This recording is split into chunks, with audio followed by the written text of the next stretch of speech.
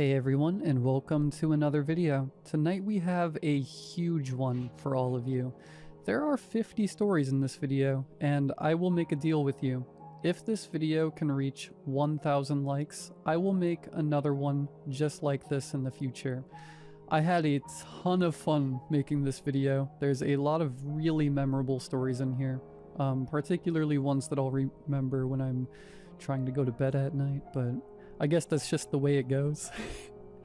So, if you want another one just like this, I had a ton of fun creating it, but I need to know that you want me to make another video like this. So, 1,000 likes, I will make another video just like this one. Subscribing if you are new is also very much appreciated. I do not post videos just like this one all of the time. Unless this video gets 1,000 likes, in which case I will try to post them as often as I can. But I do post 2-hour videos, which is still really long.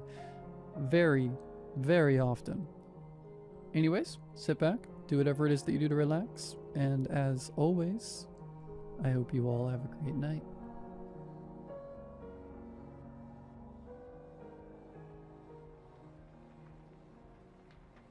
My brother died 6 years ago. He was 17, drunk driver, highway shoulder, over in seconds. I won't get into the grief. That's not what this is about. This is about what started happening 2 weeks ago, after my daughter was born.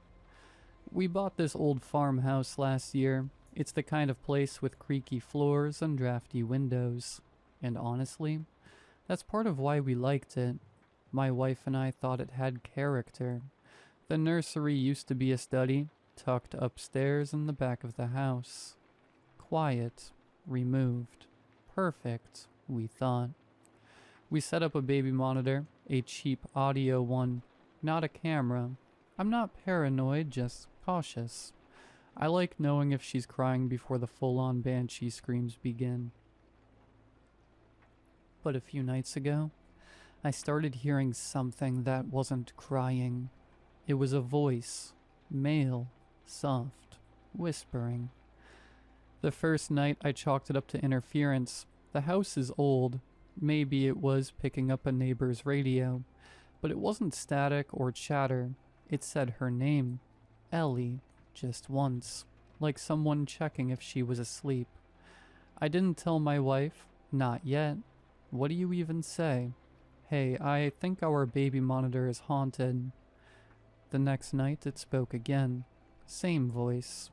This time a little clearer. It's okay, Ellie. Don't cry. I'm here. I went into the nursery. Nothing. She was asleep, breathing slow, peaceful. The monitor was silent now, like it knew I was listening too hard. On the 4th night I recorded it. Sat up with the monitor plugged into my laptop and hit record. I didn't even have to wait long. It's okay. I'm watching her. You can sleep. That voice. It was his. My brother. Caleb. I didn't believe it until I heard the way he said my name. The same half laugh in it. The same cadence. I hadn't heard it in years, but when I played it back, it was unmistakable. Jake, it's okay. That's when I told my wife. She listened. She didn't cry, but her hands trembled. She'd only met Caleb once, but she remembered his voice. We tried unplugging the monitor. It didn't matter. We heard it anyway, like the signal had settled into the walls. The monitor still whispers most nights. Sometimes it sings, half-remembered lullabies our mother used to sing to us. Sometimes it just hums. It always sounds calm, gentle. Until last night. Last night I woke to Ellie screaming. Not crying, screaming. We both ran into the nursery. She was in the corner, pressed up against the wall like she was trying to escape the crib. The monitor was on the floor, still on. I picked it up and heard it. Caleb's voice, but different now. Urgent. He's here, Jake. Get her out now. Then silence. Dead air. We're staying at a hotel now. I don't know who he is. I don't want to find out, but tonight, the monitor's light blinked on again, and it's not Caleb's voice anymore. We've changed hotels twice. Ellie clings to us at night. She won't sleep unless one of us is touching her. Her fingers find my shirt, or her tiny foot presses against my side. She lies still, breathing softly, but her eyes don't fully close. Lately, she watches the corners of the room with a focus too sharp for a child her age. The baby monitor's gone, smashed and left behind. Whatever came through it didn't stay there. At the previous hotel, it found another way in. The television clicked on by itself, just static at first. Then the sound shaped itself. A voice emerged, slow and deliberate. The words were hushed, but they moved through the room like smoke, and as the voice grew clearer, the bed lamp began to pulse in rhythm, each flicker matching the cadence of the words. She belongs to the house. That was enough. We walked out within minutes. In this new place, we stripped everything down. No electronics, no screens. Nothing left that it can speak through. I stepped out just now to grab food and turn my phone on for a minute, hoping for a call back from someone who might know what this thing is. While I wait, I'm posting this quickly. I'll shut it off again before I drive back. I don't want it finding us through this. Still, something follows. Ellie senses it before we do. She tracks the ceiling, the spaces above door frames. Last night she reached toward the corner where the walls meet. Eyes wide. He's watching, she whispered. Her voice was calm, certain. She's not even a year old.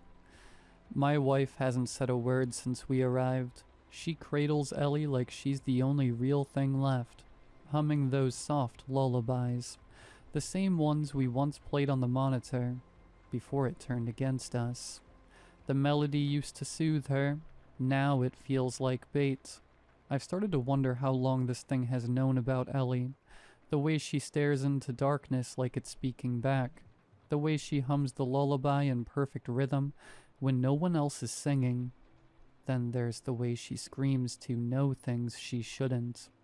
How she points to the corner of her room as though she can hear the voice before it speaks. It's like something in her bloodline is calling it to her. My family has never talked about it, but there's always been an odd, unspoken tension around the older relatives. Something's always felt off about their stories. Perhaps they know. Perhaps we all know. We're running out of places to go. The silence between us is heavy. Every door we close feels like a temporary seal against something inevitable. Ellie doesn't cry. She doesn't speak unless it's to point, to gesture, to let us know where it is now. Whatever this force is, it doesn't want us. It wants her, and not as prey. She isn't just being hunted. She's being claimed. The house, whatever that word means to this thing, it's bound to one location. It isn't just a structure. It's following us, perhaps through her, perhaps for her. The voice didn't say she was in the house. It said she belongs to us, and that's what keeps me awake. She's not just a target. She's the opening, and it's getting closer. We didn't pack, just grabbed Ellie, the diaper bag, and the keys. No checkout, no plan, just distance, just instinct. I drove like the roads would disappear if I slowed down. Back roads, service routes, even dirt paths, anywhere but the places it had already touched. My wife Sam sat silent in the passenger seat, Ellie asleep in her arms, her tiny hand curled tight around the fraying blanket. I didn't know where we were going. Didn't matter until the radio turned on by itself. I hadn't touched it.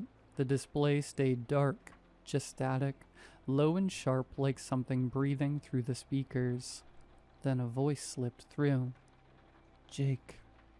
It wasn't a question. It was a warning. Caleb? I said before I could stop myself. The air in the car changed, thinner, like the space around us was stretching. Sam straightened, her grip on Ellie tightening. Even asleep, Ellie stirred and made a soft sound, half whimper, half word, like she recognized the voice. It crackled through the static again, clearer this time. Go back. Farmhouse. Barriers thin there. Can't. He listens. The message broke apart like ice underfoot. The voice vanished. I pulled over, just stopped the car in the middle of nowhere. Sam looked at me calm but firm. It followed us, she said. Even here, we can't outrun it, but maybe Caleb can help us. I don't want to go back. I know, she said, but I don't think we have a choice. So we went back. We pulled into the gravel driveway just as the sun started rising. The house smirked at our return, like it expected us. There was something on the doorstep, a small wooden horse. Ellie reached for it immediately, whimpering when I didn't give it to her. I knew that toy. We hadn't brought it with us. I knew we hadn't. I cleaned it up weeks ago after finding it in a dusty attic box. It quickly became Ellie's favorite, but it was not on the doorstep when we fled. I would have seen it. Sam's eyes locked on it. That wasn't there before. She wasn't asking. We left Ellie asleep in the car, doors locked. I don't care how weird that sounds. It felt safer than bringing her inside. I want to go up there, Sam said, staring at the ceiling like she could see through it. The attic? I asked. She nodded slowly. Right before we bought this place, I had a dream. It didn't make sense until just now. It felt like nothing back then, just a weird, disjointed image I shrugged off. What was it? I was in an attic. There was this pressure in the air, like being watched, but not by anything human. I didn't think it mattered. Just stress, maybe. But the feeling I had in that dream, this creeping unease, it's exactly what I feel right now. I felt the chill crawl up my spine. You think it was a premonition? She turned to me. I guess you're not the only one this place speaks to. The attic smelled like old wood and colder air. Dust rose with every step. I could hear my own breath. We didn't find anything at first, just the boxes we hadn't touched, insulation flaking from the corners. Then I stepped on something soft, a hollow creak, loose floorboard. Underneath, wrapped in faded newspaper, was a stack of black and white photos, old, curled at the edges. They looked like scenes from some secret ritual. Men and women in carved wooden masks stood in a circle, surrounding a baby laid out on something like an altar. Candles burned around them, symbols scrawled in chalk or ash on the floor. The masks were too detailed, too lifelike. The beams in the ceiling above them matched ours. So did the knot in the floorboards beneath the circle. This wasn't just a ritual. It had happened here, in our attic. Sam found writing on the back, names, dates, my family's names, people from my grandfather's generation, aunts, uncles, cousins. One photo had my grandfather in it, unmistakably younger, but wearing the same smug smile I'd seen in old family albums. He stood in our front yard holding a baby. Behind him, plain as day, was a crooked old mailbox, our last name on it.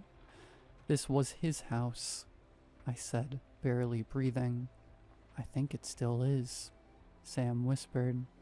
Suddenly downstairs, something clicked on. A radio. The old tabletop radio in the dining room was lit up, crackling with static, the same one I'd thought was broken. Then Caleb's voice again. Ellie's in danger. He's still here. I leaned in. Who is he? Our grandfather. He's been waiting, watching. He needs her. A vessel, a second chance. Sam grabbed my arm. Why didn't your dad ever tell you any of this? A pause. Then Caleb's voice, raw and low. I tried to warn him before you bought the house.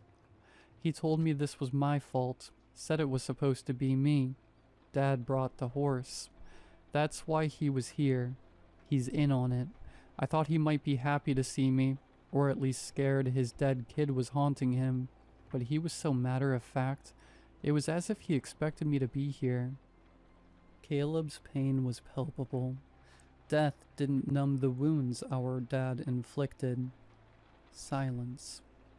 Caleb, what do we do? How do we stop it? The static hissed louder, drowning him out. But just before it cut completely, I heard one more voice layered beneath the noise. Different. Smaller. Tell Carl, it whispered. Frank always wanted a brother, too. The room shook. Not an earthquake. Something deeper. Like the whole house was breathing in. We ran, grabbed Ellie, drove straight to my father's house. The lights were on, but no one answered. I knocked, I called. Nothing. A shadow passed behind the curtains. I grabbed a rock. Sam said nothing, just held Ellie and ducked behind the car ready. I raised it high. Just as my eyes squinted to shield them from the shards that would follow, the door opened, and there was my dad, smiling, like nothing was wrong. Well, hey, what a surprise, he said. Dad's smile was too wide, a mask barely hiding the tension beneath. We didn't respond, just stepped inside. Sam went in first, clutching Ellie. I followed, eyes locked on him. He stood like he was waiting for a cue, an actor hoping the scene would end before everything falls apart. Sam didn't give him one. Carl, she said, cool and direct. We need to talk. He blinked, then forced a chuckle. You guys look like hell. What's going on? When we moved in, I said, we found a wooden horse in the attic, hand-carved, worn smooth. We gave it to Ellie. Sam's voice was steady, but when we left the house and came back, it was waiting for us, on the front step. We never put it there. Carl didn't blink. Old houses stir things up. Maybe you dropped it, or the wind caught it. These things happen. There's something in that house, I said, and it's not the wind. He gave a slow, sympathetic nod. Your new parents, worn out. Trauma messes with the brain. It sees patterns that aren't there. Sam stepped forward. Caleb warned us, said Ellie was in danger. The smile vanished. I pressed. He said you blamed him for what's happening to us. Carl looked down, then shook his head slowly. You're remembering grief, not a conversation. Sometimes echoes sound like meaning. He didn't look up. I said quietly, Frank always wanted a brother too. He shattered. Carl dropped into the chair like his knees gave out, face gone pale. His hand reached for the table but missed, hovering uselessly mid-air before falling to his lap. They never said his name, he murmured. Not once, but I found it, scratched on the back of a photo buried deep in a drawer. I was 6. I asked Mom. She was drunk, stared into her glass for a long time before she said. He didn't cry, not even when they came for him, just stared at me like he knew. Then she started sobbing, ugly, choking sobs, and she never spoke his name again. His hands clenched. They cut him out of time itself, not just gone, like he'd never taken a breath. He looked up, voice raw. I didn't know him. I wasn't even born, but I missed him anyway. I needed him. When it got bad with my father, I used to talk to him, pretend he never left. He was the brother who protected me, who understood, who sat next to me in the dark and said, "We'll get out of here." I thought I made him up just to survive. He looked up at us, voice thick. Our father wasn't loud, just exact. He didn't hit us in anger, only when things were misaligned. He'd pull you into that basement and not say a word the whole time. Just wait, and then it started. He looked toward Ellie, then away. I thought I made Frank up, a protector in my head, someone to talk to when no one else listened. Turns out I'd been talking to a ghost. Sam's arms tightened around Ellie. Carl went on. The horse isn't just a toy, it's a marker. It's how they start the ritual. The child bonds with it. That bond creates an opening. Something starts to listen. You put it there, I said, in the attic, before we moved in. Carl nodded slowly. Before the sale closed, I told myself it was tradition, that I wasn't really doing anything, but I was. I knew what it meant. You blamed Caleb, I said. Why? Because when he died, the curse passed to you, Carl said. The pact only targets the youngest living child, a blood-etched tether, passed down like a curse older than memory. When he died, that became you, and that meant Ellie. He trailed off. Sam's voice was quiet but cutting. You blamed your son for dying because you couldn't face the truth that you're just as evil as your father, that you are the one who set this in motion. Carl didn't answer. The silence stretched. Then he exhaled, voice smaller. Staring into the abyss of death changes you. Not just the act, the absence.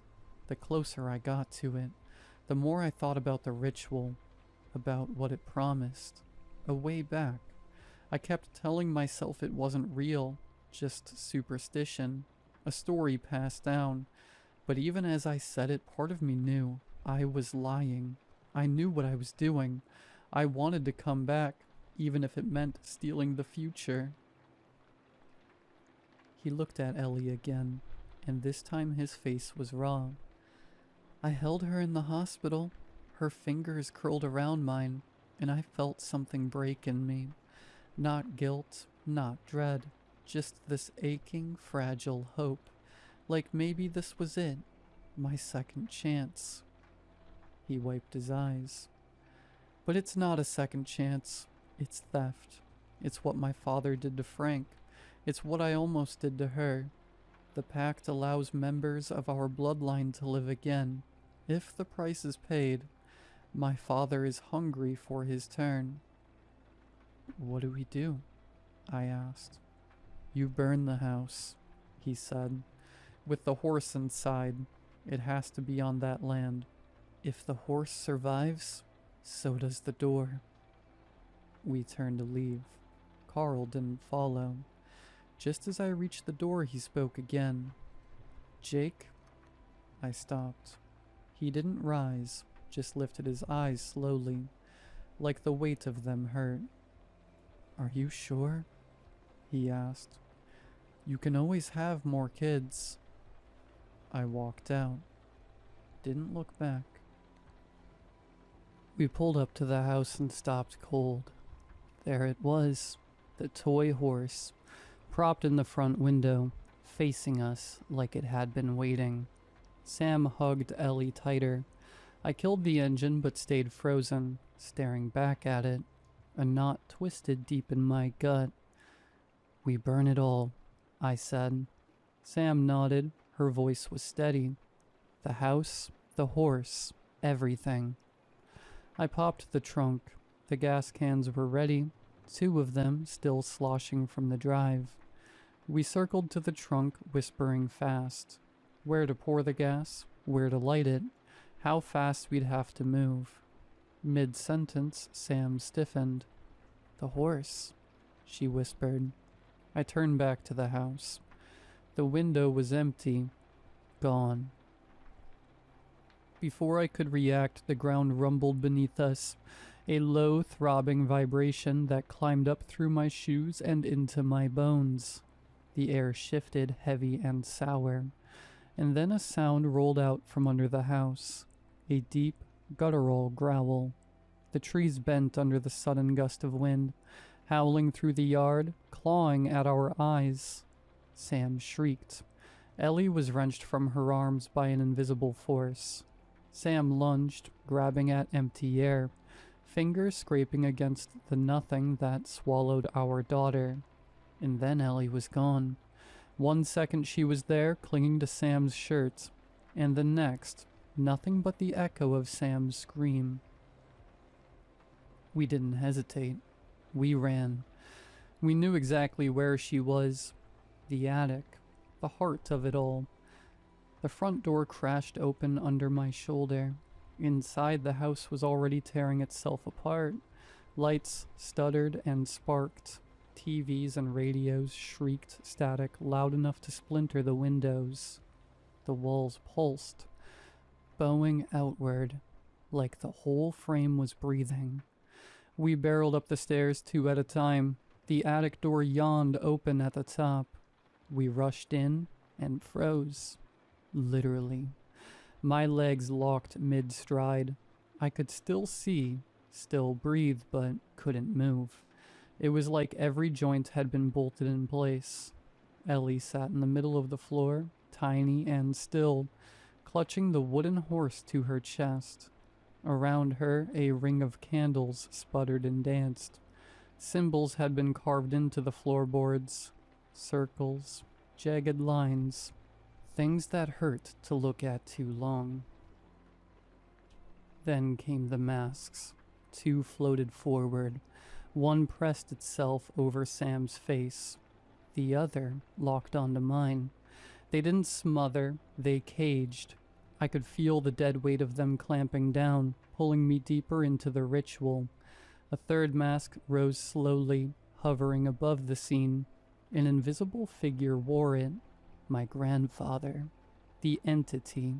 It floated toward Ellie, reaching out with arms that weren't there, but somehow still moving. Ellie didn't resist. She didn't cry. She just waited. The candles flared, the symbols pulsed. The entity lifted her, and then the attic door exploded inward, rattling on its hinges. Caleb, or what was left of him. He burst into the room like a dying star, flickering, unstable, but still burning. The entity recoiled. Ellie slipped from its grasp. Caleb caught her. He cradled her against his chest for a moment, and then dropped to his knees, collapsing beside her, trying to wake her. His hands passed through her more than touched her, flickering and unstable. Behind him the air warped. 7 figures emerged from the darkness. The Vessel children. Their eyes burned red with fury. Children who had been offered up like lambs to the slaughter. At their head was Frank. Small, silent, seething. Frank screamed, an awful, ripping sound, and lunged at his father, knocking the mask clean off. The others followed, swarming the entity. They didn't attack just the thing in front of them. They attacked the memory of all in the bloodline that had betrayed them, the families that should have protected them, but instead gave them up. The entity faltered, losing form under the sheer weight of their rage. I saw it then, the flicker of realization. It was losing. It couldn't win against the Vessel children. It needed help, and so it spoke. Not to us, to Caleb. "Help me," it rasped. "Help me defeat them. You can have her. You can possess her. I'll wait for the next one. The words slithered through the ritual space, poisoning everything they touched. Caleb froze. I could see it, the terror on his face. He was spent. Whatever force had let him manifest was almost gone. Even if he saved Ellie now, he would fade into nothingness. But if he accepted, he could live. The entity knew exactly where to strike, at the same fear that had ruled Carl's heart. I saw Caleb falter, saw him look at Ellie, at the children, at the door back into existence swinging open before him. He hesitated. Caleb didn't move at first. The spirit's voice threaded through the smoke, soft and slithering. You don't have to die. Take her hand. Choose life. He almost did. Frank's broken arm, barely visible in the smoke, reached out. His hand wasn't strong. It wasn't even whole. But it closed around Caleb's wrist. A dead boy's grip, trying to hold back the cycle. Caleb's whole body shook. He closed his eyes. He wanted to live. God, he wanted to live. But Ellie whimpered, and somewhere under the ash and static, Caleb remembered what it meant to love someone more than yourself. He tore his hand free, not from Frank, from the fear, from himself. And before the spirit could scream, before the horse could be snatched away, Caleb hurled himself forward. He seized the horse with both hands, and without hesitation, pressed it into the nearest candle. Flame swallowed wax. Caleb burned with it, not in body, but in the thin, brittle thread of soul he had left to give. We didn't have time to think. The horse exploded in Caleb's hands, the wax and paint igniting in a hungry snap, throwing sparks into the trembling attic air. The ritual cracked open like a fault line. The masks dropped, slamming into the floor one after another, hollow and broken. Sam moved first, always faster than fear. She grabbed Ellie and bolted. I stumbled after them, the smoke clawing at my throat, my lungs filling with the stench of burning wood and something fouler, something older. The house screamed not in sound, in motion. The floor writhed underfoot, stretching and tearing, the hallway out, bulging and buckling like the world itself was trying to push it back. Doors along the corridor slammed open, then shut, then open again, a stuttering, furious heartbeat. We ran. I grabbed Sam's hand and pulled her forward, feeling the house tug at my shoulders, trying to rip us loose. One last door, one last breath. I threw my weight into it, slamming it open just as it tried to slam closed, dragging Sam and Ellie through behind me. Outside, cold air, real stars, earth that didn't undulate. The gas cans sat by the car where we'd left them, as if the house hadn't noticed them, hadn't cared. Hands numb, I tore one open, sloshing gasoline across the porch, the steps, the broken threshold. Sam stood behind me, clutching Ellie against her chest, her face a blank mask of survival. I struck a match. The fire leapt up greedily, roaring along the wood, swallowing the doorway and the walls, gnawing into the bones of the house. The house didn't scream aloud. It fought. The flames bucked and twisted, trying to writhe free, to hurl themselves off the walls, to undo what had been done. But Caleb was already gone. The ritual was already broken, the blood debt uncollected. The house burned. No faces in the windows, no whispering in the eaves, just the smell of ash and grief and old, bitter promises burning out at last. We stood in the dirt and watched it die. It's been 3 years, different state, different house, different ghosts. We never spoke to Carl again. I don't know if he's alive. I don't much care. Ellie is 4 now. She's fierce, bright, smarter than either of us knows how to handle. Sometimes when she's excited, she talks with Caleb's grin, half laughing, half challenging, like the world isn't moving fast enough for her. Sam says it's just family resemblance. I want to believe that. Most days I do. Last night, though, I woke up around 3 a.m. No reason, just a pressure in my chest. On my way to the kitchen, I passed Ellie's door and froze. She was awake, sitting cross-legged on her bed, whispering into the dark. I leaned closer. He's sleeping, just like before. The words floated out. Calm, too calm. I knocked lightly. Ellie, what are you up doing? She turned toward me, face shadowed, smiling. Nothing, Daddy, she said sweetly. Then in a voice too steady, too old. You shouldn't be eavesdropping. It wasn't just what she said, it was how she said it, like someone else was watching me through her eyes. My heart jammed into my throat, and then she laughed, bright, messy, normal, and flopped backward into her blankets, giggling. Only the laugh, the crack in the middle of it, the way it bent, the way it splintered just wrong. For one breathless moment, it sounded exactly like Caleb.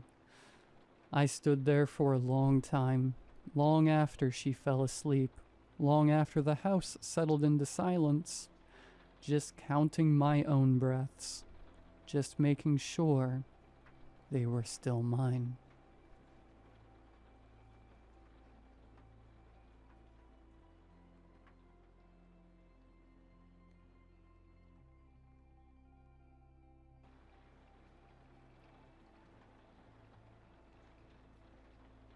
Back in my early 20s, I worked at a small radio station as the nighttime radio host.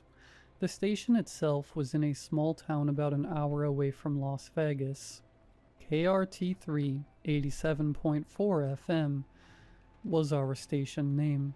Not particularly noteworthy or catchy sounding, but our signal only really served the small towns surrounding one side of Vegas, so it didn't need to stand out. Despite that fact, we had a small yet dedicated listener base and played mostly old country songs. Some mornings when I'd go to the local diner for breakfast after my shift, I'd talk with some of the old-timers that liked to tune into my evening broadcast. They'd usually give me music suggestions, or things to talk about for my next show.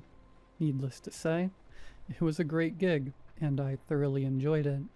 The pay was okay, but it honestly wasn't a lot of work, and it got me by while I figured out what I wanted to do with my life. With that being said, there was one incident at the station that made me quit for good, and to this day I still have zero idea as to what actually happened that night.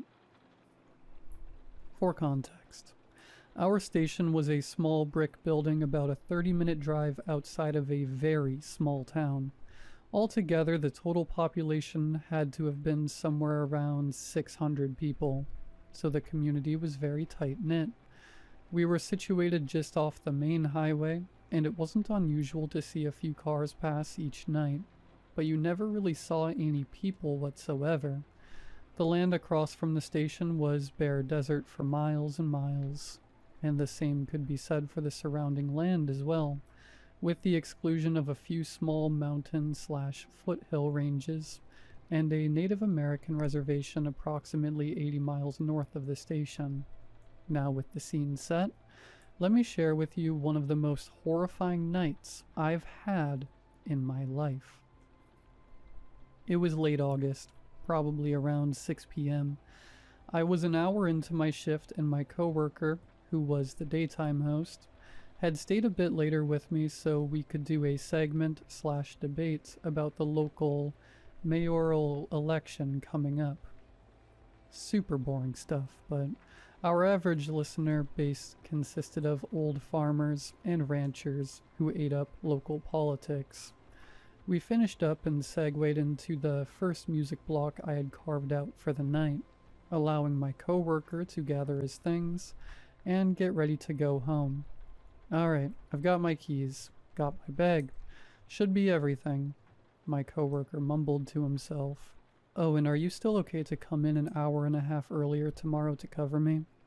I'm sorry to do it to you, but my dog cannot miss her appointment at the vet.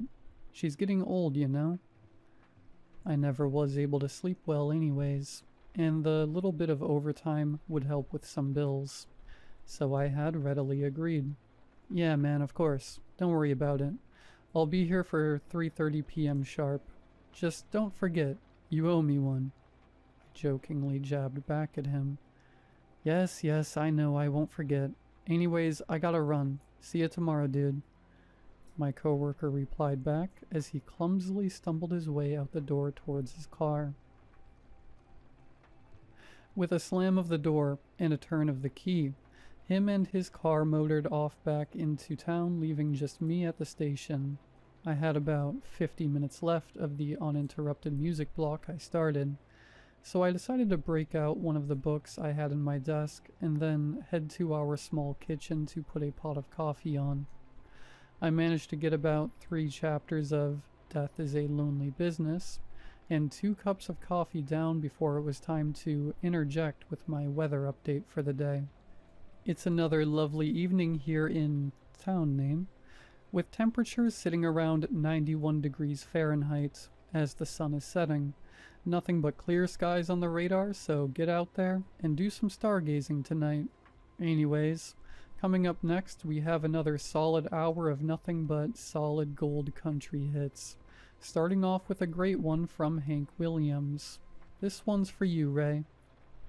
Ray was one of the old-timers I talked to at the diner often.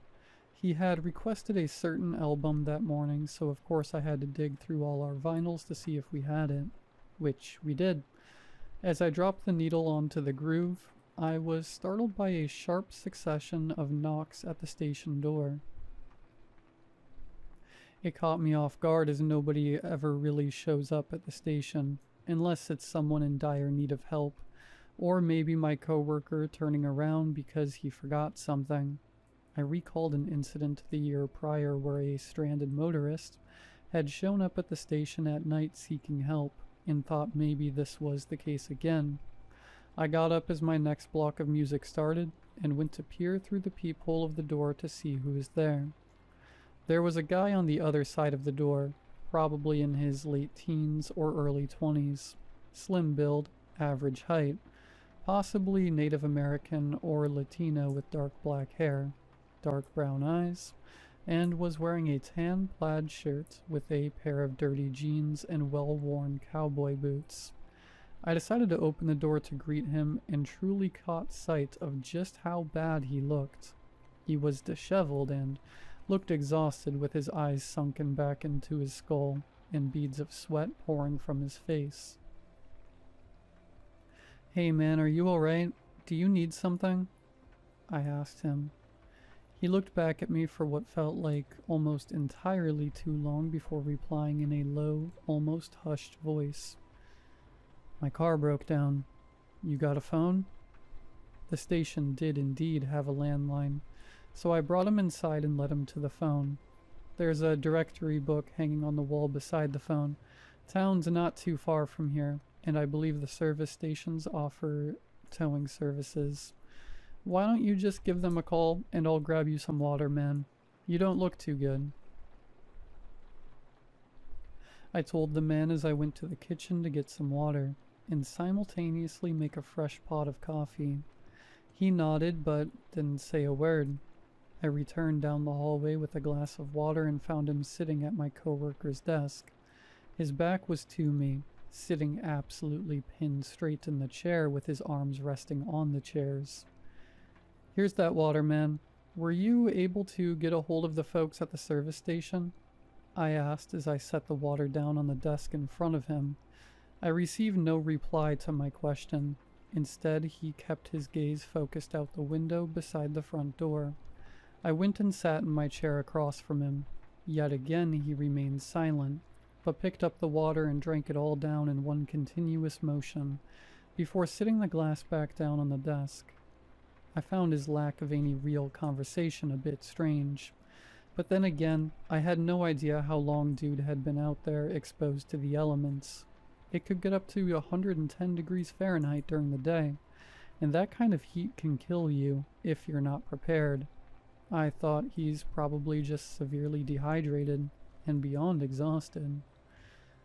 "How far away did your car break down?" I asked.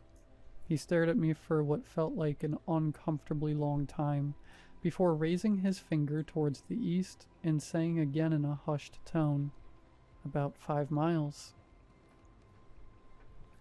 He looked like he had walked about 500 miles to get here, not just 5, so I was a bit confused on how he looked as disheveled as he was. Nonetheless, I wasn't here to judge. "Hey, that ain't too bad. At least it wasn't 100 miles away. Kinda lucky you were close to here. Well, just sit tight for a bit. I'm sure the tow truck will be along within the next hour or two. I've got coffee brewing right now if you want some." Again, he didn't utter a word, and just turned his head to stare out the window. The sun was starting to go down, casting a deep orange glow onto his face. I took it as a silent acknowledgement and jumped back into my reading for a bit, neither of us moving from our positions for the next 30 minutes, and nobody uttering a single word in that time. Checking my watch, I saw I had about 10 minutes before introducing the next music block, so I got up to get more coffee. The guy was still staring out the window as I passed by. I'm not even sure if he blinked once in the time we spent sitting there. He just kept his head to the side, staring out the window. Grabbing 2 mugs, I poured us both some coffee, but being the klutz I am, I managed to spill mine. I spent a few minutes cleaning everything up before heading back out to my desk with mugs in hand. My coworker's chair was empty. I sat the 1 mug I poured for the stranger down on the desk and looked around for him. Walking briefly to the hallway, I noticed the bathroom door shut and figured he was probably in there. I was a bit confused as I never heard anyone stand up and walk down the hall, but didn't really give it a second thought. I set my coffee down at my desk, dropped into my chair, and popped my headphones on just in time to interject my commentary before the next hour of music. KRT3, with yet another hour of uninterrupted music coming up. Next, starting off with a great album from the Charlie Daniels Band. But before that, I'd just like to say, even though we are heading into fall, make sure you and your vehicle are prepared to face the heat of the desert if you're headed out. It's better to be over-prepared rather than under-prepared. Swapping out the last vinyl for the next while, I gave my spiel. I put the needle down just as I finished my last sentence. Taking off my headphones, I picked up my book yet again and began reading, totally forgetting about the stranger who was still in the bathroom. It wasn't until 45 minutes later, after I finished my 3rd coffee and really needed to pee, did I remember he was still in there. I half rushed down the hall and went to knock on the door with a, "Hey, sorry man, but..." when the door pushed open as soon as my hand met it. The bathroom was empty. The stranger was gone. Now, there were no windows in the bathroom. If you were to leave, you'd have to walk out of the bathroom, straight down the hall, and then turn left right past my desk to go out to the front door. So if he left it at any point, he would have walked right past me as I was sat there reading. Of course, I was beyond puzzled at this, but I did really still have to pee, so I did my business. I washed up and came to the conclusion that maybe I was just mistaken. Maybe the tow truck had gotten here early, and he left and I mistakenly thought he was in the bathroom. It still didn't explain how I never heard anyone leave, though. Upon drying my hands off, I walked back out to my desk and then stopped dead in my tracks when I rounded the corner. There at my coworker's desk was the stranger, sitting in exactly the same way, still facing out the window, as if he had never moved from the chair. I was very weirded out, but I like to consider myself a rational and level-headed person, and reasoned with myself that there had to be some sort of explanation for where this guy went.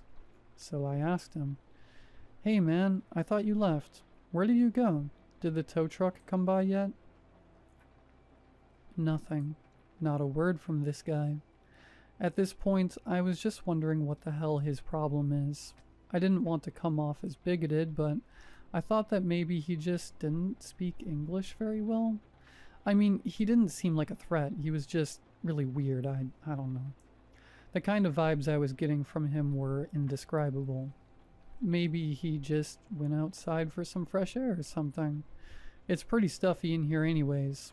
Not a big deal, I thought to myself.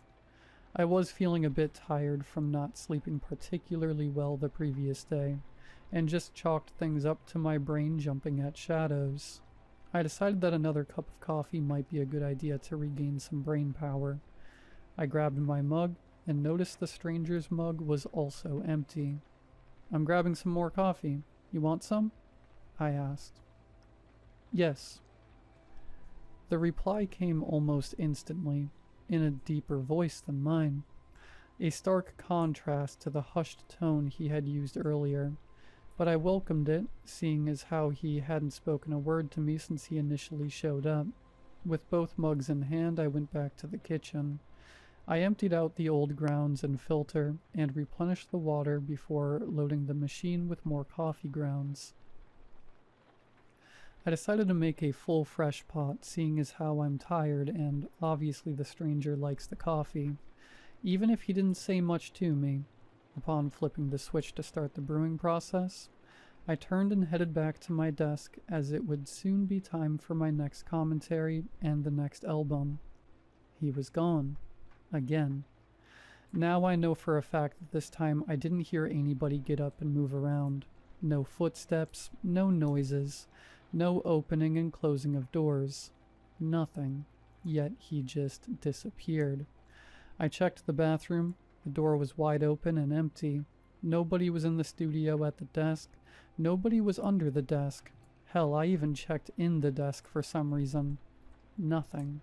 Nobody was in the kitchen, and nobody was in the storage room. That's the entire studio. And this stranger had just vanished. I walked back over to my desk and slumped into my chair, feeling half fearful and half bewildered. My mind was now going in circles, trying to figure out what the hell was going on here. I must have sat there going back and forth over possible scenarios for a good 5 minutes before I realized the record I had been playing ended, and it was time for commentary again. Still shaken, I picked up my headphones and tried to think of something to say. KRT3 here. We may be having a few technical issues here tonight, so I do apologize for any of our late night listeners. To make up for it, I have a special record up next.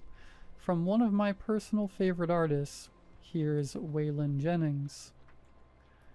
As I changed out the vinyl, I was again startled by a sharp succession of knocks at the front door, just as I dropped the needle. I scooted back with my chair and dropped the headphones on the desk, sitting and listening.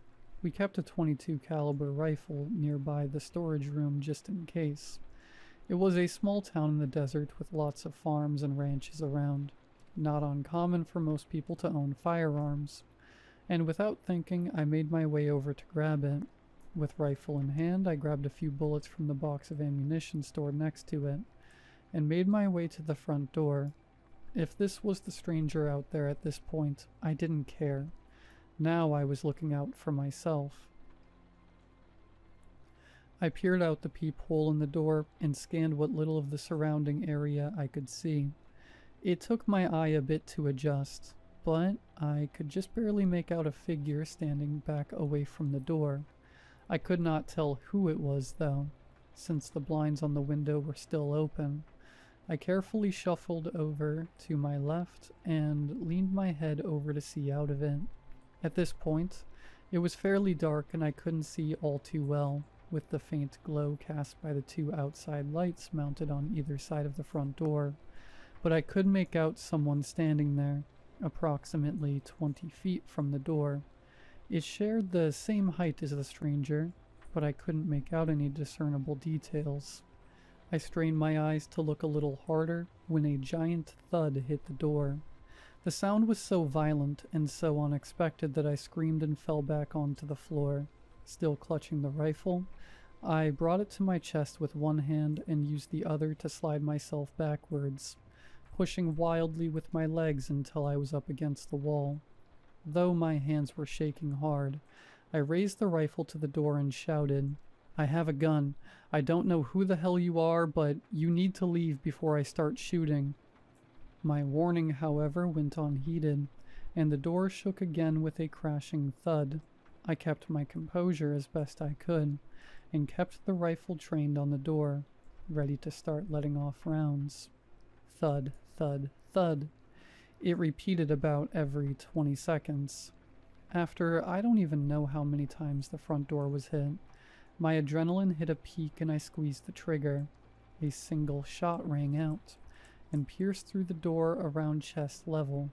I quickly cycled the bolt and let off another round, hitting the door again not far from where the first round hit. Then there was silence.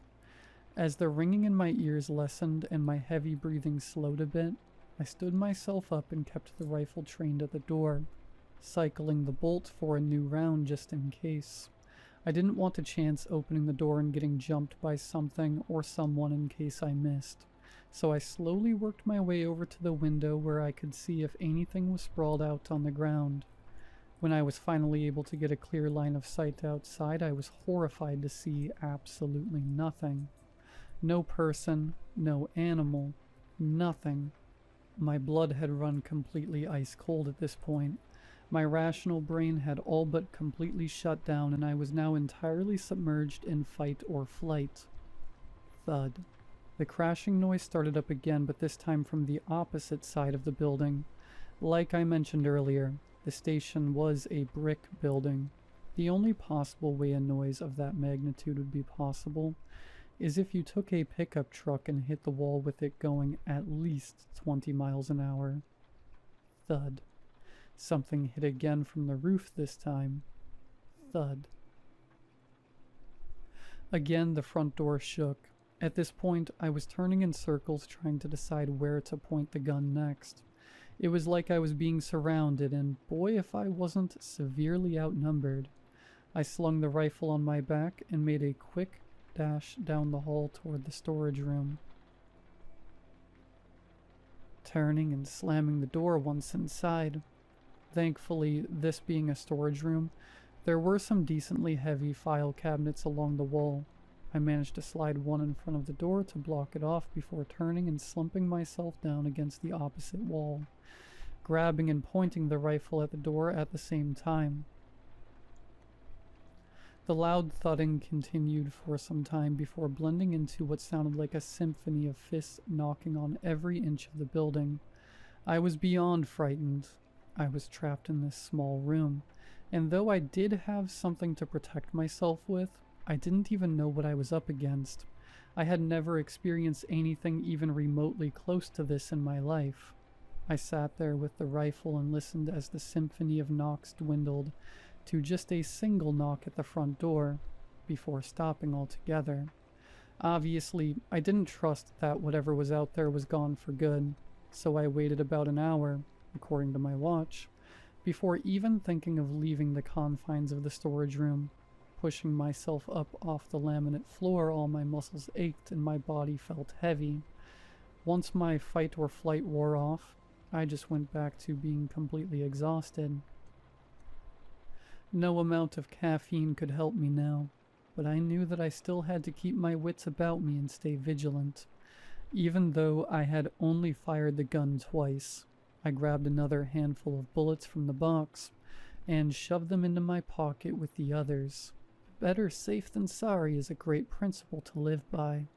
I stood in front of the door and took a couple deep breaths to steel myself. I just need to get to the phone. I can call the sheriff and get them to send everything they've got.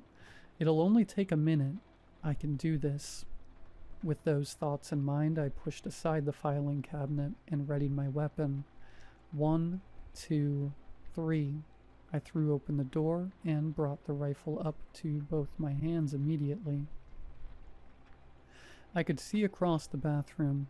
It was empty. Slowly working my way out, I peered right towards the front door and then left to the kitchen area. Everything was as it should be, nothing in disarray. The chair to my coworker's desk was pushed in neatly. The kitchen still faintly smelled of coffee, but there was this heavy scent that hung thick in the air through the whole station. I hadn't noticed until after leaving the storage room. This might show my true age, but whatever. It's the best way I can describe it. Have you ever rolled your spare change into those wrappers so you can take them to the bank? After handling all those old pennies and quarters and whatnot, your hands get this very distinct earthy / coppery / metallic smell to them. That is precisely what it smelled like in there. The coppery smell. The eerie silence only broken by the sound of the vinyl player's needle skipping over the record I had put on last. The whole situation was messed up like I was in the set of some horror movie. But unlike those movies, with their, quite frankly, brain-dead protagonists, I only had one mission in mind, and that was to pick up the phone and call the sheriff. So I did. After assuring myself the place was indeed empty, I slung the rifle back over my shoulder and made my way into the kitchen. I grabbed the phone off its receiver and started wildly punching in the number for the sheriff's office. A small sense of relief was starting to wash over me as the dial tone started to sound, but that sense of relief did not last long at all. Over the eerie quiet that had befallen the station, over the dial tone of the phone, and the skipping of the record player, there was another noise. The sound of the front door's hinges ever so slowly opening.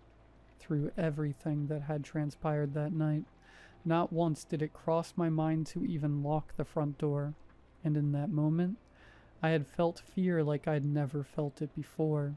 My heartbeat, which I could feel thumping so prominently within my chest, through everything had increased by so much I could no longer feel it, and I'm sure my face must have been whiter than a fresh snowfall.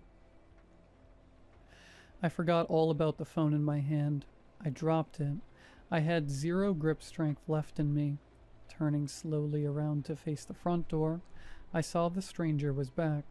He stood back face towards me in the open doorway, arms at his sides, unmoving. The sound of the dial tone went quiet. The skipping of the record player, however, kept a steady rhythm. The only thing that pierced the silence were the words the stranger spoke. I need help. Now about here is where things get foggy for me. After those events, the very next thing I remember is the deep orange glow of the morning sun beaming on my face, and a firm hand on my shoulder. Dude, what are you doing out here? Are you okay? Are you hurt? What's going on? It was my coworker. Apparently, when he rolled up to the station for work that morning, he saw something out in the open desert across from the building. My coworker wore glasses and all around just genuinely had terrible vision, so he kind of just brushed it off because he couldn't make out any discernible details. But after walking up to the now closed front door of the station and noticing 2 perfect bullet holes right through it, he became intrigued and quickly went inside. I was gone. There was a cold cup of coffee on my desk, and the needle on the last vinyl I played was sitting off the record, as if someone had taken the time to stop it from repeatedly skipping. He called out for me and checked every room of the station, becoming increasingly concerned when he could find no trace of me anywhere, and found the rifle missing from the storage room. He returned outside and walked to the road when he noticed the figure in the desert had moved closer.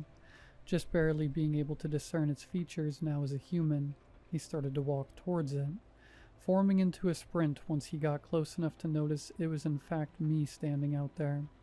And that is where I woke up. I was standing in the middle of the desert, arms laid at my side, back pinned straight, just staring out at the horizon. My coworker brought me back to the radio station and phoned the sheriff, telling him the state he found me in and about the bullet holes in the door. Apparently the sheriff station did get a call that night, but the operator hung up as there was nobody on the other end of the phone. I couldn't even speak for myself at this point. It was as if my mind had just completely broken, leaving me as a living, breathing shell of a human. Eventually the sheriff and a couple deputies did turn up as well as an ambulance. Everyone tried to ask me questions about that night, and knew I couldn't tell anyone what I witnessed. They would have just labeled me as crazy, and locked me away in an institution or something. So with what little grip of my sanity I could muster, I spun them a short tale about some crazed drifter that tried to assault me that night. Obviously they were a bit dubious about my story, as there was no blood from any of the shots I fired, and no sign that anyone else had been there with me that night. Hell, I learned later on apparently there wasn't even a second coffee mug found. Just the one I used. But as they had no other evidence to go off of, that is the official explanation for what happened to me according to the law. I stayed at the local hospital for a couple days so they could monitor me. The first day they loaded me up with Ativan, as I was still in somewhat of a state of shock and couldn't function, but ultimately I was released a few days later with a clean bill of health. I did briefly get a chance to speak with some of the locals I usually conversed with at the diner after the incident. They asked me how I was, and I reassured them that I would be fine. Ray, who was the one that specifically requested that Hank Williams album, would have been up late listening to my broadcast that night, so I asked him if anything seemed off about it, or if he noticed the dead air after I stopped playing music. He told me he stayed up a bit later after the music I played for him, as he was working on installing some new parts for his farm truck that night, but that he didn't notice anything unusual. Nobody else I knew caught my broadcast after about 8 p.m. I still don't exactly have an explanation for what happened that night. I remember years later learning about wendigos and skinwalkers and all the cryptids of the desert, but the coppery blood smell usually associated with the first two entities, but ultimately, I just don't know. I ended up moving to Canada a couple years later and no longer have contact with anyone back home. Most of my family is dead, and I really just don't have a reason to go back there. Ever since I left, I haven't experienced anything like that in my life ever again. Some days I still wonder if the radio station is still standing, and if anyone else has seen the stranger. But as far as I know, I'm the only one to come across him. That night left me with a giant mental scar I'll never truly be able to forget. If anyone has any ideas on what I might have come across that night, I would love to hear some suggestions, as I really don't have the faintest clue.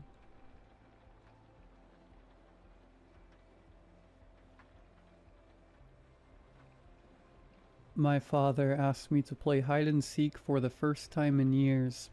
It's gone from playful to terrifying. My dad and I have always been close. We're a small family, just me and him in our modest house on the edge of town. He's a quiet, hard-working man, not the type to play pranks or act childish.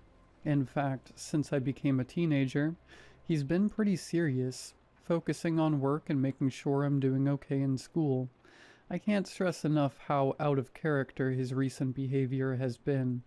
About a week ago, out of the blue, Dad asked me with a grin if I wanted to play hide and seek, just like we used to when I was little. At first I laughed, thinking he was joking. We hadn't played that game in years. I'm 18 now, and the last time I remember hiding behind the curtains, I was maybe 7. But he was completely serious. His eyes lit up with a kind of childlike excitement I hadn't seen in a long time. I figured it wouldn't hurt to humor him. Honestly, I was a bit touched. It was nice to see him happy and playful for once. So I agreed. I covered my eyes with my hands and leaned against the living room wall, suppressing a smile as I started counting out loud. I felt a silly wave of nostalgia washing over me with each number. Ready or not, here I come, I called out, half expecting him to have given up already. But Dad was nowhere in sight at first glance. I wandered through the downstairs rooms, trying not to laugh as I peeked around corners and checked behind furniture. It didn't take long to find him crouching behind the long drapes in the living room. I could see his brown loafers sticking out from beneath the curtain hem. I pulled back the curtain, sing-songing, "Found you," like I was 5 years old again. Dad burst out laughing, a genuine booming laugh that warmed me to hear. He stood up, rubbing the back of his neck with a goofy smile. "Guess I need to try harder, huh?" He chuckled. I laughed with him. It felt good, innocent fun. For a moment, he didn't seem so weighed down by life, and I didn't feel so old. We switched roles, and this time I hid while he counted down from 20. I could hear the playful tone in his voice as he called out numbers, like he was really enjoying this. I stifled giggles from my hiding spot under the kitchen table as his footsteps stomped through the house. Where, oh where could she be? Dad muttered theatrically. I had to clap a hand over my mouth to keep from giving myself away. When he finally found me, honestly I wasn't hidden well, I was too busy holding in laughter. We were both grinning like idiots. That first night we only played a few rounds. After 3 or 4 quick games, we decided to call it quits. It was getting late and we were both a little breathless from laughing and scurrying around. As I headed upstairs to my room, Dad ruffled my hair and thanked me for playing along. I hadn't seen him smile that wide in ages. I remember going to bed feeling happy that night. It was nice to bond with my father like that, to see a spark in him I thought had faded. I had no way of knowing how badly things would spiral after that. At the time, it was just a sweet, silly game. I wish it had stayed that way. A couple of days later, one evening after dinner, Dad asked me eagerly if I wanted another round of hide-and-seek. I paused, a bit surprised that he was still this enthusiastic, but I agreed. I figured the first time had made him happy, and there was no harm in a little more fun. Still, something in his eyes gave me a pang of unease.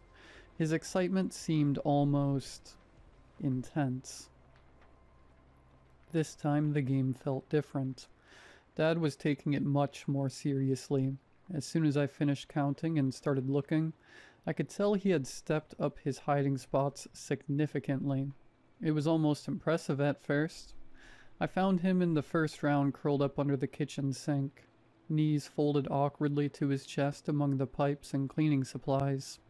He was crammed into the dark cabinet in a way that no grown man should have been able to fit.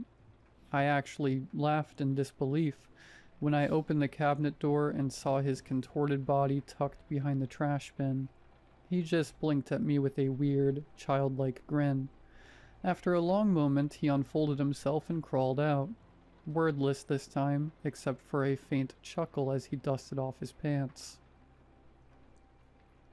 In the next round, he somehow balanced himself on top of the wall wardrobe in his bedroom. I walked in thinking he might be hiding in the closet, but then I heard a shuffling above me. I looked up and nearly screamed. Dad was lying flat on his stomach atop the wardrobe, pressed between an old suitcase and the ceiling. I have no idea how he even got up there so quickly and quietly. My heart jumped into my throat as I realized those eyes staring down at me from the darkness were his. When I exclaimed in surprise, he just stared, unblinking. It took me saying, I see you, Dad. Game's over," for him to finally respond. He slowly began to climb down, never breaking eye contact with me the entire time. The hair on the back of my neck stood up. Something about the way he moved was off, almost too slow and deliberate. Despite my growing unease, Dad insisted on one more hiding spot. I didn't even have time to object before he took off down the hallway to hide again. I sighed and started counting down from 20. trying to shake off the weird feeling that was creeping up on me. It's just a game, I told myself. He's probably trying to spice it up, make it challenging. And as the seconds ticked by, that nervous knot in my stomach only tightened. I searched for him everywhere. Downstairs, upstairs, even briefly outside on the porch in case he'd stepped out, calling for him as I went. Nothing. He didn't respond at all, not even a peep. 10 minutes passed, then 15, and I still hadn't found him. By now my nerves were on edge. The house was eerily quiet except for the sound of my own footsteps on the floorboards. I gave up and called out, "Okay, you win. Come out now, Dad." My voice echoed down the dark hallway. There was no answer. A panicky thought filled through my mind. What if he got stuck somewhere, or hurt? This had gone way beyond a simple game. I was about to grab my phone to call him when I noticed something odd. The door to the upstairs linen closet was open just a crack. We usually keep that closet shut. I walked towards it, heard thudding. "Dad?" I called softly. No response. With a trembling hand, I yanked the closet door open. At first, all I saw were towels and sheets stuffed on the shelves.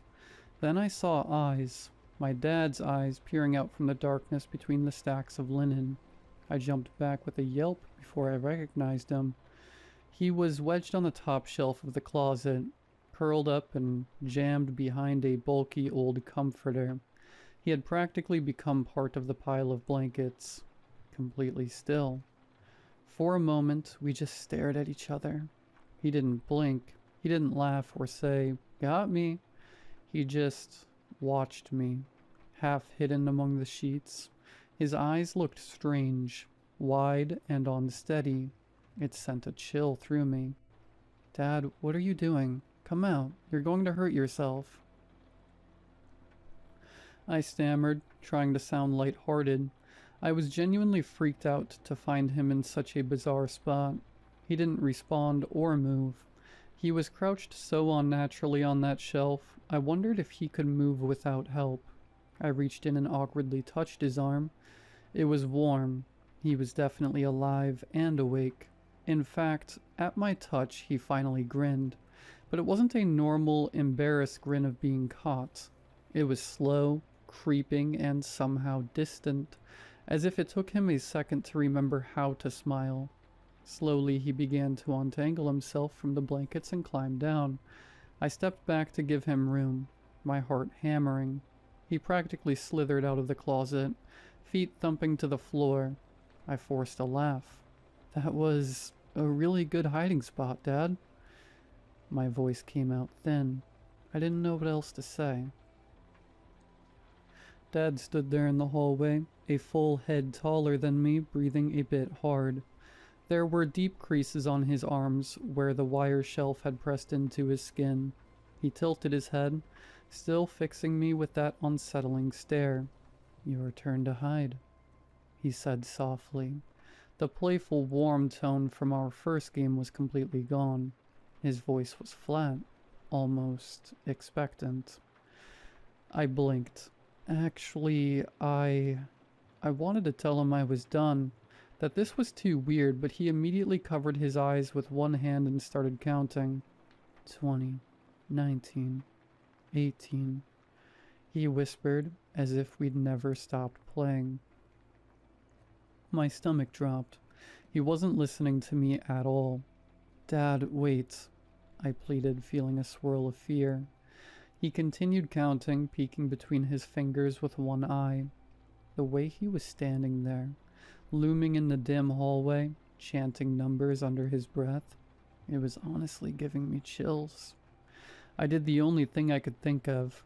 I backed away and ducked into the bathroom, locking the door. My hands were shaking. "I don't want to play anymore," I called through the door, voice cracking. His counting stopped at 12. For a long moment there was silence. I held my breath, staring at the thin line of light under the bathroom door, searching for the shadow of his feet. Nothing. After what felt like an eternity, I heard him shuffle away down the hall without a word.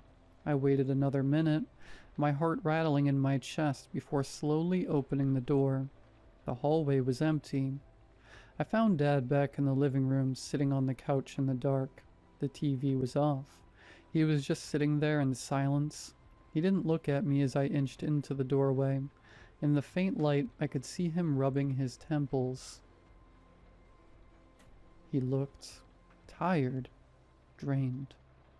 "Dad?" I asked quietly. He finally turned his head towards me. His eyes were glassy and looked confused, like he wasn't sure how he'd gotten there. "That got a little out of hand, huh?" he mumbled, offering me a shaky laugh. The way he spoke was back to his normal self. Gentle, apologetic. I exhaled in relief. "Maybe we should call it a night?" I said, trying to sound casual. He nodded. "Yeah, okay." I hurried upstairs, mumbling something about homework. My mind was racing. What was that? Maybe he was trying to scare me on purpose. But why would he do that?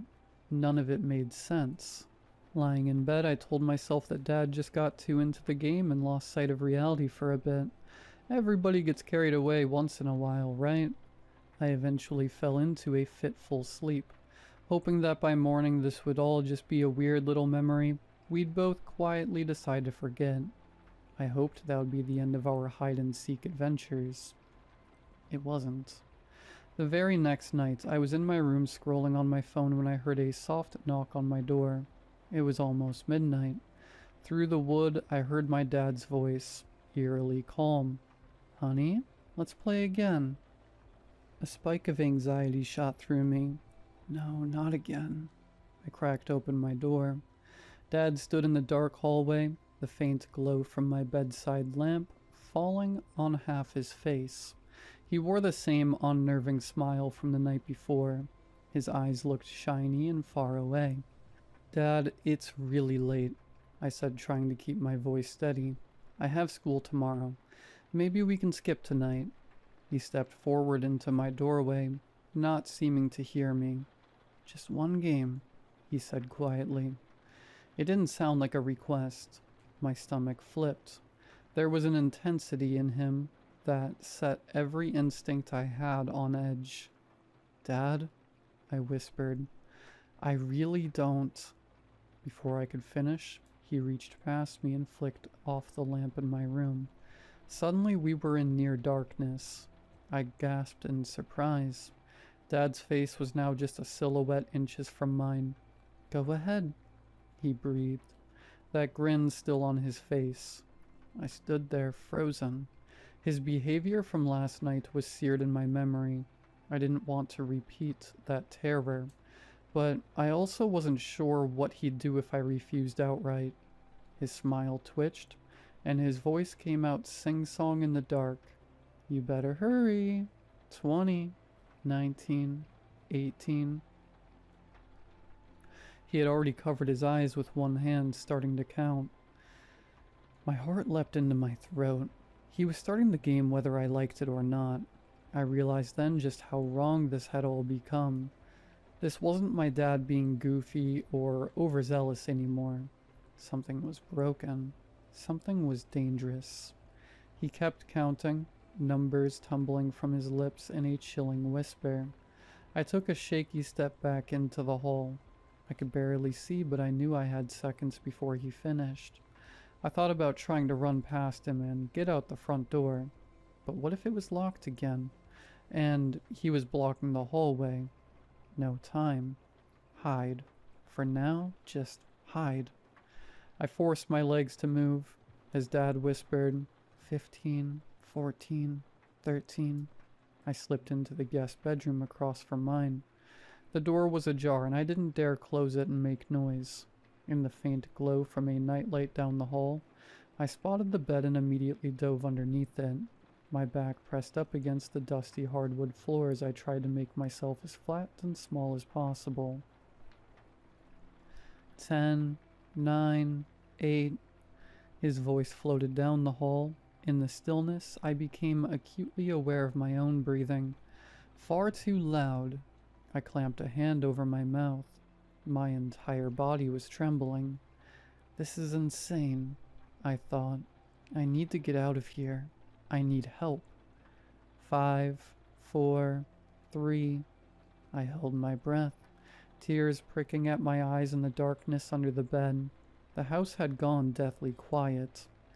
2, 1. Ready or not, here I come, Dad announced. His tone was light, sing-song, but I heard the edges of a manic glee in it. Silence fell again. I strained to hear any hint of movement. For a long moment there was nothing. Then, somewhere down the hallway, floorboards creaked. He was walking, slowly. The soft thud of bare feet against wood grew more distinct. He was coming closer. Through the narrow gap between the floor and the bed frame, I saw his feet step into the guest room. I bit my tongue, praying he wouldn't hear the thunderous pounding of my heart. He moved with an eerie calm, no fumbling or hesitation. A shadow shifted as he stooped down. I saw his hand, then his forearm stretched to the ground. My dad dropped to all fours on the floor of the guest room, crouching like a predator ready to pounce. I had to choke back a gasp. His head turned side to side, scanning the room at ground level. All of a sudden, his face swung into view, peering under the bed from the opposite side. I saw his eyes first, catching a glint of hall light. He was grinning, his mouth pulled in that same too-wide smile. I realized he had known exactly where I was. He was just taking his time. I couldn't help it. A tiny, involuntary cry escaped my throat. In an instant, that grin of his stretched wider, and I heard a low giggle rumble from him. Before he could move around to my side, adrenaline took over. I rolled out from under the bed behind him, scrambling on my hands and knees. He must have heard me, because I heard him scuttle around with astonishing speed. His palms slapped the floor as he propelled himself after me. I leapt to my feet and darted out of the guest room door. A wild, high-pitched laugh echoed from behind as he gave chase. "Run, run, run," he crooned in a gleeful whisper that bounced off the dark walls. I sprinted down the hallway, my socks skidding on the wood. I veered into the kitchen and yanked the door closed behind me, then instantly regretted it. Now I was cornered with nowhere to go. I hadn't even caught my breath before I saw the door handle twisting. I threw my weight against the door to hold it shut. For a moment, the handle jiggled insistently. I could hear him breathing on the other side, a soft panting, almost excited sound. "I hear you," he whispered through the door, voice muffled but sing-song. I clapped a hand over my mouth, stifling a sob. Suddenly the pressure on the door released. I realized he'd let go of the handle. Was he leaving? I didn't hear footsteps. Cautiously I eased up on the pressure. Maybe he was trying to trick me, I thought. Seconds dragged by. Then, without warning, a rapid thump, thump, thump hit the door near the bottom. He was pounding on it, low and fast. I yelped and shoved hard against the wood, my panic renewed. The door rattled as he drummed on it from the other side in a frenzy, giggling like a child.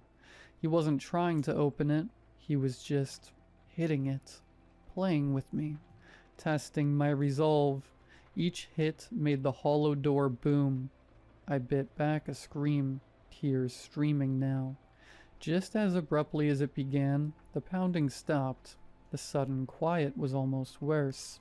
I strained to hear any movement, my ear close to the door. Nothing. Then a single tap came, right at the height of my head, as if he gently pressed a finger there. I nearly jumped out of my skin. "Still hiding?"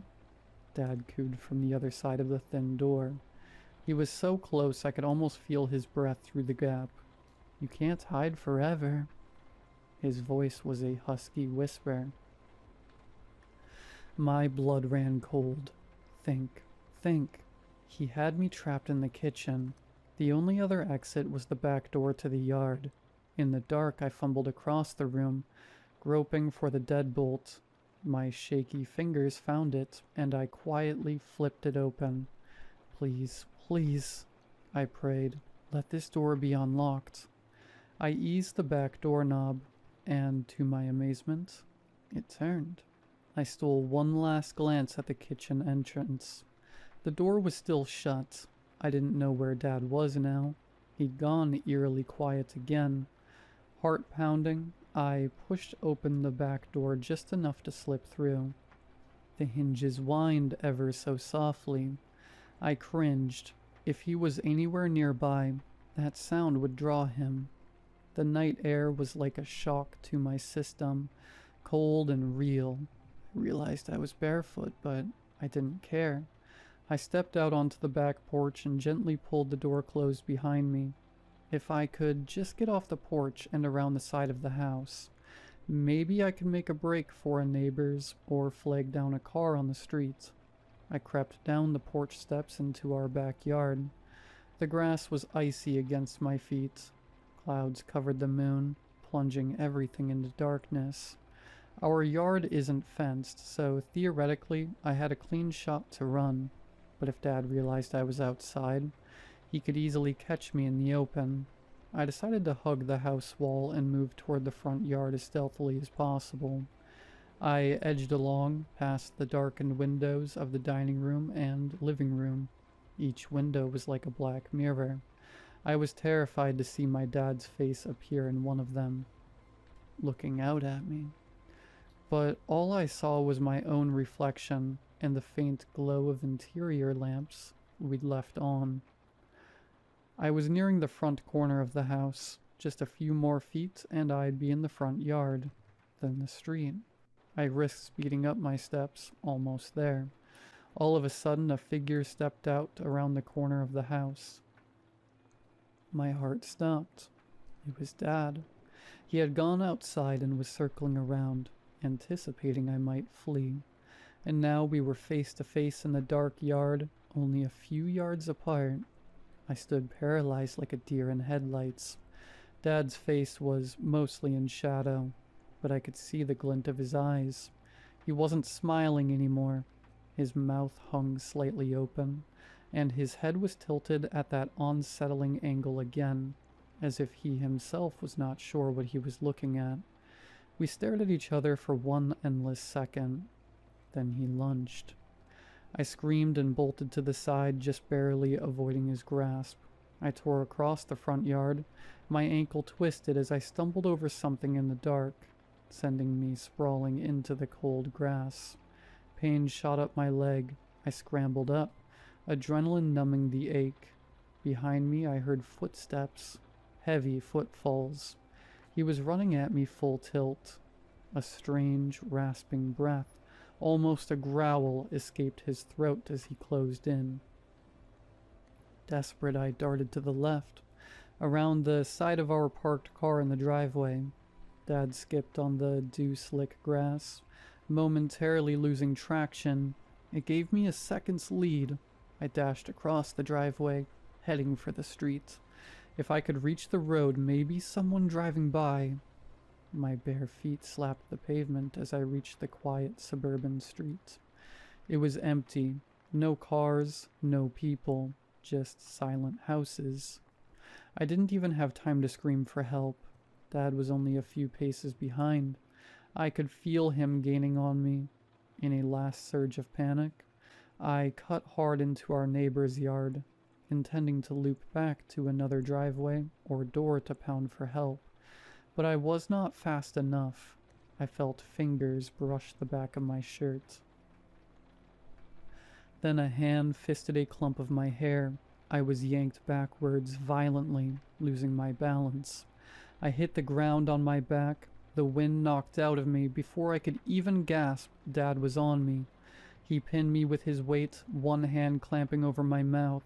His other hand held my wrists with crushing force above my head. I thrashed, eyes wide with terror. His face loomed inches from mine in the darkness. There was sweat beading on his forehead, and his eyes looked almost hungry.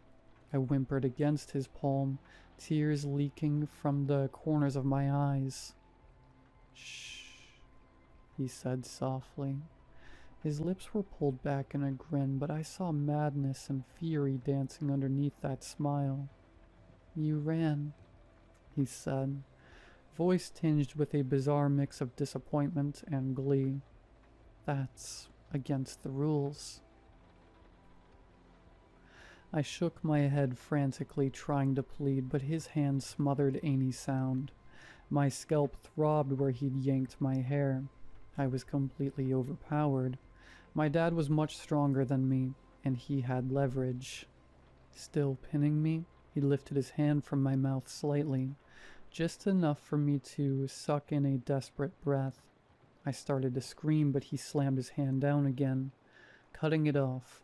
"Nope," he whispered, wagging one finger of his other hand in front of my face like I was a naughty child. "No screaming. You know better. This is a quiet game." My chest heaved under him. I was sobbing silently now, the reality hitting me that I might not get away. Above us, a porch light flicked on. One of the neighbors, alerted by the brief scream or the commotion, maybe. Dad glanced toward the light, then back at me. His expression hardened. Without warning, he leaned down and pressed his face into the crook of my neck. I felt his nose and lips against my neck, like he was sniffing me. I squirmed, a jolt of revulsion mixing with terror. He inhaled deeply, then let out a shuddery breath that tickled my neck. I stilled, too frightened to move. "I found you," he murmured against my ear, almost lovingly. "I found you, sweetie." Hot tears slid down my cheeks. My own father's voice was unrecognizable, both tender and twisted at the same time.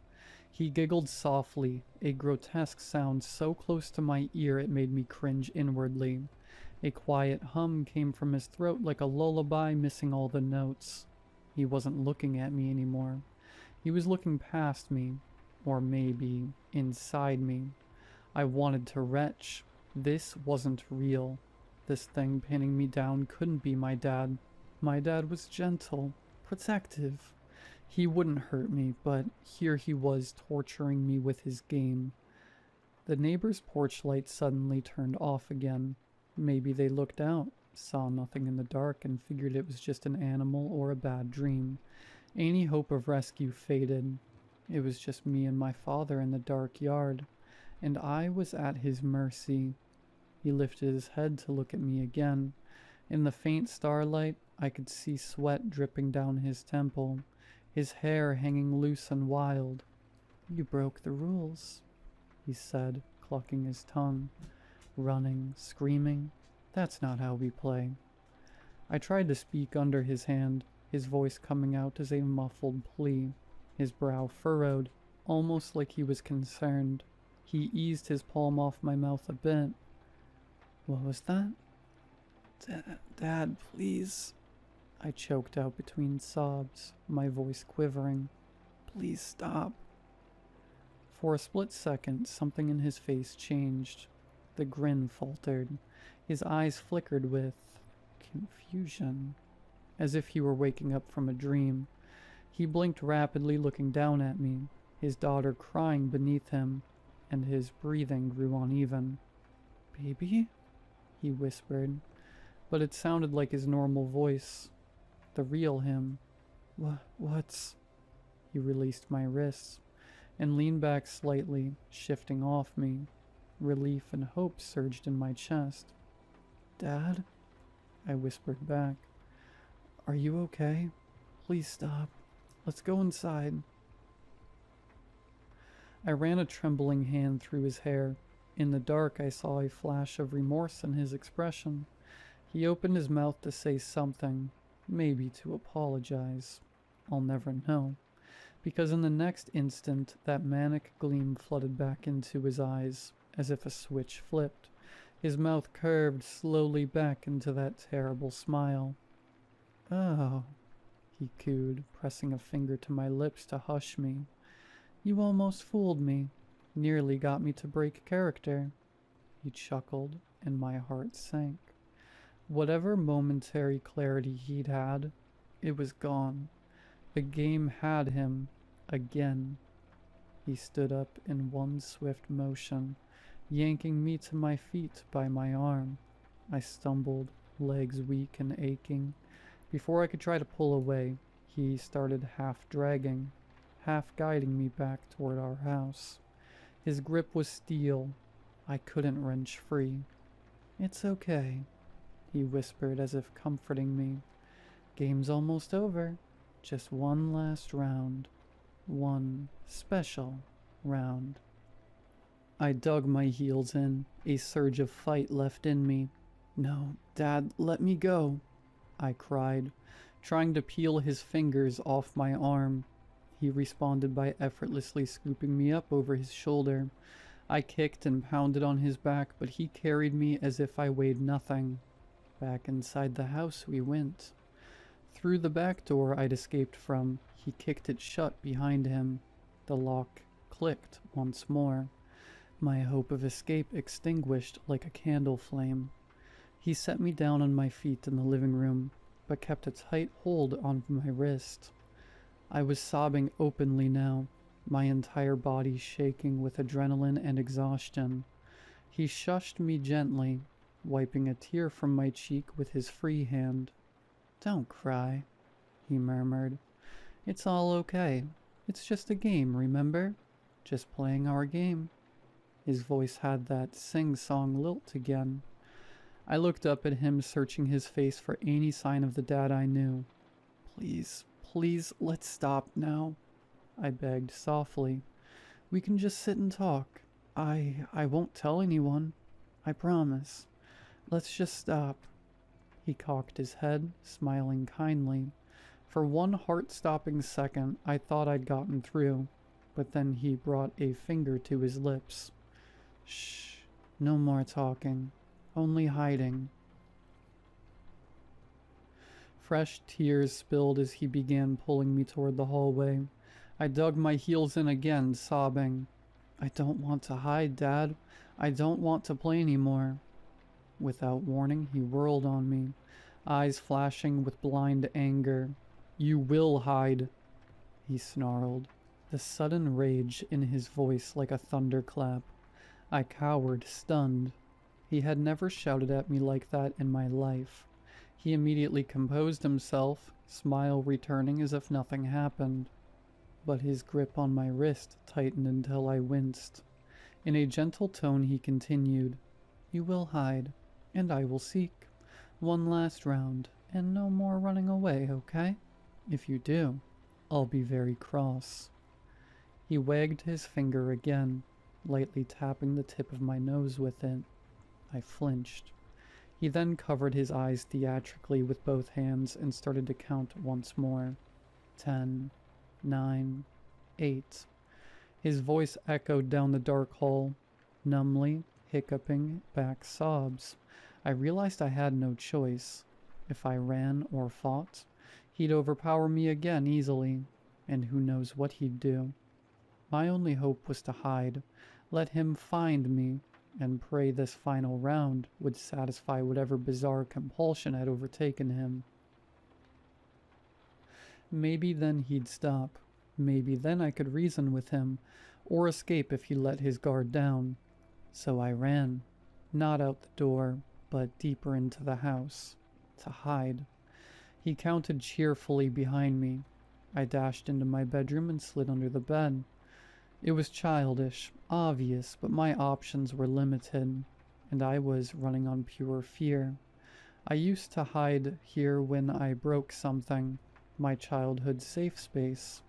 I scooted as far against the wall as I could, among some forgotten shoes and dust. Then I forced myself to breathe slowly, quietly. My body ached and my mind was screaming at me that this was a terrible idea, but I didn't know what else to do. 3, 2, 1. Ready or not? I heard him call out. His voice had a sing-songy glee again. The final hunt had begun. I squeezed my eyes shut, trying to calm the shaking of my limbs. This has to end, I thought. It has to. Footsteps padded down the hall like a hungry wolf. Unlike earlier, he wasn't being stealthy now. He wanted me to hear him coming, to stew in fear. The deliberate steps stopped outside my door. I heard the door slowly squeak open. Silence. Then in the darkness, tap, tap, tap. He was knocking lightly on my door, in a mocking, otherworldly rhythm. "Honey?" he called softly. "Are you in here?" I bit down on my hand to keep from making any noise. Through the bed frame slats, I could see just a sliver of the room, lit faintly by the street lamp glow through my window. A dark shape crossed the beam of light. He was inside. I held my breath, not daring to peek properly. The heavy footfalls moved to my closet. I heard the closet door creak open. Hangers clattered as he pushed aside clothes. "Not here," he whispered, and I could hear the smile in his voice. A drawer slid open. He was checking my dresser. Absurdly. He was toying with me, searching everywhere except the most obvious place first, drawing it out. I clenched my jaw, body rigid. The footsteps came closer to the bed. My heart was a jackhammer. I saw his feet appear inches from where I lay. He crouched down. The bed springs above me groaned slightly under his weight as he leaned on the mattress. I could make out his face now, upside down as he peered under, smiling. Our eyes met. I will never forget that look in his eyes. Triumphant, wild, hungry, like a man possessed. "There you are," he sing-songed. A strangled scream ripped out of me. In a flash, his hands shot under the bed and latched onto my ankles. I was yanked out with astonishing force. Nails scraping the floor as I tried to hold on to anything. He dragged me out from under the bed as easily as if I were a doll. I thrashed, kicking at him, but he didn't let go. One of my kicks caught him in the chin, and his head snapped back. For a brief moment, I thought I might have hurt him, but he only laughed, a short, giddy sound, and tightened his grip painfully. "No more cheating," he hissed, pulling me fully into his grasp. He wrapped his arms around me from behind, pinning my arms to my sides. I screamed and bucked, but it was like struggling against iron. He hauled me backward out of my bedroom. I was off the ground, feet flailing uselessly. He was carrying me down the hall, toward the living room again. I could see the front door directly ahead, still locked and bolted, my vision blurred with tears and dizziness. "Shh," Dad murmured in my ear as I writhed. "It's over. Game over." There was a strange relief in his voice. We reached the living room. He let go of me. I collapsed onto the carpet, scrambling away from him on all fours. He didn't chase this time. He just stood there, breathing hard, watching me with that detached curiosity. I backed myself into the far corner of the living room, near the fireplace. There was nowhere left to run. I was trapped. My whole body quaked, and my breath came in ragged sobs. Dad loomed a few feet away, turning his back to the doorway, just watching. "It's over," he repeated softly to the empty door frame. He turned and took a single step toward me. In his hand I now noticed he held something shiny, the fireplace poker. I hadn't seen him grab it, but he must have as we entered the room. He dragged it lightly on the floor beside him, almost casually. I pressed myself tighter into the corner, my hands up defensively. "Dad, please," I croaked, exhausted and terrified. He lifted the poker, twirling it in a showy way. You know, he said conversationally, when you were little, you used to hide in this spot all the time. He pointed the iron poker right at the corner where I huddled. My little girl, curled up like a kitten by the fireplace. So predictable, he tisked, shaking his head with a smile. And here you are again. I used to pretend you disappeared when you hid here, that maybe the house took you. I had nowhere to go. He stood between me and any exit. I was too weak to fight anymore.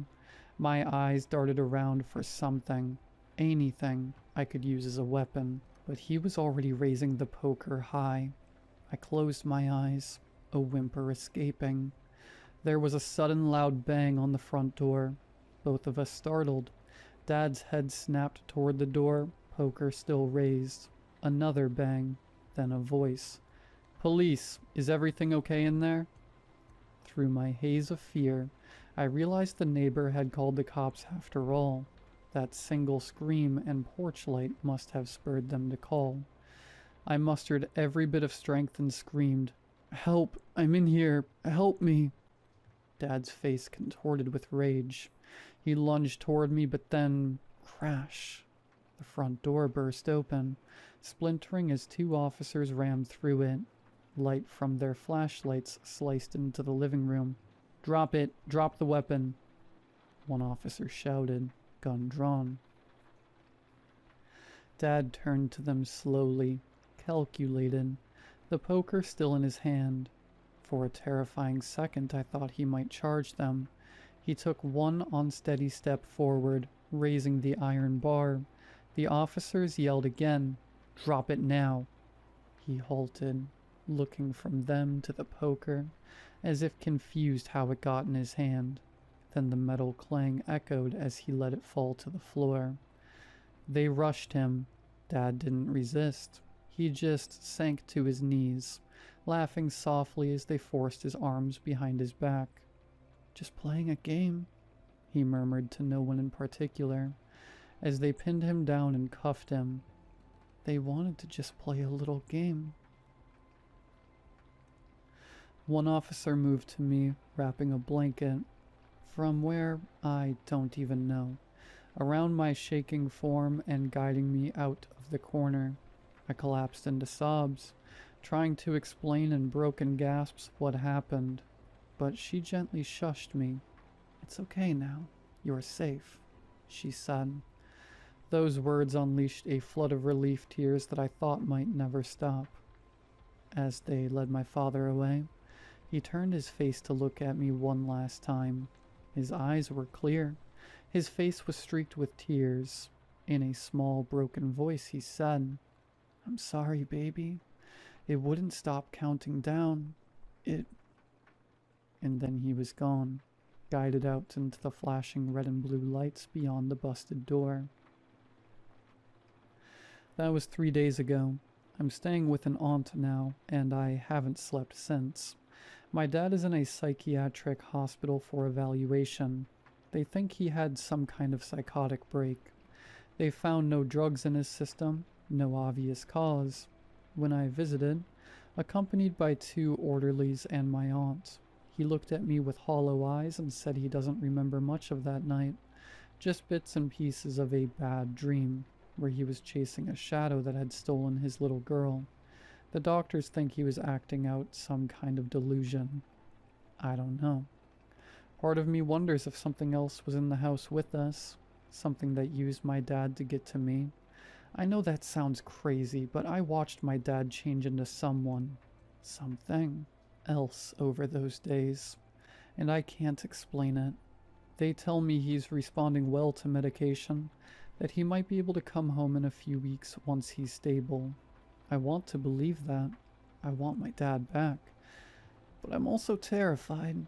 Every time I close my eyes, I see his face inches from mine in the dark, hear that gleeful whisper, Found you. What if he's never truly back? What if that part of him comes out again? I don't think I could ever play hide and seek again. Not with him. Not with anyone.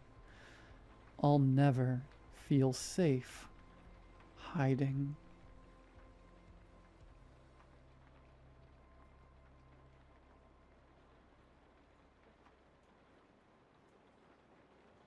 I want to tell you a story. I really don't care if you believe me. I know that what I'm about to say might sound frightening, but please, don't be frightened. Something wonderful has happened to me, and if you're reading this, I think it could happen to you too. Let me tell you about a miracle. It was about a month ago that my grandfather passed on due to complications from his stroke late last year. He and I were very close, and after his stroke, I had taken care of my grandmother and him the best I could while still making my way through university. The day of the funeral service, it rained like hell. The ground of the tiny cemetery on the corner of Elk and Monroe turned to mush underfoot, and a few unfortunate folks got mud all over their funeral blacks. The service had been incredibly hard for me, and because I had a lot of difficulty crying around my family and friends, I decided to stay back from the burial service so I could get a couple minutes to honestly grieve. That's when I saw him. The cemetery's caretaker stood out in the pouring rain looking underdressed and soaked to the bone. He stood a respectful distance away from the service, clearly not wanting attention, but I could tell he was shivering, so I walked over with my black umbrella to give him some relief. When I got closer, the first thing I noticed was that he was young. Under his thick, blonde beard, he couldn't have been more than a year or two older than me. The second thing I noticed was an odor that hung around him, thick and cool. It wasn't a terrible smell, more that he smelled like wet, black earth. Even more so than the whole world seemed to smell of it in the rain, and a sort of cinnamony scent I couldn't quite place.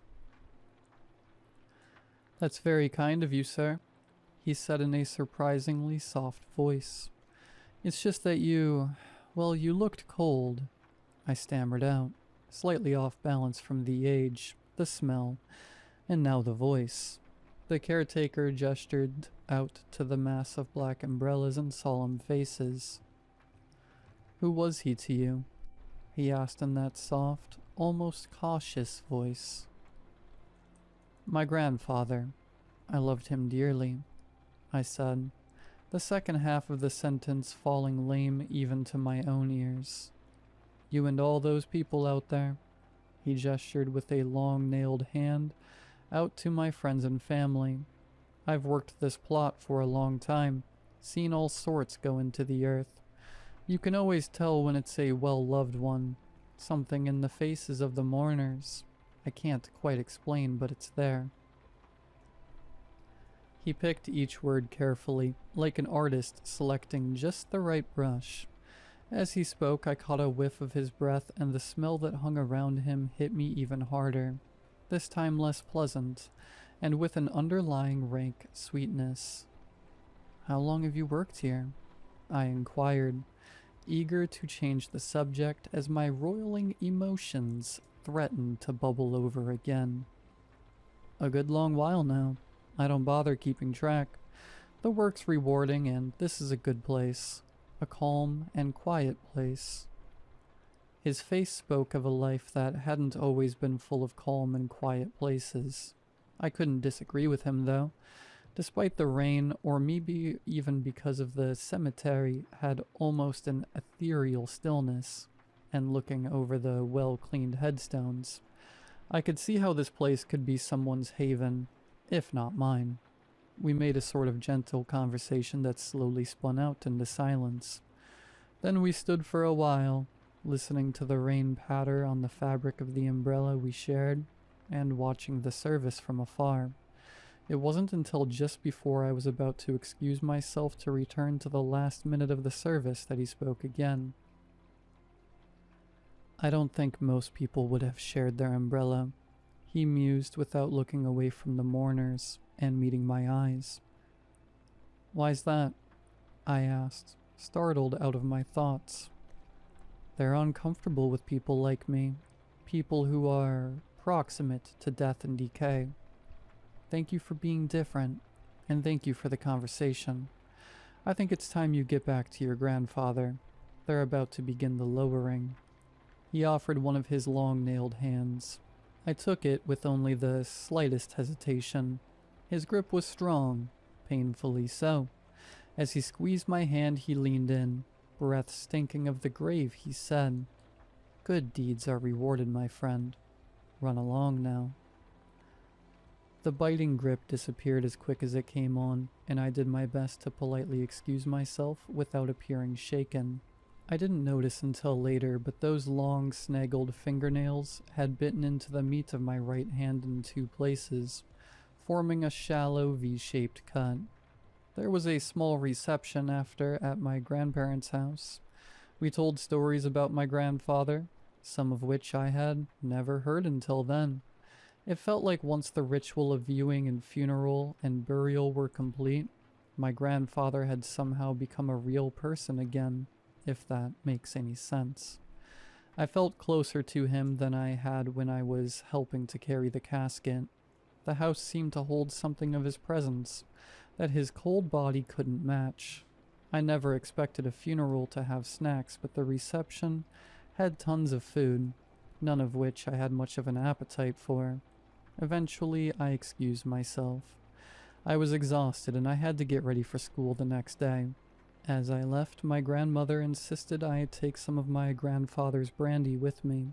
She said she wouldn't drink it anyway, and that brandy is good for the constitution. When I asked her why that was important, she said with simple finality, "You just look a bit pale, that's all." That night, I dreamed of the cemetery on the corner of Elk and Monroe.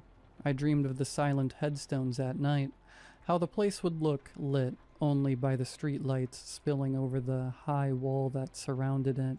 I dreamed that I was late to my grandfather's funeral, that I was dressed in the blacks and my dress shoes were getting stuck in the sucking, grasping mud, and when I finally made it to the grave, everybody was long gone.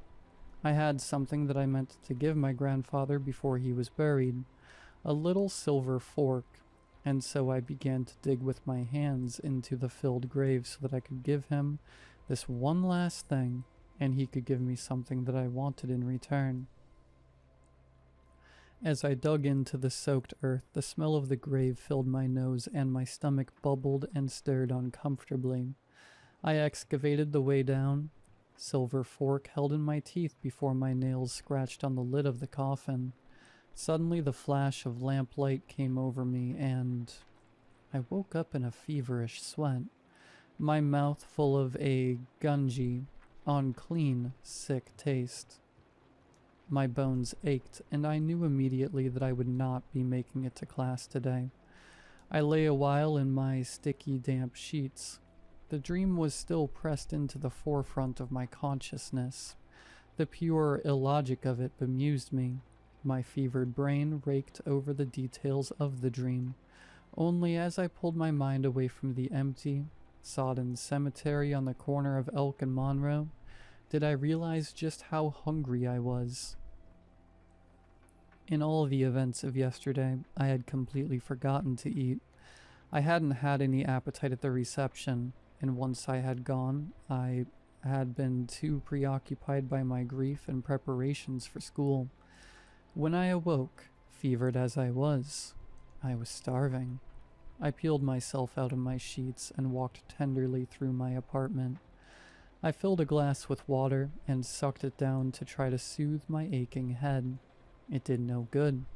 When I opened my refrigerator, a pungent cacophony of odors hit me in waves. I slammed the fridge door shut before the smell made me sick. Has something gone off in there? I wondered to myself. The worst part was that the horrible smell hadn't allayed my hunger for more than a few seconds. I grabbed a piece of bread and started chewing it, but the texture suddenly felt all wrong, and I hadn't gotten more than bite down when I had to run to my sink to retch. Bent over the sink, quivering with tremors and smelling my own thin vomit, I realized that maybe, The best thing I could do for myself was go back to bed. After I sent off a few short emails to my professors explaining that I was ill, I decided I would shower off the tacky sweat residue that clung to my skin. As I reached for my soap in the shower, I noticed something strange on my hand. At first I thought it was an ink stain, but when I inspected the V-shaped mark on the bottom of my right hand, I realized that two small cuts the caretaker's fingernails had made had scabbed over completely black. I was immediately worried that the cut had become infected or something, but there was no inflammation, and when I prodded it gently, it didn't sting any more than your typical scab. After I finished my shower, I opted to dab some polysporin on and around it and go back to my bed. I took a long while getting back to sleep between the fever and the stomach cramping hunger, but when I did, my dreams were strange again. I dreamed of family dinners and the cemetery. I dreamed of the caretaker with his shovel. I dreamed of him filling graves and emptying them. I dreamed about the sound a shovel makes when it hits the roof of a casket, like the sound of a pirate striking buried treasure. I dreamed of smelling that damp dirt and cinnamon smell, and when I woke late in the evening, my fever had grown far worse and my mouth was watering. I was getting worse. I was a pale and shaking mess, completely unable to keep a bite of solid food down. When I tried a sip of my grandfather's brandy, I nearly spat it out. A rancid flavor had surpassed even the burn of alcohol in it. I resolved to drink only water until this flu or fever had passed, and I shivered out the rest of the evening on my couch trying to distract myself from the vicious combination of malaise and hunger. I dazed intermittently but always started awake from strange dreams full of grave dirt. 48 hours after my grandfather's funeral, I decided I was going to go to the emergency room. The fever was bad. The hunger was worse. I had wondered if I was well enough to drive, but ultimately decided that if this was contagious, it would be best for everyone if I tried to avoid exposing anyone. By the time I had walked out to my car, my heart was racing with effort and a cloud of lightheadedness hung over me. I sat in my car for a full 8 minutes before I felt clear-headed enough to start it. Even as I started to drive, I wondered if I was making a terrible mistake in trying to drive. My attention kept wandering, and I would lose seconds at a time, realizing I had run a yellow light or missed a turn. My eyes kept straying to brightly lit fast food signs, but I knew as soon as the greasy paper bag was passed over to me, I wouldn't be able to take a single bite. I rolled down my window to get some cool air on my face. That's when I realized where I was. The smell washed over me, and I felt my stomach growl maddeningly. It took a moment to identify. It was rich and cool, a simultaneously wet and dry odor. It was herby with an earthy note and the slightest hint of fruitiness. I had visions of sweet, cool fruits being pulled from rich, damp earth. My focus drifted in the tantalizing presence of this smell until the squawk of a car horn behind me snapped me out of my daze. The light at the intersection of Elk and Simons had changed to green, and I had been idling in front of it for who knows how long. I goosed the gas pedal, eyes scanning for the source of the delicious smell when I saw it. The next intersection was Elk and Monroe. The cemetery gate on the corner stood wide open, flanked by stone angels, and as I drove toward it, the sensations of smell and hunger threatened to overwhelm me, matched only by my internal horror. How could it be? How could it smell so right? There was nothing for me there, only the headstones, the dirt, and deep within the earth, gently moldering, fermenting, the many corpses with their pale flesh. I pulled away from the thought like it was a fat black spider discovered walking over my pillow. It was the fever. It's making me delirious, I reasoned to myself. I immediately turned off the street that led to the cemetery gates and, in a daze, drove halfway home before I remembered I had planned to go to the hospital.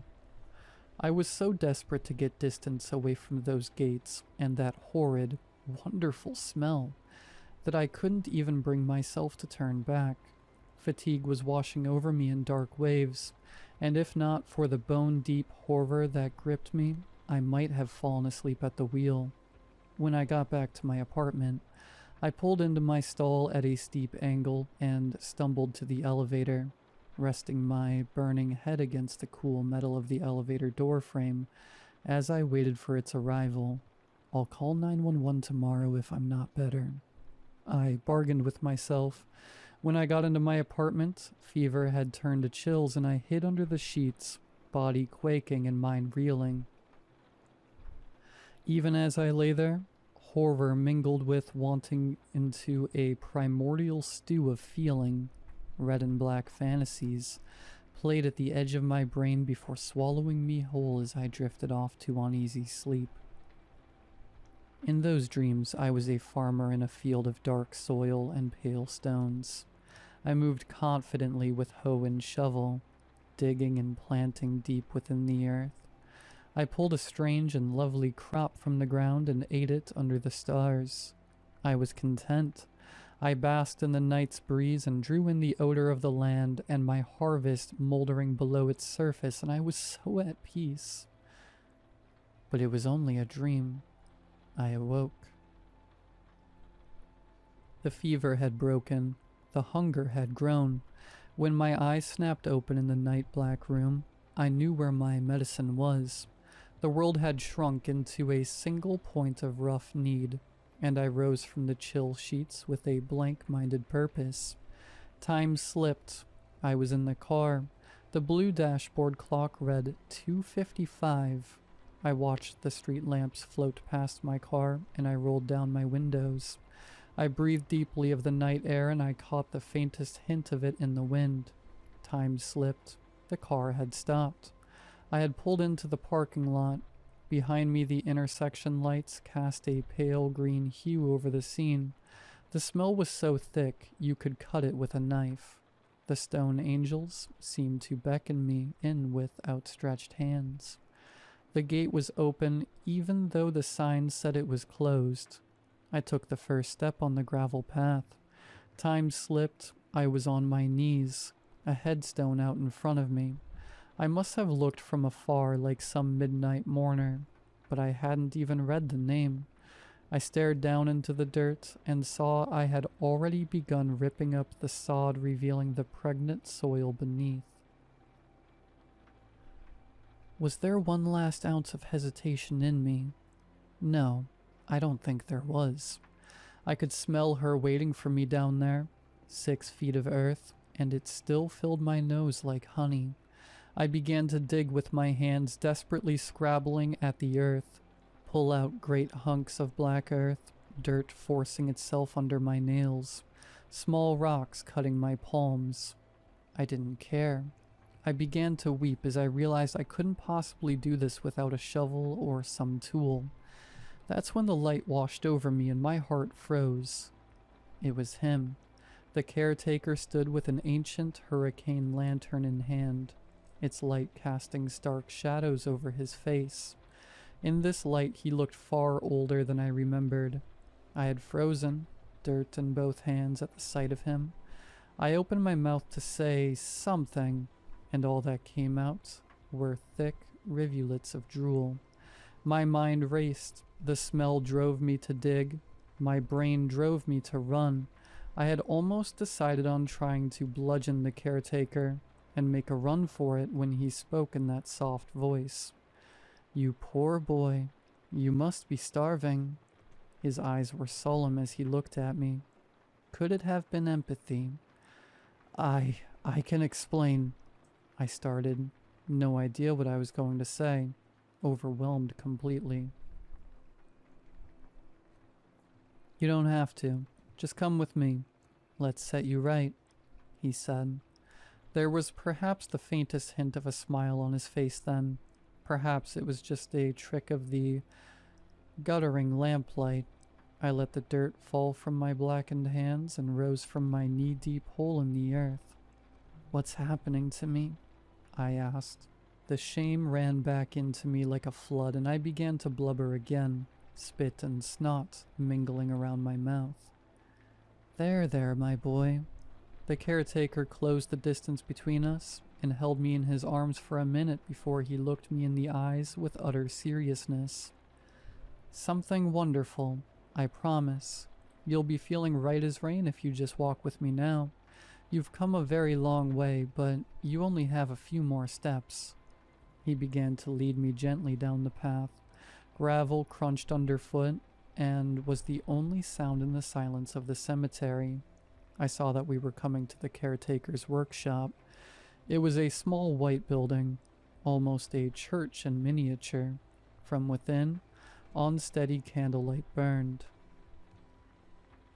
We entered to the smell of motor oil and sawdust, and above it all, the heavenly odor of the rotted dead. When we came to the workshop's back room, the table was already set. Fine china and small silver forks and wicked sharp knives, set for two. The centerpiece of the wide table was a long oak coffin, half rotted away. Candles had been placed at the corners of the coffin, and the caretaker bade me sit at one of the set places. Reaching into his coat pocket, he brought out a crowded keychain and carefully selected one. He slid it into the lock, and as I heard the click of it coming open, it was all I could do not to leap from my chair and push him aside as the smell of tantalizing rot seemed to double in the room. He spoke some words then. Some I understood and some that I did not. It was a benediction of sorts, a thanksgiving. "Blessed is the carrion, and blessed is he who tasteth the graveyard's fruit. We thank the ground for yielding her gifts to us. We thank the stars for sheltering us. We thank the empty vessel for remembering life, that it may be passed to us. Blessed are we by dark earth and black heavens, that we shall feast tonight." He spoke it with whispered ritual cadence. Then the small silver knife was in his hands, and he was cutting. I watched as he deftly split rotted flesh from the corpse of a woman. The meat was dry in places, wet in others. It was speckled with pale purples and reds. He started with the cheek. He separated it with a few quick strokes, revealing pale jaw and teeth underneath, and then he set it on my plate. "Take, eat, live." The three words were in the same ritual cadence, and as soon as he spoke, I descended on the meat with the desperation of a drowning man. It was like nothing I had ever tasted.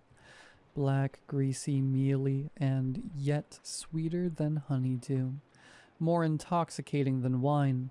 It satisfied the indescribable need that bound itself in tight coils throughout my body. It was pure relief. The caretaker placed slice after slice of the prime cuts on my plate, and my aching, screaming hunger was finally answered.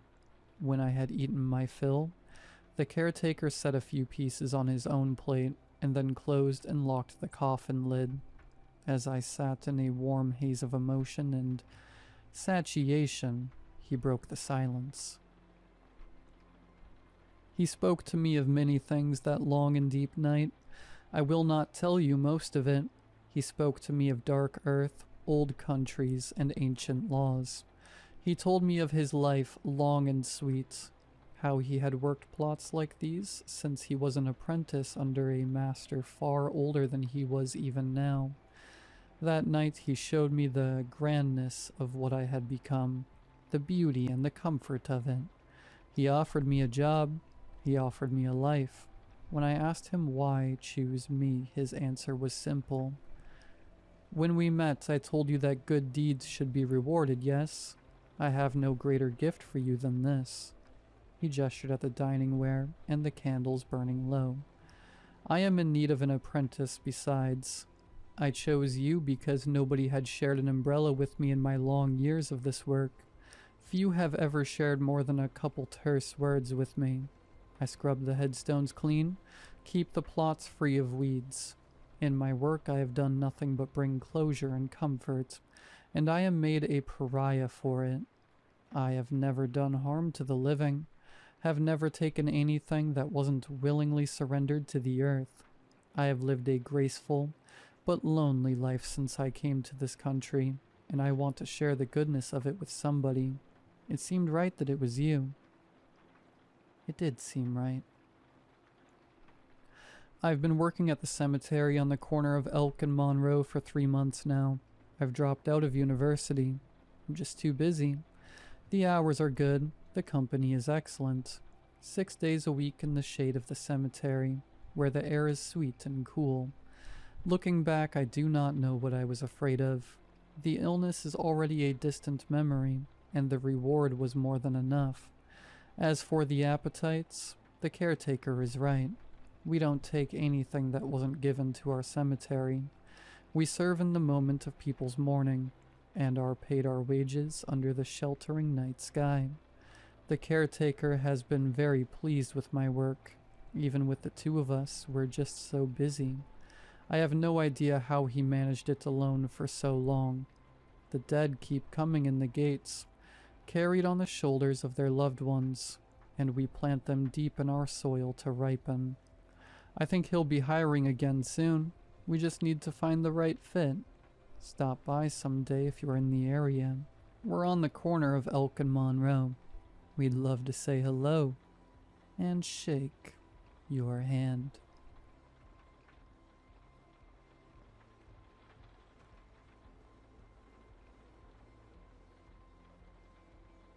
I entered the department at around 10:30 p.m. The small Iowa town I worked in was quiet, so my hours often didn't extend past 7 or 8. As I hung my jacket, still damp from the cold November drizzle, Reeves walked in holding a few papers. "Sorry, boss, gotta get you to sign these," he said, his barely lit cigarette hanging from his mouth.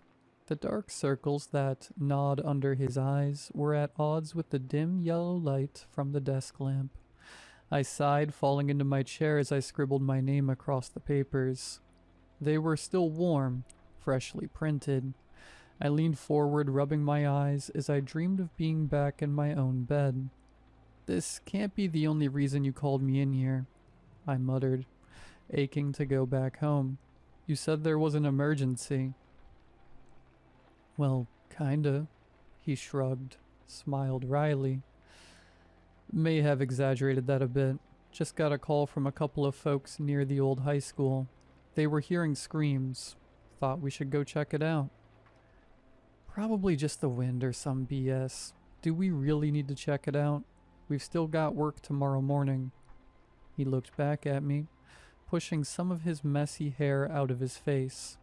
He was a newer recruit, only a couple of years working here, yet he carried himself with the same fatigue as a worn vet. "No, we should.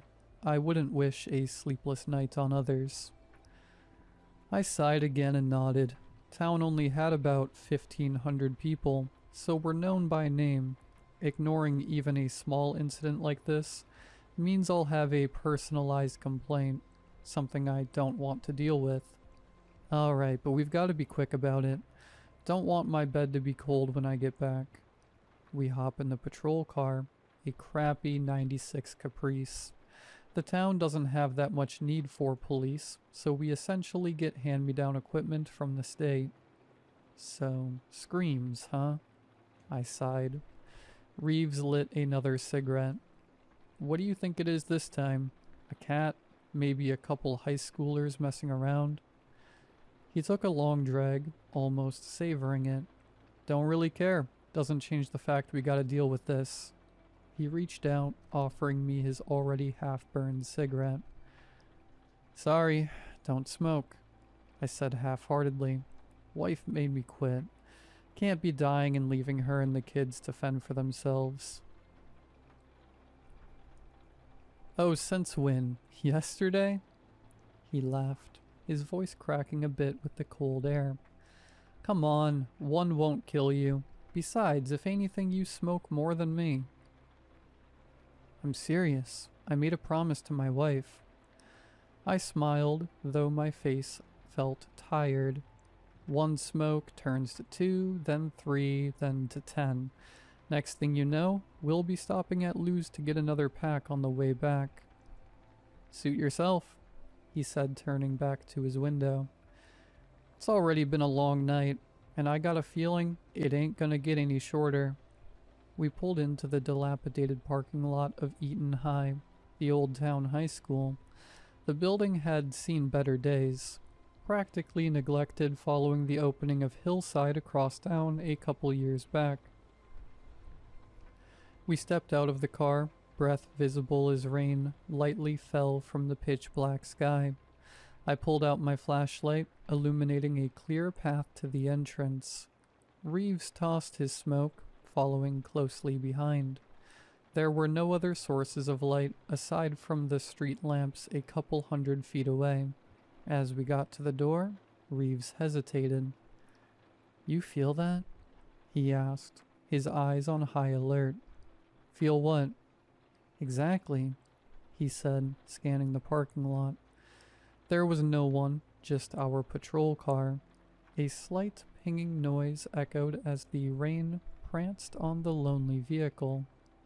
Where's the wind? The wind? Yeah, where is it? What are you on about? I said, exasperated. Does there need to be wind? We live out in the open plains of Iowa. I don't think I can remember a day without at least a slight breeze hitting my face, especially when it's raining like this. I thought about it. As I looked back on my time here, I couldn't recall any windless days.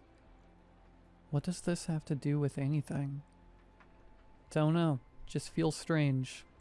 He pushed his hair back again as he went to open the double doors guarding the main entrance. I pointed my flashlight through the glass, getting a sneak peek of the layout. Dusty ceramic tiles, old lockers, and some graffiti met my gaze. Nothing looked out of place, although I'm not sure I'd know the difference if something was. Reeves pushed open the doors, surprisingly not locked, and headed inside. I followed closely, looking at the surrounding area. It looked like a typical high school, aside from the occasional art piece sprayed carelessly on the wall. The building was 2 stories, and consisted of 6 wings, labeled A through F. The school was organized nicely, with certain kinds of classes isolated in certain wings. Notably, the school was silent, almost eerily, aside from the noises coming from Reeves and myself. The school was dead. Reeves made his way to the A wing, which housed the electrical unit for the school. It was also where the music department was located. As we approached, I kept looking around. It was musty, a lack of cleaning and ventilation leaving the air stale. The halls were lined with music lockers, and a few classrooms. Though the lockers were left empty and ajar, I poked my flashlight through a small window in one of the doors, revealing the old auditorium. Though still in fine shape, it was silent. I scanned the area, looking for any potential source of the reported screams. Found it, Reeves said excitedly. I jumped, his voice still ringing in my ears in contrast to the silence of the school. Jesus, kid, I whispered as I made my way to him. Don't scare me like that. Can't be screaming like that out of the blue. Sorry, he said, rolling his eyes. Didn't know you scare easy like that. I pointed my flashlight at the panel board. All switches were flipped off. What rooms you want lit up? Just do the hallways.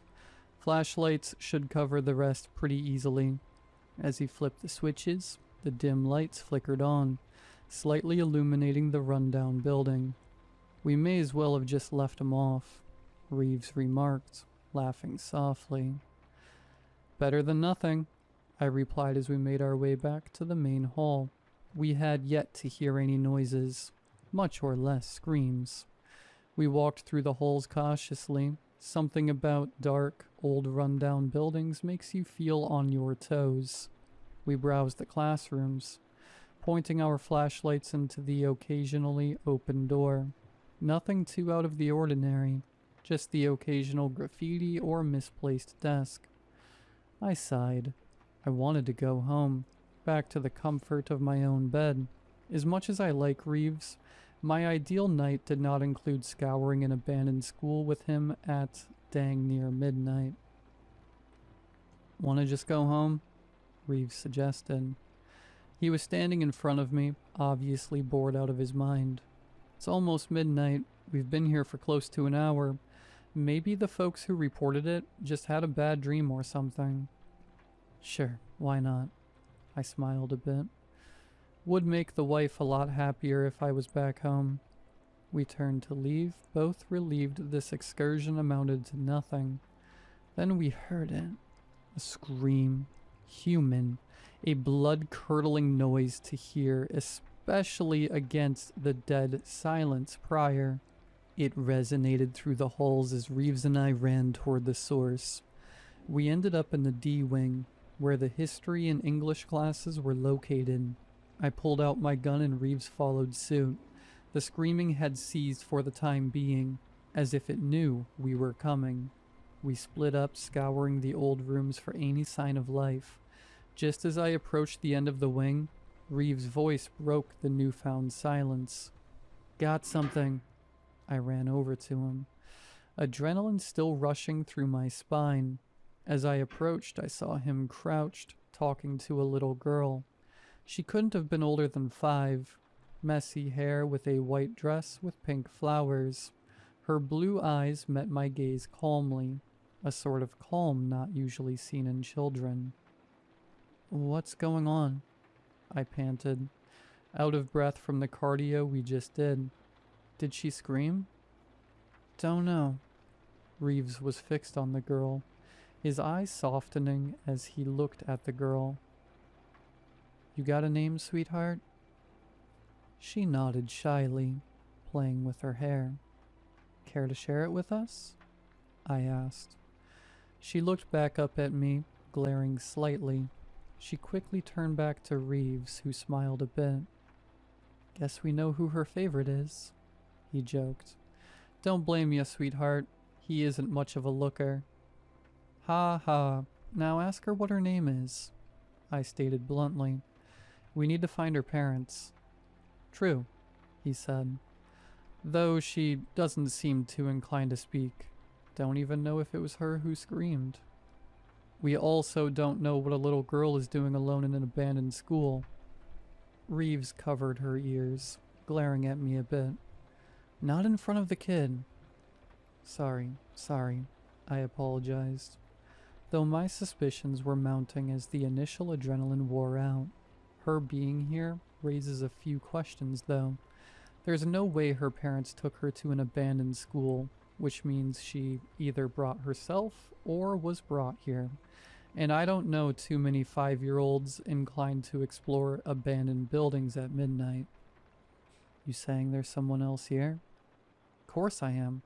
I can't think of any reason why or how she'd be here by herself." Reeves looked back up at me, still crouched by the newly found girl. He looked like he'd just seen a ghost. "Know something else?" His face was pale as he turned back to the girl. "I've seen this girl before. I know it in my gut. My eyes have seen this face before, but for the life of me, I can't pinpoint where." He looked at the girl a bit longer, who was still fidgeting with her hair. "Want to tell us your name? Who brought you here?" Reeves asked softly, though the girl did not answer. Instead, she took off into the main hall. "Hey, don't run. It ain't safe in here," Reeves called out as we took off after. She made a beeline for the gym as we followed close behind, shoes squeaking against the faded tiles. We entered the gym, though the girl was gone. I could have sworn we were only a few steps behind her. We looked around, dumbfounded. How had this girl vanished? We didn't have much time to react to the strangeness of our current situation before Reeves shouted. I glanced over to where his flashlight was pointed. At the edge of the gym, barely illuminated, was a body, face down on the dirty hardwood floor, blood forming a pool around the head.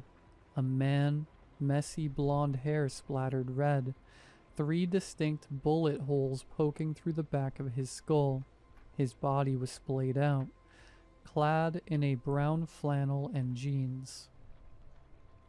Call some backup, I ordered Reeves. We gotta get this building locked down. Who do you think did this? Reeves asked, still staring in shock at the body. Probably whoever brought the girl here, I said bluntly. I don't know what's going on here, but we've got a murder and potential kidnapping. We're out of our depth. Who should I call for backup? Milton? Milton won't be able to do anything. Call the Des Moines apartment. They're only half an hour away. I scanned the surrounding gym. Where had the girl gone off to? As I tried to piece a reasonable explanation together, Reeves called me back over to the body. Toss me the walkie, will ya? Reeves said, still staring at the corpse. I unclipped it from my belt and handed it to him, careful not to contaminate the crime scene. He started flipping through channels, eventually landing on our shared frequency with the Des Moines department. We've got a 707 and a potential 710 here at Eaton High, requesting backup. No response. The static filled the once silent room with an eerie buzz. Do you copy? Reeves looked up at me confused. The people working at Des Moines often pulled late nights, having people on standby the full 24 hours for cases such as these, but no response. There hadn't even been the slightest indication there was anyone on the other end of the line. Did you check the channel? I asked, hoping his tired eyes accounted for our lack of communication. Yeah, channel 6, Reeves said, puzzled. I'm positive this is the right channel. I used it a couple months ago for that thief we were tracking down. He was right. Channel 6 was a direct line of communication to Des Moines, yet the static persisted. I rubbed my eyes. The night just kept getting stranger. Why couldn't this have just been some animal? Some sort of BS we could write off. Did you check the time? I think there's some sort of shift change at midnight. Maybe the operator overseeing the graveyard shift hasn't clocked in yet. Don't think it's that, Reeves said, staring at his watch.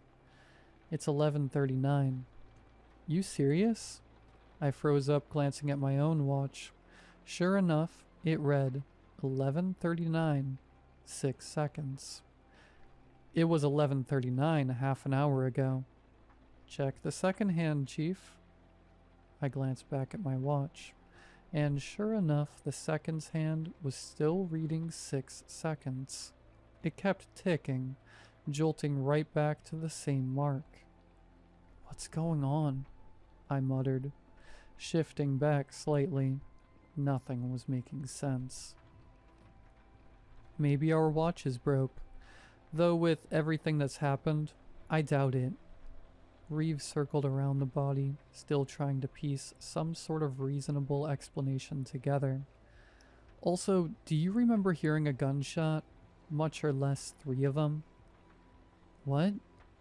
Blood's still fresh. Usually takes 30 to 60 minutes to dry. His eyes remained trained on the body. We've been here for about an hour, yet the blood is still wet. He put his hand over the body. Still a bit warm as well. Should have at least gone cold by now. What we've got here is a fresh body. My eyes widened. None of it added up. What the hell are we dealing with then? I don't know, Reeves continued. But whoever did this is most likely still here. Girl as well. We can't get in contact with Des Moines, so we're on our own. I gazed at the surrounding gym. The musty smell of old wood met my nose. as my flashlight illuminated the dusty bleachers. The girl must also still be here. No way a young kid like that could make it far. For now, let's stick together, I said, glancing back over at Reeves. His eyes were trained back on his watch. We don't exactly know what we are in for.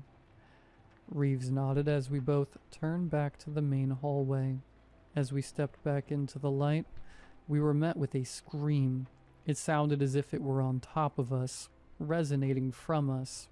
It was piercing, a scream populated with loss and sorrow. Reeves and I covered our ears, though that effort was in vain. Just as soon as it had started, it stopped. I looked back at Reeves, whose eyes were now wild with shock. What just happened? I don't know, I replied. Can't even begin to try and explain. PA system malfunction? Man, Reeves rubbed his ears in discomfort. Didn't know these old PA systems had that kind of juice. I also didn't turn this back on the panel board. Kid may have gotten to it, I said. Or worse yet, our suspect. We made a beeline for the panel board, hoping to end this awful night once and for all. As we approached the A-wing, we could hear the distinct clicks from the panel board switches. They were rapid, nonsensical. Someone just flipping them with no sense of what they even do. The panel board door was wide open when we arrived, though everything was where we had left it. Is someone messing with us? Reeves said, exhausted from the oddities of the night. Like, who was just flipping through all of these? Are we both going crazy or something? I shrugged, my mind alert that the killer could be around any corner. Just then, Reeves turned back to the door. Oh, it's you. The little girl stood silently at the entrance to Wing A, playing with her hair. She waved at Reeves, beckoning him forward. All right, I guess, Reeves said, responding to some unspoken message. His eyes were bloodshot, tired. Each step he took appeared a challenge, as if he was falling forward and catching himself. Where do you want to go? The little girl took off. Reeves followed suit. Reeves? I shouted, chasing after. What's gotten into you? I reached out, desperately trying to grab onto his coat. Getting split up with a potential killer loose in the halls is the last thing we should have wanted. As Reeves passed through the double doors guarding the A-wing entrance, they slammed shut, almost taking my fingers off in the process. Reeves, I shouted again, banging against the door. Open the door. We've got to stick together. We haven't got the foggiest idea what's happening. Silence. I pounded on the door, begging Reeves to come back, but I was stuck. What had gotten into him? Just a few minutes ago, he was preaching the idea of sticking together, and now this? I stood confused, wondering what I should do next. Just then, I heard the auditorium door slam shut. I made my way to the door cautiously, peeking into the small window the door possessed. The stage light was on, and standing in it was my wife, Maya. She stood tense, wearing a sundress I bought her only a few months prior. Her brown hair shined under the piercing light, though her look was nervous. A bed lay behind her. Why was she here? I tried opening the door, but it was locked. The handle wouldn't budge. As I struggled to open the door, a group of 6 dark figures stepped onto the stage. They were clad in black robes, faceless shadows that haunted her. I watched as these things slowly undressed her, her now naked self lying on the bed set up on stage. The figures stepped back, forming a circle around her as she lay still. I called out to her, tried wrestling with the door handle again, but nothing worked. My continued was cut short as a man emerged from behind the stage. His back was turned toward me, revealing only his messy hair and brown flannel. Brown flannel. God, it was the same man we'd found dead mere moments before. What kind of game is this? I watched as he approached the bed, the figures humming a soft tune I couldn't understand. I screamed as he mounted her, raped her. She cried out for someone, anyone, yet the figures only watched. She writhed as the man lay on top of her, having his way. I pounded on the door, screaming. "Hey," I cried out, though my call was ignored. "Get off of her!" My voice was cracking. I took a step back, now using my body as a battering ram against the solid wood door. I drove my shoulder into the door as my wife screamed out. God, the screams. My head hurt. My shoulder ached as I kept ramming into the door. I let out a yell, a primal wail that brutalized the air around me. I flew into the auditorium as the door yielded, falling forward into the rows of chairs. As I shot up in anger, I noticed the stage lay empty. The scene I had so vividly endured was gone. Not a whisper remained. "I've got to be dreaming," I muttered to myself, laughing. "I've just gotta. None of this stuff I've had the pleasure of seeing tonight makes sense." I buried my face in my hands.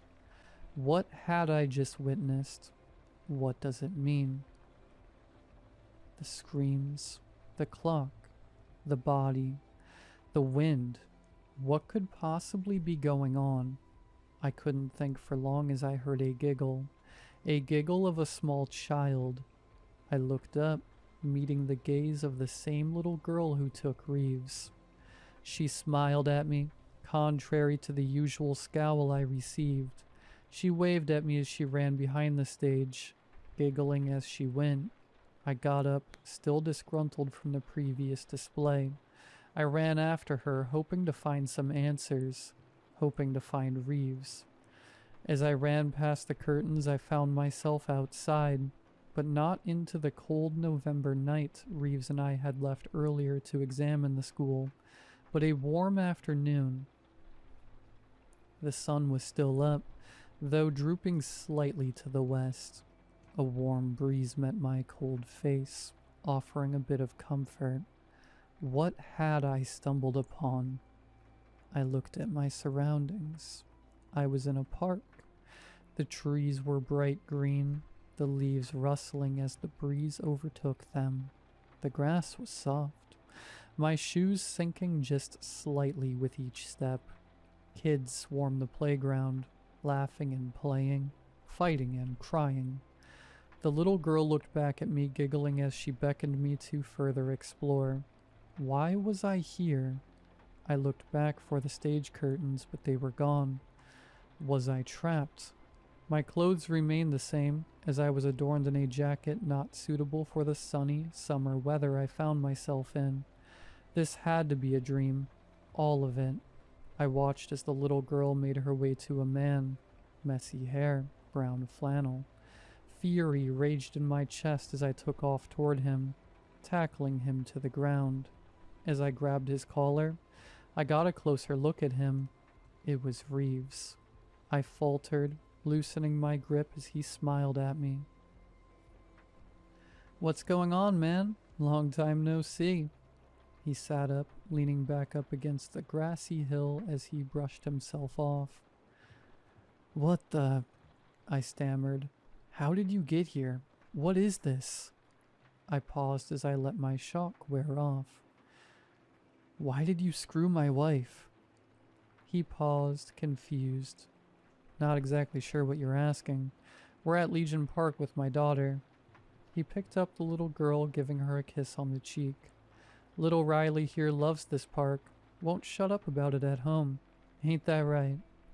He nodded shyly, burying her face into his sleeve. "Is this a dream?" I asked, dumbfounded. "More like a memory," Reeves responded, setting Riley down. She took off, heading straight for the playground. I don't remember this. I stared, confused as Reeves smiled. Didn't say it was yours, boss. He sat down in the grass. I sat next to him, digging my hands into the soft earth.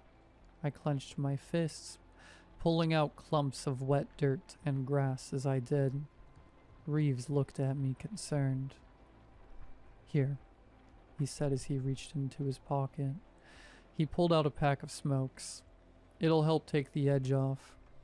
I inhaled as he lit the tip, letting the warm smoke fill my lungs.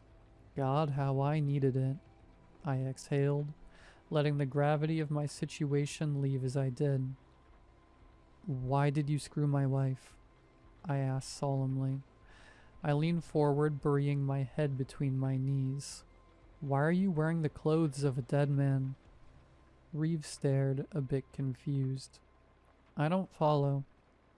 I saw you in the auditorium screwing my wife. Some cult people watched as you did it. I was starting to yell. Kids were starting to stare. I took another long drag from the dead man's cigarette. You're wearing the same clothes as the guy we found dead and eaten. Don't you remember? We were on a case, investigating the screams. Reeves smiled softly, trying to comfort me. You're exhausted, he said, placing his hand on my shoulder. I still don't understand. Maybe you should get some sleep. I laid my head against the grass as the sun poked through the leaves overhead. Am I hallucinating? Did that scream mess with my brain or something? Are you sure that's your daughter? I asked. You couldn't remember her face when we saw her in the school. He laughed, shaking his head a bit. You in this school of yours, he joked. You'd think I would recognize my own daughter. I just stared in utter confusion. I didn't know what to make of all of this. I offered him his cigarette back, only half burned. Nah, you finish it, he smiled. I don't really smoke anymore. I stared. Now I knew I was dreaming. You've got to be kidding me. This has to be some sort of dream, I said, laughing.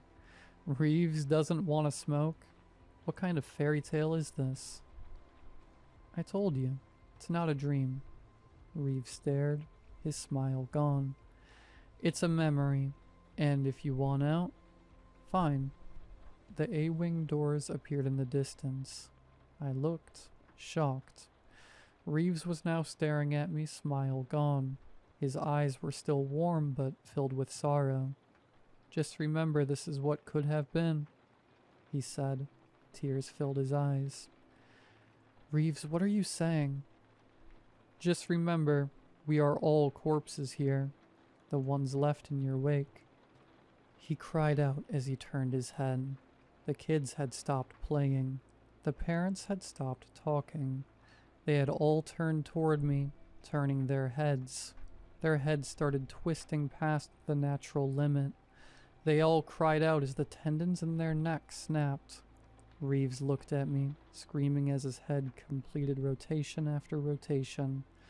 His daughter Riley stood next to him, enduring the same fate. I watched in horror as their heads popped off one by one.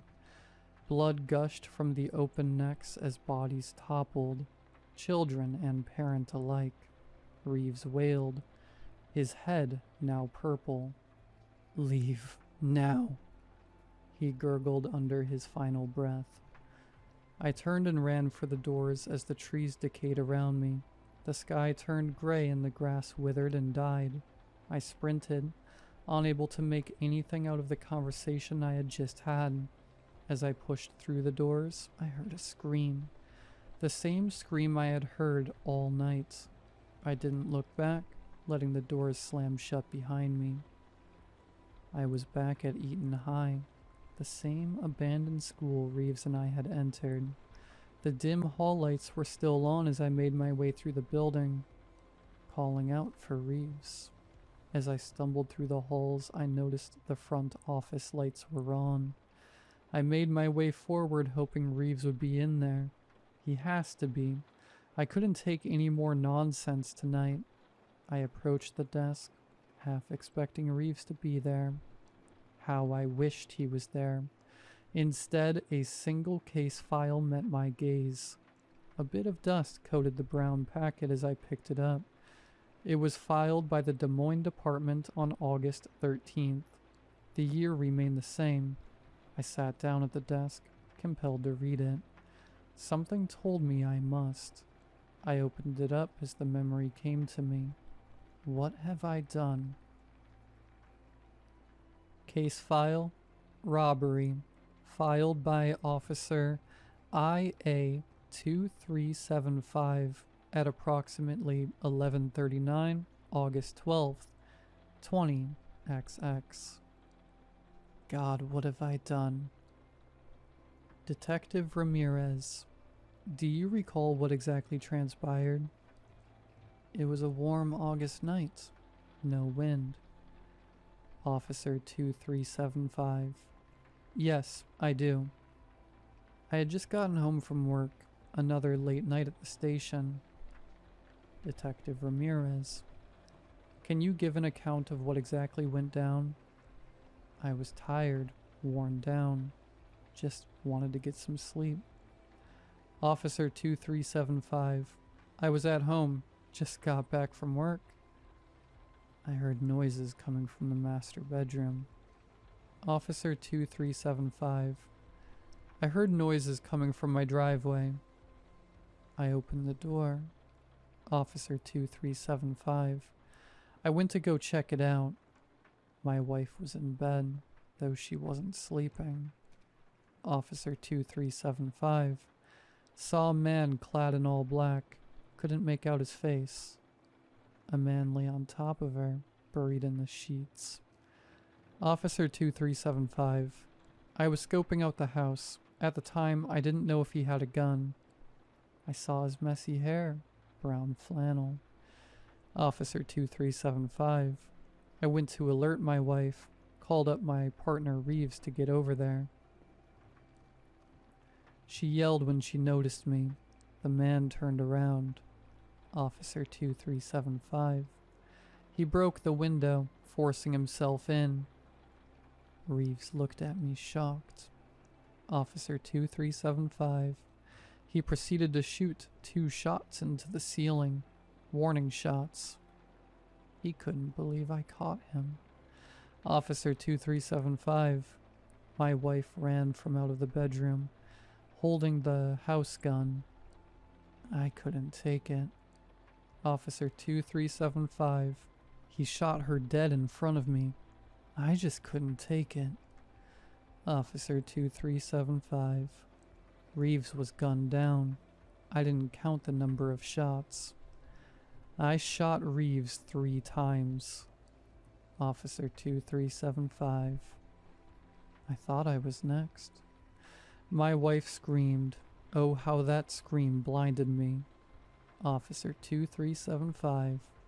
But he went for my car keys, demanded my wallet. I unloaded the remaining 3 bullets into her skull. Officer 2375. He just took my car and drove away. Oh God. What have I done?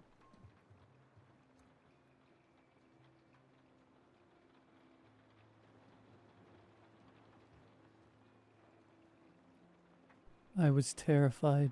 Still am if I'm being honest. It's not every day your guitar amp gets possessed. Here's what happened. My guitar amp started picking up a random radio station.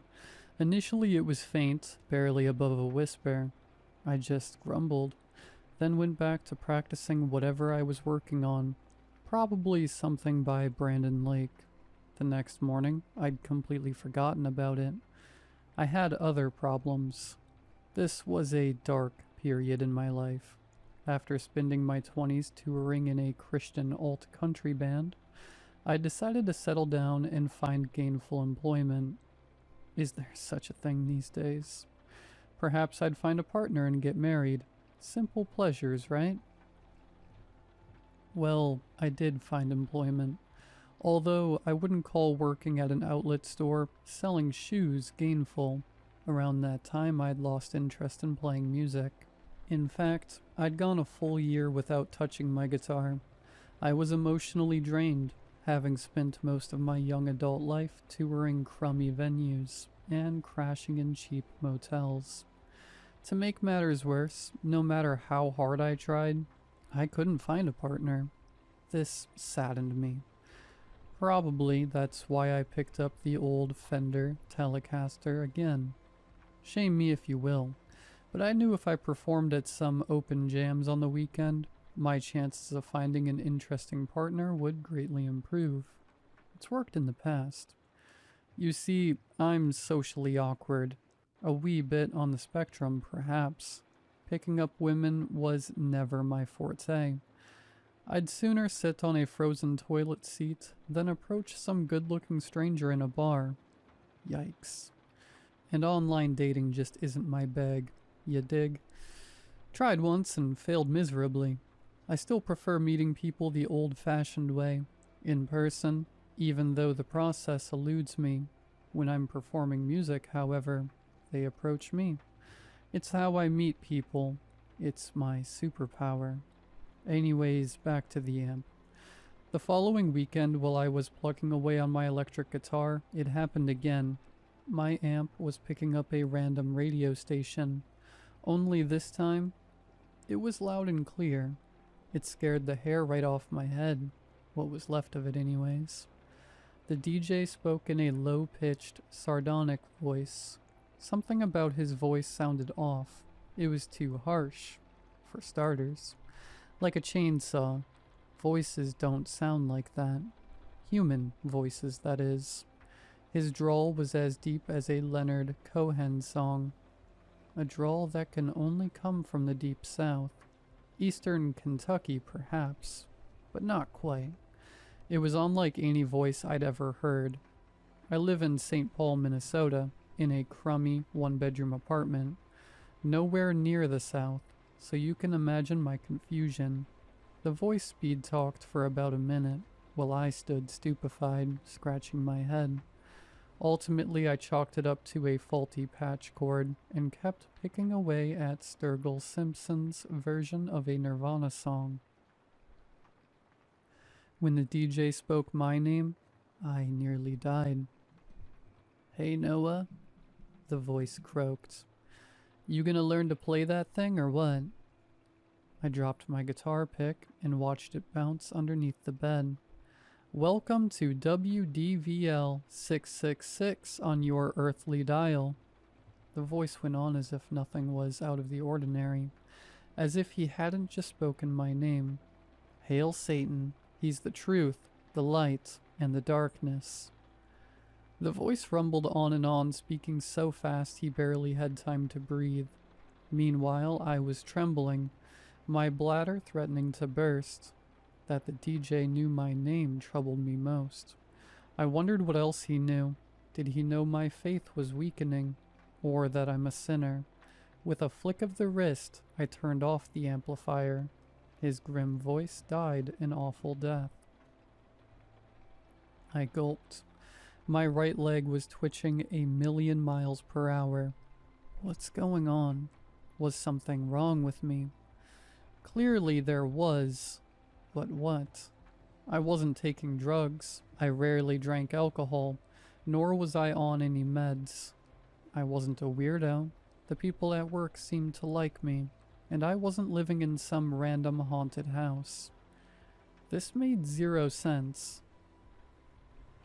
Needless to say, I avoided the amplifier, choosing instead to practice on my acoustic guitar. Problem was, I could barely strum the damn thing. My hands were so shaky. That night, sleep was futile. My mind was racing, so instead of tossing and turning, I did some research and discovered that the problem was, in fact, my faulty patch cord. Just as suspected. The next day, after work, I went to a local guitar store and purchased a new one. Paid a hefty price, but I wanted the very best. Guitar stuff isn't cheap, let me tell you. When I returned home, the guitar amp seemed larger than life. lurking joylessly in the corner of my bedroom, daring me to plug it in.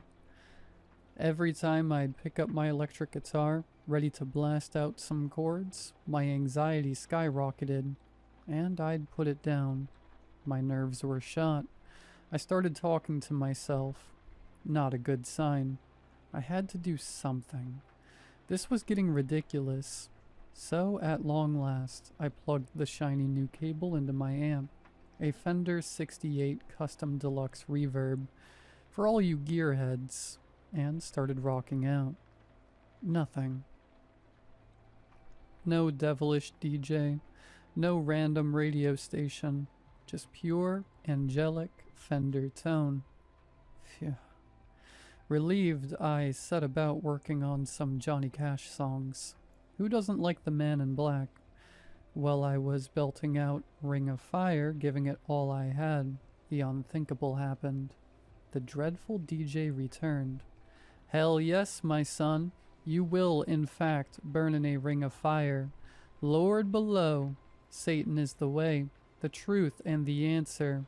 Give in to him, and he shall fulfill your deepest, darkest desires. I froze. My tongue felt like a sponge. My hands as big as baseball gloves. My blood turned to ice. Something about the voice paralyzed me. It was like he was in my room, delivering his diabolical sermon directly to me. That's right, Noah, he sneered. Give in to Satan, the Lord of Death, and he shall deliver salvation. You want a partner? A luscious, beautiful blonde? I'll bet you do. Or how about a busty brunette? Yes, sir. A gal that loves her country music. I unplugged the cord, hoping that would stop him. It didn't. Nah, he continued louder than before. What you really need, Noah, my hapless human friend, is a fiery redhead. Lord below, one that'll suck the paint off your porch, if you know what I mean. I don't care to intrude, Noah, but you're looking awfully thin these days. I do reckon. And I turned off the amp. It crackled and popped, then went silent. My beating heart, which was louder than a bass drum at a rock concert, filled the room. Tears threatened my eyelids. I'd always loved that amp, had it for years. Suddenly I was too afraid to even look at it, let alone touch it. What a dilemma. Smartly I put the guitar back in its case and shoved the case in the closet. Then I wept. That night the DJ visited my dreams. I can't recall exactly what he said, but I woke up in a pool of sweaty sheets.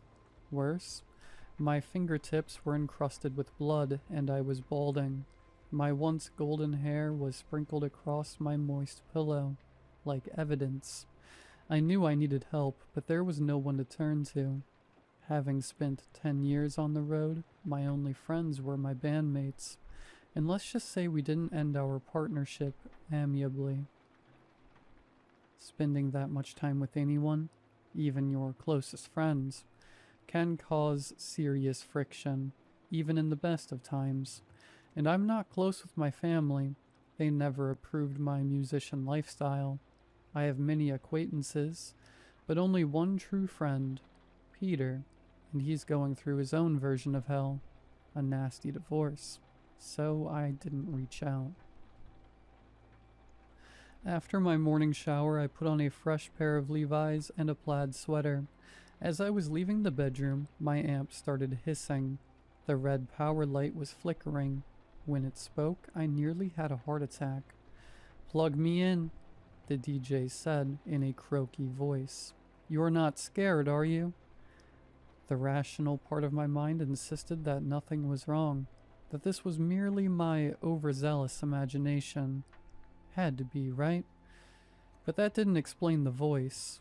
Amps don't speak, especially when they're unplugged. I shoved the amp in the closet next to the guitar. For the remainder of the week, I avoided the electric guitar and returned to my trusty old acoustic, a Gibson J100. Life seemed to settle. The following weekend, longing to find myself a partner, I decided to hit up a local jam session. It had been over a year since I'd last performed. I needed this. Problem was, most jam sessions provided inadequate amplifiers, and tone is king. It's a guitarist thing. So, despite my trepidation, I loaded my amp, guitar, and a tube screamer overdrive pedal into the van and drove downtown. The house band was fairly decent, weekend warriors at best, but nice enough fellas. That they knew who I was certainly boosted my confidence. I'd only done backing vocals in my previous band. Now I was to sing lead.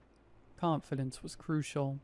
When they called me up, we blasted through a Georgia Satellites classic, followed by Tennessee Whiskey, always a crowd favorite. Although it was a meager-sized audience, I had them in the palm of my sweaty hands. My voice felt strong, and my amp sounded superb. Halfway through Tennessee Whiskey, I noticed a redhead wearing a tight Zeppelin t-shirt, giving me dirty eyeballs. She couldn't keep her gorgeous green eyes off me. I felt invincible, just like old times. With the 2 songs completed, the small but mighty crowd demanded an encore. I busted into Ring of Fire, and all hell broke loose. The drummer kicked off a steady train groove. The bass player locked in nicely. There was a keyboard player on stage providing the much-needed harmony. I played the trumpet bit on the guitar. We nailed the intro. Love, I sang in a throaty baritone, is a burnin' thing.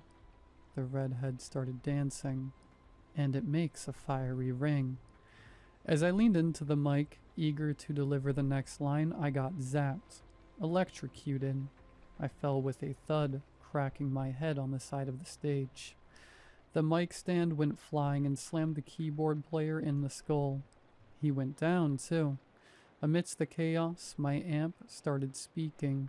This is WDVL 666 on your earthly dial. Everybody stared, stupefied, as I lay sprawled across the stage, twitching. The band leader approached me cautiously. You alright, son? I tried speaking, but my lips felt like 2 balloons. Graciously, he helped me up. As my eyes adjusted, I noticed the redhead walking out of the bar, shaking her head. The remaining patrons chuckled, then returned to their drinks. With a troubled mind and scorched lips, I gathered my gear in disgrace. You're pitiful, Noah, the DJ pestered. All hail Lucifer, the Prince of Darkness, the Evil One, Lord of the Flies.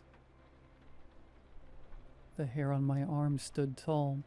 My mouth was as dry as a musician's sense of humor. I studied the bar room. Was anyone else hearing this? Apparently not. Or if they did, they chose to ignore it. I drove home highly agitated. What the hell's wrong with my damned amplifier? I pouted. And why me? What did I do to deserve this? Not only was I miserable, I was petrified. I needed to get to the bottom of it, and fast, so I contacted a local luthier, a guitar repair person, for you non-musicians. When I told Steve, not his real name, what was happening, he turned ghost white. Heard of this happening once before. Steve said in a nasally voice. He ran a large hand through his thinning gray hair and paused. Paul Marino, he said thoughtfully, eyes cast afar.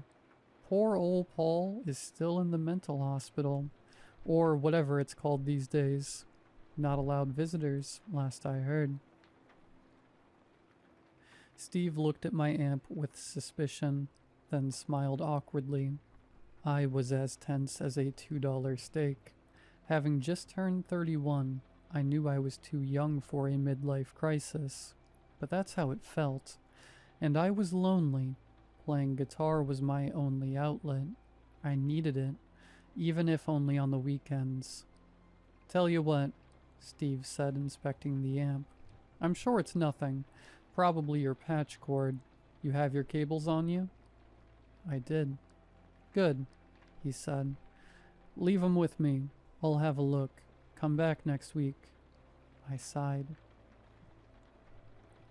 He turned the amp on and, using my cables, plugged a guitar into it. No radio station, no disreputable DJ. He strummed a G chord. It sounded as sweet as roses. Looks fine. Sounds good. Steve shrugged. It's probably nothing but strange karma. He winked. We shook hands, then I left. It was a rough week. I barely could concentrate at work, and I no longer felt comfortable at home. I slept on the couch, avoiding my bedroom like the plague. The following week, when I hadn't heard back from Steve, I stopped by his shop after work. The lights were off. The parking lot was deserted. I called him, and it went straight to his voicemail, which was full. An icy chill climbed up my spine. Steve worked late hours. He should be open. The following Friday, there was still no word from Steve. My anxiety skyrocketed. I could only imagine what my dreaded amp was doing, or saying to him. My life was in turmoil. I'd lost weight, and to my chagrin, I'd gone completely bald, seemingly overnight. None of that mattered. What mattered was that people were posting about Steve on social media, asking for information. Apparently he failed to show up for a band rehearsal, and he missed an important gig. His family and friends were worried sick. By now, I was completely freaked out. The cursed amp. What the devil was going on? A question came, one I could do without. What would the deranged DJ do next? My mind jumped to many conclusions, each more terrifying than the last. Was the devil out for revenge? Was he punishing me for quitting my band? He probably hates Christian country bands. Maybe I should play heavy metal. Surely the devil loves metal. Or perhaps I should pack up and move to Canada. He'd never find me up there. Too damn cold. I stayed put. My rational mind was having none of this. Surely this is a case of bad luck. Or as Steve put it, strange karma. Another week went by and still no news of Steve. It was like he'd vanished. Ultimately, I was forced to purchase a new guitar amp. Truth be told, I was kinda excited. Yeah, I was saddened about Steve. He'd helped me a lot back in the day, working on my road-worn gear, but perhaps a new amp was all that was required. Out with the old, in with the new, as they say. Don't judge. Once a musician, always a musician. I had to do something. Besides, it's not like I murdered Steve. All I did was bring him a glitchy amp. Repairing amps was his job, for Christ's sake. Thus, I bought a brand new Vox AC30, a classic. When I plugged it in, it sounded wicked good. No devil, no radio station, just a smooth, velvety tone. The amp soared. I cranked it to 11 and waited all weekend. It was a blast, although I'm sure the neighbors would disagree. Relieved yet anxious, I needed redemption. It was time. I had to return to the local jam session. Perhaps there was still a chance of impressing the redhead. Needing new material, I decided to take a stab at something more challenging. A popular Charlie Daniels song. Not an easy feat, let me tell ya. Playing the fiddle parts on guitar would require a heck of a lot of practice and dexterity. But the devil's in the details, as they say, so I woodshedded all week. I was extremely nervous. Bizarre amps, missing luthiers, electrical shocks. If only I had something to soothe my worried mind. A fiery redhead, perhaps. Despite my trepidation, I practiced the Charlie Daniels song as though my life depended on it, and perhaps it did. Another week passed, still no Steve. Surely an omen. I was coming unglued, but sitting around feeling sorry for myself wasn't helping, so I returned to the local jam session, toting my brand new Vox AC30. The place was packed. The fiery redhead was there, sipping cocktails in the corner with her friends.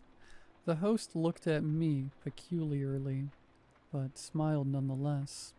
I was terribly nervous about performing the Charlie Daniels song. What if the house band couldn't handle such a challenging piece? Maybe I should reconsider and choose a simpler song. When I was called up to perform, a few patrons giggled, including the redhead. Despite my shoddy nerves, I played exceptionally well. My guitar soared like an eagle. The Vox delivered what it promised, killer tone. The band was hot. The audience was receptive. After blazing through a Jimmy Reed song, Big Boss Man, I started to relax. Things were actually going my way. It was time to play the Charlie Daniels song. The drummer, a middle-aged Mexican man with a cop mustache and a hefty beer gut, looked uneasy. Nonetheless, he counted off.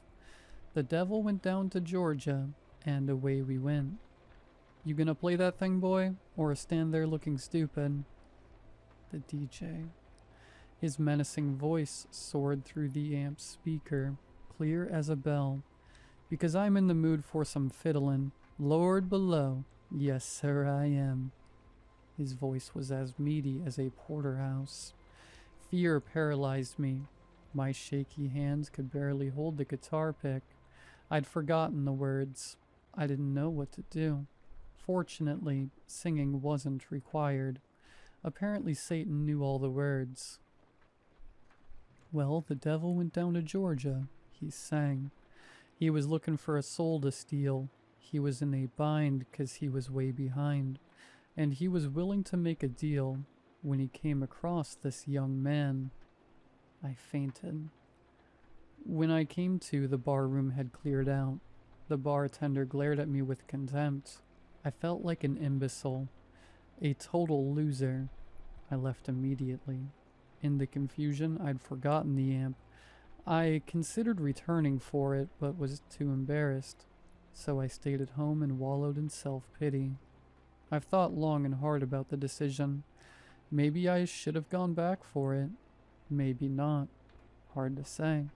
Because what happened next still haunts my dreams. Later that night, in a burning ring of fire, the bar was set ablaze. Foul play is suspected. And still, no word from Steve.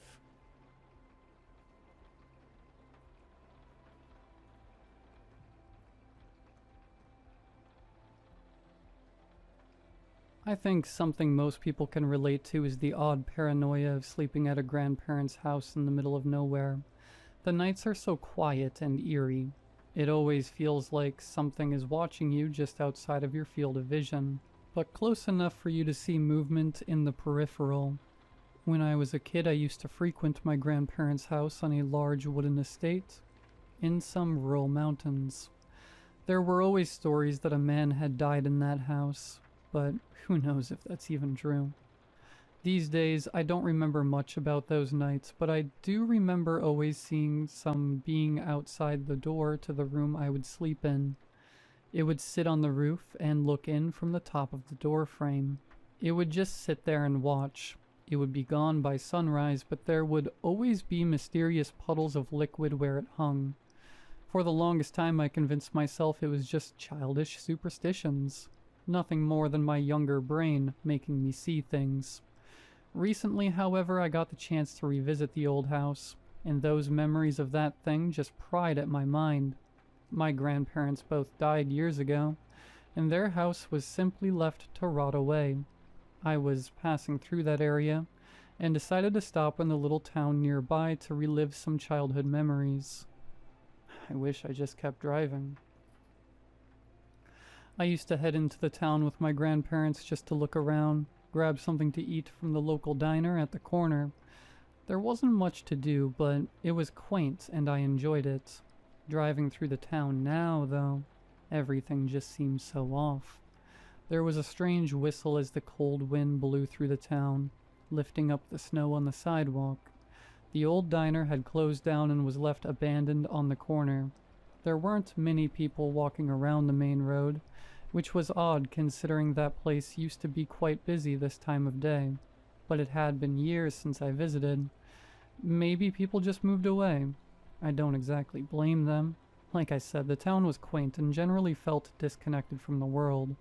Some found it peaceful, others lonely. I took one of the back roads leading towards the house. The sun was setting at this point. The dense forest on either side of the road was getting darker and colder by the minute. On the side of the road was a ripped open deer. It had been freshly killed. I guess nature never sleeps. It was about here I got a strange chill through my entire body. It felt like tons of tiny pinpricks were stabbing me across the entire body. I started to see eyes in the trees and heard whispers in the wind. I started shaking, despite the fact the inside of my car wasn't even cold. I considered turning around, which in retrospect was what I should have done, but I felt something pulling me back to that house. I pulled into the long, winding driveway and slowly made my way up to the front of the house. It was in shambles. Parts of the roof had fallen in, some of the windows seemed broken into. The door was ripped off its hinges in an unnatural way. What the hell? I thought. Had someone robbed this place at some point?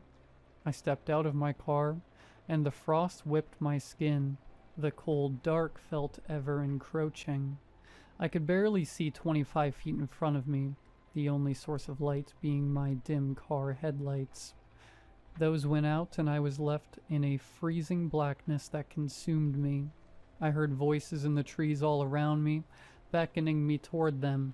I switched on my flashlight and started to walk up to the house. The porch creaked with every step. There were tons of holes in it, and familiar claw marks were all over it and the broken door. My heart stopped. Was there some animal inside? Whatever it was, it had to be long dead by now. The house was silent except for my paranoid breathing. I took my time looking around. After all, there were plenty of memories to be reminisced on. I would cook with my grandma in the kitchen. I was never too good at it, but I was young and nothing really mattered yet. My grandpa would show me his hunting rifles in his trophy room. Stuffed deer heads lined the walls. Back then, they were all marks of a great huntsman. Now, they just felt creepy. Their dead, beady eyes staring into me. A noise from the kitchen. The hairs on my neck stood up. Something was inside the house with me. I picked up one of the old guns and prayed to God it still worked. I slowly peeked around the corner of the doorway, staring into the abyss of the darkened kitchen. I couldn't see much, but it was impossible to discern actual movement from anxious mind tricks. I closed the door and waited in the trophy room a bit. Footsteps. I put my ear up to the door. They were right outside it. My heart dropped and I could feel it pounding in my throat. A sweat broke out on my forehead. They came up to the door and then slowly trailed off into the distance. I waited a good 15 minutes just listening to the silence to make sure the coast was clear. Someone or something was definitely inside with me. I finally gathered up the courage to peek through the crack in the door. Nothing, at least as far as I could tell. I slowly creeped out into the main room, shotgun pointed out directly in front of me. At this point, my heart was pounding inhumanly fast. My entire body was shaking, due to the cold or the fear, I wasn't sure. I should have left then, but I had to check one last thing before I did. Either way, it seemed like whatever was inside had left. I couldn't hear any noises anywhere in the house. I came to the stairs leading up to the second floor. I had to look in the room I used to sleep in one last time, just for nostalgia's sake. I still had the shotgun in my hands, although I relaxed a little now. There were only 3 rooms on the second floor. My grandparents' bedroom, my guest bedroom where I stayed, and the upstairs bathroom. I didn't care much to look anywhere else but the guest room. I had spent so many nights there. The room had been ingrained into memory. As I began to step towards it, I heard another step above me, in the attic. My heart started beating again. My skin was littered with goosebumps. I had to check. I pulled down the old ladder and slowly made my way up it. I stared into the darkness of the attic. I couldn't see my hands in front of my face, but I could hear something. Not 30 feet from me, something was eating something. I heard bones crunching and flesh being torn. I turned on the flashlight and pointed it towards the sound. There, now staring directly at me, was whatever creature I used to see those late nights when I was a kid. It was completely real and physical. It was a bony humanoid creature. Its eyes were a piercing white, its skin a disgusting pale, and its teeth rotting and razor sharp. Blood dripped from its mouth, and I saw it was eating a dead deer corpse. It let out a nauseating screech that caused me to fall down from the ladder. If it hadn't been for how panicked I was, it might have got me. I screamed and scrambled back to my feet. I ran and tried to shoot the thing. The gun didn't even work. I ran to the only place I could think to stay, the guest room. I ran inside, the door fallen off its hinges. I got a second to catch my breath, and realized I had no idea where that thing was. My mind was racing, my body was violently shaking. I tried to think of where it could have gone. Then I remembered how it used to sit on the ceiling. I peeked up at the ceiling, and sure enough, it sat. Claws sank into the roof, just waiting. It wasn't able to come into the room. I tried to possibly think why, but I couldn't come up with anything at the moment. I couldn't walk outside the room. I couldn't jump out the window, lest I wanted to risk an injury from the second floor. Plus, that thing would probably run out after me. I looked around for something to use. There was nothing there. I opened the closet and I screamed as a corpse fell out from it. It was rotten and old, and I vomited on the spot. This was a person who had died here years ago, probably because of the creature. And this was why, I assumed, the creature couldn't climb into the room. His corpse held a small vial of an unknown substance. It looked like some kind of powder or incense. Some strange concoction that kept that thing away. It made sense to me now why that creature never entered all those years ago. That man's body was always in the closet. I just never bothered to look inside. My shaky hand picked up the vial and sprinkled some out into the hole. The creature screeched again, causing me a pounding headache. This stuff kept it out, and that's all I needed to know. I've now been sitting in this room for 2 hours. That thing hasn't left, no matter how much of the incense I sprinkle out into the hole. The dead corpse is still rotting next to me, and I'm still freezing in the darkness. I don't know what to do. I'm going to have to leave eventually, but I don't want to become the thing that's the source of the liquid dripping from the ceiling.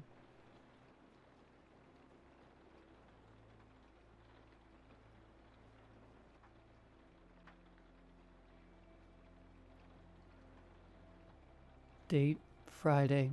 Time, night. I don't remember anything before moving to this apartment building.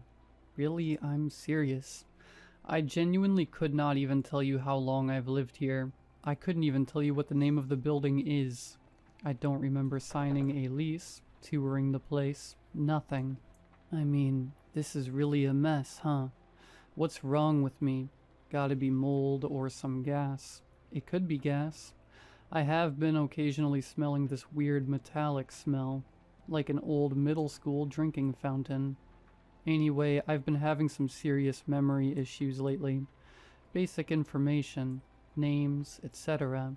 Entire days missing. That's why I'm starting this log, so I can look back and read what happened if I lose any more time. I'm gonna try calling a doctor first thing on Monday morning. Just a few more days, I think. I'm actually not sure what day it is. Wait, it's Friday.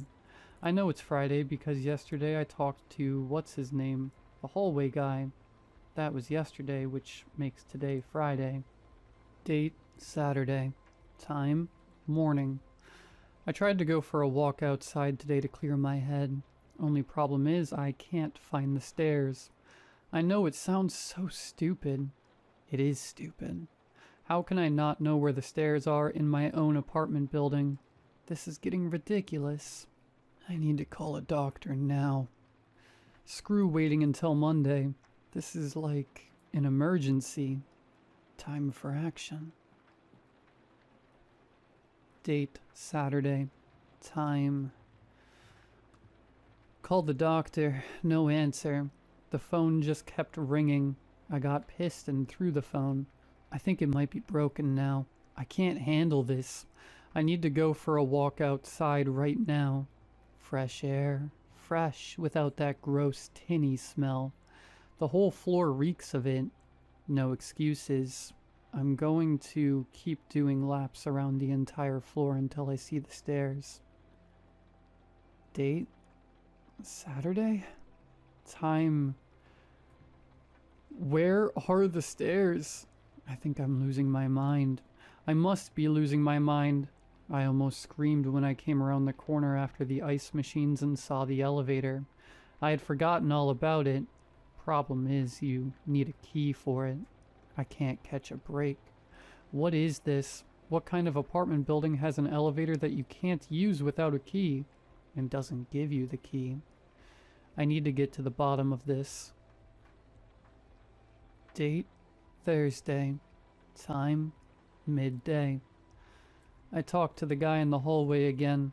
I guess that means it's Thursday. I asked him if he's ever used the elevator. He said he hasn't. Didn't even notice we had an elevator.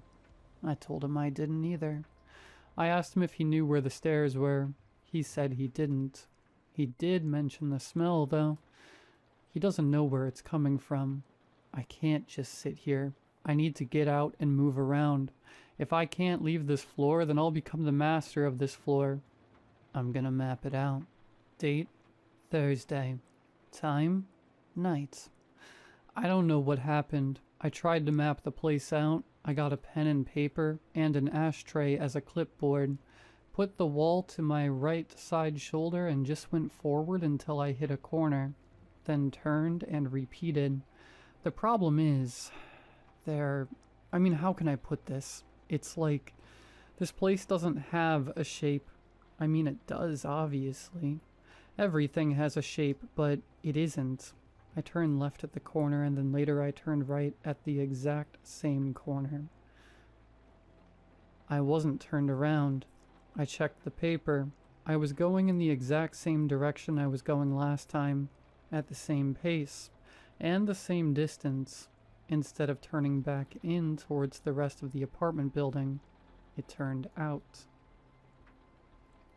It opened up to more, like more of the apartment building, but it wasn't there before.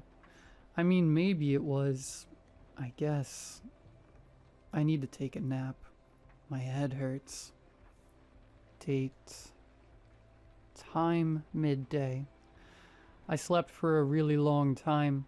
At least, I think I did. I'm now realizing that there isn't a clock in here. Anyway, I feel like I just woke up from hibernation. So I guess that's a good thing.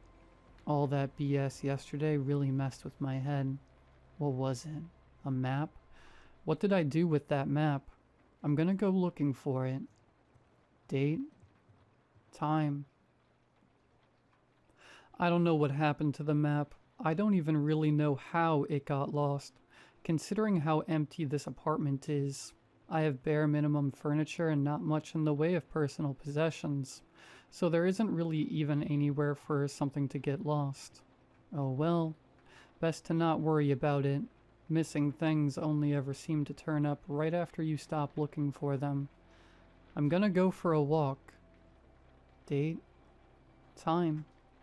I walked around the floor again. I saw the elevator, which is weird because I'm pretty sure I took a different route today than I did yesterday. Plus, I didn't see the ice machines. They were at the corner right before the elevator.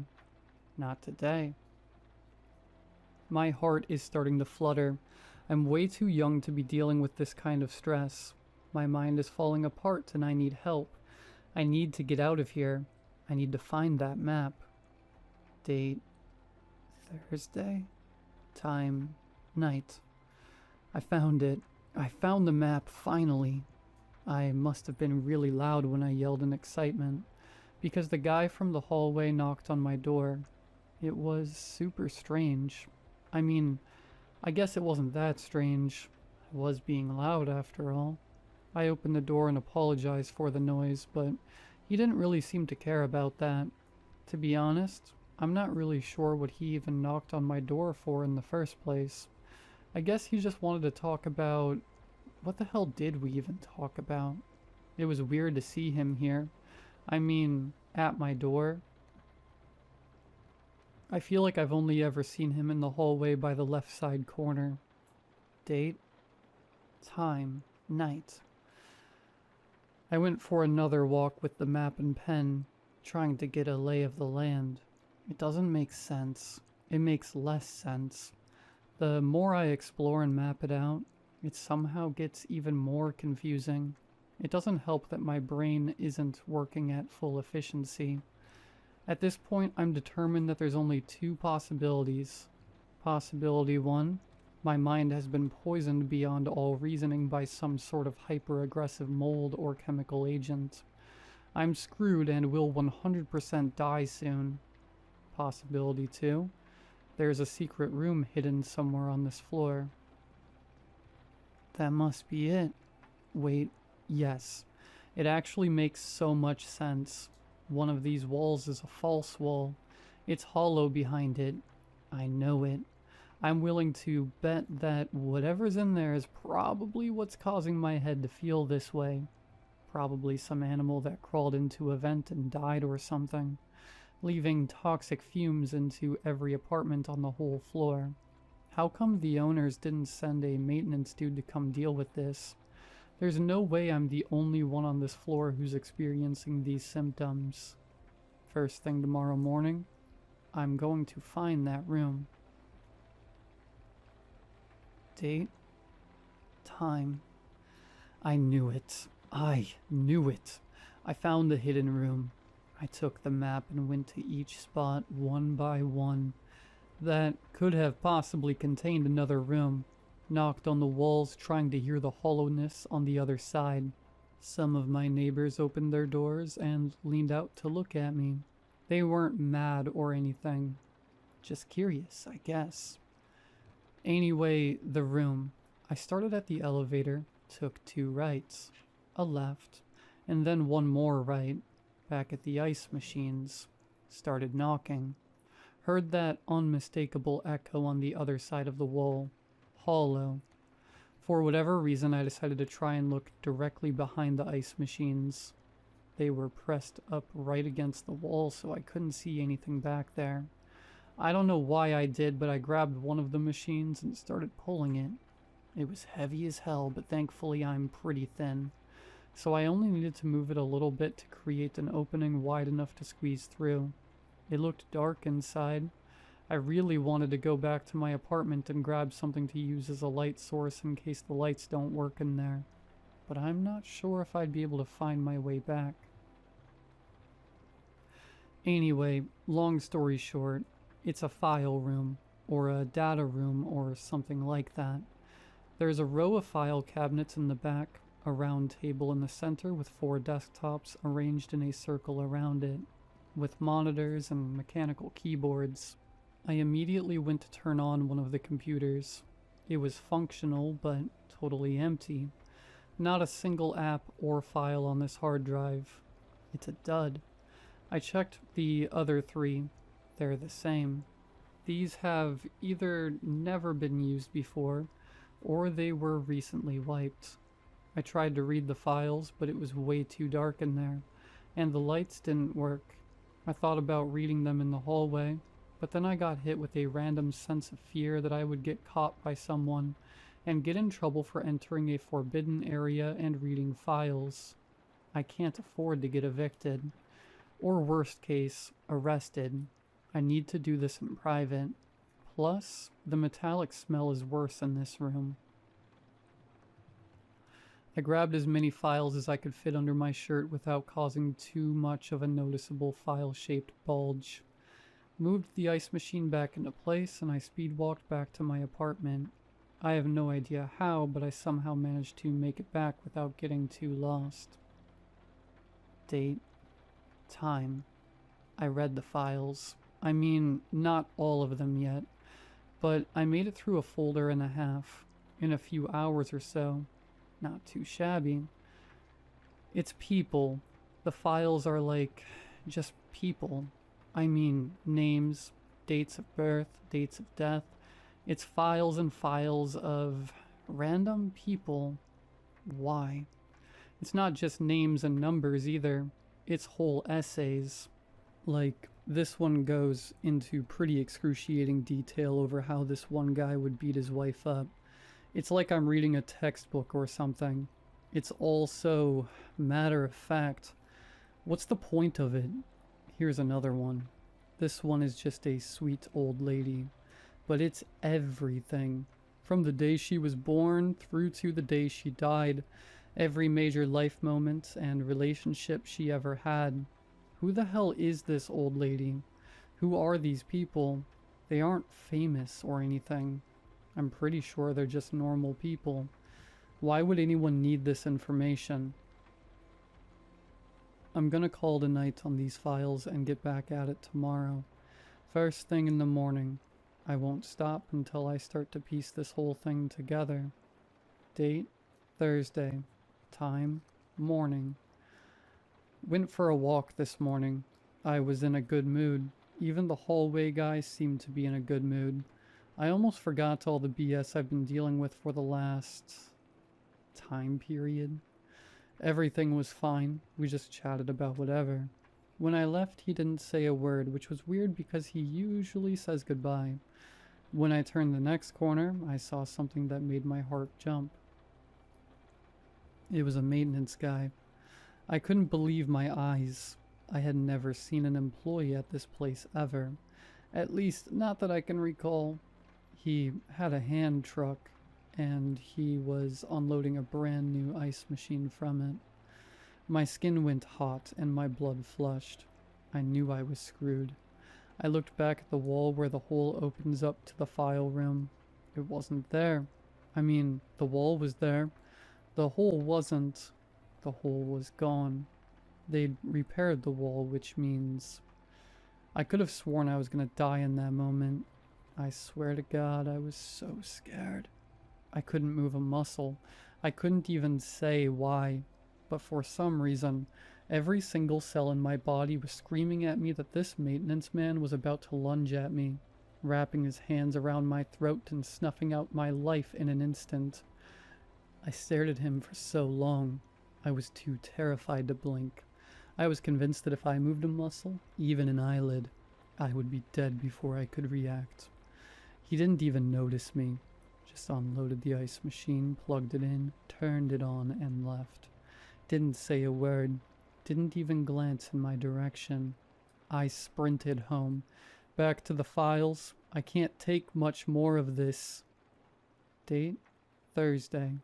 Time, night. Spent all day going through more files. It's nothing. Just people. Good people, bad people, old people, young people. It doesn't matter. It doesn't matter. What does any of it have to do with anything? Gonna keep going. There's got to be something important here. I feel like I'll know it when I see it. Date, Sunday. Time, midday. That's it. I finished the files. I read every single paragraph. It's just biographies. Nothing more. I've gained nothing from this. What the hell am I doing? I tried calling the doctor again. Still no answer. Infinite ringing. Are my calls even leaving this building? I'd have no way of knowing. If I could figure out a way to... This smell is making my head spin. I'm starting to be able to taste it. Date. Time. night. It's the middle of the night and I woke up screaming. I was having a horrific dream. Like, so bad that it made even this BS I'm dealing with seem like a walk in the park. It was... I can't almost even describe it. I was totally helpless, and... never mind.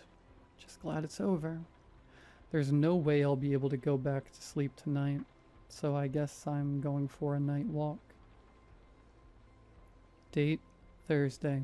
Time, night. I ran into the hallway guy during my night walk. Scared the crap out of me at first, truthfully. I came around the corner and almost had a heart attack. He was standing there the same way he normally does, leaning against the wall on his shoulder. He didn't say anything at first.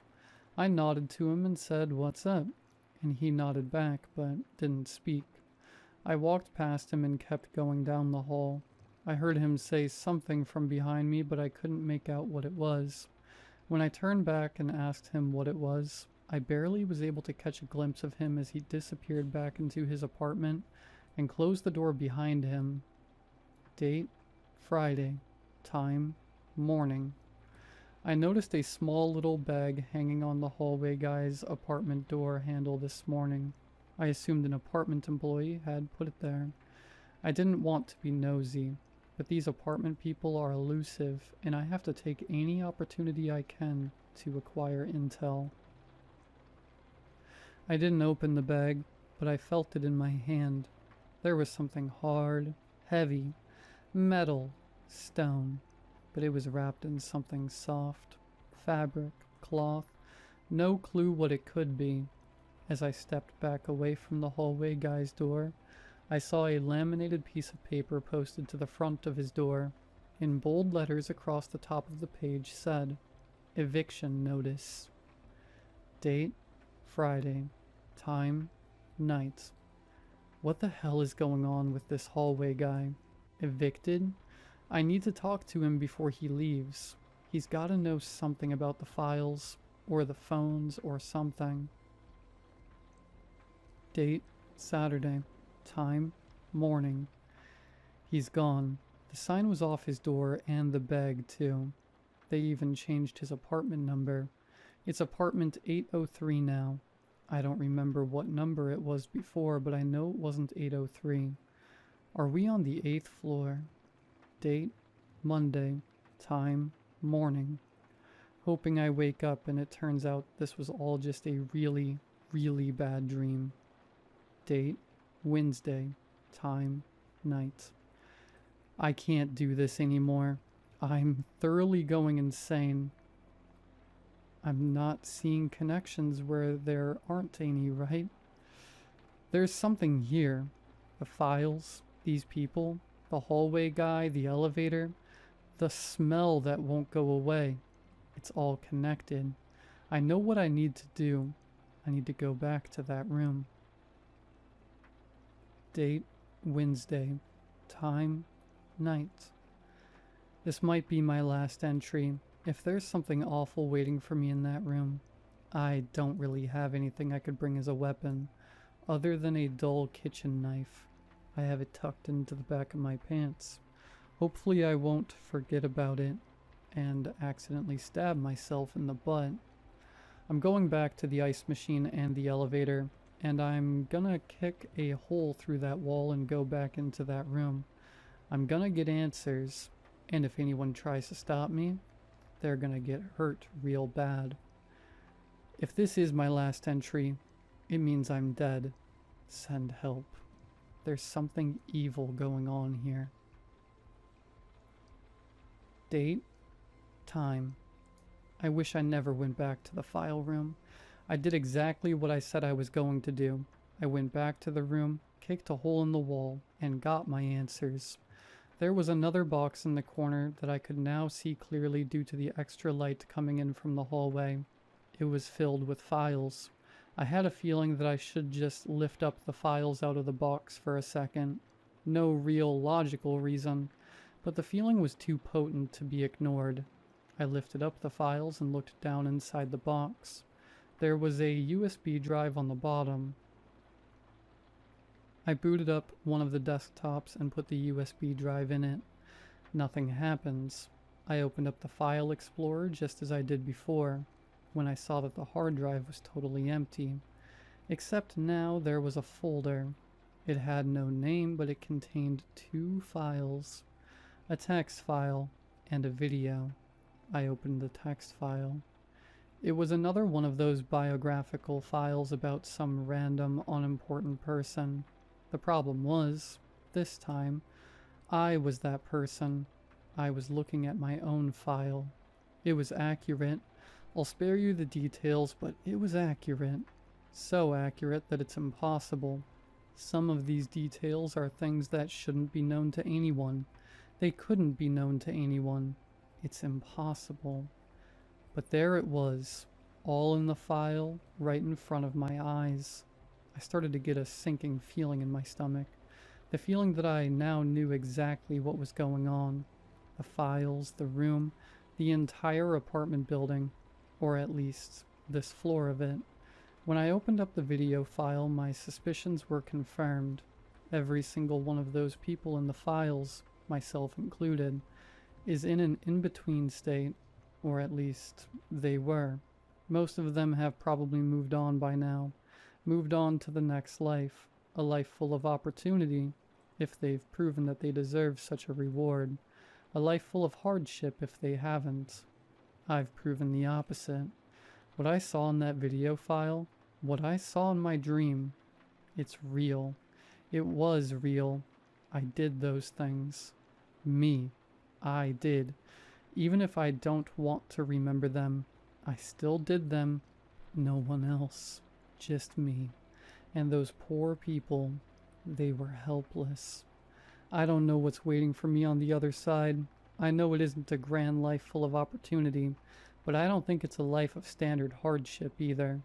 I think there's something different in store for me, and it's exactly what I deserve. I found the eviction notice on my door the next day. Bag on the handle, too. I opened it up and found a bundle of stained gray cloth. I unraveled the cloth and opened it to reveal my prize. My reward for all the effort I went through, mapping the floor and scouring through endless files. The elevator key.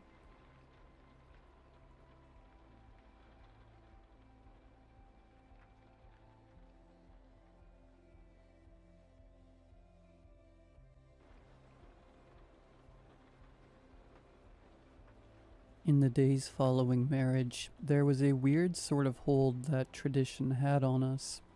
Custom dominated sense, and culture preceded reason. One of those traditions was that the bride had to be fetched to the groom's village at midnight. Always midnight.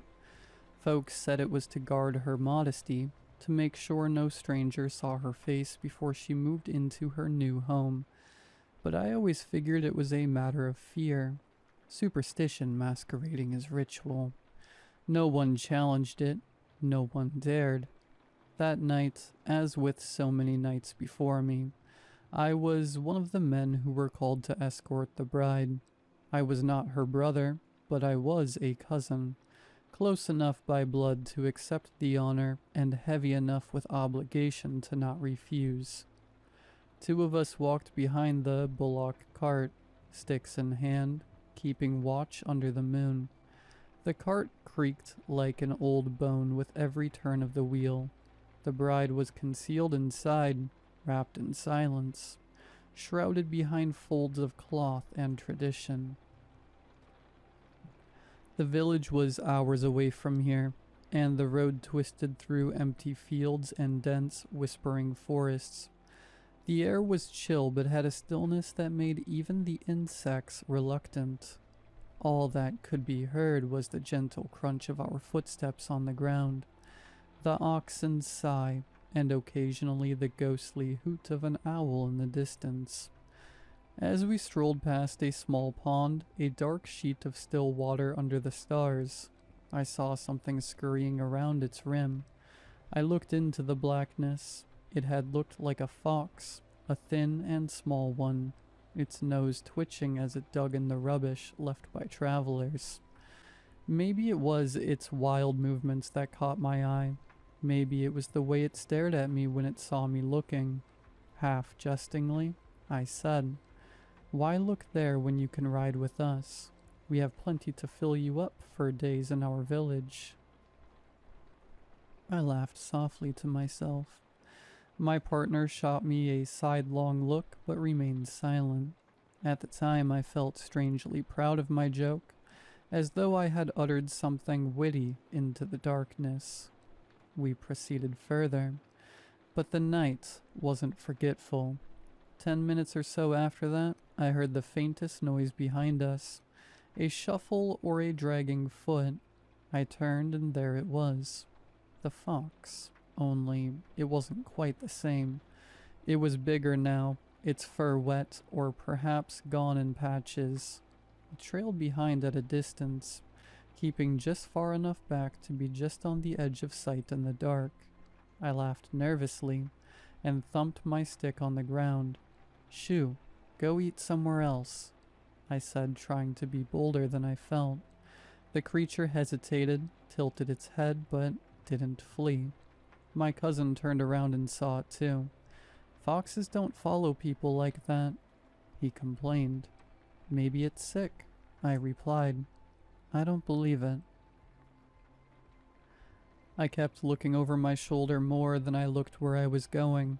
The beast trailed behind, steady and slow, as if it were somehow held to us.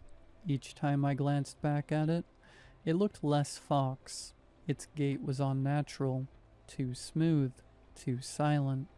Its eyes had lost that animal glint and now simply reflected nothing. No fear, no curiosity, nothing. Then came the moment that changed everything. I turned once again, and what I saw rooted me to the ground. It was not a fox. It was not even a beast. It was on 4 legs, but its body was naked, smooth and long. Holes pockmarked its skin, as if decay had taken a hold years ago, but it still had a purposeful movement. It was the length of a calf, contorted and curved in shape, but appallingly alive. It looked at me as if it had heard the joke I had told and had accepted the invitation. I remained there. My heart was beating so fast that I was afraid to wake the bride. My cousin bent forward and whispered, What is that?" But I couldn't answer. I knew in my very bones that we could not bring it into the village, so I did the best I could think to do. I approached it slowly on foot, shaking with every step. I placed my stick in front of me as a sign of surrender, then went down on my knees. "Please," I whispered, "I've done something wrong. There is nothing there for you where we're going. I've made a false statement. Don't follow us, please." The creature didn't move. It stared at me, empty eyes unblinking. For a moment I was convinced it was about to pounce, but then, with a slight shift of its odd head, or perhaps a readjustment of its odd body, it wheeled westward and left. No noise, no sign, silent and away. It disappeared into the darkness, consumed by the night. I just stood there for what seemed like forever before I could walk again. My cousin and I never said a word to one another as we walked. We did not even glance to see if the beast would return. We did not care. 1 week later, word came from the west. Village after village, sick, people dying in scores.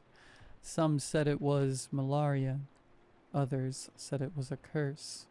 I remembered the holes on that creature's skin, the way it walked, the silence it carried with it. I remembered what I had said, what I had invited. Was it me? I kept asking myself over and over. Did I unleash something? The shame clung to me like dust, heavy and smothering. I starved for days. I could not sleep without seeing its face, or what amounted to one. Each evening I caught myself gazing out to the west. half hoping to see its shape materialize on the horizon, coming back to claim the rest of what I had vowed. Years went by, and the sensation never faded. The bride and groom went on with their lives, and other people quickly forgot that evening. But I did not. I could not. Certain errors diminish with the passing of time, but some cast a shadow. I had laughed in the darkness, and something had listened, something that did not laugh. And now, even years later, I find myself wondering, was that thing the disease carrier? A ghost? A demon? Or was it something created by guilt, born from a coincidence so terrible it could not be overlooked? I don't know. All I know is this: some invitations are not meant to be spoken, and if they've done so, they cannot be taken back anymore.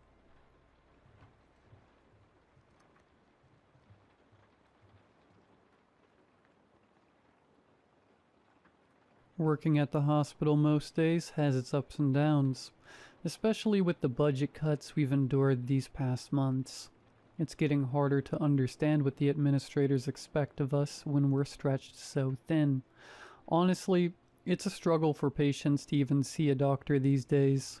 It's difficult to reconcile that a system meant to care for people so often just guesses. So often it shrugs. What I've learned is this: the only thing that saves a patient anymore is a doctor bending the rules, or one of us nurses actually putting in some work. It started small, these unconventional methods. A burn victim came in, and we had no available rooms, no proper anesthetics, just me and 3 other nurses scrambling for a solution. Then I thought of something: nearly expired experimental medications for pain relief for chemotherapy, stockpiled for another department. The others hesitated. It was a risk, but it worked. The patient recovered. Slowly they came to see things my way.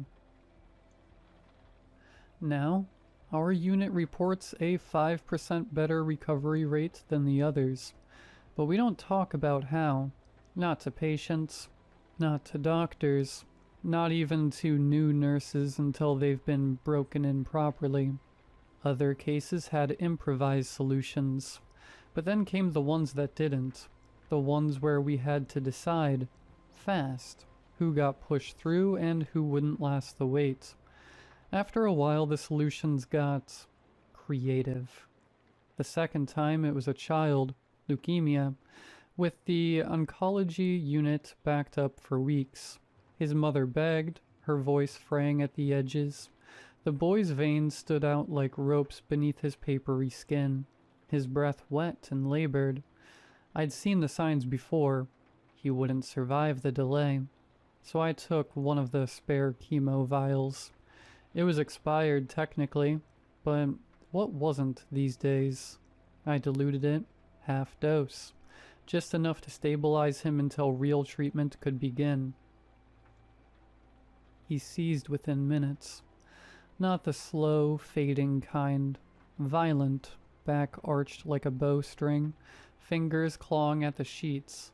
We pinned him down, shoved a bite guard between his teeth. His mother screamed.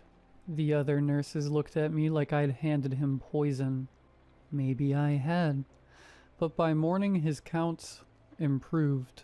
The oncologist called it an unexpected remission. The mother cried in relief. Nobody asked questions. It was after the kid that I started paying closer attention to the chemo vials. The drug name was on familiar startup's logo, a snake eating itself. When I asked admin about the stash, they just shrugged. Probably a trial batch. Don't overthink it. The other nurses hesitated after the seizure. Too risky, they said. But the kid lived. And when I checked his charts a week later, his counts were cleaner than any of the oncology unit's regulars. So I took a few vials home. Heavily diluted, obviously. Just enough to test. I told myself it was research, that if I could pinpoint the right dosage, We wouldn't have to gamble next time. The microdosing sharpened me. I worked double shifts without fatigue. My hands never shook. I calculated dosages in my head faster than the pharmacy software. The other nurses whispered about me. How is she always the first to spot the crash? But only Clarissa watched me with real fear. She was the one who clung to protocol, even when it failed. The one who panicked with textbooks, didn't save a coding patient, then glared when our vials did. When admin announced random drug tests, she actually smiled. Joke's on her. The tests came back clean. Whatever was in those vials, it didn't metabolize like normal chemo. At the right dose, it was invisible. Perfect. That wasn't until the first patient we treated showed up. Their skin had cracked. The old burns had healed wrong, leathery and discolored. No, these were deep, jagged splits, like something inside had grown too large for the flesh to contain. They ran from the clavicle down, precise as surgical incisions, following the spine in unnervingly straight lines. Then the smell hit. Sulfur, like thick and coppery blood left to rot in a rusted can. It clung to the inside of my mask, coating my tongue. One of the nurses gagged. Another. Clarissa's hands started sobbing. I dragged her into the supply closet before she could hyperventilate. Her pupils were blown wide, her breath coming in hitches. "Look at me," I hissed, squeezing her wrist too tight. "You say one word to admin, to a patient, to your priest, and we're all done. You understand? No severance, no references. Don't forget how the job market is like now. You'll create a black mark that will follow you to every hospital in the state." She nodded, tears cutting clean tracks through her foundation. Good. But later, alone in the staff bathroom, I peeled off my scrubs, pressed my fingers to the base of my own neck, where the skin had started to itch. I gathered the nurses one last time. More patients would come, more cracks, more sulfur, more questions we couldn't answer. The vials had to disappear. Every record, every note gone. I made sure of it. What happened to that man was wrong, yes, maybe even sinful. But what choice did they leave us? We wade through death every day. We kneel beside it, stitch it shut, send it home with a smile and a prescription. If we hesitated every time the rules didn't fit, the morgue would overflow by Tuesday. The meeting ended at midnight. I stayed behind. Security helped me load the expired inventory into the van. $100 silenced their curiosity. Now alone I had to bury it. I stopped for gas. That's when the itch spread. It started at my neck, then slithered down to my elbow, slow and deliberate, like something crawling under my skin. I scratched until my nails caught my dampness, pulled back my sleeve, oozing a wet, glistening split, barely a hair's width, but deep, too deep. I turned my head. The stench hit me like a fist, sulfur and spoiled meat. It was back. I slammed my hands against the steering wheel, once, twice. The pain grounded me. In the rearview mirror, the vials gleamed. I reached back, fingers trembling, and felt the crack widening beneath my collar. I made it home just as the itch became a fire under my skin. Parked crooked in the driveway, brushed past my husband's questions, my daughter's outstretched hand, locked myself in the bathroom. Strip, inspect, fix this. The mirror showed the truth, jagged fissures branching from my neck to my ribs, weeping that same translucent ooze. The smell had already seeped under the door. A knock. "Honey, you okay?" Fine. My voice didn't sound like mine. Order the pizza. The shower hissed to life. I scrubbed until my skin burned, but the ooze clung like oil. My daughter's voice floated in, muffled.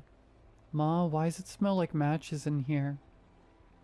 Then the solution, a single 50 ml vial tucked behind the towels. I drank it. The reaction was instant. My bowels turned to water. The cracks hissed, edges fusing like melted plastic. Pain gave way to numb, blissful relief. Ma, pizza's here. I leaned against the tiles, breathing hard. The vial had worked. For now. I started to grow nervous about how long I would need to take the vials to prevent the cracking. Maybe I could trace the manufacturer, find a generic, something to make it feel less nameless. But every search hit a dead end. No website, no FDA listing, not even internal inventory records. The department that originally asked us to store it couldn't explain where it came from or why. I kept searching. Through pathology reports, procurement records, even my own tampering with the vials, and nothing. Every attempt to dilute the dose, to ration it, only made things worse. The cracks came back faster, deeper. One night they split me open across the abdomen. I barely made it to the bathroom before I vomited on the tile, choking on the stench. You just never get used to it as soon as you catch a whiff. Work didn't get easier.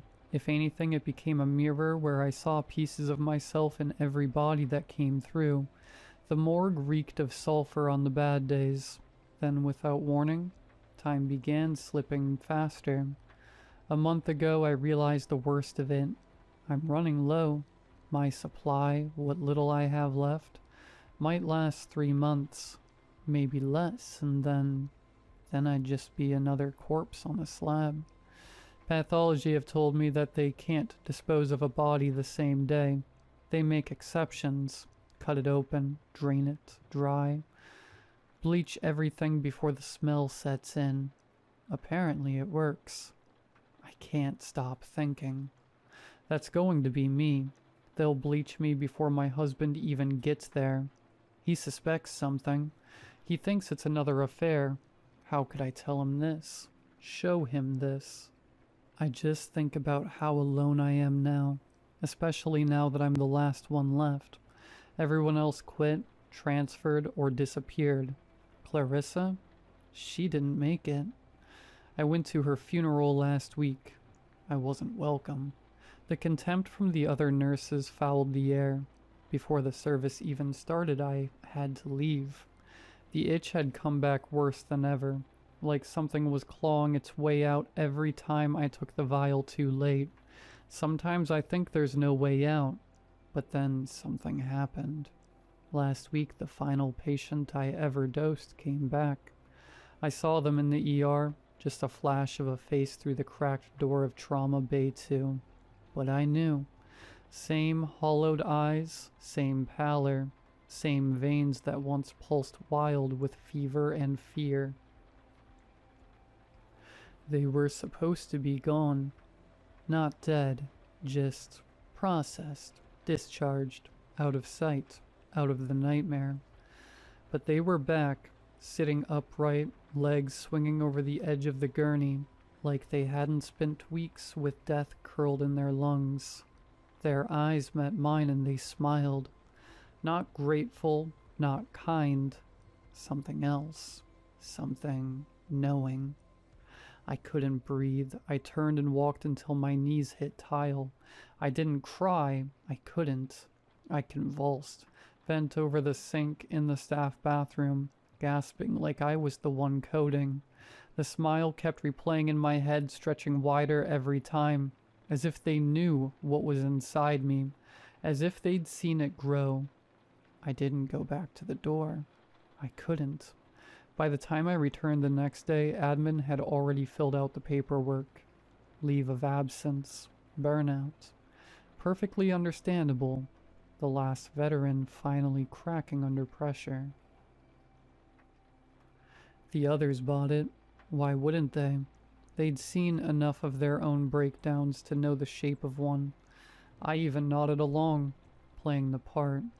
It was easier than the truth. That I'd seen a ghost come back wearing flesh I helped rewrite. So now I'm home, resting, recovering. Just long enough to die in private. I'm not sure what else I can do to stop this.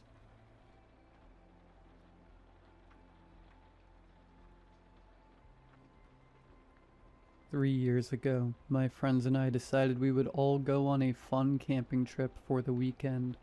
Like most friend groups, we had a group chat where we discussed plans and other random topics. Typically, our plans were made last minute. Somehow, planning ahead never worked out for any of us.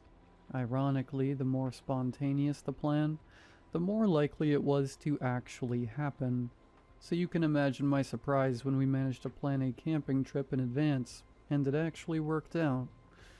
All of our parents said yes, and no one had any games or school commitments to worry about. We scheduled the trip for a Friday evening, planning to spend the whole weekend outdoors. When Friday finally came, we were all excited. Some of my friends brought tents and fire starting gear, while others packed safety equipment, just in case. The only downside? We had to hike a trail to reach the campsite. I had work that night, so I was the last one to start the hike. I got off at 8:30 p.m. and made it to the trailhead by 8:50. The hike would take an hour at most. Keep in mind, I lived in Colorado, so wildlife was always something I had to watch out for. But little did I know, wildlife would end up being the least of my concerns. As I started along the trail, my mind began to race. I'd always been someone who overthought everything. My thoughts spiraled. What if a bear comes out and eats me? What if my blood sugar drops and we're out of snacks? What if someone is stalking me from behind the trees? Eventually those thoughts faded, and I found myself more focused on the music playing through my headphones. As I kept walking, I realized my blood sugar was actually starting to drop. I stopped for a quick snack break and sat down to rest. I've been a type 1 diabetic since birth, ever since I was 18 months old, when my pancreas decided to retire early. My life was revolved around managing sugar intake. All that really did was turn me into a sneaky kid who constantly found ways to sneak sweets. Sometimes I wonder what it would be like to be normal. But then again, this is my normal. I don't have a single memory of life without diabetes. If anything, not having it would feel abnormal to me. Maybe I wouldn't be the punching bag of the group if I didn't have it. Maybe my mom wouldn't carry so much guilt over it. Either way, there's not much I can do. It's just the crappy hand I was dealt. Once my blood sugar was back at a reasonable level, I stood up and continued down the trail. But after a few minutes, I stopped. My surroundings felt off, uncomfortably unfamiliar. I looked at the map I was using and realized I'd taken a wrong turn. I had been walking in the wrong direction for nearly the entire hour this hike was supposed to take. A chill crept through me. It felt like freezing water was being pumped through my veins. My mouth went dry, and my heart pounded so hard I could feel it in my head. Crap. Okay, this isn't a big deal. I muttered to myself, trying to stay calm. I just walked back until I reached the points where I went off course, then take the right path.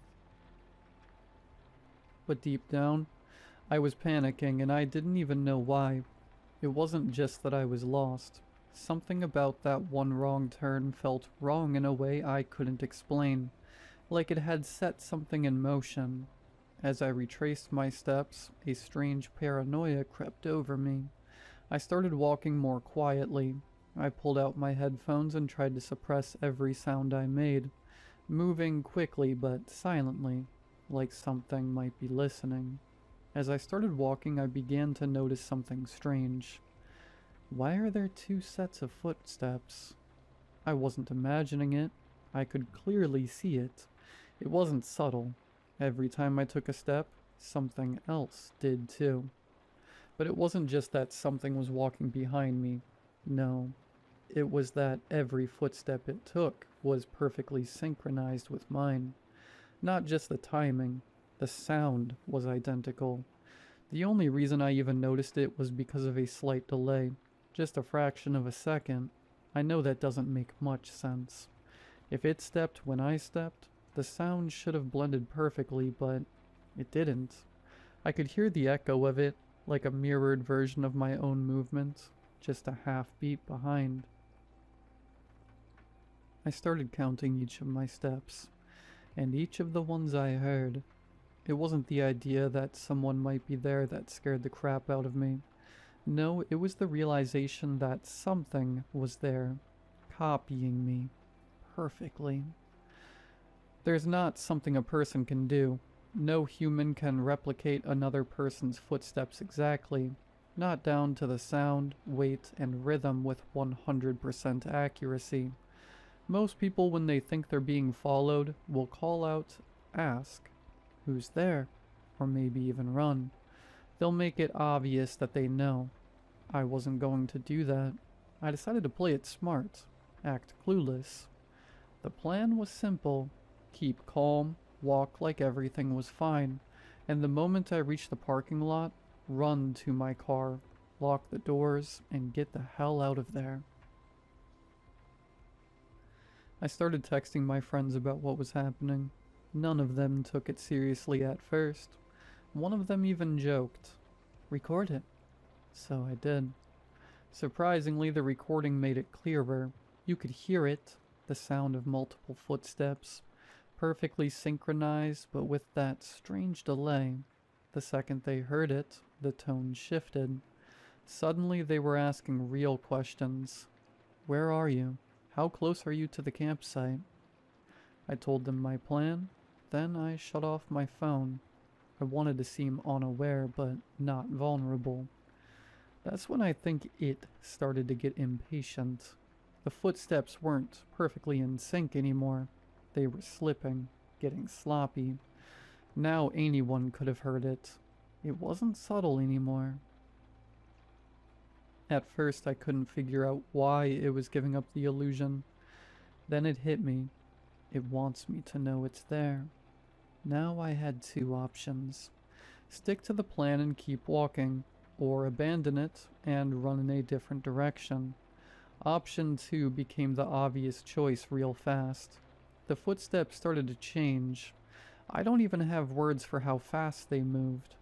Unreal, like something out of a nightmare. But the worst part? They weren't behind me. They were in front of me. This entire time I had been walking toward it. I never saw it. It was too dark, but I heard it running straight at me with that impossible inhuman speed. And that's when the real fear hit me. I can't even begin to describe the fear I felt. It wasn't just the kind that makes your heart race. This was deeper, primal. My chest tightened so hard it felt like my ribs were closing in on my lungs. My heartbeat wasn't just pounding, it was slamming, like it was trying to break free from my chest. Every beat hurt.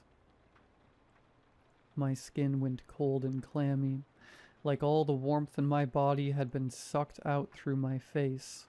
It felt hollow, like my skull was trying to collapse in on itself. My mouth was so dry it felt like sandpaper, like I hadn't had water in days. Even my thoughts weren't normal.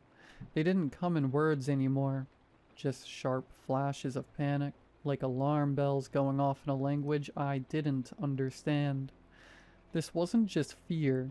This was my body reacting like it knew something was wrong, something it couldn't see but felt. I bolted off the trail and into the woods.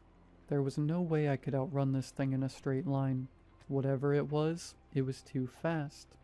I ducked between trees and ran in every direction I could. desperate to break its line of sight. I don't know how long I ran. Minutes, hours. My lungs were on fire, every breath a knife in my chest. I finally stopped when I realized the footsteps were gone.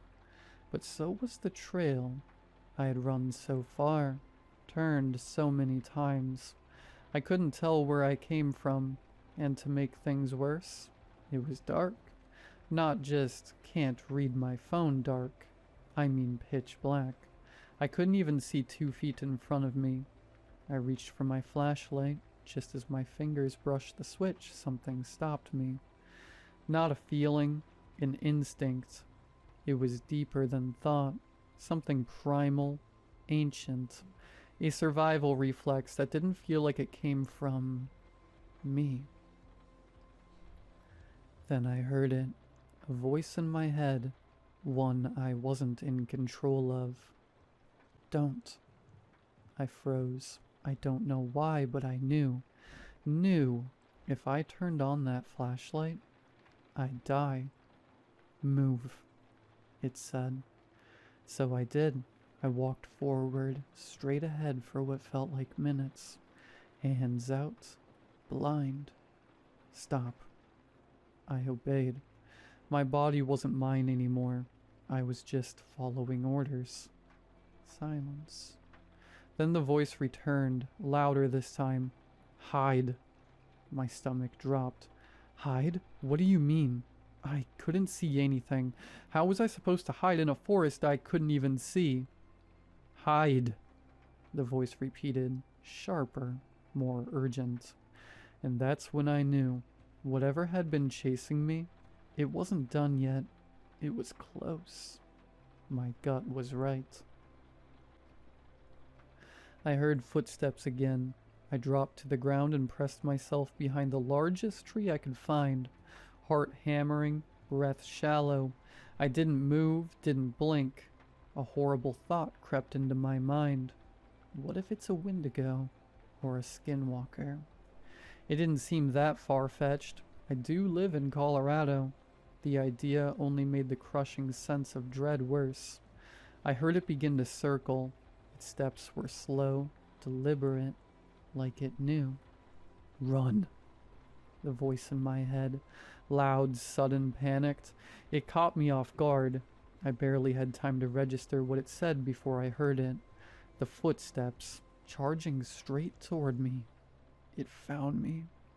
I ran. I zigzagged wildly, cutting through trees, not caring which direction I went, just moving, fast and erratic. I ran until my legs burned and my lungs begged for air. Then I stopped. I collapsed to the ground, crouched behind a thick brush, too exhausted to go any further. I could only pray I had lost it, that maybe, just maybe, it gave up. That's when I heard it. An ear-piercing scream ripping through the silence of the woods. It came from behind me, close but somehow distant, like it echoed from somewhere it shouldn't have been. I froze, paralyzed by fear, waiting for the voice, the real voice, to guide me. And then I heard something else. James, is that you? Eric. It was Eric's voice. My friend. Every ounce of fear drained from my body in an instant. Relief flooded through me. I was just about to jump out, call out to him, but then the voice returned. Don't. Why did it say that? I listened anyway, and within seconds I realized why. It was there, looking for me. That didn't make sense. I had just heard the scream behind me not even seconds ago, and now Eric's voice. But it wasn't him. None of it made sense. Before I could spiral any deeper, something pulled me back to the present. Something far worse. I could see it now, and this wasn't a Wendigo. It wasn't a skinwalker. It wasn't anything I could recognize. It was tall. No, inhumanly tall. Its limbs stretched so far they nearly touched the ground, and its fingers dragged through the dirt with each movement. The nails. God, the nails. They were long, jagged, soaked in something dark. Blood, maybe. And they weren't just sharp. They looked designed to tear through flesh. But the worst part? I couldn't even see its face. It was so tall, its upper half disappeared into the tree canopy. Its torso was skeletal, thin, bony, and its skin had the texture and color of bark, almost perfectly camouflaged in the night. I began to inch away, slow and silent, but then, snap. A twig underfoot. It heard it. No, it reacted to it instantly. It didn't turn like a person. It didn't move naturally. Its entire body stopped, frozen mid-step, and then just its neck turned. Long, so disturbingly long. It peered down at me. The rest of its body didn't move, only the neck twisting at an unnatural angle. I didn't wait. I didn't want to see its face. I ran. The voice screamed in my head again, this time with pure, urgent panic. Run! The footsteps came fast. Too fast. They didn't sound like running.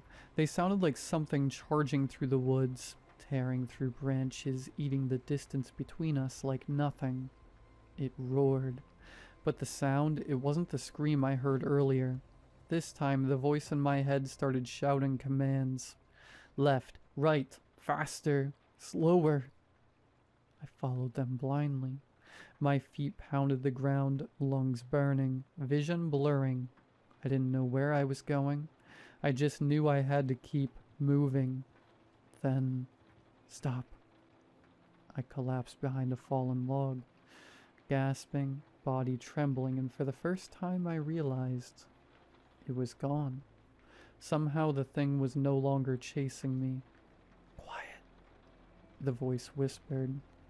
I obeyed, not a sound, not a breath too loud. Then another word. Snack.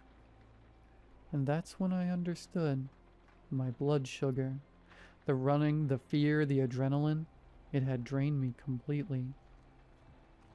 I was crashing, and if I didn't eat something soon, I wasn't going to survive, even if the monster didn't get to me first. I pulled out a candy bar and began eating as quietly as possible. It had been a good 15 minutes. The voice had gone silent and everything around me was dead quiet. Not peaceful, not still, just wrong. I tried to reassure myself that I was going to make it out alive, but no matter what I told myself, I couldn't shake the feeling. I couldn't calm down, because in my gut I knew this only ended one way. Listen. The voice returned, cutting through the silence like a blade. I listened, and then I heard it. James. The voice was uncanny. Have you ever watched the Mandela catalog? It sounded exactly like that.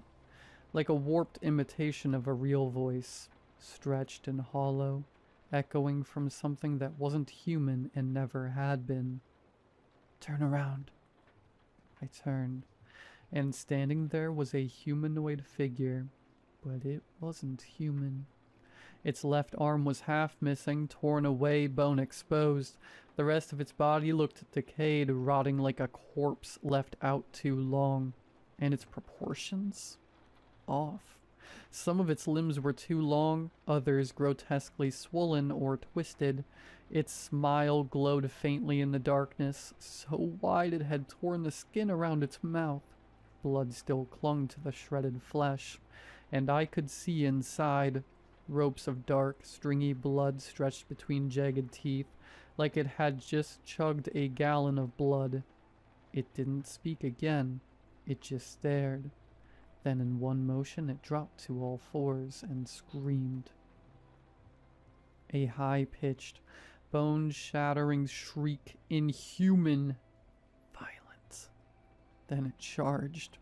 I didn't even get the chance to run. It was too fast. It grabbed me and then... nothing. Just the sound of flesh tearing, pain, then darkness. I woke up in agony. Every inch of my body hurt. The first thing I noticed was the light, broad daylight pouring in from behind me. I was lying at the entrance of a cave. Next to me was a pile of bones, definitely human. In front of me, nothing but pitch blackness. The cave stretched deeper than I could see. I didn't have time to process anything before I heard it again. That thing.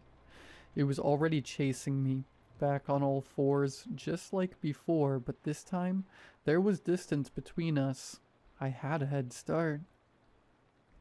I pushed myself to my feet, ignoring the pain, and ran, faster than I ever have in my life. It screamed again, a horrible, piercing scream that ripped through the air. It was so loud I thought my eardrums would burst. But then I noticed something. The scream wasn't behind me. It sounded like it came from in front of me. I didn't look. I just kept running, my feet pounding the trail until somehow I made it back. Back to the parking lot, back to my car, and the police were already there. They rushed me, took me in. I was barely conscious by that point. I hadn't realized just how messed up I really was. The thing had bitten a chunk out of my shoulder. Deep, ragged scratches tore across my back. Some of the wounds were already infected. They asked me what happened. I lied. What was I supposed to say? The truth? That a monster in the woods stalked me for a week and left me to die in a cave full of bones? They'd have locked me in a padded room. But as they questioned me, I learned something that chilled me deeper than anything else had. I had been missing for a week. A whole week, and somehow I survived, which made no sense. I didn't have my backpack. My insulin was gone. My pump was missing. There's no way I could have gone a week without it. No way I could have gone that long without water. Yet I did. Somehow. Recovery was long and hard. Therapy was even worse. Eventually I told the truth. The therapist gave me the usual canned response. Trauma interferes with our memory. Yeah, I know what I saw. She made me talk about it a lot. And that's when I started putting the pieces together. The screams, the voice in my head, what I thought was a guide. It wasn't guiding me out. It was leading me deeper. There weren't just one of those things. There were two. Every time I heard that scream, every time I thought it was in front of me, it was actually right behind me. They played with my perception, bent my senses, used sound and hope to trap me. They weren't hunting me for the kill. They were playing with me. And I think that's the part that breaks me the most. They kept me alive on purpose. They let me wake up again and again. I wasn't unconscious for a week. I wasn't sleeping that whole time. I kept waking up. But every time I opened my eyes, it was night. Every time I'd forget what happened the time before. And every time the chase would begin again. Sometimes I'd run, sometimes I'd hide. Sometimes I'd hear a loved one's voice calling out to me. Eric, my mom. But they weren't real. The second creature, whatever it was, it mimicked them, used their voices, their faces. It gave me hope just long enough to lead me into the jaws of the other. Every night the game reset, and every time I lost. I know this now because the memories are coming back, slowly in flashes and dreams. I wasn't asleep for a week. I woke up 7 times, 7 nights, 7 rounds of fear, pain, and false hope. I even went into the cave, the same one it always came out of. I think I lived in it for some of those nights. The memories are still blurry, but here's what haunts me the most. Why was the last time different? Why did I wake up in daylight?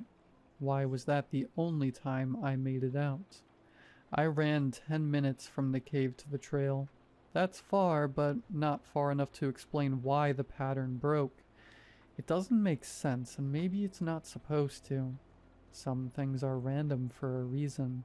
Some horrors don't follow rules. This is just what I remember, my perspective. But I know one thing for sure. It's over now.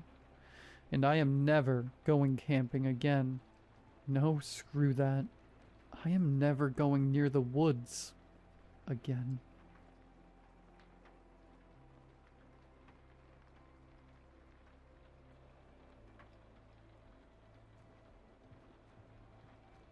The maelstrom's fury rode the black swells of the North Sea like something cursed.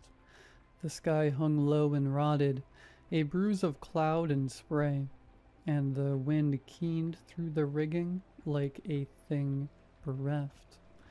I'd worked the docks long enough to know the sea's moods, but this was different. The water heaved and seethed, cold as a grave, and the rain came slantwise, needled and relentless, harrowing our faces raw. We'd drag the nets for hours, the steel doors clawing the seabed, the boat shuddering like a dying beast as it hauled its burden. Cod and haddock thrashed in the mesh, their eyes dull coins, their gills gasping the poisoned air. The stench of them was the smell of salt and rot, and the iron reek of blood gone old. Josh stood at the stern ramp, his silhouette cut sharp against the gray void. Time and the sea had worked him into something gnarled and unyielding, his face a web of fissures, his hands like tarred rope. He spat into the churn and barked my name. Aiden, get down here. The deck pitched underfoot as I clambered to him, the boards slick with gurry and rain. The winch screamed like a thing in pain, its gears grinding as the net breached the surface. It writhed there, bloated with fish and weed and darker things, the cables groaning under the weight. Josh gripped the net's edge, his knuckles bone white, and I took my place beside him.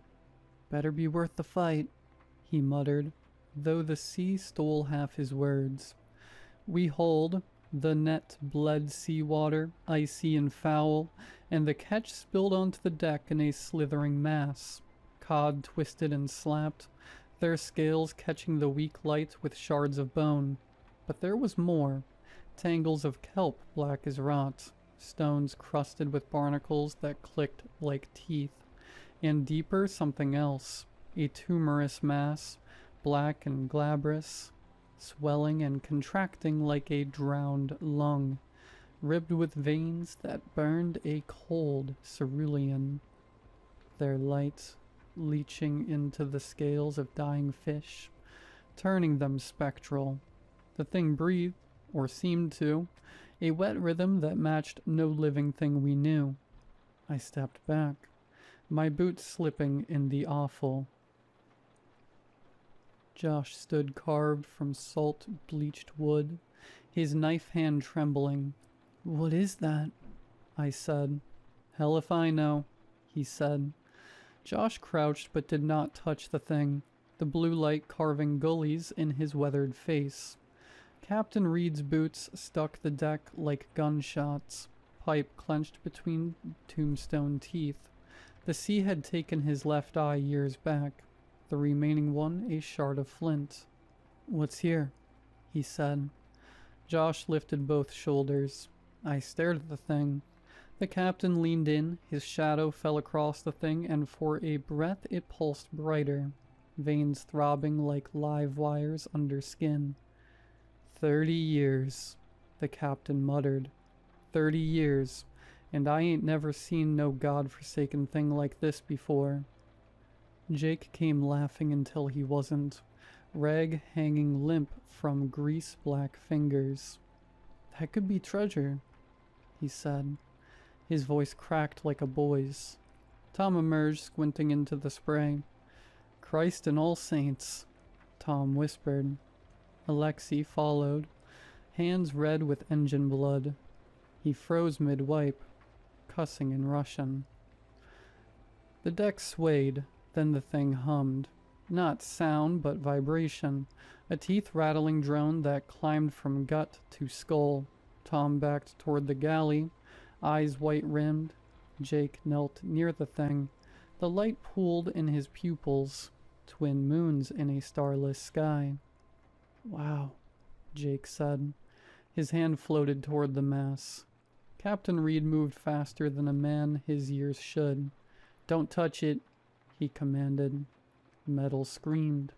The winch shuddered, cable snapping taut. The Fury listed hard, deck tilting like a coffin lid. Men scrambled. I fell against the rail, salt blood in my mouth.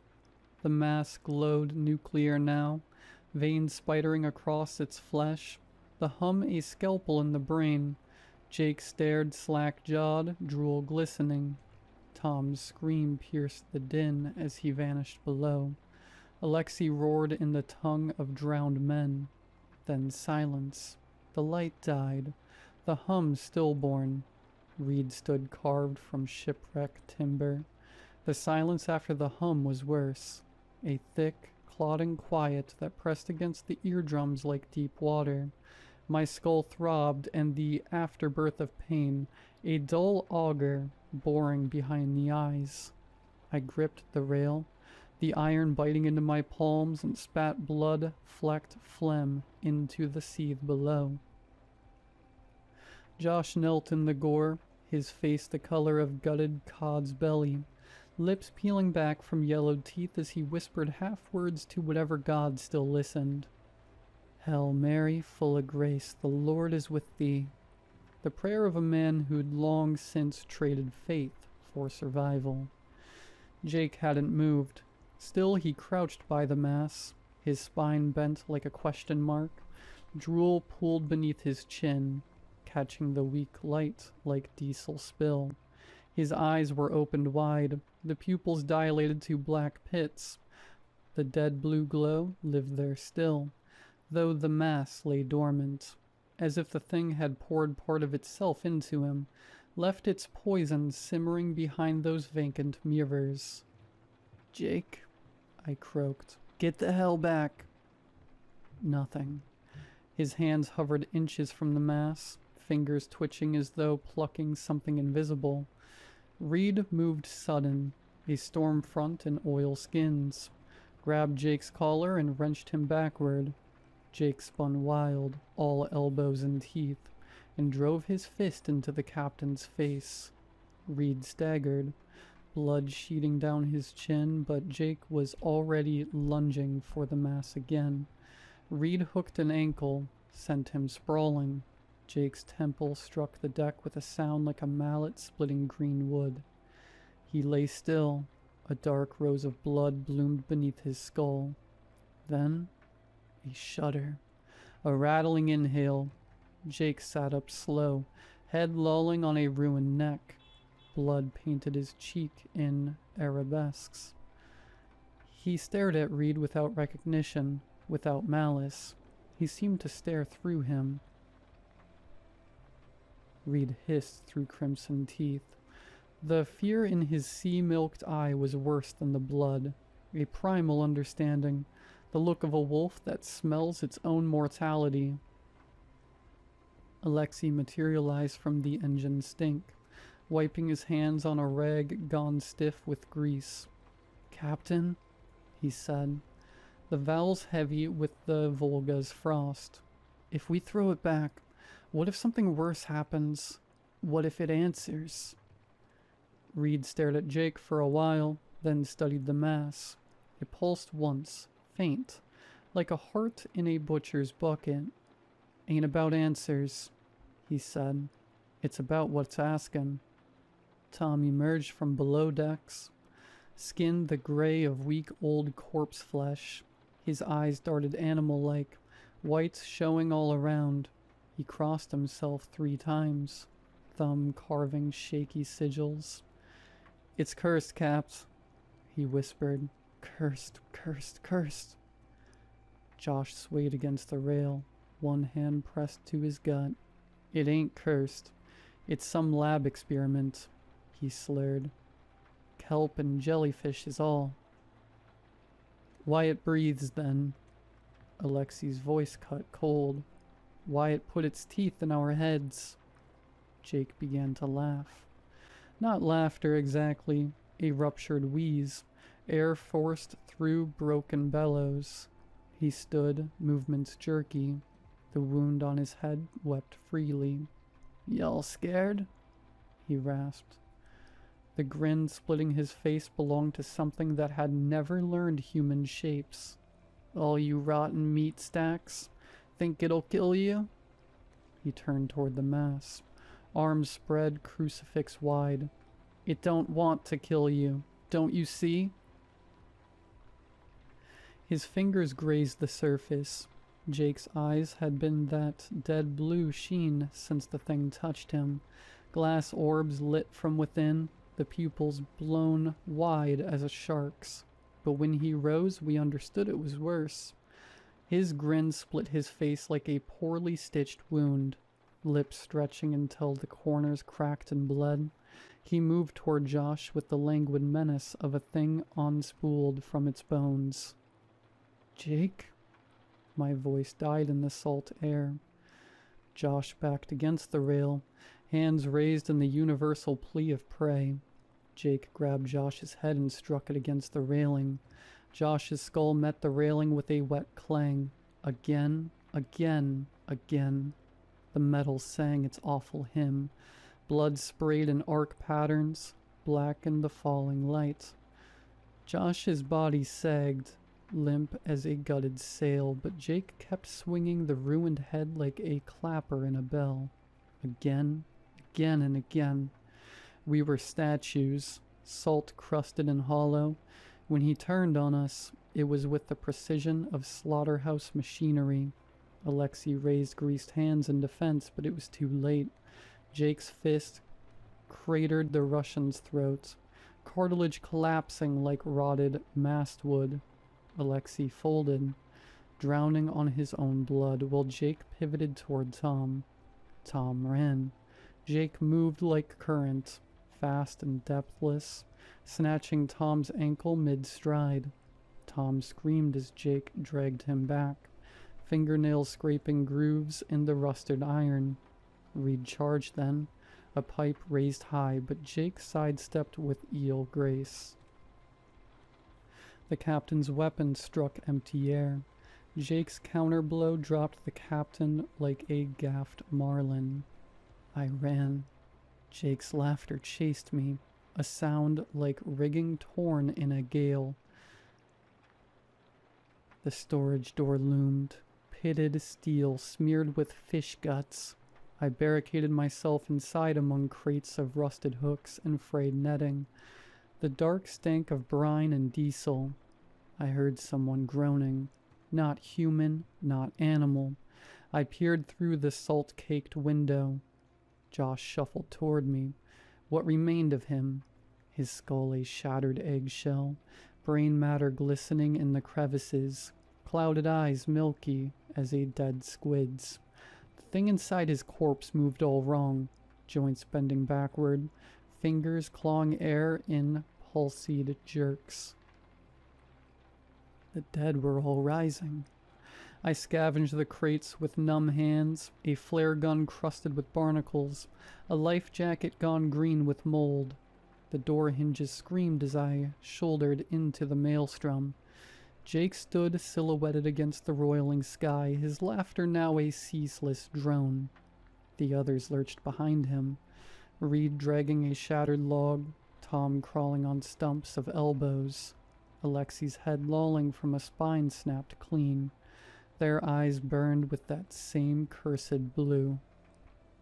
I fired the flare. A comet's tail of phosphorus red lit the slaughterhouse deck. Jake turned, his grin splitting wider, and in that hellish glow I saw the truth.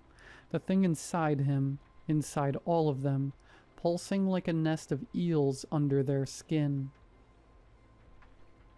The life jacket clung to me like a dead man's embrace as I vaulted the rail. The black water opened its maw. The sea stretched endless and gray, a roiling purgatory of water and sky. The maelstrom's fury lay hull down on the horizon, a blackened tooth jutting from the maw of the deep. The life jacket bit into my ribs, its buoyancy a meager blasphemy against the hunger of the waves. My legs hung numb in the gelid water, dead things trailing in the current. Salt crusted my lips, blood blooming where the skin split. Hours had passed since I'd plunged into the void. Time held no purchase here, only the living and the not. Movement flickered on the Fury's distant deck. Figures lurched along the rail, marionette-limbed and wrong. Josh, Alexei, Reed, their bodies bent at angles no spine should allow, skin luminous with that same gangrenous blue that had rotted through our world. They paused as one, heads swiveling towards some silent command. They then hurled themselves overboard. Bodies struck the water with fleshy detonations. They thrashed toward me in that distant horizon, limbs churning the brine to froth, glowing like drowned stars. No cries, no breaths, only that terrible purpose. The sea claimed them greedily. Reed sank last, his milky eye fixed on me even as the dark closed over his head. Night fell. The stars blinked cold and indifferent. My gut cramped, emptiness gnawing at itself. Thirst sandpapered my throat. To drink the sea was to court death, but death kept closer company now, his breath on my neck. Dawn came leprous and pale. I raised blistered hands against the light, scanning the horizon for ships, planes, gods. Nothing but the gray forever. The life jacket chafed raw flesh. My legs had gone beyond pain to some mute abstraction of self. On the second day the driftwood came, a spar from some lost vessel, barnacled and reeking of rot. I clung to it, fingers finding purchase in the worm-riddled grain. It buoyed me when the squalls came, wind screaming like the damned.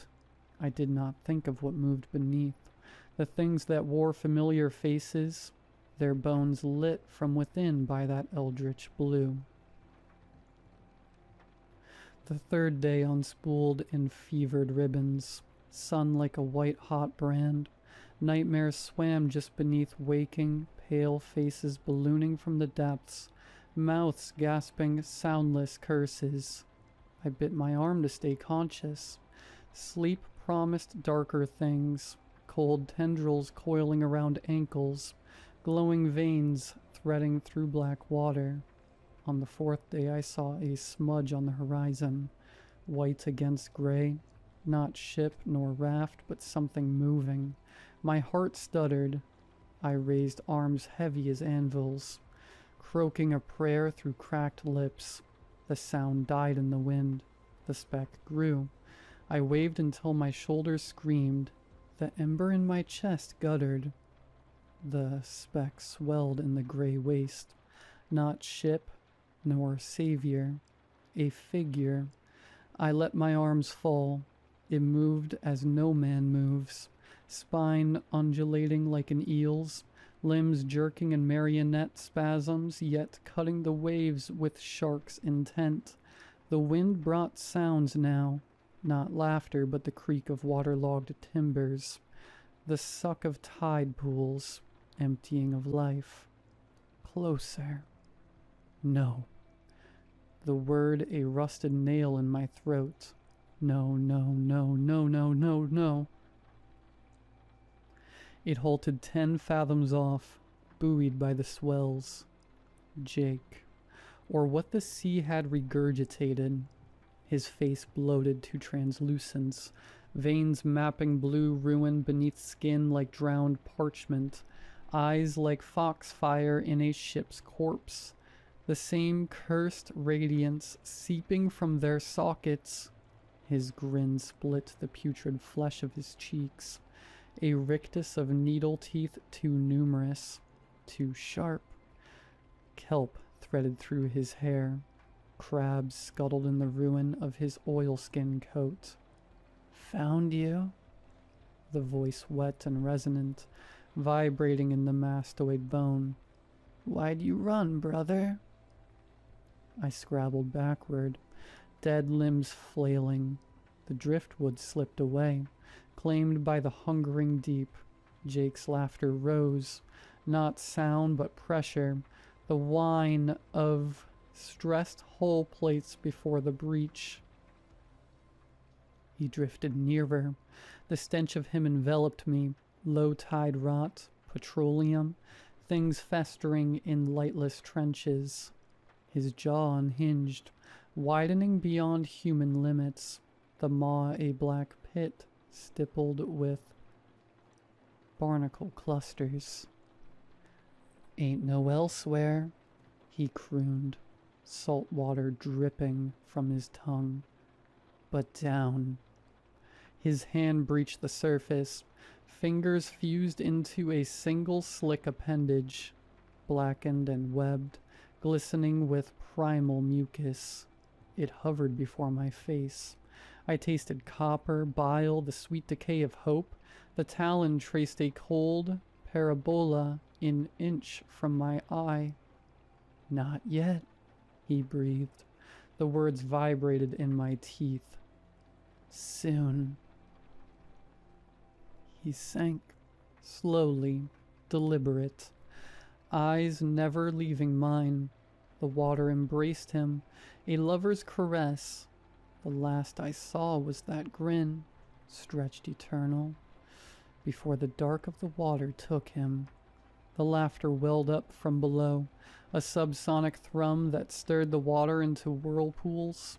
I clung to the life jacket. The horizon bled into void. The sea watched with a billion glass eyes.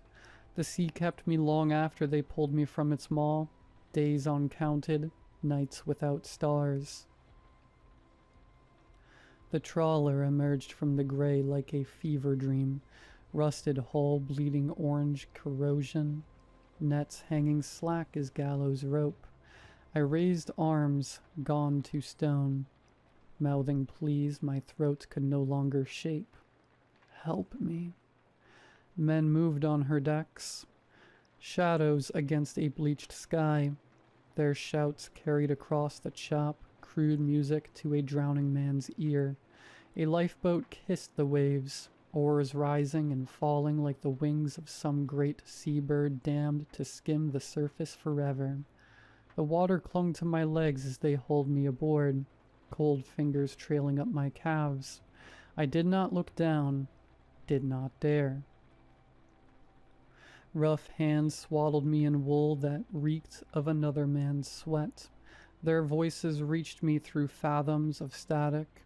"Easy now, lad. Christ alive, look at him. Get the kettle on." I stared at the planks beneath my boots, watched seawater weep through the cracks. Some part of me still floated there, adrift between worlds. Engine vibrations thrummed in my marrow as they bore me below decks to a cabin no larger than a coffin. Diesel fumes coiled in the air, thick enough to chew. A mug appeared in my hands, stained tin, liquid black as bilge. I drank. The heat scalded a path to my gut, but left the deeper cold untouched. Lucky. The speaker loomed in the doorway, backlit by sickly yellow bulbs. A face carved from wind and whiskey, eyes the color of the North Sea fog. Another tide and you'd have been crab meat. I nodded. My tongue lay dead in my mouth. Questions came in shifts. Men with fishhook scars and breath like rotting kelp. What ship? How many lost? Storm? Collision? I gave them corpse answers, dry facts stripped of blood and truth. Told of rogue waves, raging squalls, equipment torn loose in the frenzy. They wrote it down in water-stained logbooks, nodding sagely. Sailor superstitions kept their tongue still. No one asked about the marks on my arm, livid grooves where the life jacket straps had bitten to bone. The city of Aberdeen, on Scotland's North Sea coast, rose from the horizon. The docks teemed with gulls and graveyard shift workers, their faces gray under sodium lights. They put me in a white room that reeked of antiseptic lies. Doctors prodded my waterlogged flesh, spoke of exposure, shock, survivor's guilt. Police came with notebooks and narrowed eyes. I led them the same carcass story, watching their pens scratch away the truth. Reporters clustered outside like lampreys. Flashbulbs popped. "Miracle survivor," their headlines would scream. They don't know the real story, the thing that breathed in the hold, the crew that walked into the deep. Jake's grin splitting wider with every retelling behind my eyelids. Nights were worse.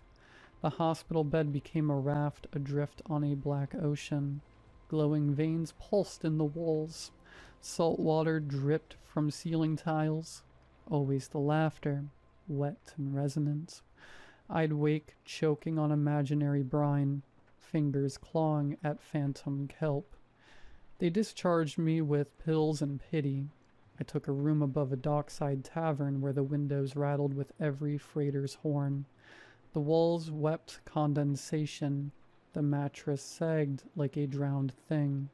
I bought whiskey by the chase, chasing warmth that always receded. Sometimes I'd stand at the window watching trawlers come and go. Their crews laughed on the docks, voices carrying up through the salt-rotten boards. Young men, foolish men, ignorant men.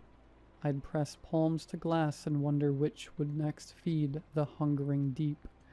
The nightmares never stopped. Jake waited in them, not as they'd found him, bloated and barnacled, but as he'd been in those last moments. The wrongness of his movement, the wet clicks of his joints. Soon he'd whisper through needle teeth, and I'd wake with the taste of crude oil on my tongue. Autumn came. The sea turned the color of gunmetal. I took to walking the docks at twilight. Past gutting tables, crusted with fish scales. Past nets hung like flayed skins. Sailors stared when I passed. They knew, not the truth, but the stench of it. That maritime's sixth sense, warning of cursed men. One evening I found myself before the Fury's berth. Her replacement rode heavy in the slip. A factory trawler named Atlantic's Bounty. Crewmen hosed down decks still glistening with viscera. I stared until my eyes burned. A mate spotted me, made the sign of the horns behind his back. I fled to my room, drank until the walls blurred. Outside, foghorns moaned their dirges. The laughter began at moonless midnight. Not memory, not dream. It rose from the harbor floor, bubbling through black water, vibrating in the pipes. I pressed hands to ears. Useless. It was inside. Same as the cold, same as the rot. I went to the window. The docks lay empty under sickly yellow lamps. Ripples spread through the dark water, concentric rings expanding toward my building, toward me. Something broke the surface. A fin, a hand. The laughter crested, drowning out the gulls, the ships, the feeble human sounds of the waking world. I reached for the whiskey, and the sea reached back.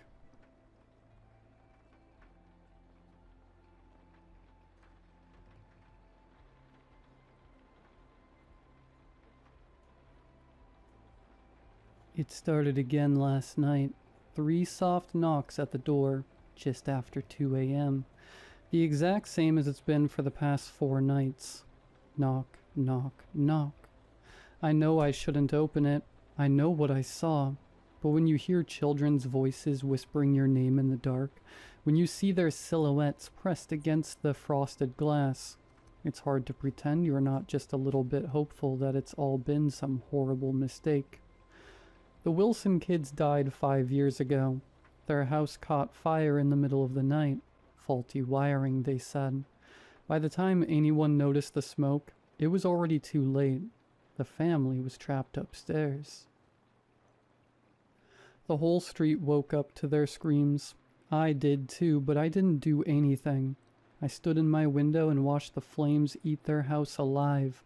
I told myself it was too late, that by the time I got outside, I couldn't have helped anyway, but I heard the knocking even then, faint and desperate, just like now. I think it came from inside the walls. The parents' bodies were found together, melted into the charred bed frame, but the kids, they were never found. Just tiny handprints on the floorboards leading to the front door. That door had claw marks in it, deep ones. The cops thought wild animals had gotten in, but wild animals don't knock. Last night I finally opened the door. There was no one there, but the knocking didn't stop. It was coming from the walls now, and it's not just knocking anymore. They're talking. I can hear them behind the drywall, giggling and whispering, scraping their fingernails along the inside. They're moving, room to room, closer. They keep asking why I didn't help them, why I watched, why I did nothing. I tried to tell them I was scared, that I didn't know what to do. They didn't like that answer.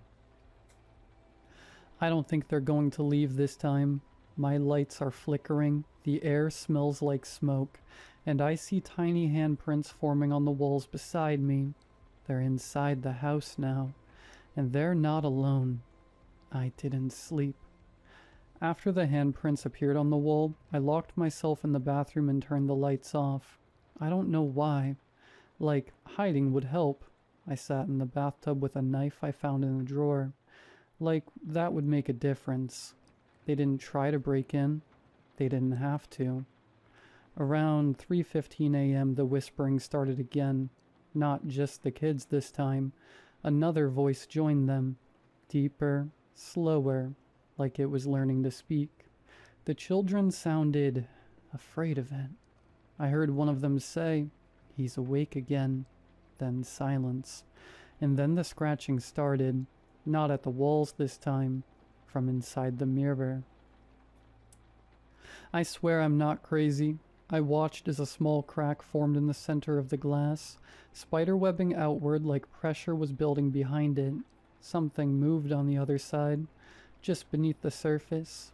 I turned away, and when I looked back, the mirror was normal again, but my reflection wasn't. It blinked when I didn't. I left the bathroom when the sun came up. I thought maybe daylight would push them back, like they were tied to the night somehow. But now things are different.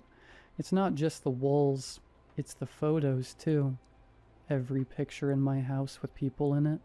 Friends, family, even old school photos. All of their eyes are gone, scratched out, but there's something worse. The Wilson kids are in them now, standing in the background, watching. One of them is behind me in the picture on my fridge, smiling. I'm in the photo too. I don't remember taking it. I don't remember ever smiling like that. I left the house around noon and drove until my gas light came on. Parked in some diner lot, an hour out of town. I've been sitting here for hours. I don't know where to go. But they do. There's a note under my windshield wiper, written in crayon. Why did you leave the door open? I didn't. I swear I closed it. Unless... No. I locked it. I know I did. I'm going home now. I have to. I think whatever was with them got out. I think it's wearing me, pretending to be me. And if that's true, then who's been driving my car for the last 10 minutes?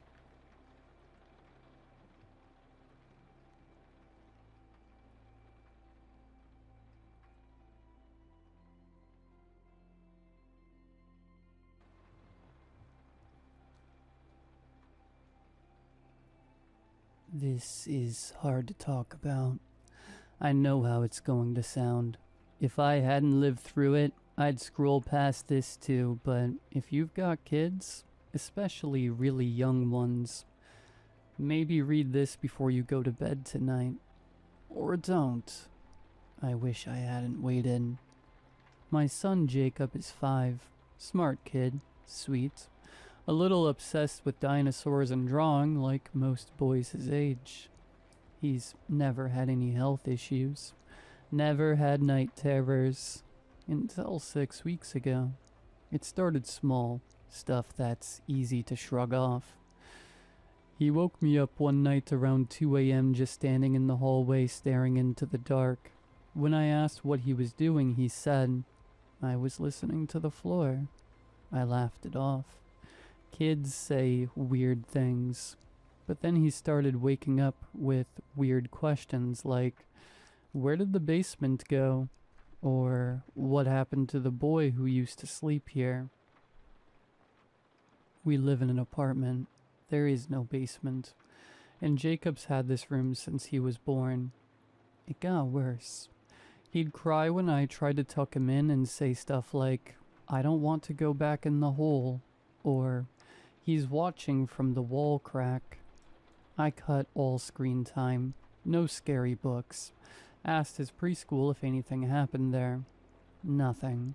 He's the happiest kid during the day, but every night around 2 to 3 a.m., I'd catch him awake, talking to someone, whispering, always smiling.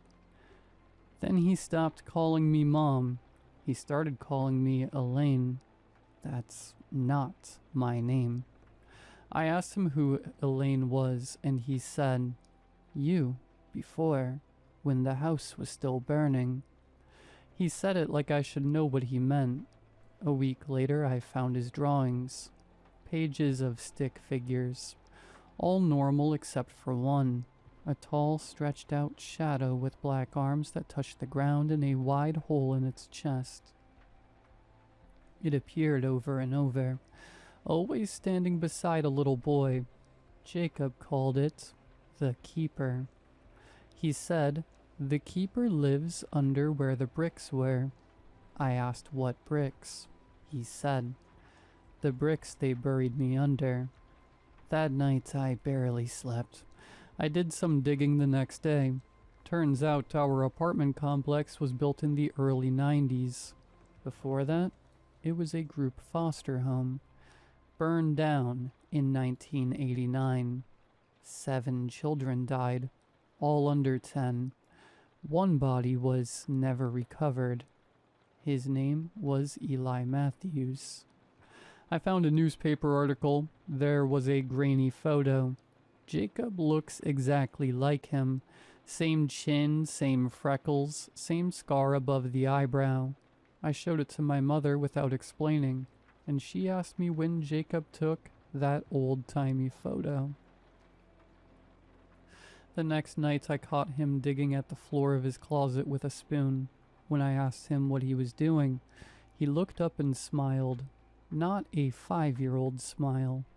He's almost done fixing the hole. Once it's open, I have to go back. I asked who. He said, "The Keeper." He promised I'd get my real mom back. Last night I got a phone call at exactly 2:13 a.m. No caller ID, just static and breathing. Then a voice, low, cracked like it came from inside a wall. "Elaine, he was never yours." I ran to Jacob's room. He was standing in the corner facing the wall smiling. He turned to me and said, "He found the basement." There is no basement. This morning I checked his closet again. I noticed the carpet was slightly raised in the corner. Underneath it was a wooden trapdoor. I swear wasn't there before. Update. I opened it. There's a staircase and it goes down. I'm posting this from my phone. I'm taking a flashlight. I'm going in. I don't know what else to do. If you don't hear from me again, don't let him leave the house.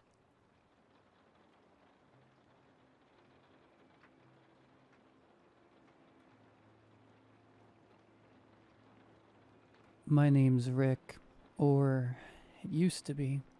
When I woke up one morning, the guy in the mirror wasn't me. I'm not talking about a bad hair day or a weird dream. I mean, the face staring back at me was someone else's. A total stranger. I stumbled into the bathroom half asleep, switched on the light, and there he was. About 5 years older. Short black hair, receding at the temples. Mine was full and dusty brown. A scar on the chin like he'd taken a bottle to the face once. Thick eyebrows. Brown, tired eyes. They were supposed to be green. I touched my own cheek. The mirror guy did the same. I blinked. He blinked. I pulled open the medicine cabinet, hoping to find something, anything that would explain this. Pills, booze, drugs. Nothing but toothpaste and an old bottle of Tylenol. The panic started hitting, so I yanked a hoodie over my head, pulling the drawstrings tight until my face was basically a shadow, and tiptoed downstairs. Kelsey, my girlfriend, was still asleep in bed. For a second, I thought about waking her, telling her everything, but how the hell do you even start that conversation? A lot of guys have woken up looking like crap, hungover from a bender, shiner from a bar fight, but no boyfriend has ever had to explain wearing another man's face. I grabbed my keys instead, made it halfway across the living room when I heard her scream. "Who the hell are you?" I turned and there she was, frozen at the top of the stairs, clutching a blanket to her chest. "Kelsey, it's me," I said, voice shaking. "It's Rick." Wrong move. She bolted toward the bedroom, shouting about calling the cops. She looked at me like I was some kind of monster. I'll never forget that look. I didn't stick around to see if she made the call, just jumped into my car and floored it out of the driveway, charging down the road without thinking, out past the gas stations and boarded up strip malls. I pulled into the parking lot of a diner, a 24-hour greasy spoon with flickering neon signs. I needed a place to sit and think. The bell above the door jingled as I walked in. A few heads turned, but quickly went back to their coffees and scrambled eggs. I slid into a booth in the back, pressed against the window. A waitress approached, chewing gum lazily. "What'll it be, hon?" "Just coffee," I muttered. She walked off. I buried my face in my hands. I needed a plan. I needed answers. Should I check myself into a hospital? Go to the police? Hell, maybe find a motel and lay low until I figured it out. "Hey, there you are." I looked up. A man was standing at the edge of my booth, grinning ear to ear. He was big, beefy, with tattoos running up both arms. His eyes gleamed with something between recognition and excitement. "We've been looking all over for you, man," he said. "You're supposed to be at home." I blinked. "I think you have the wrong person," I said carefully. He laughed. "Come on, Alex. You forget your own name now?" Alex. The word hit me like a slap. "Sorry," I said. "I'm a little out of it." He clapped me on the back hard enough to rattle my teeth. "No crap. Come on, let's get you back. Tara's worried sick." Tara. That name meant nothing to me. But right then, I didn't have any better options, and maybe they would help me figure out what the hell had happened. He drove an old Ford pickup, reeking of cigarettes. "Been a rough couple of days, huh?" he said, pulling out of the lot. "Tara said you stopped taking your meds. Started talking crazy again." I stared at him. "What do you mean?" I ventured. He shot me a side eye. "You know, about being somebody else, not remembering who you are, all that." My skin crawled. I turned to look out the window. The town blurred past. Shuttered stores, peeling billboards, cracked sidewalks. It all felt unfamiliar, like I was dropped in the middle of a movie I hadn't seen from the start. We pulled into a suburban street lined with sagging houses and unkempt lawns. He parked in front of a yellow house with peeling paint and a broken mailbox. "You ready?" he asked. "No," but I nodded anyway. Tara was waiting at the door. She was mid-30s with short blonde hair and dark circles under her eyes. She looked at me with a complicated expression. Worry, frustration, love. "Thank God," she said, pulling me into a tight hug. I stood stiffly, not knowing how to react. She pulled back, frowning. "Are you okay? You look different." I tried to smile, but it probably looked more like a grimace. "I'm fine," I lied. "Let's get you inside." The house smelled like stale beer and old laundry. The living room was cluttered with toys, dolls, and action figures. Scattered across the floor, a little girl peeked around the corner, clutching a teddy bear. "Hi, Daddy," she whispered. My heart cracked. I didn't know her. I didn't know any of them. But she knew me. Abby, I soon found, was her name. My daughter. "Hi," I said, as softly as I could, and she ran and hugged my leg. The next few days were a blur. Tara handed me pills every morning, tiny white ones from a bottle labeled Halo Paradol. The label said, Alexander Marshall. I swallowed them without arguing. Better to be numb than to feel like I was in the wrong skin.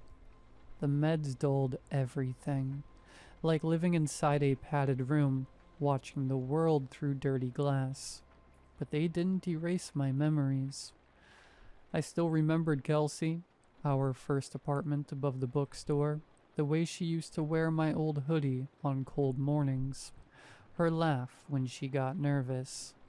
I remembered being Rick Morrison, and this wasn't my life. Late one night, I woke up thirsty, in bed alone, still half drugged from the pills. As I stumbled toward the kitchen, I caught a glimpse of Tara in the living room. She was kneeling in front of the coffee table, whispering to something small and dark sitting in the center. At first, I thought it was a statue. Some ugly figurine about the size of a football, carved like a man with wings folded over his face. Mouthless, knees drawn tight to his chest. Tara rocked back and forth, whispering words I wouldn't catch. I blinked hard, trying to focus. When she saw me, she snapped upright, blocking it from view with her body. "You should be sleeping," she said sharply. I mumbled something and stumbled back upstairs. I told myself it was just grief, stress, medication. I told myself I was unreliable, delusional, insane, and had to lean on the people around me to know what was going on. Then it happened. I was on the couch when the news came on. Breaking, car crash off Route 7. I barely looked up until I heard the name. Richard Morrison, 32, found dead at the scene. My chest locked up. They showed my face on TV, my real face. Found dead in a ditch outside of town. They said I must have lost control. Drunk, maybe. No foul play suspected. Something snapped loose inside me. I waited until Tara and Abby were asleep, stole the keys off the kitchen counter, and drove. Headlights off, heart in my throat. I had to find Kelsey. Had to make her understand.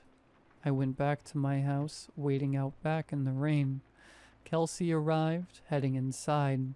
I didn't want to break in and scare her again, so I waited until she came out with a cigarette. She stood under the awning, shaking from either the cold or from holding it together too long, fumbling with a lighter. "Kelsey?" I said, stepping out from the shadows. She jumped, dropping the cigarette. Her eyes went wide.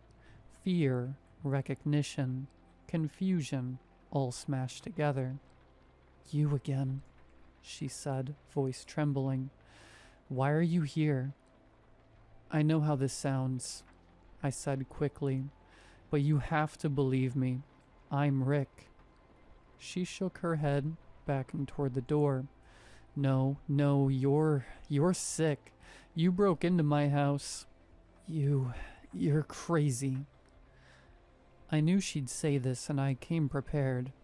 "I know about the quarry," I said. "When you were 16, you broke your wrist sneaking in, trying to impress that idiot Jason. You lied and said you slipped on the stairs." She froze. I pressed on. "I know about the birthmark on your hip that you hate. I know you hate mint toothpaste, and pretended you didn't because I love it. I even told you not to smoke, but know you still do when you're stressed. Found that pack of cigarettes 3 months ago. Breast pocket of your pea coat with a rip in the lining. But I didn't tell you." Tears welled up in her eyes. "How?" she whispered. "I have no idea," I said. "I saw the news report, but that was my body, but I'm here. Somehow, this is me." Kelsey stood there, rain dripping from her light brown hair, staring at me like she was seeing a ghost. For a long time, neither of us said anything. Finally, she broke. "Get inside," she whispered, her voice cracking, "before someone sees you." The house was dim and cold. She didn't turn on the lights, just closed the door softly behind us and bolted it. That night I crashed on the couch, wrapped in a blanket that smelled faintly of home, detergent and Kelsey's old perfume. Neither of us slept much. She sat in the armchair across from me, sipping cold coffee. Every few minutes she'd look at me, studying my face, my gestures, the way I scratched my head or shifted my weight, looking for pieces of the man she lost, looking for proof. I didn't blame her. Sometimes I caught myself doing it too, trying to find myself in this stranger's skin. Over the next few days, we started digging. She pulled out old photo albums. I pointed out things only Rick would know, places we'd gone, stupid inside jokes scribbled on the back of Polaroids. We went through my old texts and emails, looked for anything about Alex Marshall. Nothing. No overlaps, no connections. One night we drove out to the crash site, headlights cutting through the misty dark. Route 7 was deserted. The road wound between two rocky slopes, guardrails twisted like broken arms. We found the spot easily, a fresh patch of scorched earth, scattered glass glittering in the weeds. The official story said I veered off, hit the ravine, snapped my neck on impact. But standing there looking down at the wreckage site, it didn't feel like an accident. Kelsey shivered beside me, pulling her jacket tighter. She had told me that since that morning she first saw me as Alex, the Rick that returned home hadn't been acting like himself. He claimed he was out on a morning jog when I intruded, but he was cold, distant, going through the motions. Then a memory clicked into place, sharp, clear. On the way home, I told Kelsey about the figurine, the mouthless thing Tara had been whispering to, the way she tried to hide it when she realized I was watching. Kelsey went still, her hand tightening around her coffee thermos. "Describe it again," she said. I did. She searched on her laptop, using my description to find something. A pagan story older than any religion about a figure called the Morn Kin.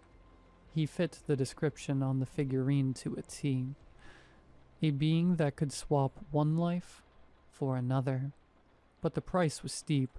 The stolen soul would rot away, memory by memory, until nothing remained. Only the vessel, the body, would survive. Before we could scare each other any further, we decided to call it. Kelsey had made up the guest bedroom for me after the first night, but she didn't want to sleep alone. I told her I could take the floor and she could have the bed, as she shook her head and pulled me in, kissing me. She came away, saying it was the strangest thing. She knew I was physically different, but she could feel me in the kiss. It couldn't have been anyone else. We slept together that night, and I felt like I was home again, even if we had a long way to go. I was overwhelmed with the comforting sensation that we would figure it out together. The next morning we were awoken by 3 loud knocks on the front door. Kelsey sat bolt upright, heart hammering like mine. A voice called out from the porch. "Alex, you need to come home."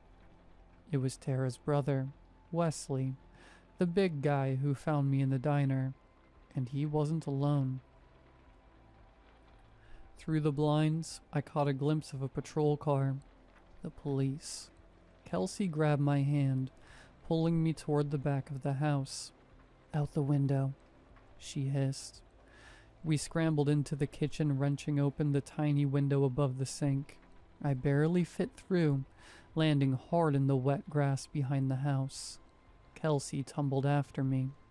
We sprinted into the woods, shoes slipping in the mud. Behind us, I heard the front door crash open, cops bursting inside, then Tara's voice cutting through the morning air. "It's too late," she screamed. I didn't look back. We ran for what felt like hours, through the trees, down abandoned side roads, across parking lots slicked with rain. Found an old junkyard, busted open a rusted Ford that still had keys tucked behind the visor. We drove with the windows down, soaking wet, breathless. And when we thought we were clear, we pulled into a gas station outside of town. The lot was empty except for one truck. Wesley's truck. By the time we spotted it, he was already standing there behind my bumper, blocking us into our space, waiting. Kelsey cursed under her breath, restarting the ignition like she was going to run him over. But in the rear view, Wesley held up one hand, not threatening or angry, just tired. I opened my door before she could stop me. Maybe I just needed answers, or maybe I was sick of running. Wesley didn't move, just looked at me, really looked, and said, "I'm not here to drag you back." "Then why are you here?" I asked. "To let you know." "Know what?" I asked. He lit a cigarette with shaking fingers, glanced toward the dark highway. "You were never supposed to survive it." "What is it, exactly?" I asked. "I don't know." He exhaled a cloud of smoke. "All I know is it trades one life for another. First time Tara did it, it was to a bully of hers in high school. Caused so much chaos. I never thought she'd use it again." "Then why did she?" I asked. "Because you..." He paused. "Alex wasn't well. He kept talking about leaving Tara. Didn't want to be with her anymore. And he was threatening to take Abby." He paused, then said, "Guess she figured she had a better shot at someone else in his body than no Alex altogether." "Why did you choose me?" I asked. He smiled and shook his head. "It chose you. We had nothing to do with it." In a weird way, this made sense. I was a perfect stranger, but I still didn't understand why he was here. What's the point of finding me, telling me all this? I could see regret in his eyes. Because it wasn't supposed to go down like this. You were supposed to forget right away. He shook his head. But she didn't count on you fighting it, on her still loving you, even as someone else. He looked toward Kelsey sitting in the car watching us, terrified. You being around her, remembering who you are, that's what's screwing it all up, he said. It needs you broken, alone. That's how it finishes the job. But you wouldn't lay down. You kept fighting. Am I safe now? I asked earnestly. He thought about it. You bought time. I don't know how much, but use it while you can. He dropped the cigarette, grinding it under his boot. That's it? I said. He nodded. I'm sorry. Then he got back into his truck and drove away, his taillights shrinking into the dark. We fled again, not putting stock in anything he said, knowing it was better to keep running than to let our guard down now. New state, new town, new motel. Night after night. I was just glad to have Kelsey with me, and she felt the same. We didn't care where we were, as long as we were together. And it felt like maybe we had beaten it, until things started slipping. First it was small stuff she had told me, things I should have remembered. Where we parked the car, what room we were staying in. I brushed these off. Everyone forgets sometimes. Then whole conversations were gone like smoke. I couldn't remember what we talked about or ate at dinner. Kelsey was concerned but kept me calm, hoping for the best despite the growing evidence to the contrary. Finally, one night we stopped at a nameless motel on the edge of town. It was cold, freezing. Kelsey said she was going back inside to grab her scarf. I sat on the curb smoking, watching the stars blink and shimmer in the distance, the kind of dark that illuminated them all but made everything else impossible to discern. And just then, I swear some of the stars seemed to brighten, forming the shape of something, a new constellation I'd never noticed before. A mouthless figure curled in on itself, wings folded across its face, knees drawn tight to its chest. The door creaked open behind me, footsteps on gravel. I turned. There was a woman standing there, mid-30s, light brown hair, warm but tired eyes, a scarf dangling from her hand. I stared at her as she approached, heart pounding for reasons I didn't understand. "Rick?" she said, voice trembling, giving me a look of concern. I stared at her for a long time, then I shook my head. "Sorry, ma'am," I said gently. "I think you have me mistaken for someone else." Her eyes pleaded with me, but I didn't know what for. Tears welled up and spilled down her cheeks. I shifted awkwardly, feeling bad. "Are you okay?" I asked. She shook her head no. I hesitated, the night pressing down around us. "Are you alone here?" I asked gently. For a moment, she just stared at me, searching for something in my face, something that wasn't there anymore. Then she nodded.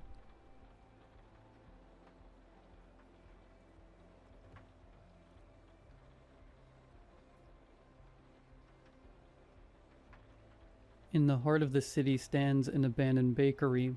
It is a high, sprawling complex of brick and granite, and its great smokestack still stands watch over the loading bays where fleets of gleaming trucks once began their journeys to supermarkets across New England. Now the weeds grow long and tall across the parking lot, and the great ovens sit silent upon the darkened factory floor.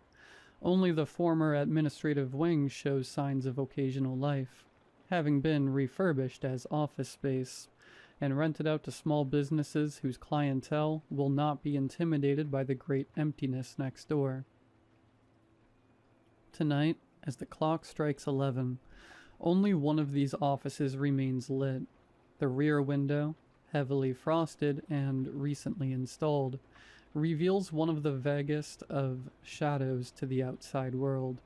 Behind it, a stout, graying, and exquisitely dressed gentleman hunches over a massive writing desk that is entirely devoid of electronic devices.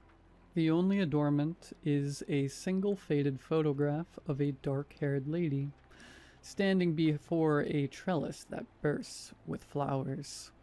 The man's mutton chop whiskers give him the appearance of a latter-day Ebenezer Scrooge, and the fabric of his suit appears both expensive and somehow oddly cut. His brow furrows in concentration as his pen flies over sheet after sheet of thick, cream-hued paper, filling each with flowing script that seems to crackle with urgency. The desk drawer at his left elbow stands open, and with his left hand he places each finished page into it even as his right drops the pen and reaches for a fresh sheet. This is my boss, Mr. Silverglade. He is not available for appointments. I state this latter fact because doing so is a duty of my employment. I have other duties, ensuring a fresh pot of coffee on the burner, keeping the stocks of paper and pens filled to Mr. Silverglade's specifications, occasionally patrolling the immediate perimeter of the office to ensure that all is in order, whatever that may mean. But the core of my mandate is quite clear. Do not make any appointments for Mr. Silverglade. That's right, kid. He'd told me at the interview, as I blinked and tried to decide whether to chuckle. 10 to 2. Every weeknight, and you don't let anyone past you, and you don't make any appointments. Not any. Can you do that? I thought about it as the sun sank low over the crumbling houses across the street. What if someone needs to talk to you? I asked at last. Mr. Silverglade smiled, and it did not reach his eyes. They don't. You know anyone who's just got a jaw with a guy like me in the middle of the night? Nah, kid. They might say they do, but they don't. All you gotta do is send them away so I can focus on my work. And how are you gonna do that? Say it for me, kid. I cleared my throat. Mr. Silverglade is not available for appointments. Mr. Silverglade clapped me on the shoulder, and his smile seemed more genuine now. You'll do fine, kid. Welcome aboard. Now, tonight, I sit at my desk in the outer office and consider whether I truly need another cup of coffee. On my desk sits a half-finished project for one of my architectural classes. If nothing else, the job affords me ample leisure to focus on my schoolwork. Behind me, the door to Mr. Silverglade's office is shut as always. Warm golden light spills through the frosted window, and beyond I see only the vague shadow of my employer bent over his desk. The door to the outside swings open. This is both unexpected and largely unprecedented. I have by now been in Mr. Silverglade's employment for almost 3 weeks, and our association has settled into a predictable routine. I arrive shortly before 10, put on a pot of coffee, and greet Mr. Silverglade as he bustles in and closes his office door gently behind him. 4 hours later, he emerges and hands me a crisp stack of bills as he bids me good night. In the interim, I am free to pursue whatever avenues of inquiry suggest themselves, so long as the coffee remains hot and the stationery stacked high. Our cozy arrangement has been interrupted only twice. Once by a gentleman in a sleeveless shirt who wishes to ascertain whether this is Nasty Boy's joint, and a second time by a dark-haired beauty whom I recognize immediately from the photograph on Mr. Silverglade's desk. She offers a cheery wave and deposits on my desk a large plate covered in foil. Nathan, isn't it? So nice to meet you. I just swung by to drop this off, to welcome you to the firm, so to speak. She dimples when she smiles. I smile back. It is good to see a friendly face and to meet the elusive Mrs. Silverglade in person. She has changed little from her photo, and while younger than her husband, exudes something of the same Victorian spirit. I carefully peel back the foil to reveal a bountiful pile of home-baked muffins dotted with chocolate chips and strawberries. "From our house to yours," says Mrs. Silverglade. No, don't get up. I know how he gets about interruptions. I just wanted to say welcome aboard and... She trails off. "Ma'am?" I say at last. "And just be careful," she says. "Be strict. If you ever need to talk." She shrugs. "I'll stop by once in a while. I know you'll do great." And she is gone into the night. I am still thinking about her words when I realize I have finished the muffins and am hungry for more. The perils of the night shift, I suppose. Other than those brief interludes, we have entertained no visitors. As Mr. Silverglade himself said, why would we? Tonight, though, the door opens, and a man comes in from the dark. He is tall, thin, gangly. So tall, in fact, and he has to bend his head slightly as he passes through the doorframe. He is clad in an olive drab greatcoat and a battered down hat, which he removes politely as he enters. His face somehow brings to mind both a scheming Roman senator and a plow horse well past its prime. He smiles at me with his mouth. "Mr. Silverglade?" he says, pointing toward the inner office, and makes as if to step past me. I am still trying to adjust to this sudden break in my routine, but I do have the presence of mind to hold up a finger. Your name, sir." He stops, shakes his head as if in self-admonition. "Of course, I am Deacon Keyhole. I serve as Mr. Silverglade's church in a pastoral, or perhaps an administrative capacity. There is, I regret to say, a problem with the lights, if I may." He gestures to the inner office. To say that these remarks throw me off balance would be putting it mildly. Deacon Keyhole's watery blue eyes are fixed on mine, and they belie his friendly smile. I look away, busy myself with the papers on my desk.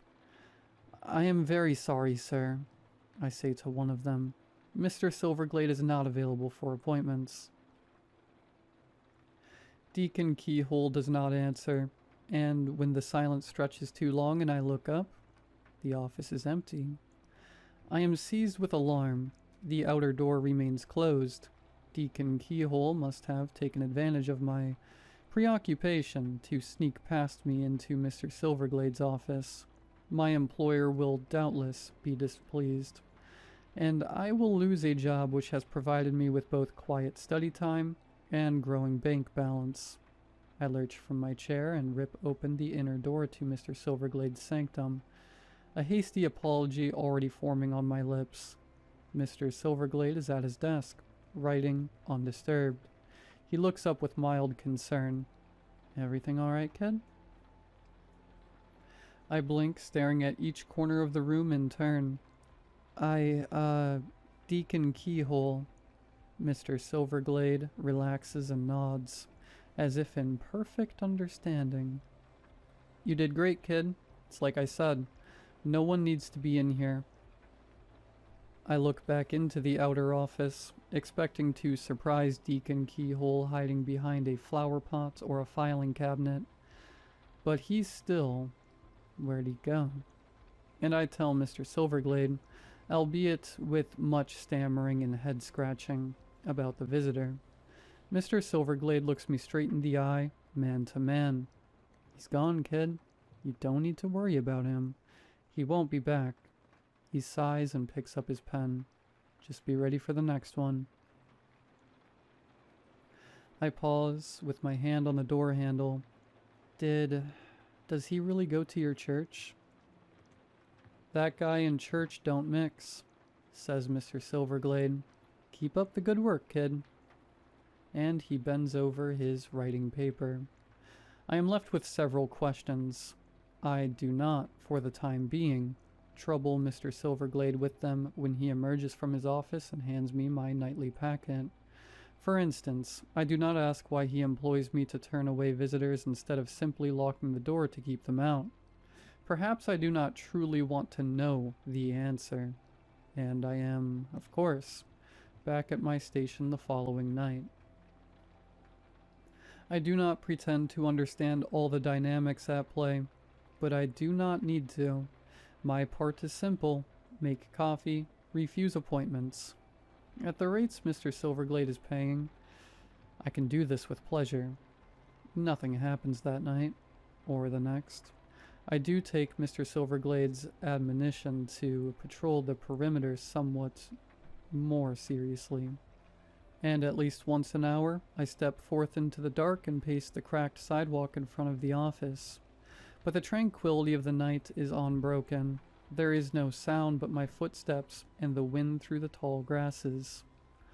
On Friday, Mr. Silverglade calls me into his office. He takes a sheaf of finished papers from his desk drawer and begins to place them into a large manila envelope. "Something a bit different tonight, kid," he says, then curses as one of the sheets goes astray and flutters to the desk in front of me. I pick it up and hold it out to him, making an active effort to avoid reading what is written upon it. To do so would seem a violation of Mr. Silverglade's privacy, at a minimum. However, my eye cannot help but catch a fragment or two as he thanks me and returns it to the stack. Legionnaire's daughter and the Duchess are especially dangerous. Guardian can be neutralized only by used to open directly to the orangery, but on my most recent visit. Mr. Silverglade seals the envelope and slides it across the desk to me.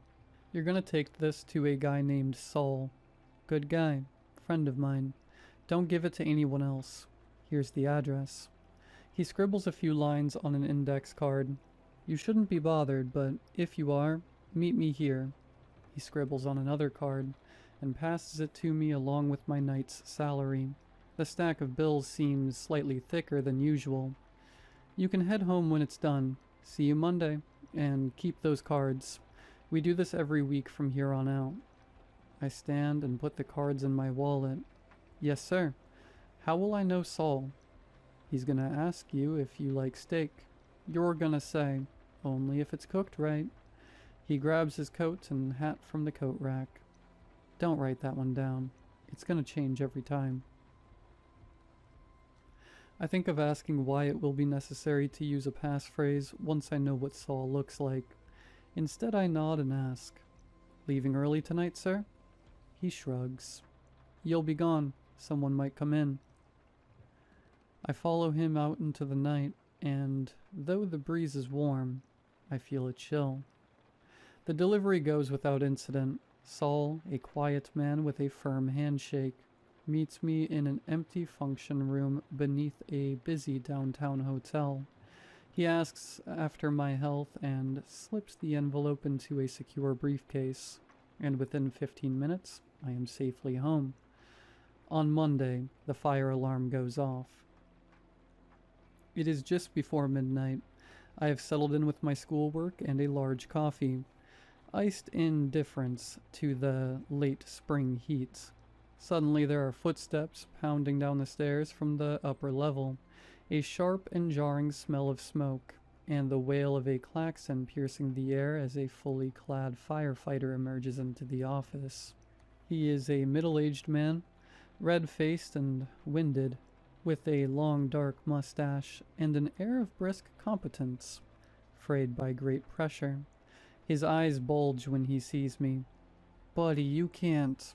Is there anyone else still in here?" He clicks his shoulder radio, speaks into it. "Control, Suite 7 is not clear. I repeat, not clear. I need additional hoses over here now." His alarm is infectious. I glance over at the door to Mr. Silverglade's office, but it is as ever. A vague shadow bent over a desk. I rise from my chair and the firefighter is there, standing at my shoulder, urging me toward the door. "This place is going up, buddy," he shouts over the alarm. "Get out there and get across the street. You ain't got much time. Sprinklers ain't even working right. Go, go. I gulp, look around the office. My boss. The firefighter glares at Mr. Silverglade's office, shakes his head. You gotta be... he deaf or something? Something tickles at the back of my mind. I'll get him, I shout. You go on, we're right behind you. He shakes his head. No time, buddy. You gotta go now. He in there? He points at Mr. Silverglade's office, steps away from me and toward the inner door. But he does not open it. I stand there in the smell of smoke, with the alarm klaxon drilling into my brain, and I try to think. I take a deep breath and look the firefighter straight in the eyes. Mr. Silverglade, I say, is not available for appointments. The alarm stops. The air is clear of smoke, and a smile begins to spread across the firefighter's face. He places both of his rubber-gloved hands on my desk and leans in close. Do you want to see? He asks. What my eyes really look like? I do not, and before I know it, I have stumbled away from him and out the front door. In the parking lot, all is quiet. There are no alarms, no smoke, and no fire trucks. Of course. Why would there be? My battered Dodge Charger awaits nearby. I fumble in my pocket for the keys, still staggering backwards, expecting the firefighter to emerge any moment. To emerge and show me his eyes, but he does not. No one does. And as my hand finds the keys, I realize Mr. Silverglade is still in his office, with the firefighter. I stop, breathing hard, and I force my body to walk back to the office. The door hangs open. I grip the frame hard with both hands and peer inside. The outer office is empty, and Mr. Silverglade's door is still shut. Through the frosted window, his shadow writes on. I collapse into my desk chair and begin to shake. I do not know how long I would have remained that way if I left it to myself. And in any case, I am eventually roused by a soft voice at the door. Nathan? Nathan? Mrs. Silverglade enters, another foil-covered plate in her hands, and hastens over to my desk. She sets the plate aside in a single practiced motion and takes my hands in hers. Oh no, poor Nathan. Was it bad? I am still breathing hard, but her presence is calming. I tell her, as best I can, about the firefighter. I don't. Who are these people, ma'am? And what do they want with your husband? Her eyes and voice are hard. I don't know. Not exactly. But I know that for 2 pins, I'd march in there and tell him exactly what I think of him putting a young man like you in a position like this. Better save it for breakfast, I suppose. She stands. If you want to quit, Nathan, no one could ever blame you. I'll see to it that you get some money to send you on your way. Just say the word. But I stand and I meet her eyes. No, ma'am. Mr. Silverglade's been good to me, and it's the right job. I won't let them chase me off. She presses her lips together. Very well. I think I'd better start coming by every night, just to check. She stops at the door and turns. Be well, Nathan, and remember, you don't have to do this. Yes, ma'am, I say, but she is already gone. The next evening, there is a detour. A water main has burst, it seems, beneath one of the city's busiest streets. Traffic is routed several blocks to the west, and I decide to walk. I park the Charger in front of the neon-lit Mexican restaurant, and a man steps out from beneath the awning. Nathan? He says. Nathan... I spin around. The man is tall, thin, well-dressed. He holds both hands up in a gesture of peace. In one of them is a leather billfold with an ID inside. He offers this to me with a smile. I'm glad I caught you. I was gonna come to your apartment, but this is better. Name's Phil. I'm a private eye. I glanced at the ID. It is indeed a private investigator's license. with Phil's full name and photograph. I nod and it disappears into his pocket. "Let's take a walk," he says. I carry on toward the bakery and Phil makes no objection. "I'll be brief," he says. "I know you gotta work. Let's start with what we both know." He holds up a hand and starts ticking off fingers as he speaks. "You're a private secretary to a guy named Silverglade. Been in the job about a month. Every night he writes, and last week he had you take what he's written and deliver it to someone." He clears his throat. "Now this part's we ain't too sure about, but we think the contact is Saul, and we think you don't know exactly what it is you've been turning over to him." No comment, I say. "Do I need to call my lawyer or something?" Phil chuckles. "I ain't the police, son. I got a boss, just like you. Difference is, my boss didn't tell me to do a bunch of stuff that's gonna get me in trouble." I shake my head. "Trouble? You mean Mr. Silverglade's in the mafia or something? I don't buy it." I glare at Phil, and he's not available for appointments either. Phil holds up both hands. "I ain't asking for an appointment, son. I know how he is about that, and I know telling you to get me in there ain't gonna buy me much." He sighs. "No, he ain't mafia.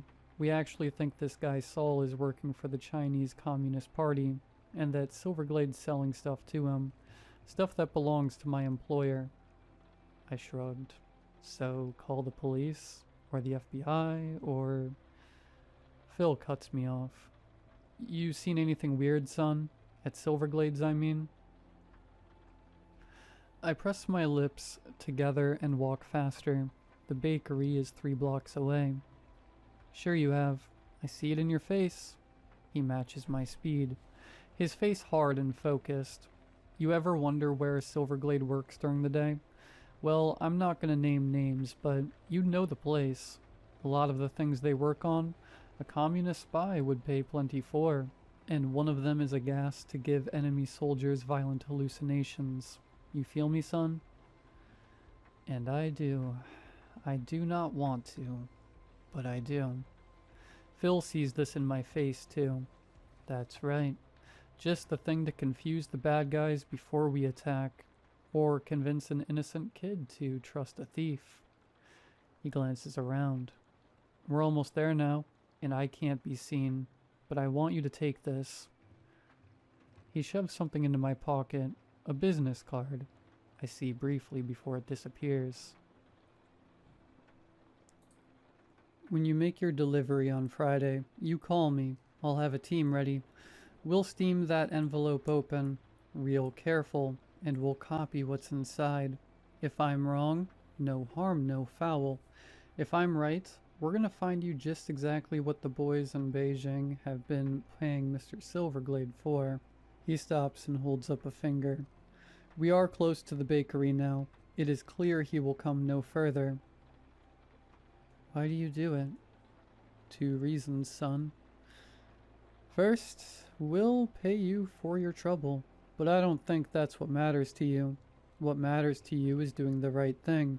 Your boss tried to make you a patsy so he could sell military secrets to communists. You okay with that? No, you aren't. So you're gonna do the right thing. Your boss goes away. My employers are happy. Our soldiers are safe." He taps me on the chest. "Friday, you hang on to that card. You call me." He turns and is gone into the gathering dusk. Friday arrives and I'm not ready. A powerful thunderstorm grips the city, and I awake with a pounding headache that dogs me throughout the afternoon. Even migraine pills and strong black coffee only dull the discomfort. I arrive at the bakery, bleary-eyed and unsure of myself. Mr. Silverglade, for his part, seems troubled as well. As he walks through the door, lightning cracks overhead, and he whirls with his silver-tipped cane gripped tightly in both hands. The thunder rolls away, and he sighs and relaxes. The smile he gives me as he makes his way to the inner office seems more forced than usual. I pray, as I fumble with the coffee pot, that Mrs. Silverglade will appear, that I will find a way to confide in her and seek her advice without directly accusing her husband of being a traitor to the Republic. But she does not, and soon enough Mr. Silverglade's door opens and he calls me in. "Delivery day, kid," he says, stuffing papers into a new manila envelope and sealing it tight. "Just as well, really. Looks like you're not feeling it today, and I don't blame you. Go home after this and get some sleep." He hands me the envelope and my salary, but does not go to the rack for his hat and coat. "Saul's gonna ask if you played baseball last week. You're gonna tell him yeah, but the game got rained out. Good luck, kid." I nod, still unsure. "Yes, sir. Are you coming?" Despite my misgivings, the thought of him alone in the office fills me with disquiet. He shakes his head. "Not just yet. Something I gotta take care of first." He gives me the best grin he can, and I appreciate the effort. "Don't worry about me, kid. I've been doing this a long time.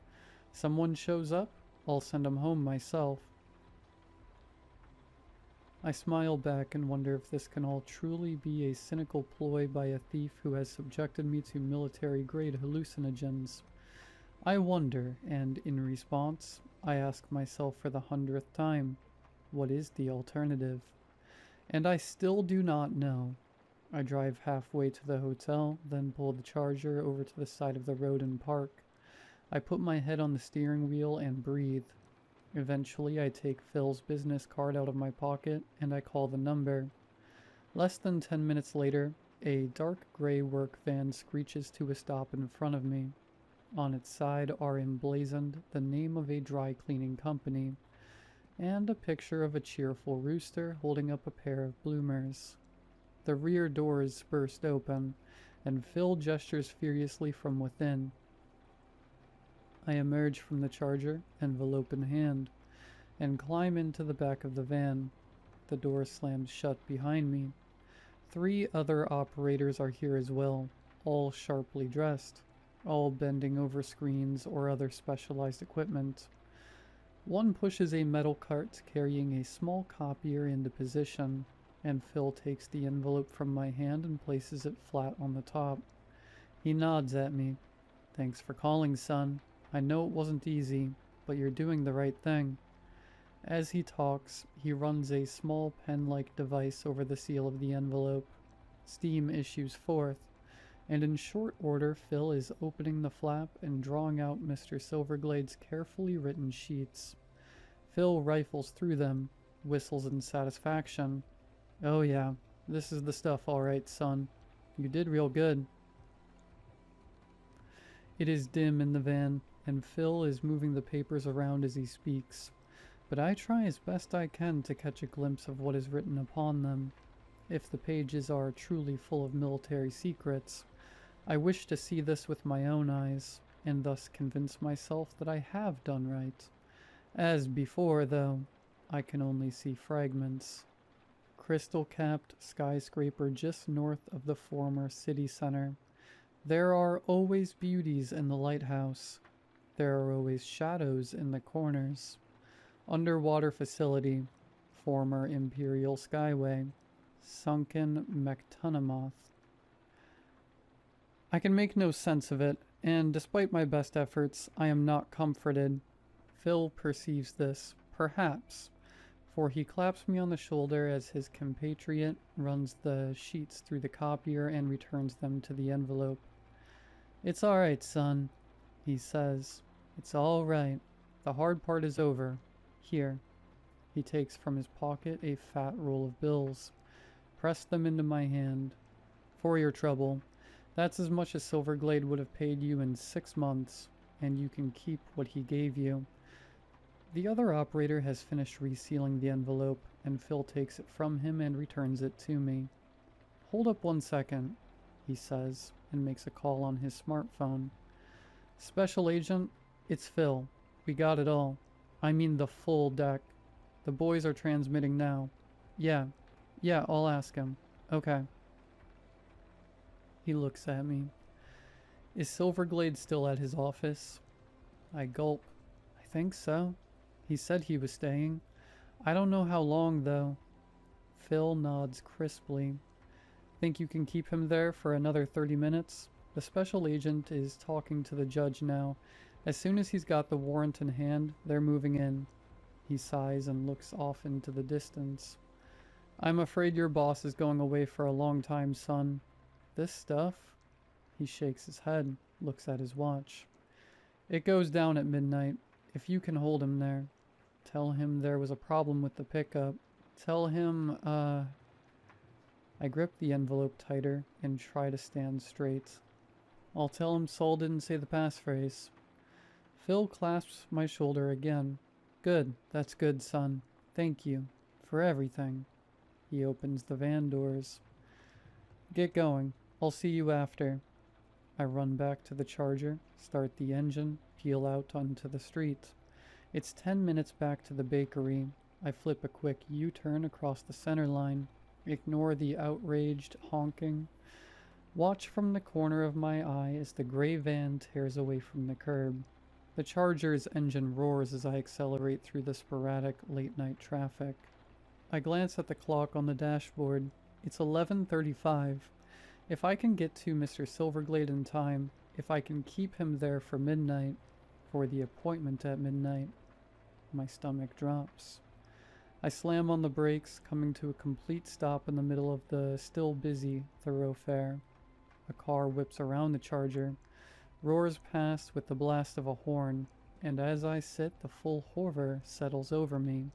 I realize, at long last, and surely very belatedly, what I have done. I have made an appointment for Mr. Silverglade, one that now takes place in less than 23 minutes. My hands shake, and I will them to stop. There is still time. I can still fix this. I must fix this. I say out loud, and I know it's true. I put the hammer down and the Charger leaps forward into the driving rain. I scrape and bounce into the bakery's parking lot, a bare 5 minutes later, screech to a halt just outside the office, and launch myself from the car. As I scramble into the outer office, I am already shouting, Mr. Silverglade? Mr. Silverglade! I am so sorry. I made a mistake. You have to... And I stop short as Mrs. Silverglade stares at me nonplussed from the visitor's chair. On my desk in front of her sits a plate of muffins.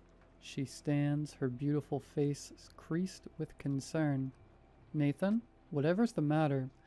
You look like... I wave my arms at her like a crazy person. I made an appointment, I shout. I didn't mean... It doesn't matter. We have to warn him. I glance back at the outer door, expecting to see a SWAT team crashing through at any moment. But for now there is only rain. She breathes in through her nose and out through her mouth. Okay, it's going to be okay, Nathan. We'll do it together.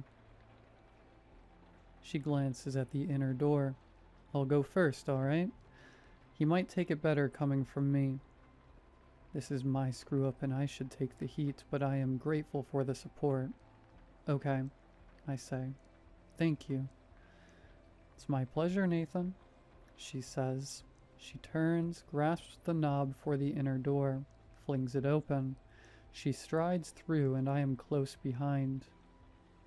Tu ye elephant, she shouts as she crosses the threshold. Keeper of... Oh. She stops and I stop behind her, for Mr. Silverglade is not at his desk. In his place sits the upper half of a department store mannequin, clad in a fraying top hat which superficially resembles Mr. Silverglade's. The photo of Mrs. Silverglade is gone from the desk, and in its place sits a single sheet of cream-colored paper covered in large block letters. You're bothered, it says. The paper is turned so as to be easily readable by someone walking in the door as we just have. Mrs. Silverglade regards the scene, and she hisses. She marches over and crumples the paper viciously in one hand, and the room is filled with a sudden bang, bang, bang as the rear door to the street, locked and bolted as it always is, judders in its frame against a series of brutal impacts. With a final massive blow, the lock bursts from its moorings, and as the door swings open, Phil charges through the gap. His suit is immaculate as ever, and his eyes are blazing. "So ye Oliphant," he roars, "keeper of the tunnels, I offer this—" He stops, stares, takes in the tableau. His eyes fix on Mrs. Silverglade, and in them I see only hate. "You," he spits. Mrs. Silverglade steps to the side, as if to keep both Phil and me in her field of vision, and her lips curl. "You," she says, and her voice drips with contempt. Her resemblance to the kind woman who brought me muffins is growing slighter by the minute. "I should have known. Do you really think—" "Never mind." She shakes her head, smiles a poisonous smile. "Here we stand," she tells Phil, "and here it begins. We are heard." She raises her hand, points at the east wall. A doorway has appeared where none was before, a battered wooden frame, yawning open to reveal a dark, cramped space filled with dusty crates. It should not be there. Behind that wall, I know, are the offices of the variegated travel agency. Painted in bright, appealing colors and festooned with pictures of sailboats. What I look upon now is something else entirely. "So we are," says Phil. He drops into a fighting stance. "Let's get you two acquainted." "Age before beauty," the former Mrs. Silverglade replies. Her hand darts into her coat pocket. There is undoubtedly more, but I do not hear it. I have, I think, at long last, and surely very belatedly, understood enough of the situation to plan and execute my next move. It is, in brief, to step quietly back out of Mr. Silverglade's office and make my way to the front entrance. As I pass through the doors to the parking lot where the charger awaits, the lights in the front office begin to flicker and dim. I close the doors behind me, and moments later I am roaring out of the parking lot. In my hand is the second index card that Mr. Silverglade gave me, the one that tells me where to go when I'm bothered. 30 minutes later, I'm sitting at a secluded booth in one of the finest steakhouses in the city. Across from me, Mr. Silverglade sips from his wine glass and then raises it in greeting as the Maynard once again approaches us. "Reginald," Mr. Silverglade says. "Thanks again. I'm sorry to put you to the trouble." Maynard Reginald bows and smiles slightly. "It is no trouble at all, Mr. Silverglade. Of course you must both stay with us tonight.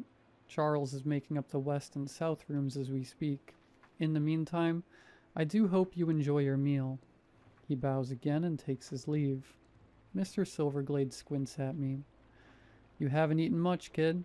You feeling all right?" He sighs. "I mean, I know it's been a day, but you're safe here, and tomorrow you can go back home. Really." I take a bite of steak to be polite. It truly is excellent, and I am sorry I cannot enjoy it more. I try to decide how to best formulate the question that has been weighing on me. "Am I fired, sir?" For a moment, Mr. Silverglade just goggles at me. Then he throws his head back and laughs. "Fired? Is that what's eating you?" He puts his glass aside and leans forward. "You know the worst part of this gig, kid? It's trying to balance what I can tell people to keep them safe, and what's going to make them write me off as a nut. Because if they write me off, they don't take it serious, and someone gets hurt." He makes a brushing gesture. "You and me, we're past all that. You've seen behind the curtain, and you get it. And you care. The job's yours, kid. To start with, if you still want it." "I do, sir." I think for a moment. "Your wife was never really there, was she?" He shakes his head. My wife died 15 years ago, kid. I still miss her every day. He looks down for a moment, then brightens. Listen, enough of that. Tomorrow we find a new office, and I tell you the score. All of it. And you decide how much you want to help. He beams and cuts into his steak. Personally, I'm guessing it's gonna suit you right down to the ground. And do you know what, dear reader? He is entirely right. This is perhaps a good time to wrap this tale up. I am about to head out on a very special assignment for Mr. Silverglade, and I do not yet know exactly when I will return. In the meantime, I want to thank you for allowing me to get all of this off my chest. It has been immensely helpful, and I want to close by recommending that you too find a trusted friend to whom you can unburden yourself. Give that person a call and set a time to meet, and talk through whatever is ailing you. Your call should not, however, be to Mr. Silverglade. He is not available for appointments.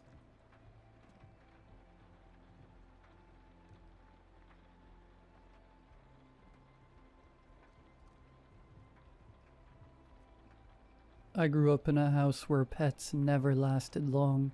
Doesn't matter what we brought home.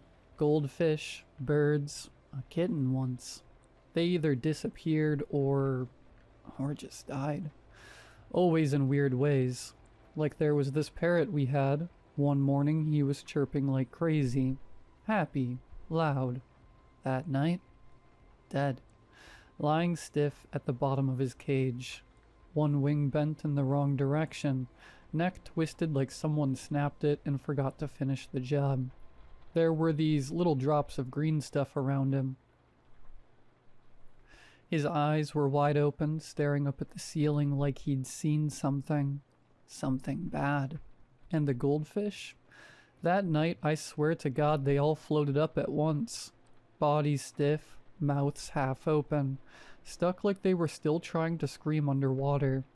If you watched long enough, it almost felt like they were whispering something. I didn't understand. I didn't want to. My parents acted like it was normal. Until one day they put cameras all over the house. They didn't tell me why. They just said it was for security. But the next morning, I caught them whispering in the kitchen. "Did you see it last night?" Mom asked real low. Dad didn't answer right away. Then he muttered, "It's reacting faster than we thought." Reacting to what? I remember standing there watching them. They smiled when they saw me like nothing was wrong. "Morning, sweetie. Breakfast's almost ready. Did you pack your school bag?" They always smiled too wide. A few days later, they took me to meet this uncle. I don't remember his name. I barely remember the drive there. I just know that halfway through talking to him, I started feeling tired, like heavy, like my bones didn't want to stay up. And then everything went black. When I woke up, I was back home, Mom and Dad standing over me smiling. From now on, they said, you should write a diary every night. Write down everything you do, everything you think. Be a good boy. So I did, because I was a good boy. At first the diary was normal, me writing about school, homework, dumb stuff, but then stuff started appearing in the diary that I didn't write. In red ink, things like, you weren't polite to your teacher today. Don't sneak snacks after dinner. Sometimes there were drawings, little crude sketches of my room, of me. I thought maybe Santa Claus was watching, or some guardian angel. I tried not to freak out, but it kept getting worse. The diary started telling me about things that hadn't happened yet. There will be a fire drill tomorrow. Don't panic. Guess what? There was a fire drill. Then it started telling me what to think, who to trust, who not to question. Don't worry about where Dad went last night. He's doing it for you. Trust the process. Process? By the time I was a teenager, I knew something was wrong. Very wrong. One night when my parents were out, I snuck into their room, found their laptop, found a folder on the desktop. Experiment number 12. Inside, hundreds of photos of me. Charts, brain scans, notes, all about me. There was one file I can't get out of my head. Subject 12. Neural restructuring at 60%. Dream function terminated successfully. Antisocial personality framework initializing. What was happening to me? I ran to the bathroom, looked in the mirror. For a second, I swear to God, I didn't recognize myself. My reflection smiled before I did. I grabbed a razor, sliced my finger. Green. The blood was green. And then behind me, Dad's voice. Calm. Too calm. You're almost one of us. I don't know how much time I have left. I still write in the diary every night, but now the replies come before I've even finished writing. Sometimes they tell me things I don't want to know. Sometimes they tell me things I'm about to do. And lately, the handwriting, it's starting to look like mine.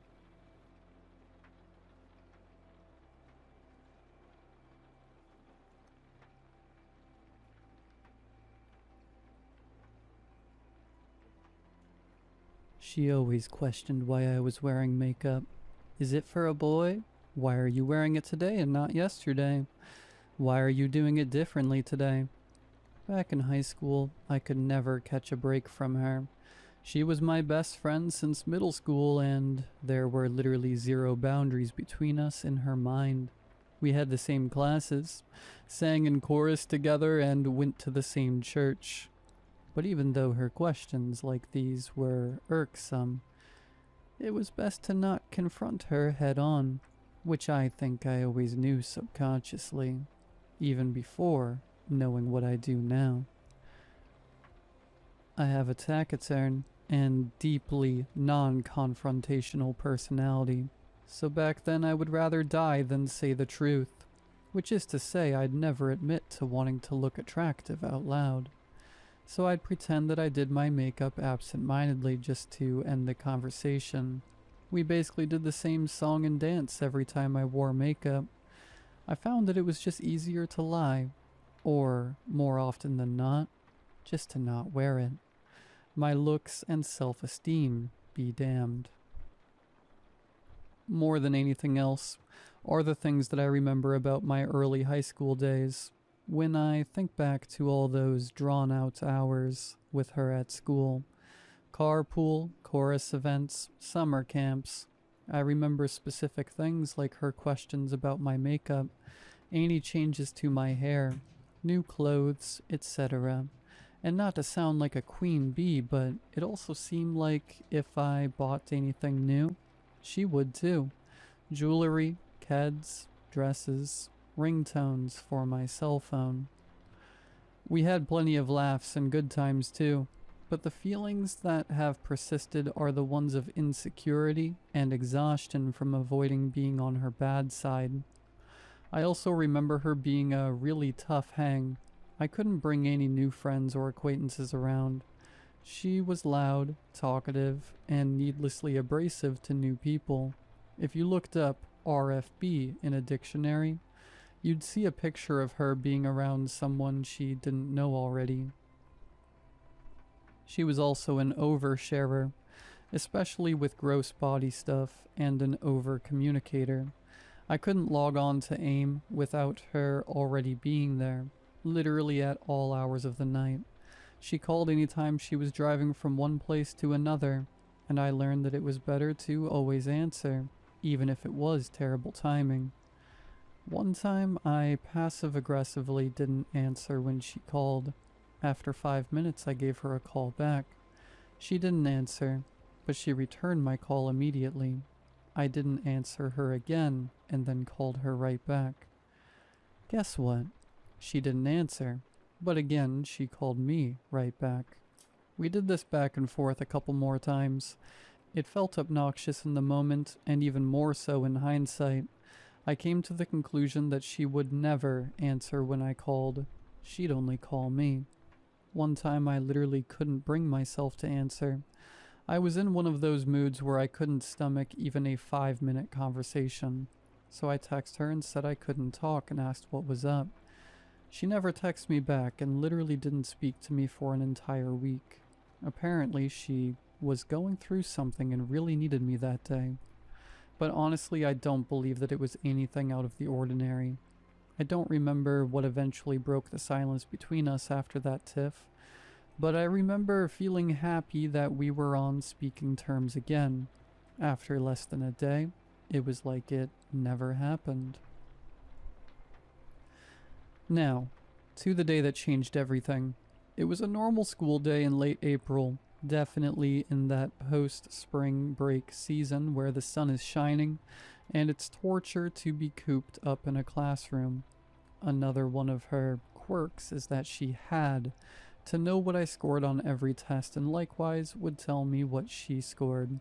It was a frustrating expectation of hers. She had a habit of calling herself an intellectual, without even a hint of irony, mind you.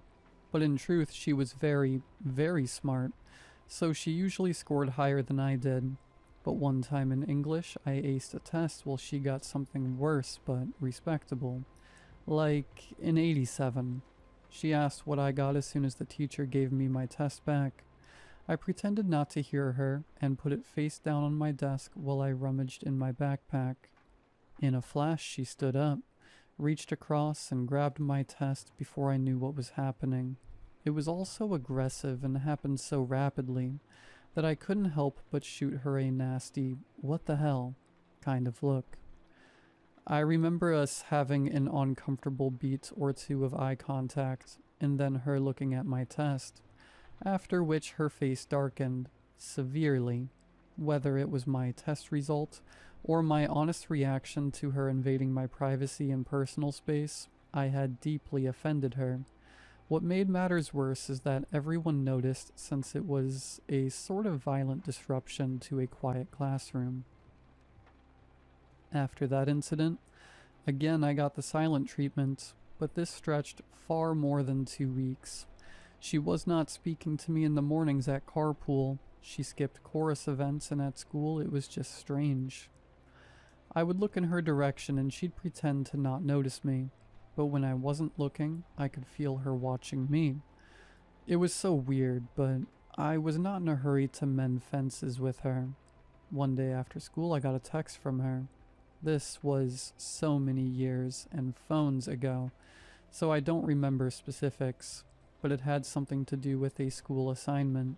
There was no apology or warmth, or even an attempt to awkwardly address the situation.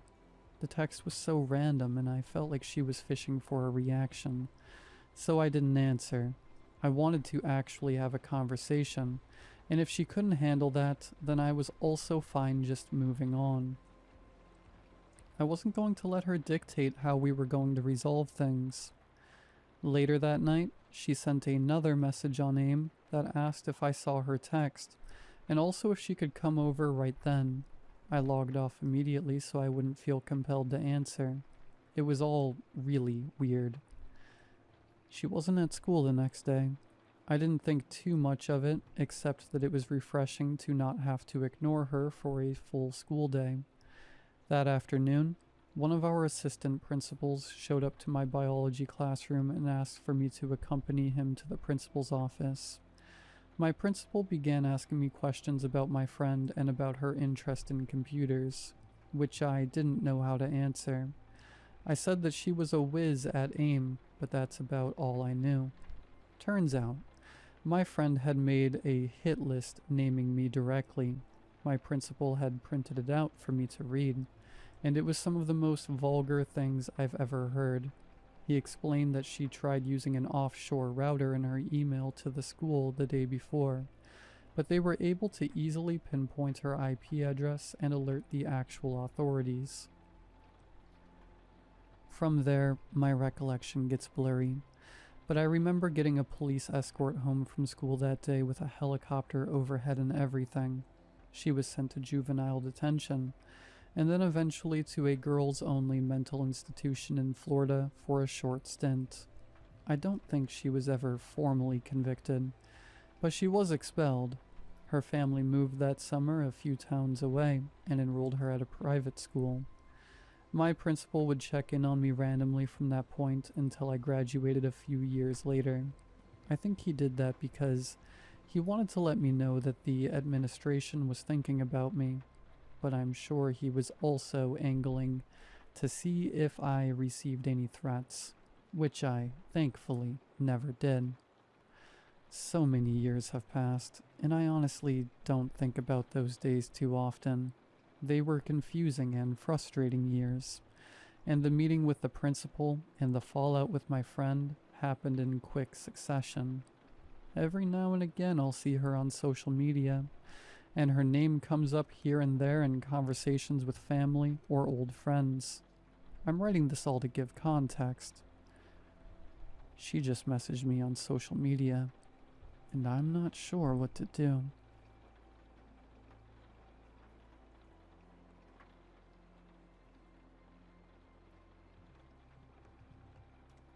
I found the first letter on a Tuesday. It didn't come in the mail, not really. It was just there, in our mailbox. No stamp, no postmark, no return address. Just our names written in a child's handwriting. Mara and Eli. Inside, on a single sheet of folded notebook paper, was this. Hi, Mom and Dad. You don't know me yet, but I'm your son. I'm writing from the future. I just wanted to say thank you. You're doing everything right.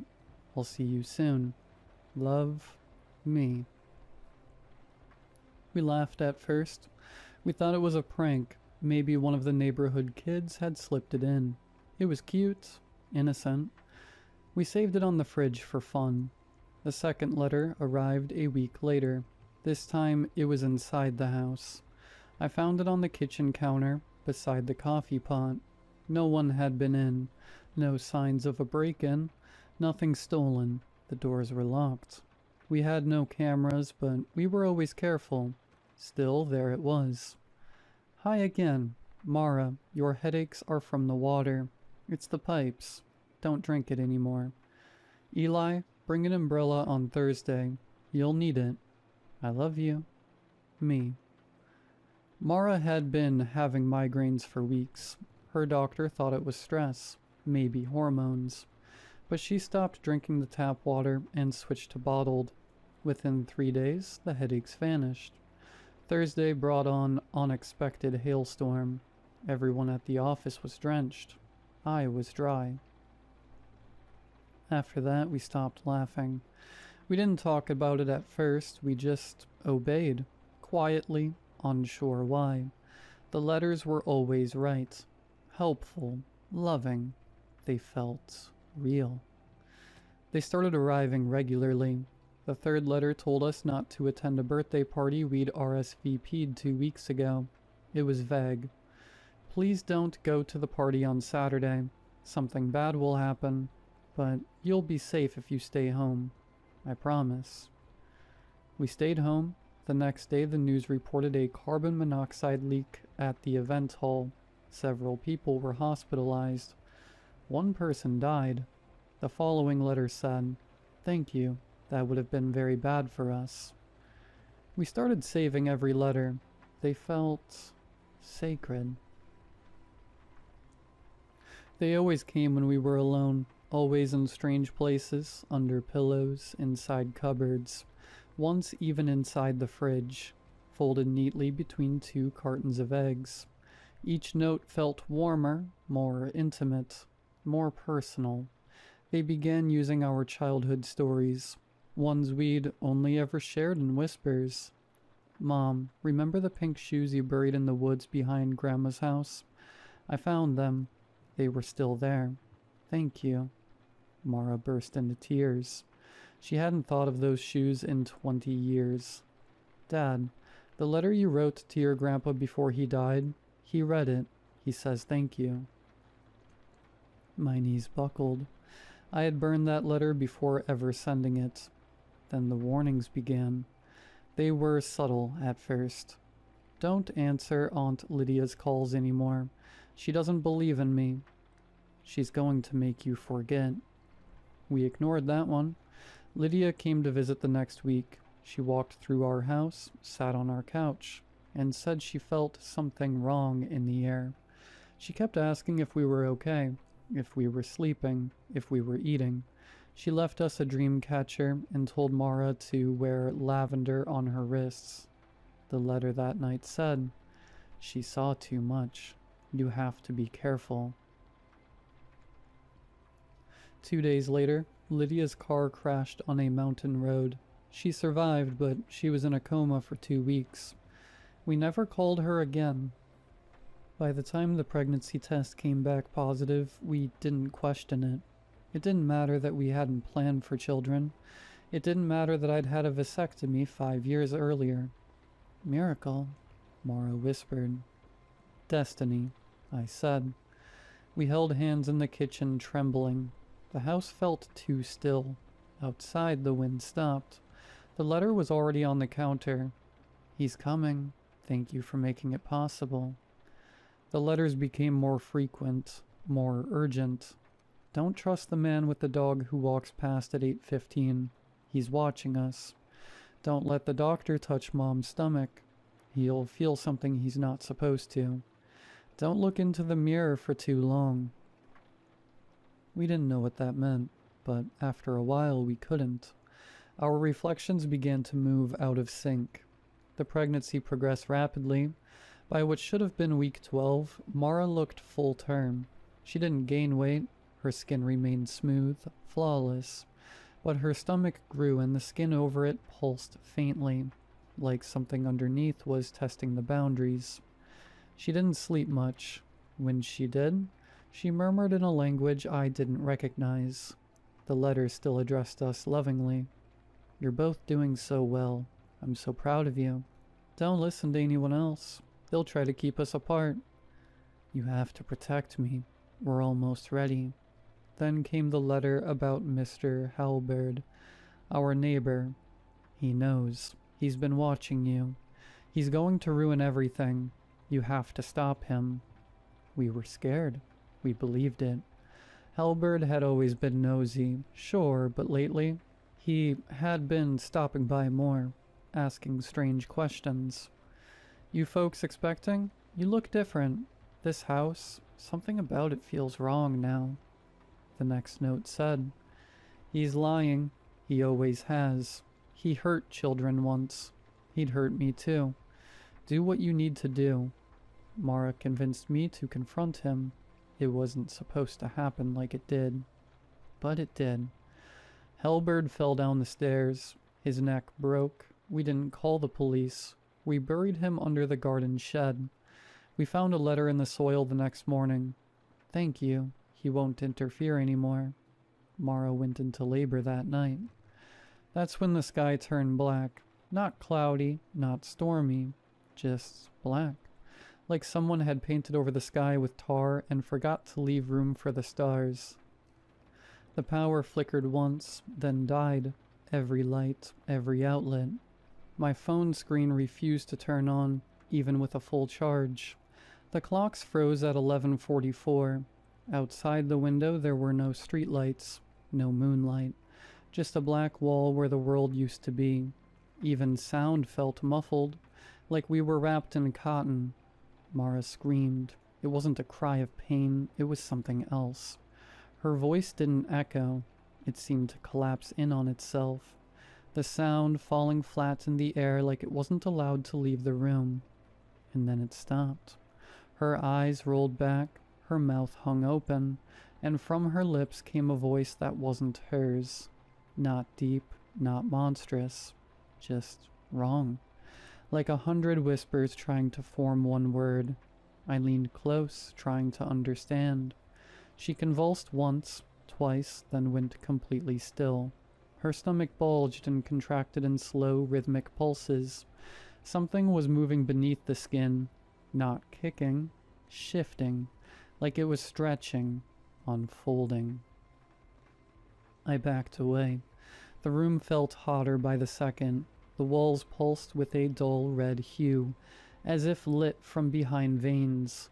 The floor vibrated beneath my feet in perfect sync with Mara's breaths, deep, dragging, unnatural.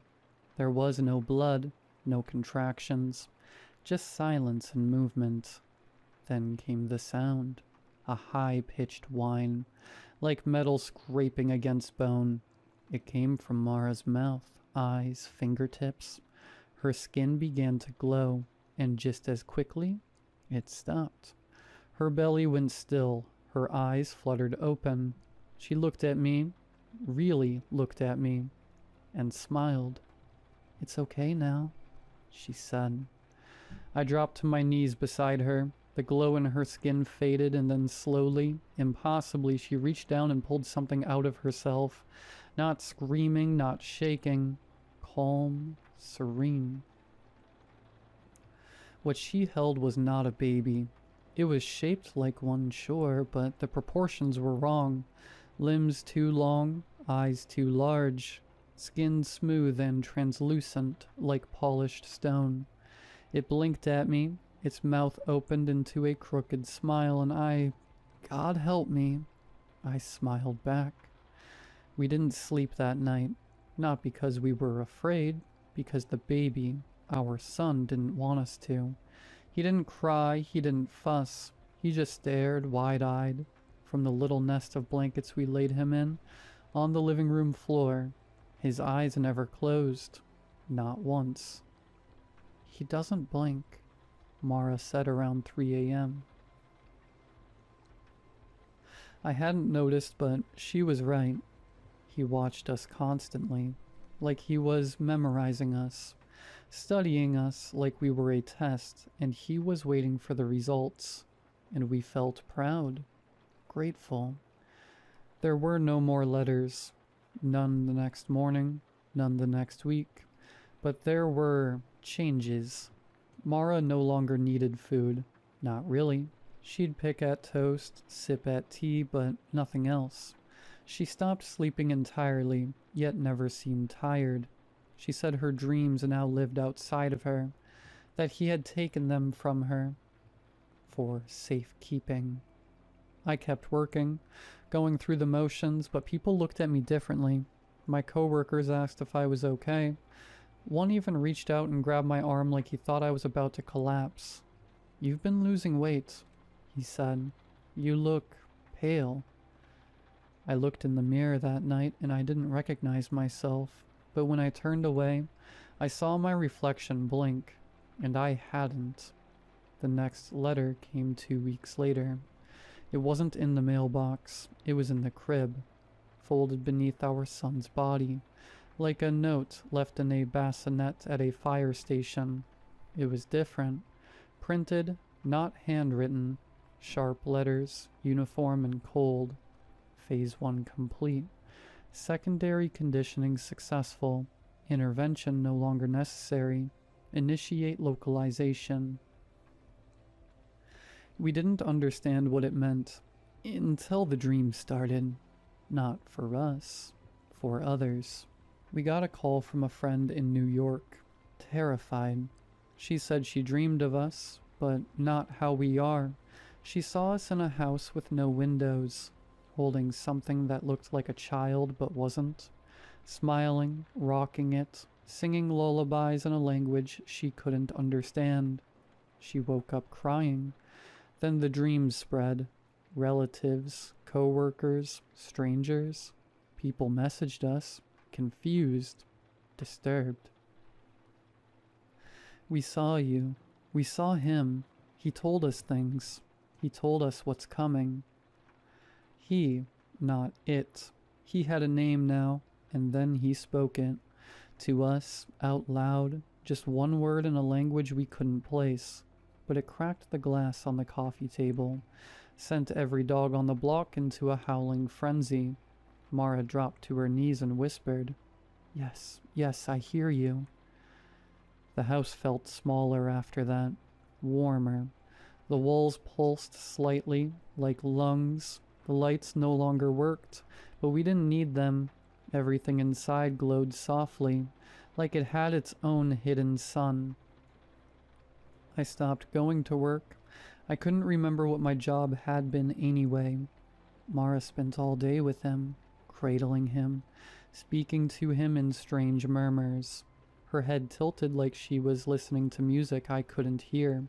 Sometimes he'd hum, not a lullaby, but something more primal, like static turned into a melody.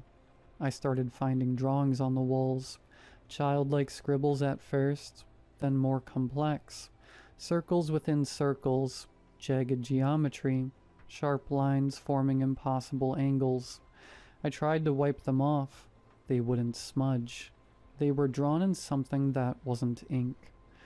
I woke one morning to find a spiral traced on my chest in fine red lines.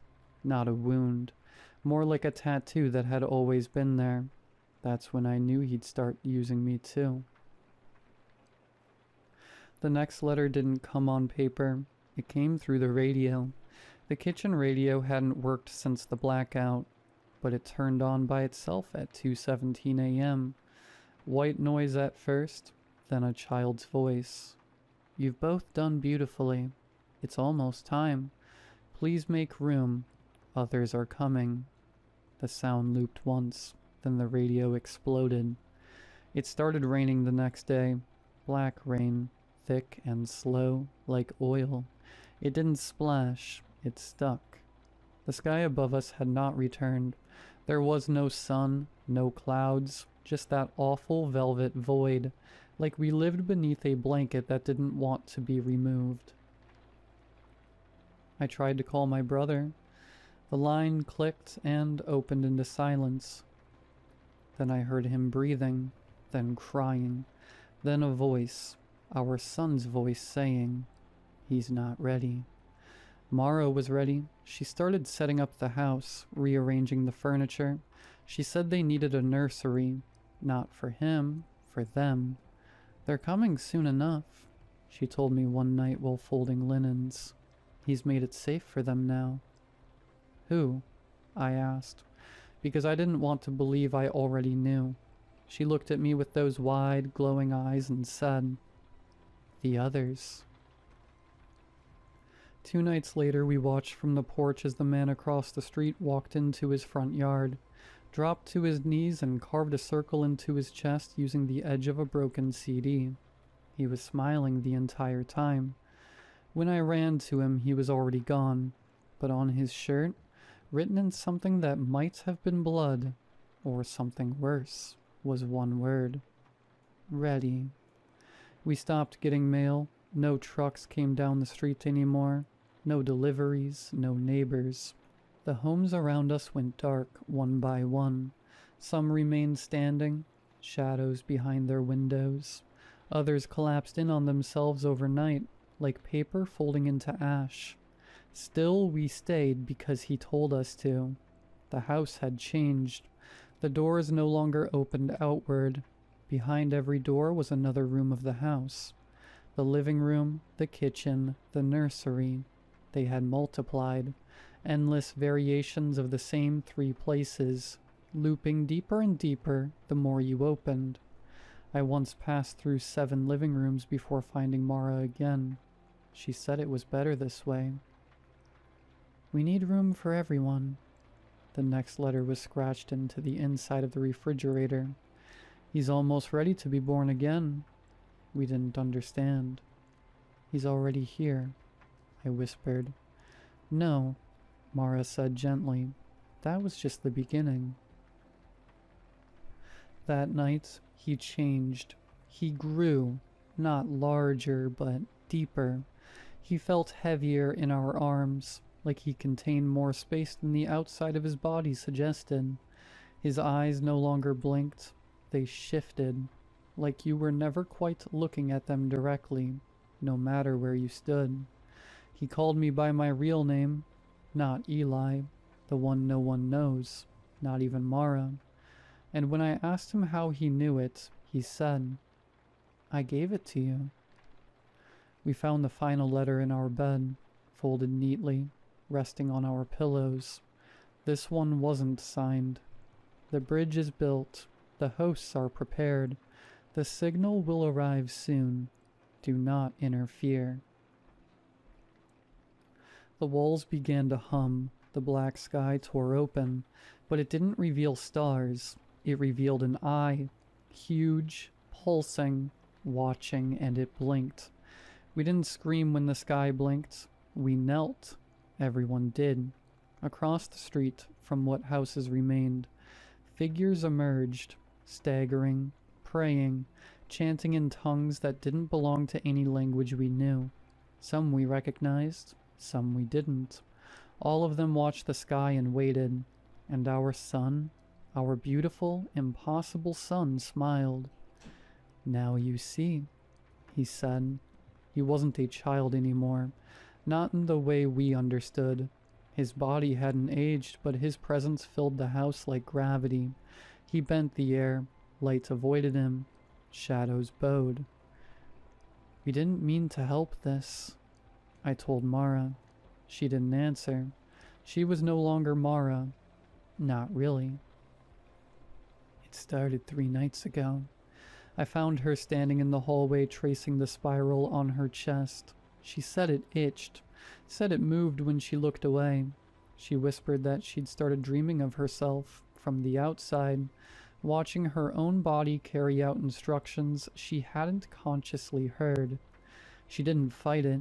I think a part of her had been gone for weeks. And now, there was no more denying it. The air crackled with electricity. The ground shook in pulses. The eye in the sky blinked once more. Then the letter appeared, not in the house, in my mind. A voice, warm, familiar.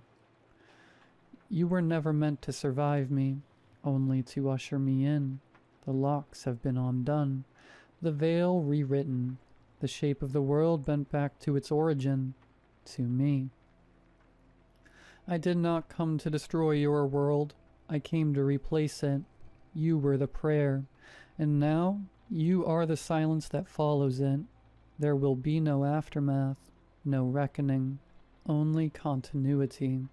In my shape, in my image, and in the names that come after yours are forgotten.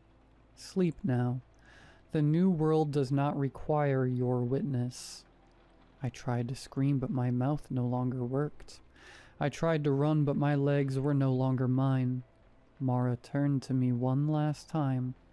She opened her mouth, and in our son's voice, she said, "We're already inside."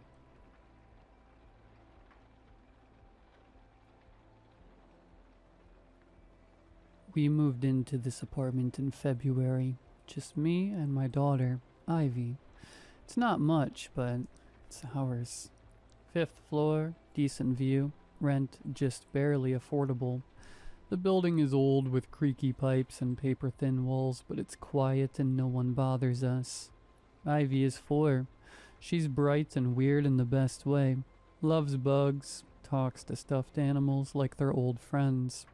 Invents strange stories on the fly. I've always encouraged her imagination. Kids need that. Especially after what we've been through. At first it was just a normal play. She'd crawl on the floor with her dolls, press her ear to the wood like she was listening for something. I asked her once what she was doing and she told me. "He talks funny when he's sleepy." I didn't think much of it, thought she was mimicking a TV character or something. A few days later, while brushing her teeth, she pointed to the floor and asked if I could tell the man to stop watching her. I froze, not scared, just thrown. "What man?" I asked. She pointed to the floor again. "The one who lives under the wood." I gave her a confused smile. "Honey, there's nobody under there. We're on the 5th floor, remember?" She didn't respond. Just rinsed and spat like nothing happened. That night I checked the floor while she slept. The boards were dusty but solid. No gaps, no loose panels. Still, I knelt down and tapped a few spots. Hollow, but not unusual. Old floors always sound like that. Over the next week, Ivy started avoiding the hallway. She would step around specific boards like they were hot. She stopped sleeping in her bed and would sneak into mine without saying a word. When I asked her why, she'd just whisper, "He gets louder at night." I started keeping the TV on while she fell asleep. White noise, comfort. Still, I'd catch her glancing toward the floor in the middle of a show, like she was waiting for something. Then, 2 nights ago, I woke to a loud pop, like a board snapping under weight. I rushed to her room. She was sitting upright in bed, wide-eyed, staring at the floor. I asked what happened. She pointed to a spot near the corner of the room. One of the floorboards was slightly raised. Barely noticeable, but it hadn't been like that before. I pressed down on it. It gave a little, like something beneath had pushed upward. "Did you drop something under there?" I asked. Ivy didn't answer. She just whispered, "You touched his door." Last night I barely slept. Every creak of the building made me tense. I turned on every light, sat in the living room until morning. This morning I went to the kitchen to make coffee and found a piece of paper tucked behind the cereal box. Ivy's drawing, crayon on lined notebook paper. A stick figure girl stood in a square room. Beneath her feet, a black figure was drawn in a pit of jagged lines, reaching upward with arms too long for its body. In the corner of the drawing was a sentence written in shaky, childish letters.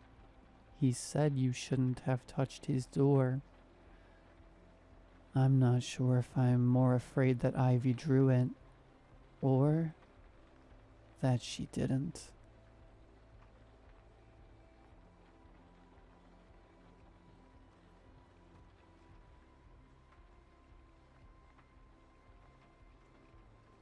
Hello everyone. Never thought I would do this, but I need to talk. I need someone to know what I know, even if they won't believe me. I'm a normal guy just like everyone else. My life is very ordinary. Work, then home, maybe a bit too much solitude. The only thing that gives me a sense of comfort or escape from this monotony is the sky. Ever since I was a child, I've loved looking at the stars. It's a strange feeling, looking at things millions of light years away. Things our ancestors saw, and perhaps generations long after us will see. It makes you feel incredibly small, but also part of something immensely larger. About a year ago, I decided to take this interest to another level. I saved up and bought a telescope. Not exactly professional grade, but decent one. It magnifies the view and lets me see more details on the moon, nearby planets, and sometimes distant star clusters, or faint nebulae if the sky is clear. Most nights I go up to our building's rooftop, as far away from the street noise and city lights as I can manage. I sit there for hours in the quiet of the night, the sound of the cool breeze, just focused on the telescope's eyepiece.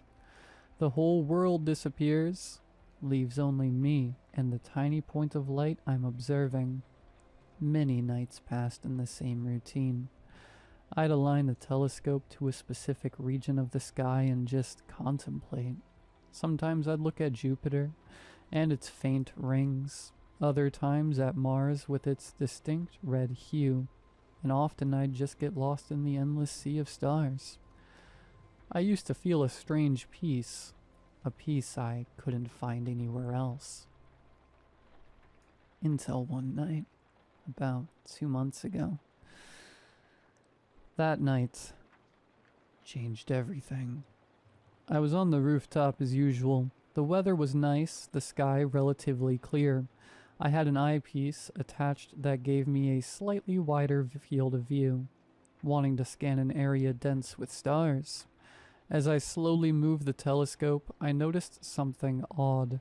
A point of light, like an ordinary star, but it was stationary. At first I thought maybe my hand had shaken. Or perhaps it was just a very distant aircraft. I focused harder. No, not an airplane. Airplanes follow straight or gently curved paths, and they have blinking lights. This was a steady point of light, just like a star, but it was moving.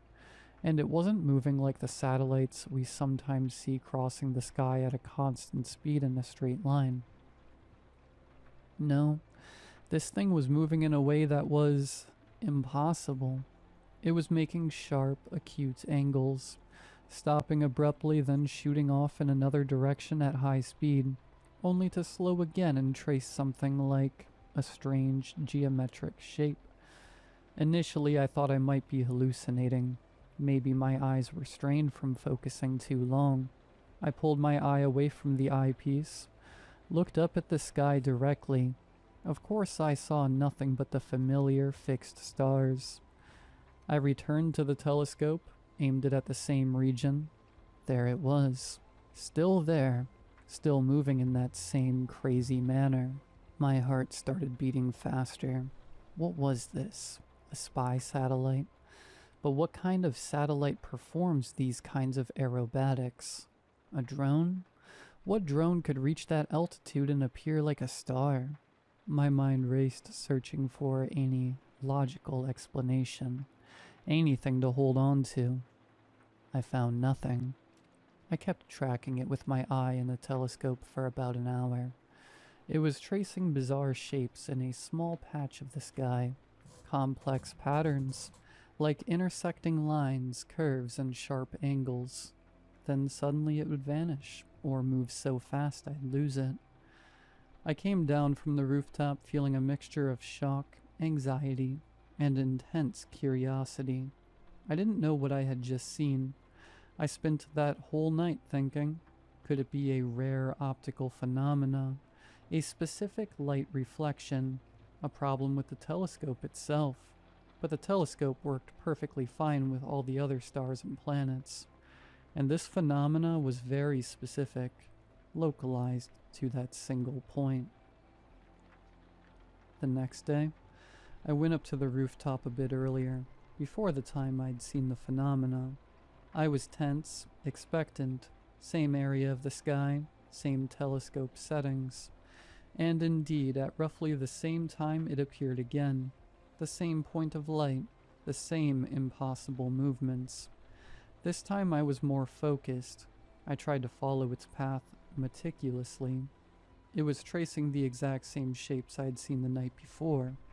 Not similar shapes, no, precisely the same ones. The same angles, the same pauses, the same speeds. This is where it went beyond coincidence or natural phenomena, or even a conventional satellite, something tracing the same complex pattern every night, in the same spot, at the same time.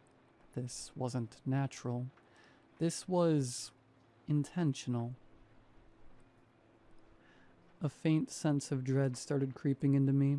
The idea of aliens or UFOs had always been just science fiction and movies to me. I never seriously considered it, but what I was seeing had no earthly explanation I could logically arrive at. If it wasn't aliens in a craft, then what? The third night, I went up armed with a notebook and pen. I started observing the point as it moved, trying my best to sketch the path it was taking. It was incredibly difficult. The movement was fast, the shapes complex, and my hand wasn't steady enough. But I was determined. I drew jagged lines, dots, angles, trying to capture any part of the pattern. Every night I went up and drew. Every night, the same movements repeated with the same meticulous precision. I began comparing the drawings from different nights. The same sequence, the same strange geometric figures. It wasn't just movement anymore. It felt more like a passage being written across the sky. But a message from whom, and why, and what did it mean? The first week passed like this. I became obsessed. My work started to suffer. My sleep dwindled. During the day, I'd think about what I saw at night, and at night, I was perched on the rooftop, fixated on that moving point of light. I started feeling utterly alone in the world, holding a secret nobody knew, and nobody would likely believe if I told them. I considered telling a friend once. We were sitting in a cafe, and I was very hesitant. Finally, I vaguely hinted that I was seeing strange things in the sky with my telescope. He looked at me and said, "Man, you must be seeing things. Maybe it's just a plane or a satellite, and you're making a big deal out of it." I tried to explain that the movement wasn't normal, that it repeated, but he just laughed and said, "All right, man, next time film it and show us." The idea of filming it had occurred to me, of course. I tried recording with my phone camera through the telescope eyepiece, but the image came out extremely shaky and unclear, and the point of light was so small it barely showed up as a pixel or two moving erratically in the video. There was no solid physical proof I could present. I went back to the notebook and pen. Every night, I added a new piece to the drawing, like assembling a large, complex puzzle. I started noticing that these shapes weren't just random lines. There was repetition, a certain symmetry, like a strange visual language. I would stare at these drawings for hours, trying to understand them. Was it a map, chemical symbols, the design for some machine? Time passed and I still didn't understand anything. The feeling of helplessness grew. I was witnessing something happening right before my eyes every night, something that could potentially be the most important discovery in human history, and I couldn't comprehend it or report it to anyone convincingly. The fear began to evolve. It wasn't just fear of the unknown anymore. It became fear of what this message might actually be saying. If it was a message, who was sending it with such power that it barely appeared as a moving star? And what level of importance or danger would warrant such an effort? I started searching online for anything similar. Amateur astronomy forums, conspiracy theory websites, anything. I found no description matching what I was seeing. Everything was either mundane sightings of satellites or planes, or clearly fabricated videos. What I was seeing was different. It was real, persistent, and terrifyingly organized. Over time, the drawing in my notebook started to take shape. I now had a complete sequence of the movements, the points made over about an hour and a half each night. An incredibly complex drawing, filled with minute details. I'd looked at it, feeling like the key was right in front of me, but I couldn't find the door. One night, I was looking at the drawing, comparing it to the previous nights to ensure accuracy. I noticed something. In a specific part of the drawing, there seemed to be a certain ratio that repeated between the lengths of particular lines and specific angles. A mathematical ratio. Something like the golden ratio, perhaps, but much more complex. I thought to myself, wait a minute, what if these aren't visual symbols in the traditional sense? What if they're equations? What if it's the language of mathematics? They call mathematics the language of the universe. Maybe whoever is sending this message knows that the only way to communicate with any other civilization, regardless of their language or form, is through mathematical constants and logics. The idea sent a shiver down my spine. If this was math, then I needed someone who understood highly complex mathematics to decipher it. My education is average. My highest level of math was in high school, but this idea opened a new door. I began focusing on the drawing from a mathematical perspective, looking for numerical patterns, for known constants like pi or Euler's number. It was like trying to crack an impossible code. I spent days and nights trying to apply the simple math I knew, searching online for advanced mathematical concepts that might relate to these shapes. Chaos theory, fractal geometry, things I'd never heard of before. I felt like a blind person feeling their way through a dark maze. Every time I felt I was getting close to something, I'd hit a dead end. But I didn't give up. The feeling that the answer was near, that this message had meaning, was stronger than any frustration. To avoid suspicion or questions about the source of these shapes, I started using a tactic.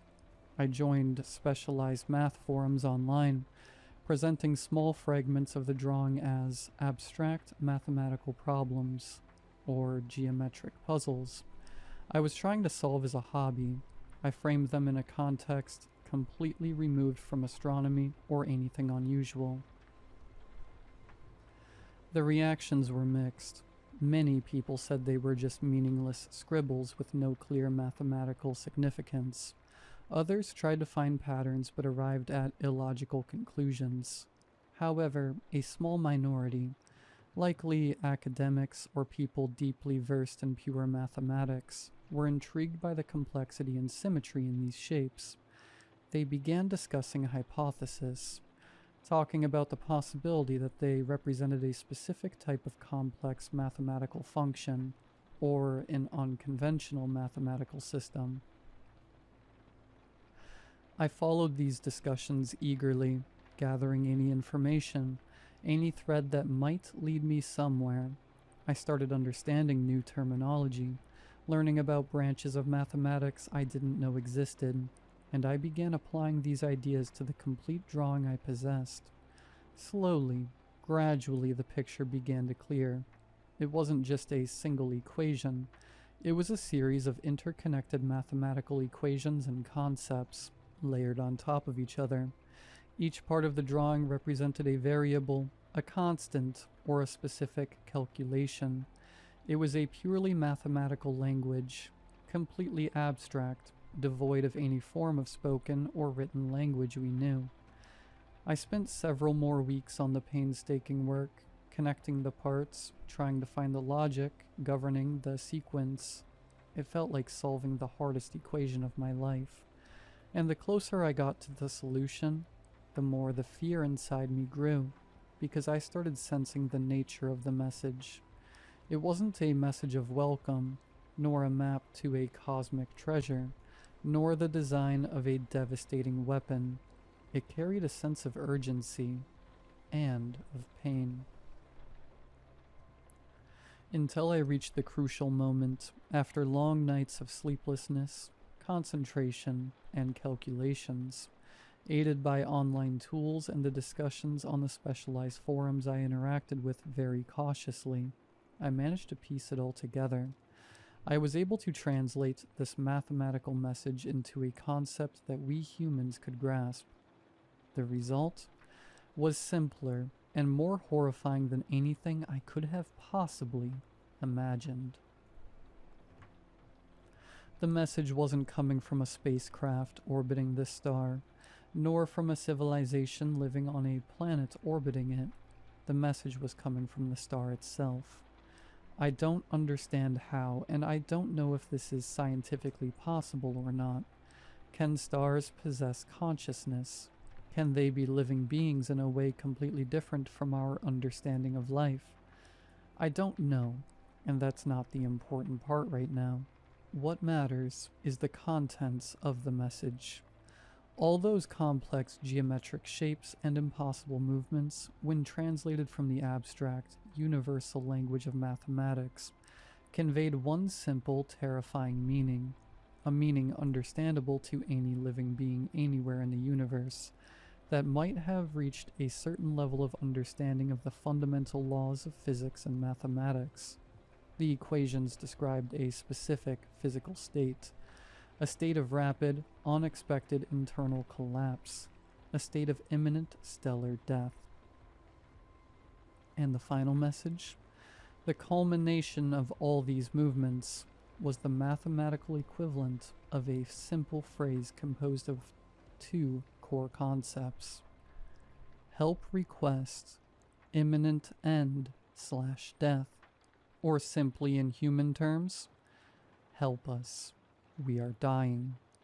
I sat there staring at the notebook at the final equation frozen in place.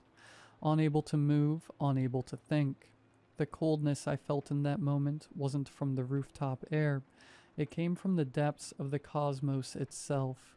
A dying star, a conscious star, or at least one capable of communication somehow, sending a distress call across the vast expanse of space, a plea written in the language of mathematics so that anyone might understand it. And that someone was me. An ordinary young man sitting on a rooftop in a distant country, with a modest telescope. I was the one who cracked the code. I was the one who heard the scream. A scream that had been traveling for how many light years to reach here? Tens, hundreds, thousands, millions? Where exactly is this star? Is it even still there? Or is this just an echo of a voice that died long, long ago? And what could I possibly do? Who am I to help a dying star? What help could I offer? Even if I knew its exact location, even if I notified every space agency in the world, what would they do? Send a spaceship that would take millions of years to arrive? And if it arrived, what could it possibly do? The sense of absolute helplessness was crushing. The feeling of cosmic loneliness became deeper, more terrifying. We aren't just small in this universe, we are also frighteningly powerless. We hear the cries for help from our cosmic neighbors, and we can do absolutely nothing. That night, after deciphering the code, I went back to the rooftop. I pointed the telescope at the same spot. The point of light was still there, still tracing the same complex geometric shapes in the cold silence of space, still sending the same desperate message. Help us. We are dying.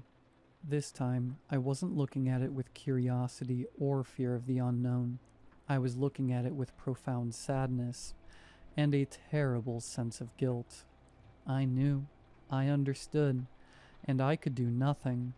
The sky where I used to find peace and escape had transformed for me into a vast graveyard filled with stars dying in silence, or screaming pleas for help that no one hears, or those who hear cannot answer. Every night now I go up to the rooftop, not to enjoy the stars, but because I honestly don't know why. Maybe to bear witness, maybe so that this scream doesn't just echo into the void completely alone. I sit and watch this point as it draws its message of death, knowing that a real star, a massive entity perhaps the size of our sun or larger, is collapsing and crying for help somewhere far away in the darkness. The biggest problem is that a realization like this changes everything. How can I go back to living my ordinary life knowing what I know? How can I care about trivial problems of work, money, and relationships when I know that beings the size of stars are pleading for help in the universe around us? I still go up to the rooftop every night, and the point of light still traces the same pattern, the same equation, the same scream. Help us. We are dying. And I don't know what to do, and I don't know if there's anyone else, anywhere else in this universe, seeing the same message and feeling the same helplessness that I feel right now. Just the thought that this message might be traced across the skies of other planets, before the eyes of other beings, each one standing alone, as helpless as I am.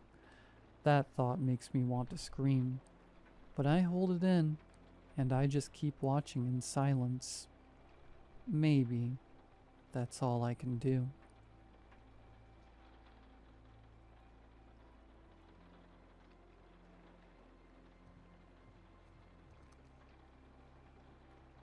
I'm in need of some advice, but I don't even know what kind of help I should be after.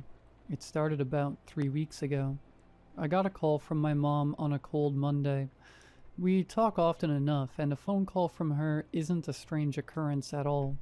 The only real strange part about it was that it was while I was on the clock at my job. I'm a nurse, so she usually would only call if something was important. I picked up the phone, fully expecting to hear that someone had died, only to be greeted by her familiar, gentle voice. She was casual, sweet, just asking about my day. Don't get me wrong, I love my mom, and I like talking to her, but I was at work and it was a very busy day. I tried to politely excuse myself and get back to what I was doing. Before I could hang up, she said something that caught me off guard. "I'm glad you're sleeping better. You looked so peaceful." I was caught a bit off guard by this. You see, I'm in my 20s and I've lived alone for almost 7 years now. What's more, my mom lives about 200 miles away from me. I didn't think much of it at the time, but as the day went on, for some reason, it bothered me more and more. After my shift, I called her again, and again she began a casual, cheery conversation with me. What she said earlier was burning into my brain at this point, so I asked her what she meant by that. Without missing a beat and in the same happy tone, she told me, "Well, you've been tossing and turning. I was just happy to see you sleeping peacefully last night." I didn't know what to say. I asked her if she was making a joke. Her response sounded just as confused as I was. She told me she had tucked me in last night. I didn't want to start an argument. My mother is not young, and there is a history of degenerative brain disease in some of our family. I was worried that maybe she was sick. I changed the topic again to her day and finished what turned into a relatively pleasant conversation. Given the earlier confusion, I texted my brother immediately. He lives in the same town as my mom and told him to check on her. Ever since then, I feel like I've been losing my mind. At first, I began to notice the smallest things. Tiny instances that aren't as they should be. That day when I got home, for example, the chair at the head of my dining room table was pulled out too far. I could have sworn I tucked it in, but reason tells me I must have forgotten. My bed was made when I knew for a fact I didn't make it. It was folded and tucked under the mattress, the same way my mom did it when I was little. I called my brother. I had no idea what was going on. Maybe my mom had come to visit and was pranking me. It was unlike her, but what else could this be? He told me that he had just had tea with her. It's been getting worse and worse. At night, I can hear footsteps, but when I get up to look for their source, they vanish, leaving me questioning if I really heard anything at all. A few nights ago, I woke up around 3 in the morning to the sound of humming. It was faint, barely audible, but I recognized the melody instantly. It was the lullaby my mom used to sing to me when I was little. The one she hummed when I had nightmares. I froze. It was coming from my bedroom doorway. I couldn't bring myself to look. I just shut my eyes and lay there, stiff under the covers, trying not to breathe too loudly. Eventually, the sound faded. When I finally worked up the nerve to turn on the light, the room was empty, but the closet door, which I always leave open, was shut. I've been calling her during the day, but it's no use. She either denies any of it, or simply speaks as if nothing was wrong. More often than not, she goes off on tangents that frustrate me to no end. I even recorded our last conversation, thinking maybe I could catch something, some slip, some change in her voice that would make sense of this. But when I played it back, the audio was crystal clear. Too clear. There was no background noise at all.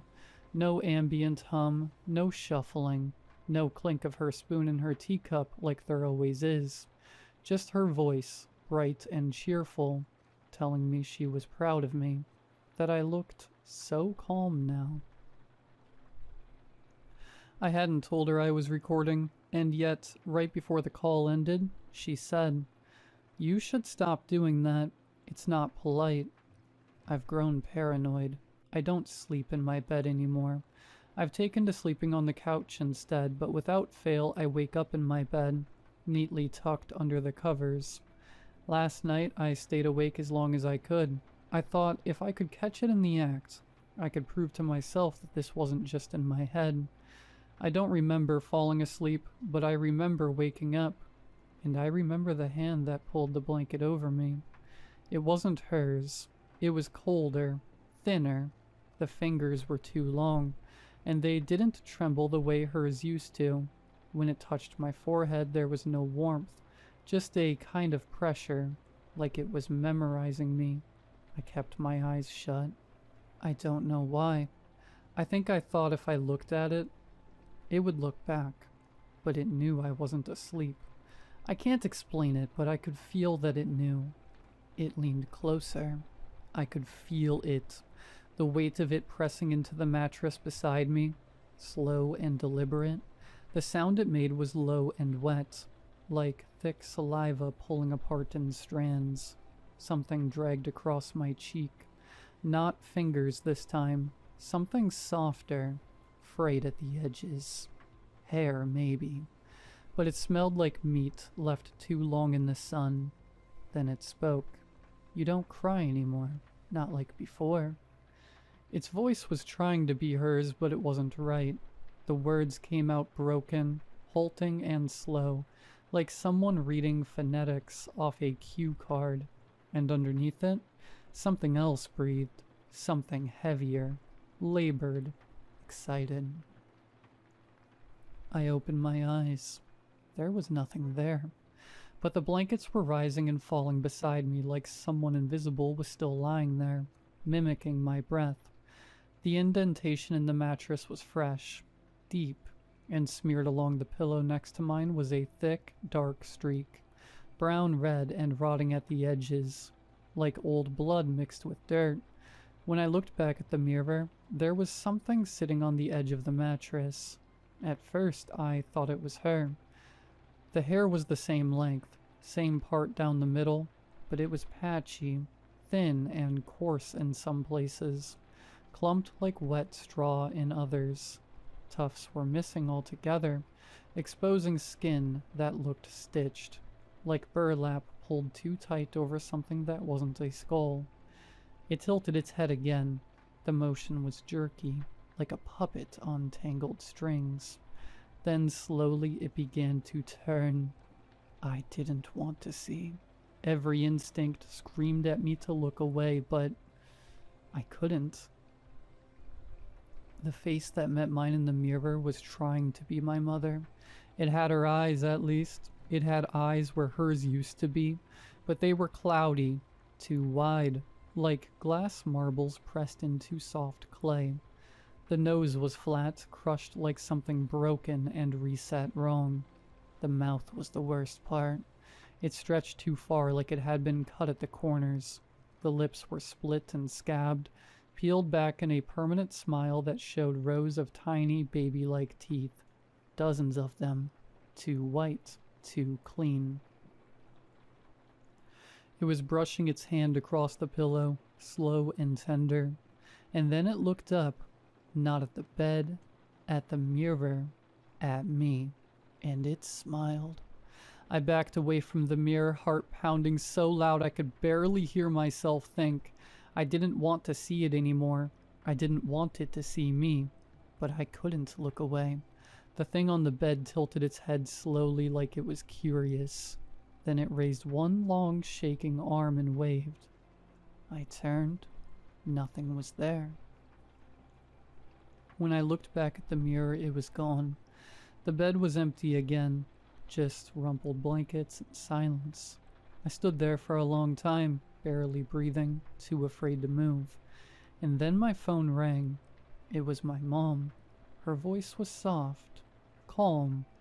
"Don't be scared, sweetheart," she said. "We just miss you."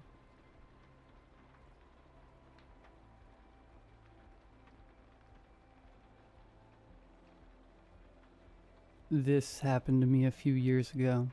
My therapist says it helps to tell people about traumatic events. Something like getting it off my chest. I don't go outside all that often anymore, and I don't talk to all that many people, so I figure this is the next best thing. Take it as a cautionary tale. If you've ever worked retail, I'm sure you can relate to this experience at least at some level. I had a coworker who had absolutely no concept of personal space. At the time, I was a student and worked at a local grocery store. The way this company works is that each employee rotates jobs on a set schedule. So for a few hours in the shift, you'll be at the register. The next, you'll stock aisles, so on and so on. My apartment was in a city on the eastern coast of the United States, a mere 2-minute drive from my work. It was a nice setup, classes in the morning and work in the afternoon. But if I am being entirely honest, my coworkers could get under my skin at times. They were relatively nice people, but they were the type who would avoid work like the plague and leave most of it to me while attempting to appear busy to our manager. Still, outside of the occasional misogynistic comment and the extra work, it wasn't so bad. But one of my coworkers in particular, Trevor, would not leave me alone. Like I mentioned earlier, we had all set jobs per shift, yet for hours at a time he would come pester me, talking on and on about whatever topic he chose that day. Usually it was about his girlfriend, about the renovations he was making to his new house, or what he did over the weekend. Don't get me wrong, I don't mind chatting. I don't mean to come across as an insensitive jerk who was too arrogant to make friends. His talking would last entire shifts without pause. It impeded my work. I would give him hints, social cues, and try to dismiss him as politely as I could. But it was like pebbles bouncing off of a brick wall. Nothing got through to him. More than once a manager would pass us by and scold both of us for slacking because he wasn't at his designated job. I did explain this to the managers, and it provided a temporary solution. They talked to him privately and gave him a warning. From now on, he would need to stay at his position for the duration of his shift. I was happy too that this freed me from his endless chatting, while also making it seem like the issue was only his lack of work, and not my annoyance and discomfort. Looking back, I almost wish I had just endured his chatting. This new enforced separation between us caused him to escalate. Now he would wait for me to take my lunch so he could sit by me. Again, uncomfortably close to the point where I could smell his breath. This was some months after I first started working here, and he had ramped up his advances. A favorite topic of conversation for him was how he feels disconnected with his girlfriend, how she acted immature, and how he wished she was more mature, as per his own words, like me. He would make comparisons between me and her, and talk about how great I was. He began to ask me to spend time together outside of work. Again, I do not want to come across as some snob who thought I was too good to make friends with him. I feel it's pretty obvious he had motives outside of friendship anyways. I really wasn't interested, and I gave a lame excuse every time he asked to hang out over a weekend. Usually something like I had to study for an exam or do homework. Eventually he picked up on the hint, but he took it the exact wrong way. Instead of dropping it and giving up, he adopted a tone of spiteful guilt, tripping, which he would disguise as pointed jokes. For example, if I told him I was busy, he would say something like, "Still trying to avoid me? You sure seem to have a lot of homework. What class is it in?" He tried to catch me in white lies, or make me feel guilty about declining. And sure, maybe it was dumb to lie at all. Maybe I should have just told him to go away. But I wanted this to end neatly for everyone so that my job wouldn't be even more uncomfortable than it already was. I guess I was hoping he would just give up. Again, it did become worse. He began to tell me about parts of his past, deep, personal parts that should only be shared with people you are close to. For example, one day on break, completely unprompted, he began to talk to me about how he used to be an alcoholic, how he was suicidal, and how he nearly took his own life multiple times. I had no idea how to respond outside of giving cheap and, frankly, unenthusiastic sympathies. I was beyond uncomfortable, mostly because I felt like he was trying to scare me and guilt me into something I didn't want. As in, do what I want, or maybe I'll hurt myself and it'll be your fault. I'm sorry to say it almost worked. For those of you who may think I neglected a person in need who was reaching out for help, understand that this man has been in a relationship with his girlfriend for 2 years and talks to me all the time about his family who he lives with. He has many people to support him who aren't just co-workers. It's important I give a bit of context about his living situation. As I mentioned, he bought a new house recently at the time. He was renovating it while still living with his parents until he was ready to either move into it or rent it out. While I'm at it, I'll explain mine to you as well. It'll be relevant in a little bit. My street turns off into a corridor of garages. It's how I and the other tenants who live here enter our apartments. The garage is separate from the living area and is divided by a small outdoor concrete courtyard. I keep my grill here. The door to my house from this courtyard is a glass sliding door. At this point, I had endured enough of what I considered to be Trevor's emotional manipulation. I sent an email to HR complaining about Trevor and the unprofessional things he had done. The next week, I didn't see Trevor at the start of his shift. I did, however, see his car in the parking lot on my way in. When I clocked out, he was waiting for me by my car. I dreaded this conversation. I was sure HR had fired him. Did they mention my name to him? Was he going to do something extreme?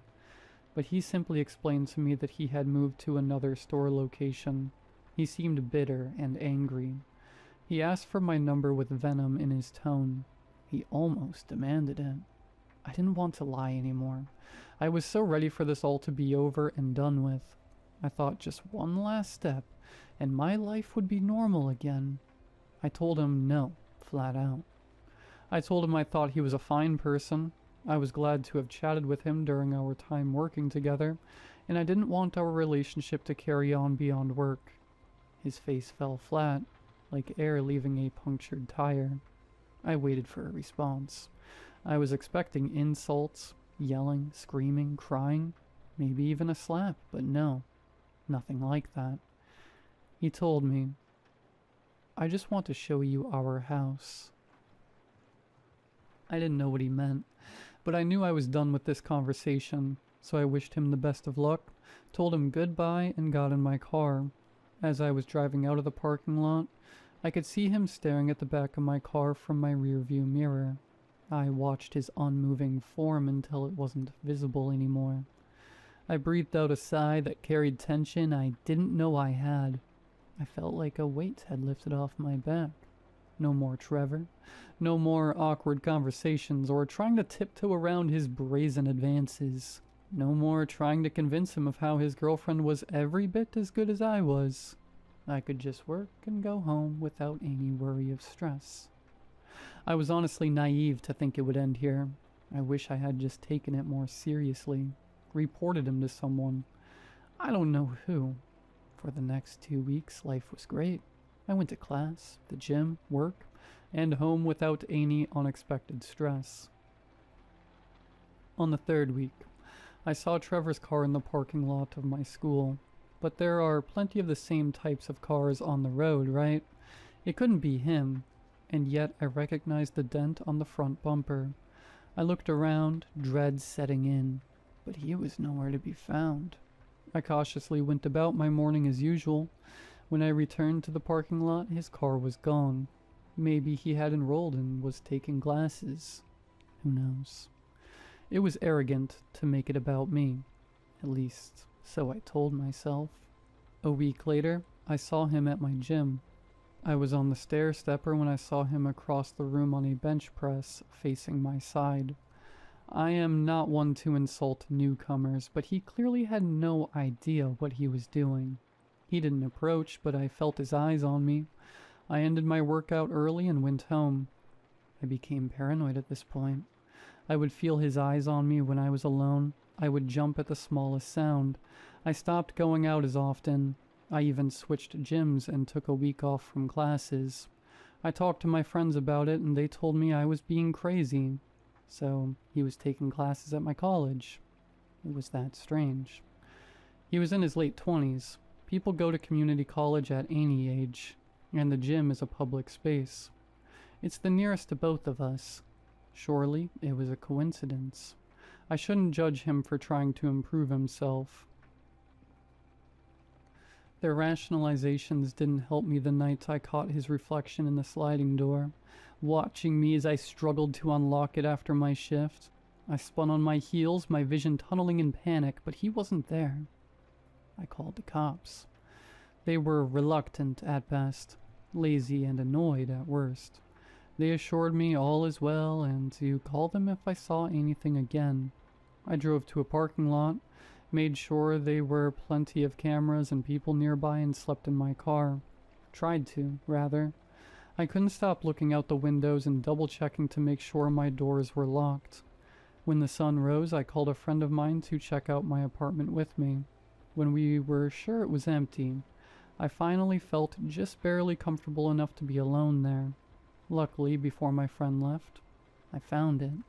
When I saw it, my skin turned cold and clammy, and nausea rose in my throat. There, tucked under my pillow, was a photo. It was of Trevor and his girlfriend, but her head had been scratched out with something sharp. In its place was a picture of me. My face, eyes closed, fast asleep. I went straight to the police with it, but it was again pointless. According to them, the photo proved nothing. It could be easily faked. A photo wasn't enough to arrest someone. At this point, I was terrified most of the time. I constantly looked over my shoulder. I searched my house daily for I don't even know what. Cameras, more photos, anything. I had begun looking for other places to live. I was planning to end my lease early and leave town as soon as possible. Trevor was going to do something to me. I could feel it. I had been living at my mother's house during my search for another apartment. I let myself fall into a sense of security. I felt that nothing could happen to me in my own mom's house. And as the weeks went by without incident, I began to think maybe it was over. Maybe Trevor had moved on. Maybe he'd gotten bored with me. I underestimated his insanity. At my job, they offer employees free bottles of water. There are 2 fridges, one in the front of the store and one in the back, that you can grab water from at any time. I didn't even think about it. It was just habit. It was a Wednesday. The day was particularly slow and a handful of people had called out sick. I still wonder if Trevor had somehow planned that. Maybe I attribute too much power to him in my fear and hatred. I was closing that day, and I was a bit out of it already. The whole situation had been so stressful and school kept piling on. I just needed space to breathe. It made me vulnerable. I remember grabbing a bottle of water from the back about half an hour before I planned on leaving. I finished about half of it, went through the procedure of closing the store and locked up. My head was spinning. The world air felt like molasses. Time slowed down. The last thing I remember seeing was a familiar red car with a dent on the bumper. I woke up in a wooden chair. The air smelled like drywall and concrete powder. My hands and legs were tied up to the chair. My screams were muffled by a dirty rag. To my disgust, I recognized the smell of sweat on them. It was one of Trevor's shirts. I looked around the room, trying to catch my bearings and maybe see if I could do anything about my situation. Honestly, I almost wish I hadn't. The walls were gray and unfinished, but I could hardly see it behind the mass of photos covering its rough surface. Photos of me. Me at the gym, at work, in class from the perspective of the window, in my apartment, in my bed. I'd started to cry at this point, and I could taste my own stomach acid bubbling up from my throat. I had become lucid enough to make out singing. Trevor was singing somewhere in the house. It was Frank Sinatra's "I've Got You Under My Skin." I will never listen to that song again as long as I live. Tied up in that place, the lyrics of the song sounded like death threats. Trevor came into the room after a while. He was smiling at me, not smug or threatening. He looked at me as if we had been dating for years. He kissed my forehead. I wanted to stop existing. He told me that he'd been planning this for a long time. He kept talking about how I had been confused, how he had been planning our lives together, preparing our home for when I was ready to be with him. He picked a handful of photos from the wall. They seemed as if they'd been touched more than the others. I don't know how to describe a photo as well used, but that's the best I can do, is they looked worn out. He showed them to me. More poor edits or cutouts of him and I together. One of them had me in a wedding dress. Whether or not he could sense my terror or disgust, I don't know, but my lack of enthusiasm didn't seem to please him. His face soured. He began insulting me. I won't repeat what he said verbatim, but his point was that I was ungrateful. He said he would treat me right and be the perfect partner, and I was too stupid to give him a chance. His anger grew to the point of rage, and I really believed he would end my life at any moment. But as soon as it had come, his rage subsided. His smile came back, and he said he forgave me. He told me I was still confused because of my friends and family. He said I would thank him one day for, according to him, saving me from them. He kept calling me pet names which sent chills down my spine. In truth, his insane obsession probably helped to spare me. Had he been an outright killer, I wouldn't be typing this now. That being said, it's hard for me to honestly say that what happened was a preferable alternative to dying. He kept me down there for what felt like a long time. I learned later it was just over 2 weeks. I won't go into detail about all the things he did to me. I'm sure you already know regardless. I know I said I'm trying to get things off my chest in this post, but some things I can't bring myself to relive. I was easy to find, luckily. I had made a big deal of Trevor to my work, to the police, to my mother and my friends. When I went missing, he was the first suspect. The day the police knocked on his door, I was more afraid than ever. If he thought his plans with me were at an end, this delusion of a future with me, I have no doubt he would have killed me and himself. In his mind, I'm sure it would be romantic. He opened the door to the 2 officers who began to speak to him. I was weak, dehydrated, and malnourished, but I put every ounce of energy I had into screaming through the filthy shirt he used to gag me. I heard their conversation pause, then I heard footsteps. Quick, heavy steps. He was running towards my room. The door swung open violently. It was Trevor. I can't say for sure what he was doing. He wasn't armed, at least.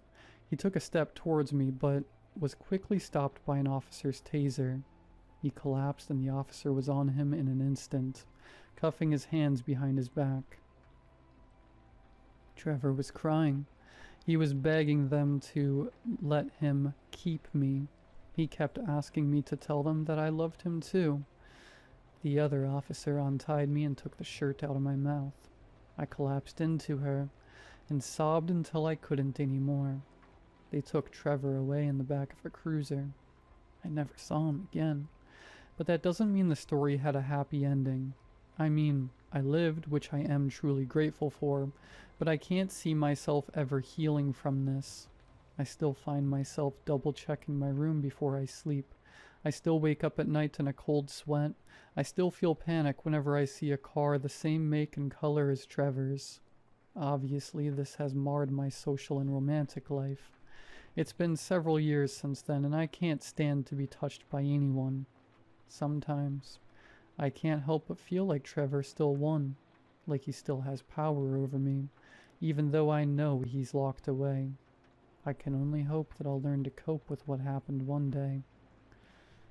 I graduated not long after and moved cities. My life has been going well, or at least as well as it can be. I took up therapy, like I mentioned at the beginning, but it's a slow process. I guess all I can do is my best. I appreciate you reading my story, if you did make it this far. Like I said, take it as a cautionary tale. There are some twisted people out there, and you never know what someone is capable of. Don't take half measures when it comes to your own safety. If you have a bad feeling about someone, please just play it safe. I only wish I could have told myself that back when I had the chance.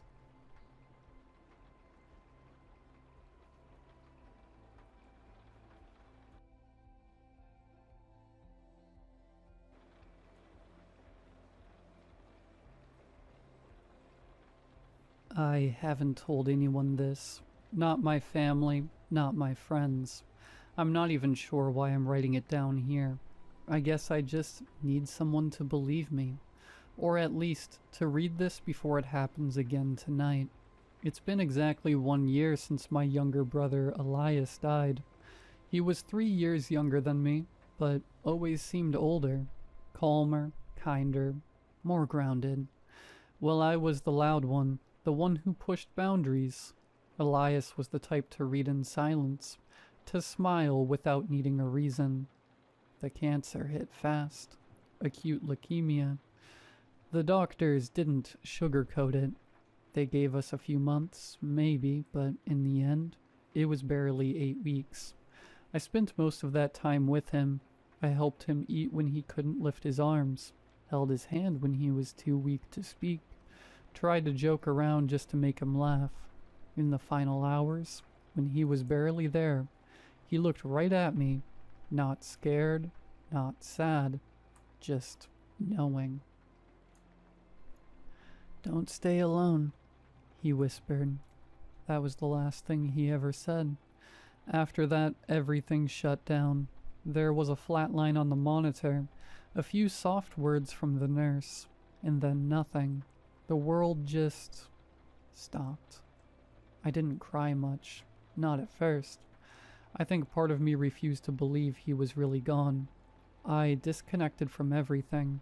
School, friends, routines. I slept all day, stayed awake all night, barely ate. I thought maybe the silence would help me process it. Instead, it left space for something else. The first time I heard his voice again, it was around 3 a.m. I hadn't been asleep, just lying there staring at the ceiling. The window cracked open to let in the late October wind. "Are you there?" It was faint, soft, coming from the hallway. I froze not because I was afraid, but because I knew that voice. I got up, opened the door, turned on the lights. Nothing. Every door was locked, windows closed, no sound except my own heartbeat. The next night it happened again. Same time, same voice. "Are you there?" I told myself it was a trick of memory, auditory hallucinations, lack of sleep. That made sense, right? But the voice kept coming back, every night at 3 a.m. sharp, and then the footsteps started. Soft, deliberate steps across the hallway floor, stopping just outside my bedroom. Never louder than a whisper, but impossible to ignore.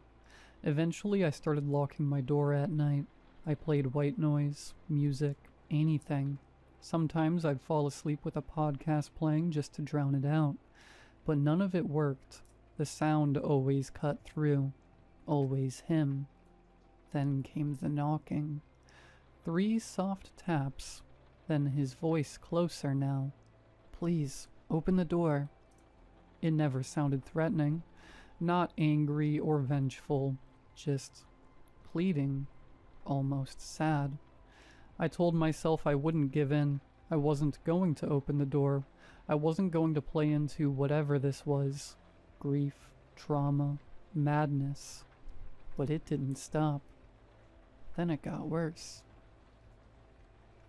I started finding things around the apartment, objects I hadn't seen in years. Stuff I knew was in a box on the attic, sealed and forgotten. A small, worn-out toy dinosaur on the windowsill. His favorite. The one he carried everywhere as a kid. A half-drunk Capri Sun on the kitchen table. Wild cherry. The exact flavor he used to beg Mom to buy. Each day, something new. Each night, his voice. Like the past was leaking into the present, or something was trying to lure me back. Last night, I found his old diary on my desk. It had gone with him to the hospital. I'd packed it in his bag. He never wrote much in it, but it was something that brought him comfort. It never came back home with us. I'm absolutely certain of that. And yet there it was, dusty, locked, familiar. I opened it. Only one sentence had been added, written in a shaky but unmistakable hand on the last page. I found a place for you. That's when I knew this wasn't just memory. This wasn't just grief. Something was actively reaching out. I've tried everything. I left town, booked hotel rooms, stayed with friends. I even rented a cabin hours away, in the middle of nowhere, and turned off my phone, but no matter where I go, at 3 a.m. I hear him, even when I'm awake, even when I know he can't possibly be there. And every night his voice changes, just a little, subtle at first, a slightly slower rhythm, a flatter tone, like a recording wearing down, like a mask slowly slipping. If it's really Elias, why does he sound less and less like himself with every visit? Tonight is the anniversary of his death, 1 full year, and I'm hearing him already. No waiting for 3 a.m. this time. He's early. I hear footsteps in the hallway, slower than usual, more deliberate, closer. Then the whisper. Please, open the door. I shouldn't. I know I shouldn't. Every part of me screams not to. But something inside me is whispering that tonight is different. That if I open it now, it might finally end. That maybe I'll see him just one more time. That maybe it won't stop unless I do. I'm standing up now. I'm walking to the door. My hand is on the lock. I'm going to open it.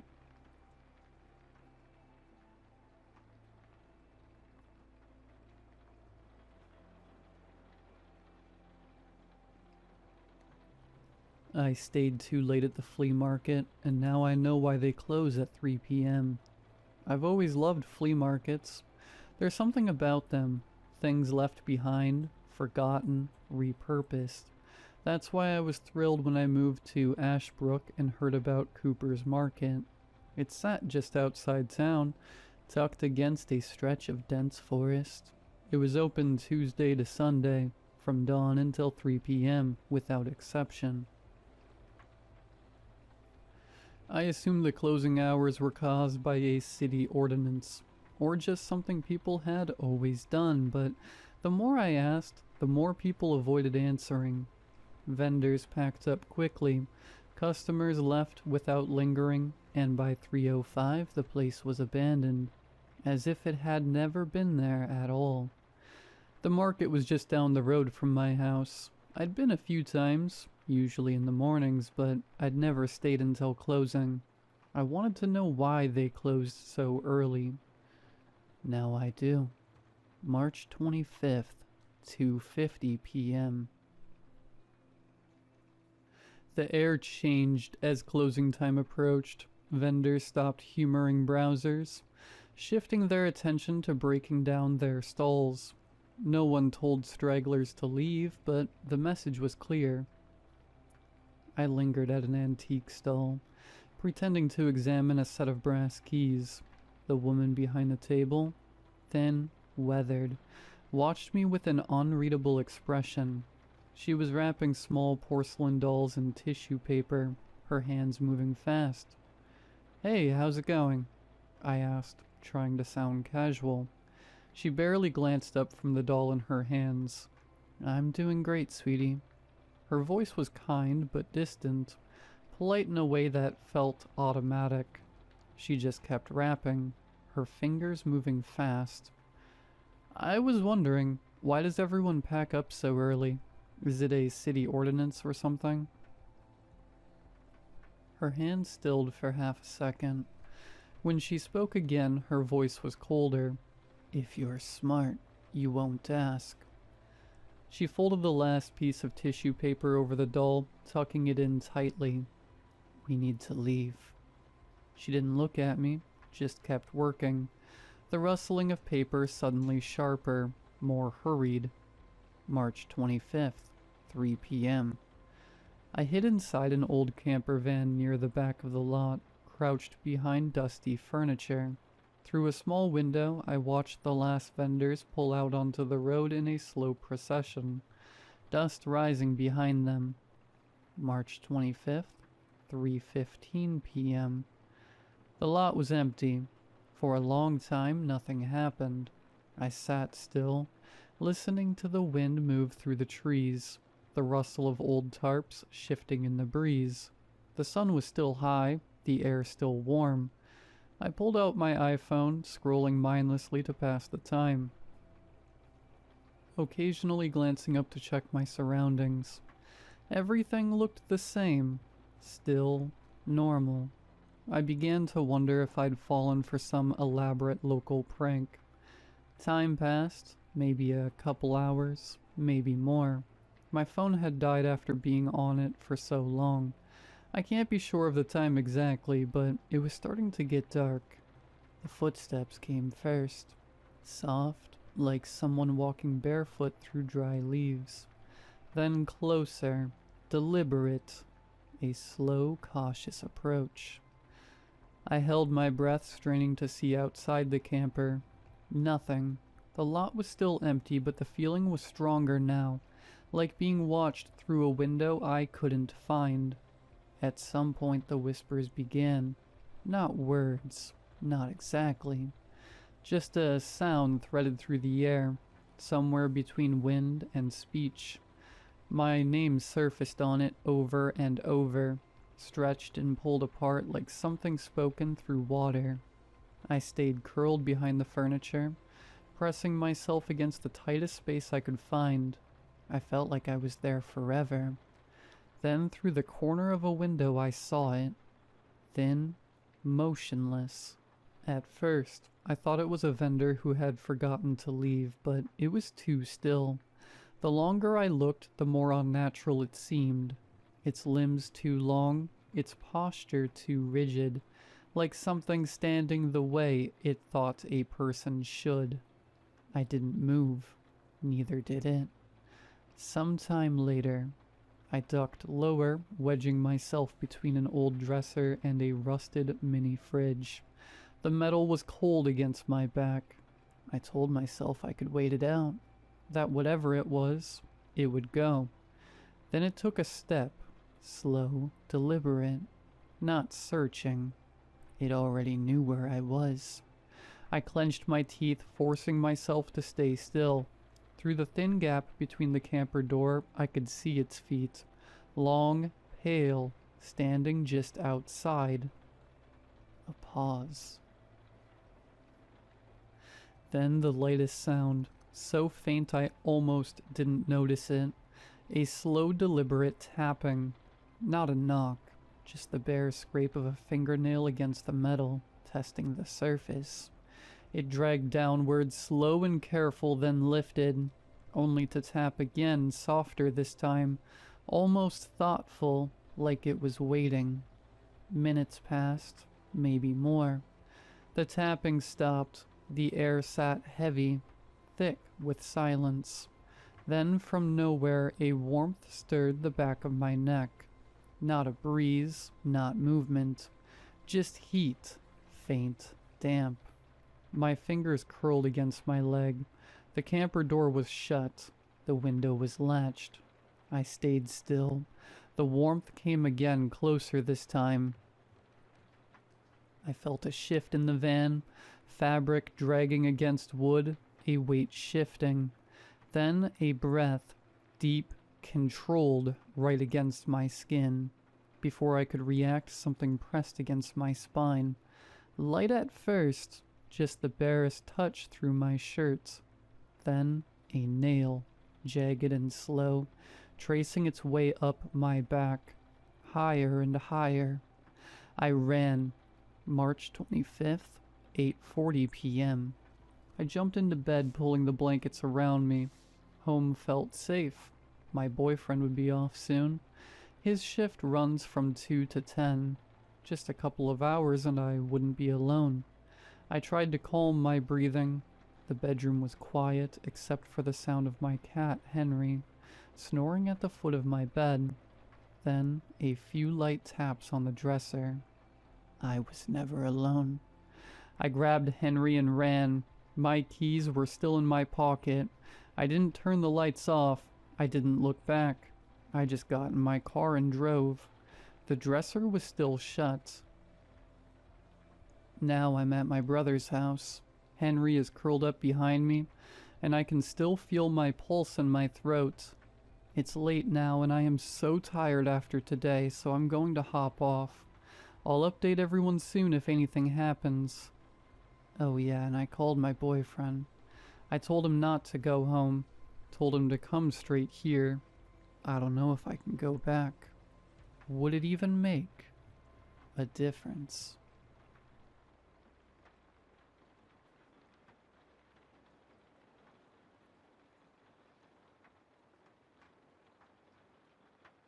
I became a smoker when I was 16. I stole 2 cigarettes that my older brother left on the dashboard of our car. In my head, I couldn't blame this on his carelessness. I didn't even have a reason to start smoking. I just wanted to know what it was like. Curiosity killed the cat and all that. A week after I had found them, I waited until it was past 11 and the house was asleep. I opened the window and climbed out onto the back roof overlooking the marsh. I used a candle match to light it. Funnily enough, I actually lit the filter instead of the tobacco end, and I sat there wondering what all the buzz was about. It tasted vaguely burnt, and I couldn't even blow out the smoke like I'd seen in movies. I stubbed it into the windowsill and chucked it into the marsh, too scared of my parents' wrath to try and dispose of it any other way. I watched the orange spark, still left on the end of it, disappear into the long grass until the darkness enveloped it. Of course, now I know I was being careless, but back then I was too self-absorbed to think about the animals or the possibility of a wildfire. All I really cared about was not getting in trouble. The second cigarette I'd ever smoked, I smoked it properly. It was broken in half with the tail hanging off, so I broke off the end of it and lit the paper still left. The filter was in my mouth this time, and I suddenly got why my entire family risked lung cancer every day. I held it between 2 fingers and felt so unbelievably cool when I released the smoke in my mouth. The vague burning was more of an ash this time, stuck on my teeth and the back of my throat. I cannot explain what was so pleasant about it. As I'm sure any smoker could tell you, you don't know why they do it until you've done it. I stubbed it shortly thereafter, since there wasn't much paper to burn, but the damage was done, and I was hooked. I knew when I chucked it into the marsh grass that it would not be the first time, and that fact settled over me with a finality I accepted quickly. I brushed my teeth thoroughly after every smoke break. It started just at night, and then in the evenings after school when I knew my mother would be cooking dinner. Anytime I was stressed, I needed a cigarette. I craved the burn at the back of my throat. I wouldn't say I was fully addicted at that point, since I was limited in my supply. I would be able to steal 1 or 2 a week, and even when I eventually started buying them off kids at school, I was too lazy to get a job and could only afford a pack once a month. Even as my habits changed, the place I smoked them never did. I still sat perched on my rooftop, feet dangling over the edge, and when I was done I would chuck them as far as I could into the marsh grass. It became a game in my head. If I could get farther than the last one, how long I could still see the ash in the dim sky. Once at 2 or 3 a.m., I was splayed out over the roof on my back.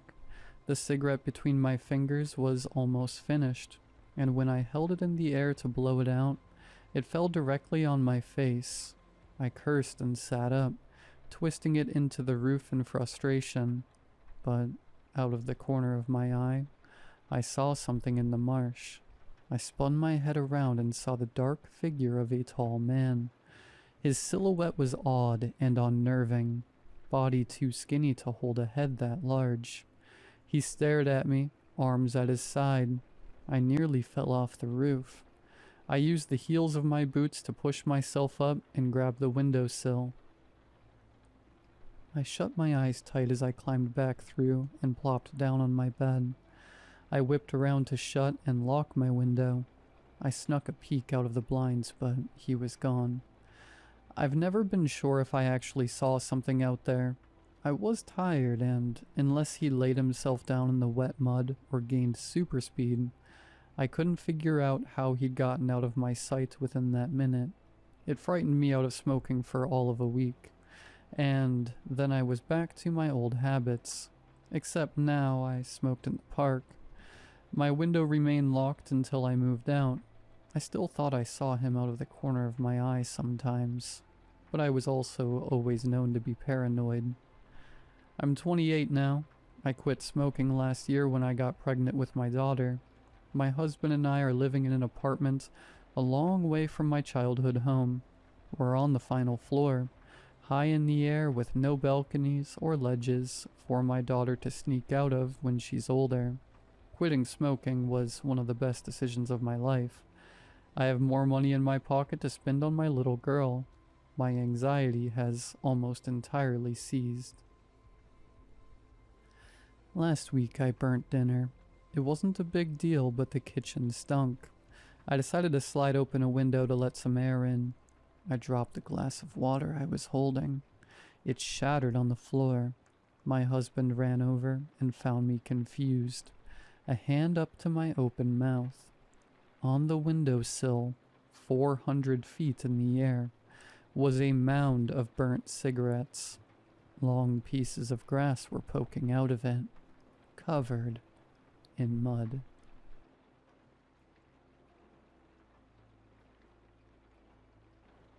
A couple weeks ago, I got a text from an unknown number. Your appointment is scheduled for 2:30 p.m., October 19th. Please arrive on time. No name, no details, just that.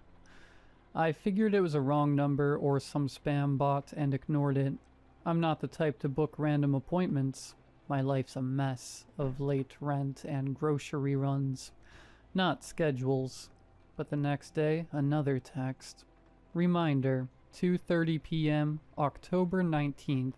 Do not be late.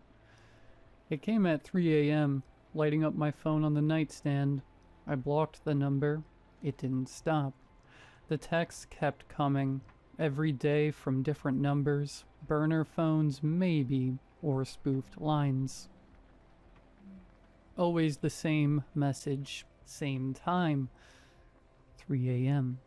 I'd wake up to my phone buzzing, that cold glow cutting through the dark, and my stomach would drop.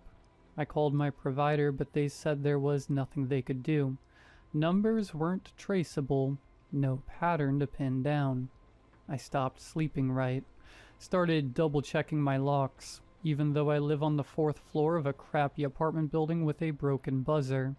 Paranoia, sure, but it felt like someone was watching me screw up my own head. October 19th feels almost like yesterday. The text stopped that morning, and I thought it was over. I was exhausted, strung out on coffee and nerves, but relieved. Around noon, my boss called me into work. Extra shift. Cash I couldn't say no to. I'm a line cook, and the kitchen was a blur of grease and yelling. I didn't notice the time until I glanced at the clock while scrubbing a skillet. 2:28 p.m. My chest tightened. I told myself it was nothing, just a coincidence, but my hands wouldn't stop shaking.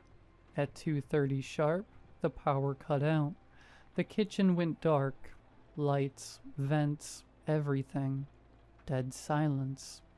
Then the sound of something heavy hitting the floor in the back room. My coworker, Javier, swore and grabbed a flashlight from under the counter. I followed him, my sneakers sticking to the tile. Heart thudding so hard I could feel it in my throat. The back room's where we keep the walk-in fridge and extra stock. Cramped, cold, no windows. The flashlight beam caught stacks of boxes. Then the fridge door cracked open. Javier muttered, "What the?" and stepped closer. That's when I saw it. Something was smeared across the door. Thick, dark, like oil, but redder, wetter. Blood maybe, but it didn't smell right. Sharp, chemical, wrong. Javier reached for the handle and I grabbed his arm. Told him to wait. He shook me off. Called me a baby and pulled it open. The fridge was empty. Not just no meat, no crates. Empty like it had been gutted, walls bare and gleaming, too clean. In the center, on the floor, was a folded piece of paper. My name was written on it in block letters. Javier laughed, nervous, and said, "Someone's messing with you, man." I didn't touch it. I couldn't. My legs felt like they were sinking into the floor and every breath tasted sour. He picked it up, unfolded it, and his face changed. Went slack, pale, like he'd forgotten how to blink. He dropped it and bolted, didn't say a word, just ran. I should have left too, but I looked. It was a photo of me taken from above, like a security camera shot, standing in my kitchen at home. I was holding a knife staring at the counter, but I don't remember it. I don't own a knife like that. Long, serrated, stained. Written across the bottom in the same block letters. You were late. The power kicked back on then, and the fridge was normal again. Stocked, cluttered, no blood, no paper.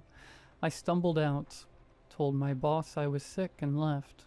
Javier didn't come back either. His phone's off and no one's seen him. I got home, checked every corner, found nothing. But my kitchen counter had a fresh scratch, deep like something sharp had dragged across it. I haven't slept. I keep hearing footsteps above my apartment, slow and deliberate, even though I'm on the top floor. My phone buzzed at 3 a.m. again. Rescheduled. April 6th, 2:30 p.m. Be on time. That's today. It's 1:45 p.m. now. I'm sitting here typing this because I don't know what else to do. I can hear someone moving upstairs again, pacing, stopping right over my head. My hands are cold and my stomach's a knot. I don't know what's coming at 2:30, but I know I can't run from it.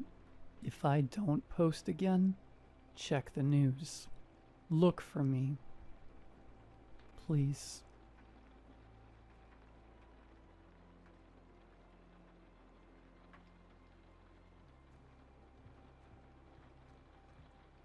You ever notice something in your house that wasn't? A corner that feels colder, a shadow that bends wrong, maybe a door you swear didn't used to be there. Mine appeared on a Tuesday. I live in a 2-bedroom apartment, 1 bedroom, 1 office, always been that way. I work from home, no pets, no guests, just me. But when I walked past the hallway that afternoon, there it was, a door on the left wall. Same color, same handle, perfectly normal. Only problem? That wall's never had a door. I stood frozen, just stared. I even took out my phone to check old pictures. Walls empty in every single one. So obviously I did the stupidest thing. I opened it. It was a room, small, Empty, dustless, windowless. The air was warm, still. The floorboards were the same as the rest of the apartment, but newer, like freshly installed. The ceiling light flicked on automatically, humming softly. I stepped inside just for a second. When I stepped out again, it was night. I checked my phone. 3:42 a.m. I'd lost over 10 hours. I tried to convince myself I fell asleep, blacked out, whatever. But the next morning the room was still there, and something was in it. A chair. Not like one I own. This one was old, Victorian maybe. Ornate carvings, crimson velvet, worn down to threads and spots. And on the chair, a single Polaroid. It was of me standing in the room, but I never took that photo. I slammed the door shut, locked it, pushed a bookshelf in front of it. I didn't sleep. The next morning I pushed the shelf aside. The room had changed. Now there were 3 Polaroids. Me sitting, me looking up in confusion, and the third, me screaming. Over the next week the room grew, slowly by inches. A side table one day, a coat rack the next. Every day something was different. The light bulb began to flicker. The air smelled like rotting wood. The photos multiplied, but I never went in again. I started hearing things at night, shuffling, a soft, dragging noise, like something pacing in a circle. One night I heard humming, a lullaby I couldn't place. And then the photo started appearing outside the room, in my fridge, my coat pocket, my shoe. One was pinned to my pillow. Me, sleeping, shot from above. I called my landlord. I asked about previous tenants. He hesitated before saying, "You're in 3B, right?" "Yeah." He paused again. "There is no 3B. I thought he was messing with me, until I went outside. The building has no 3rd floor. I live on the 2nd floor, and the apartment above me is gone. It's just roof. I ran back inside. My hall was longer than I remembered. The door to the room was now the only door. My bedroom? Gone. Office? Gone. Just the door, and the chair, and the photos. Hundreds now. Thousands maybe. Piled on the floor, pinned to the walls, floating in the air. All of me. Dozens of angles. All expressions. Some I don't remember making. Some I know I never made. Some photos are of me sleeping in places I've never been. One shows me with my eyes stitched shut. One shows me hanging from the ceiling. One shows me holding a camera, smiling. And now there's a mirror. It wasn't there before. And in that mirror, I just saw myself stand up from the chair. But I haven't moved. I don't think I ever left the room.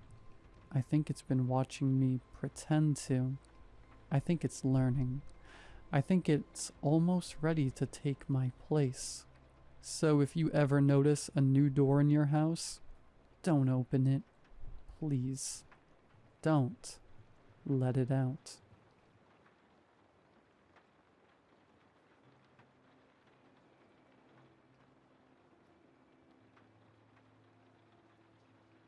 It started with a simple task, cleaning out my closet. It's one of those things I put off every few months, but this time I decided to take care of it.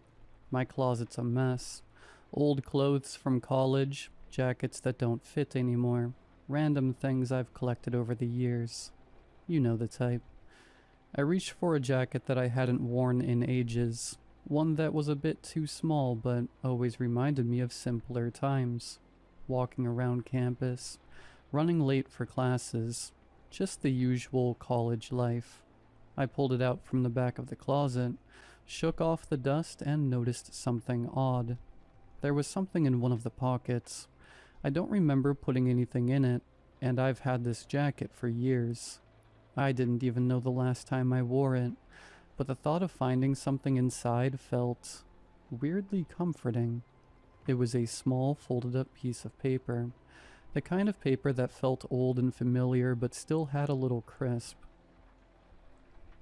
I unfolded it, half expecting to find some stupid receipt or an old ticket from a concert I'd forgotten about, but instead it was a note, written in my handwriting. I froze. It wasn't the kind of note I would have written recently. It was my handwriting from years ago, but I'm certain I didn't write this. The words were clear, precise, and strangely calm. Here's what it said. Do not open the door at 3:23 a.m. Don't listen to the knock. My blood ran cold. I didn't even know what to think. I looked at the clock. It was 3:22 a.m. I checked the time again. 3:22 a.m. How could this note have been written by me? I haven't written anything like this in years.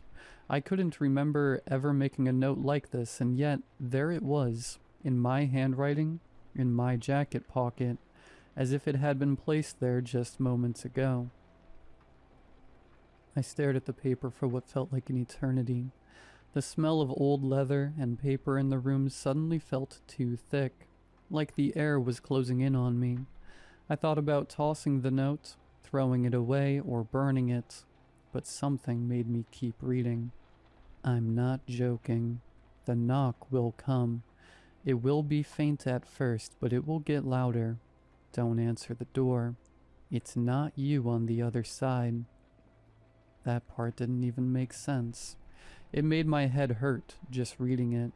But before I could make sense of it, the strangest thing happened. I heard it. A knock. I know it sounds crazy, but it wasn't just any knock. It was like someone was tapping on my door, just hard enough for me to hear, but soft enough that it almost sounded like I imagined it. I looked up, my heart pounding, and checked the time again. 3:23 a.m. There it was, just like the note said. My mind raced, trying to rationalize it. Maybe it's a neighbor. Maybe I'm just hearing things. I stood there frozen for a while, staring at the door, waiting for more knocks. Something. Anything, but it didn't come. For a while the silence was almost unbearable, and then I heard it again. This time it was more deliberate, louder, almost as if it was an actual person on the other side. Someone knocking slowly, methodically, like they knew I was there, but that's impossible, right? I'm here alone. No one has keys to my apartment. No one should even know I'm up this late. I've read enough horror stories to know where this is going, but something feels off.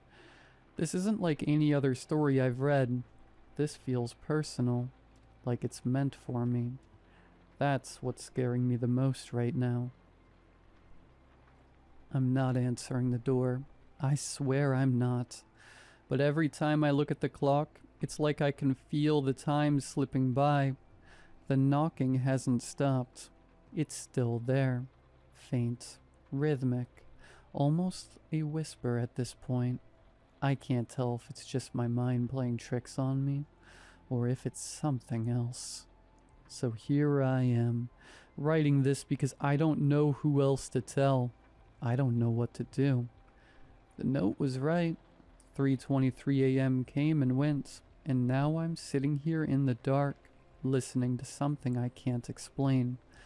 But if the note was right about that, then what else is true? What else is coming? I'm scared to find out.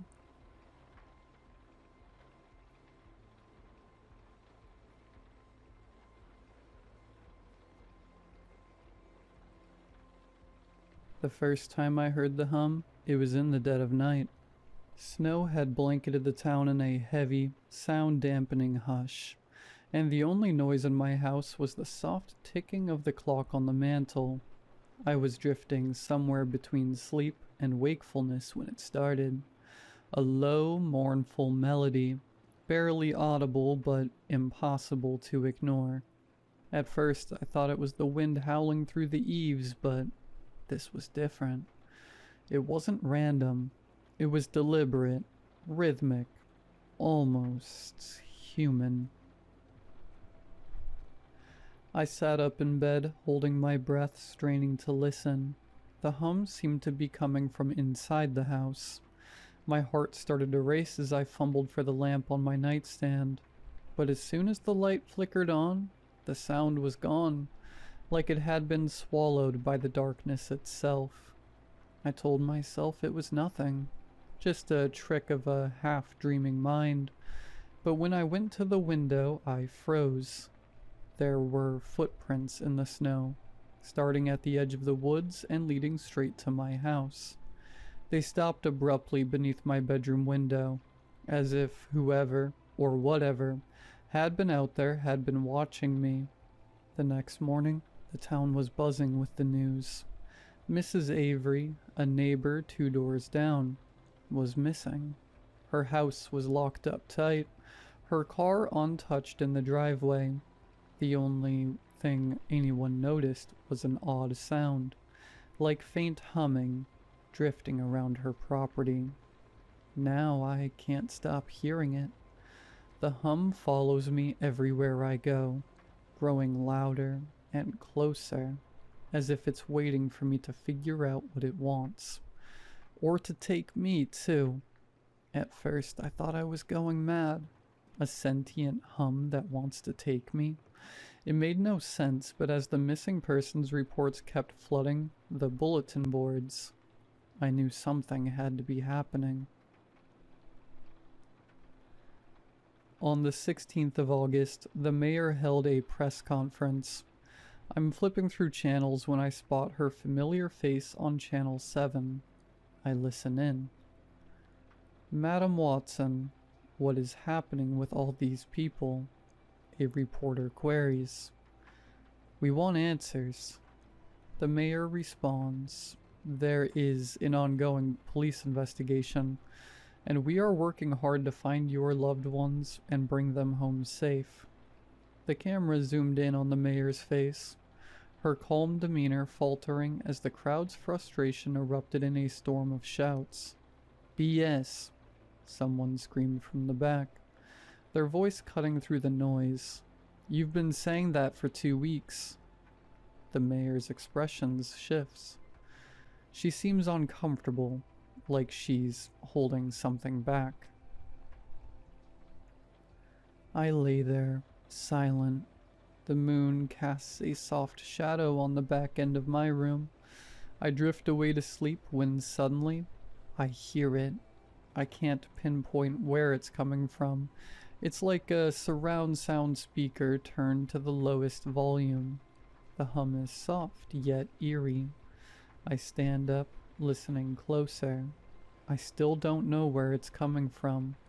I decided to investigate, so I equipped myself with a flashlight and an old, dull kitchen knife. I hesitated at the edge of the woods, my flashlight beam barely penetrating the thick darkness ahead. Every instinct screamed at me to turn back, but the hum, the cursed hum, pulled me forward. It was as if I had no choice. The footprints continued well into the woods. Animals howling and snow breaking under my boots keep my mind off the god-awful hum in the background. Continuing, I see that the footprints veer off the trail into the denser, wilder area of the forest. As I pressed deeper into the woods, I felt the hum crawling under my skin. My head throbbed. My vision swam, and for a moment, I thought I heard my name woven into the melody. The footprints, almost unnatural in size, led me to a small opening. Inside was a quaint cabin, but it felt wrong. It looked ancient, yet new at the same time. The wood was plentiful with cracks, yet the hinges were freshly oiled. The door was slightly ajar, as though it was inviting me in. Stepping in the clearing, the hum was deafening. It smothered my mind in darkness. I raised my flashlight and stepped forward, the crunching snow becoming a haven from the hum. Then I saw it. Movement inside. I stood there a moment. Should I have gone back? I whispered to no one. I was in too deep now. I enter the cabin. The floorboards a symphony under my weight.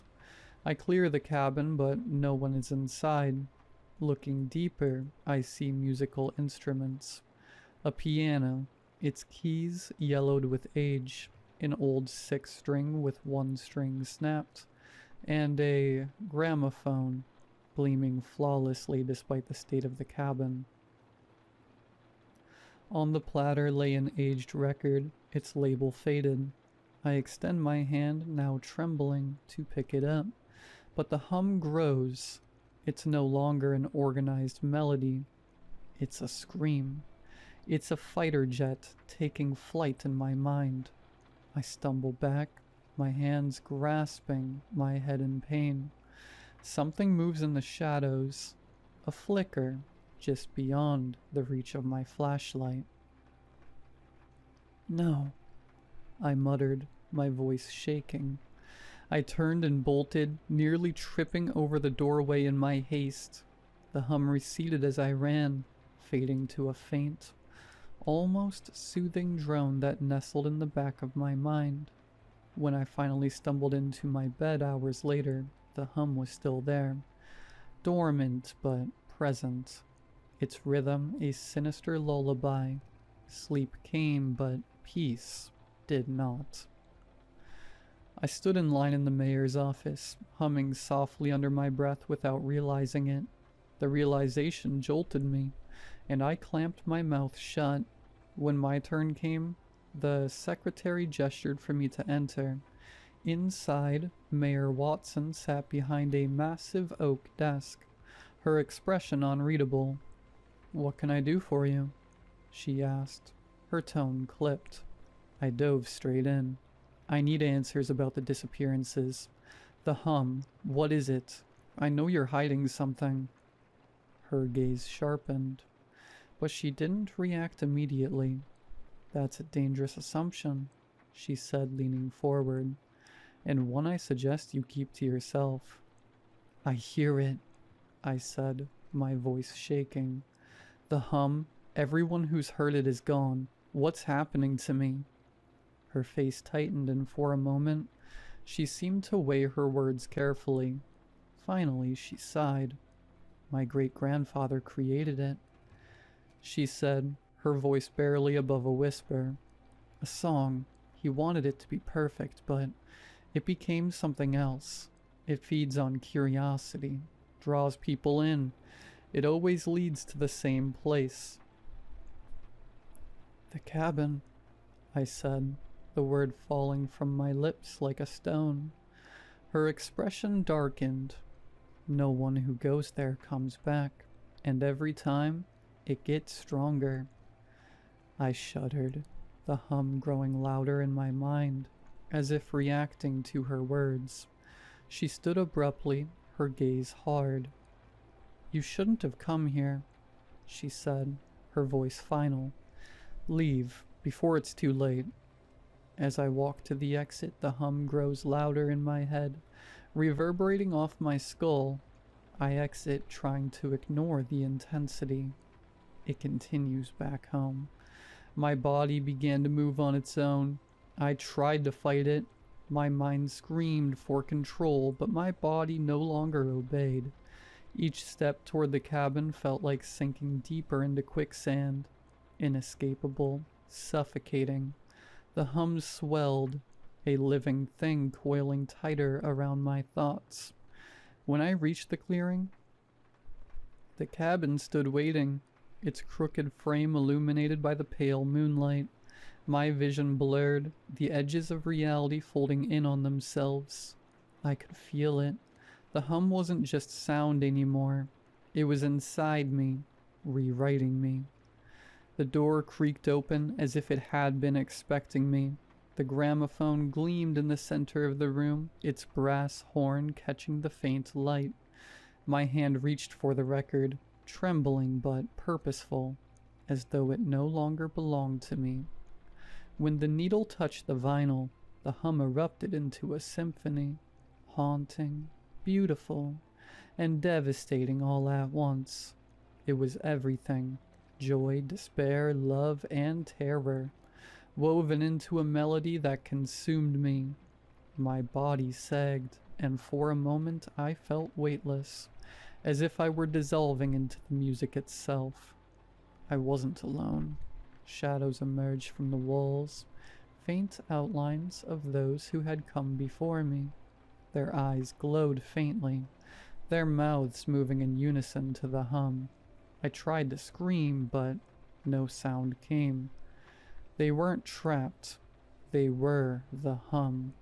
My vision faded, but I could still hear the song, now clearer than ever. It whispered promises, beckoning others. It wasn't just music, it was a message, a signal, and I was its newest voice. The next morning the hum began again, faint but insistent, drifting over the town. Another would hear it soon, another would follow, and I would be waiting.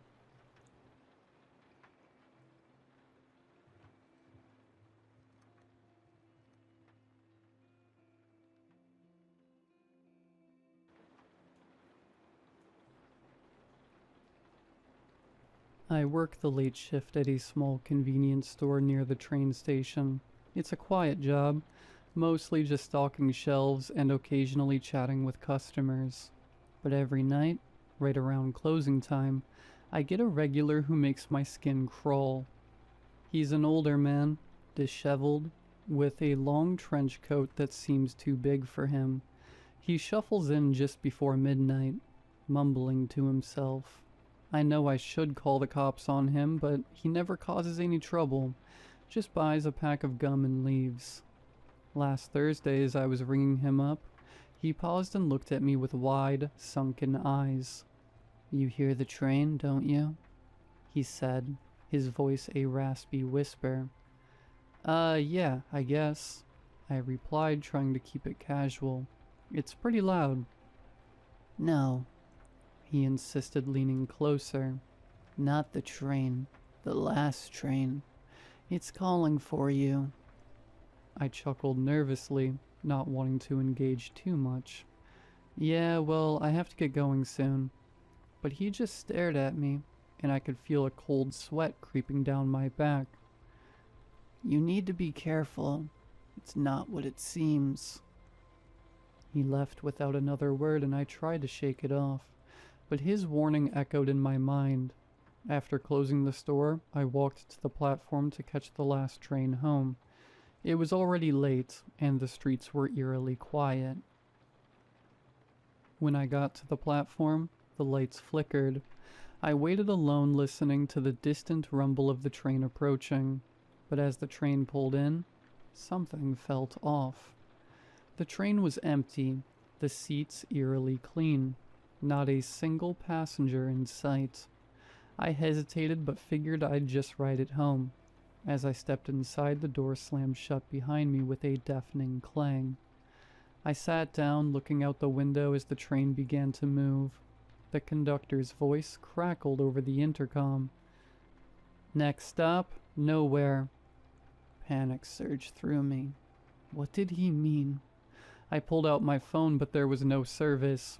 The train rattled along the tracks, and I tried to convince myself it was just a malfunction. Then I noticed the lights flickering again. It wasn't the train's lights this time. It was something outside the window. Shadows darted past, almost too fast to see. I pressed my face against the glass, heart racing. That's when I saw them. Figures, dark and featureless, standing by the tracks, watching the train go by. They were everywhere, lined up as far as I could see. I felt their gaze pierce through me, freezing my blood. I stood up and banged on the door, desperate to get out, but it was locked tight. "Let me out! Let me out!" I screamed, but the train just kept speeding along. The conductor's voice echoed again. The last train always takes its passengers. My heart sank. I remembered the man from the store, his words replaying in my mind. I stumbled back to my seat, overwhelmed by dread. As I sat there, the train slowed to a stop and the lights went out completely. In the darkness, I heard whispers surrounding me, a cacophony of voices. Join us. Stay with us. I felt a cold breath on my neck and I whipped around, but there was nothing there. The door suddenly swung open, revealing a long, dark tunnel ahead. Something in me snapped. I bolted for the door, leaping off the train just before it disappeared into the darkness. I landed on the ground hard, rolling to my feet and sprinting away from the tracks. I didn't stop running until I reached the safety of the convenience store. I locked the door behind me and collapsed to the floor, gasping for air. Now, every night, I wait for the old man to show up again, hoping he'll give me some answers. The last train has become my nightmare, and I can't shake the feeling that it's still out there waiting for me to return. If you're ever near a train station at midnight, heed my warning. Don't take the last train home.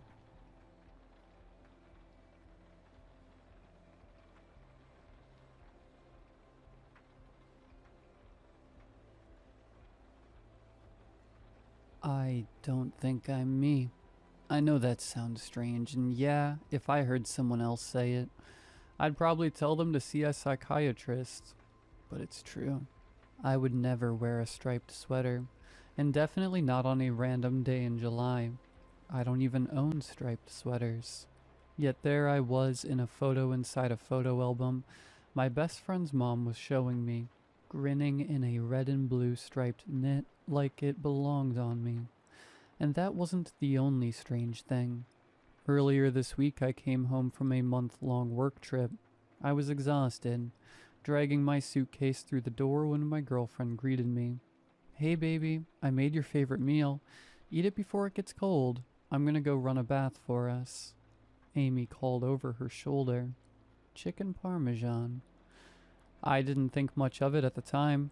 I was tired, hungry, and honestly touched by the gesture. I sat down and inhaled the food without hesitation. It was good. Really good. Too good. Halfway through rinsing my plate, it hit me. I don't even like chicken. I never have. I haven't eaten it since I was a kid. The texture makes my skin crawl. So why the hell did I eat an entire plate of it without even noticing? I shook it off. Jet lag, maybe. Or maybe I was just being dramatic. I got in the shower with Amy, didn't say anything, and we went to bed. The next morning, I was getting ready for work when Amy tossed me my keys and kissed me goodbye. I caught them midair and headed downstairs. Halfway, I felt them in my hand. Something was off. The grooves, the weight, they weren't mine. I looked down. Honda keys. I rushed back up the stairs. Whose keys are these? I asked, trying not to sound as shaken as I felt. Amy looked up from her coffee, brow furrowing. What? These keys, Amy. They're not mine. I drive a Toyota. So, whose are these? Don't play dumb.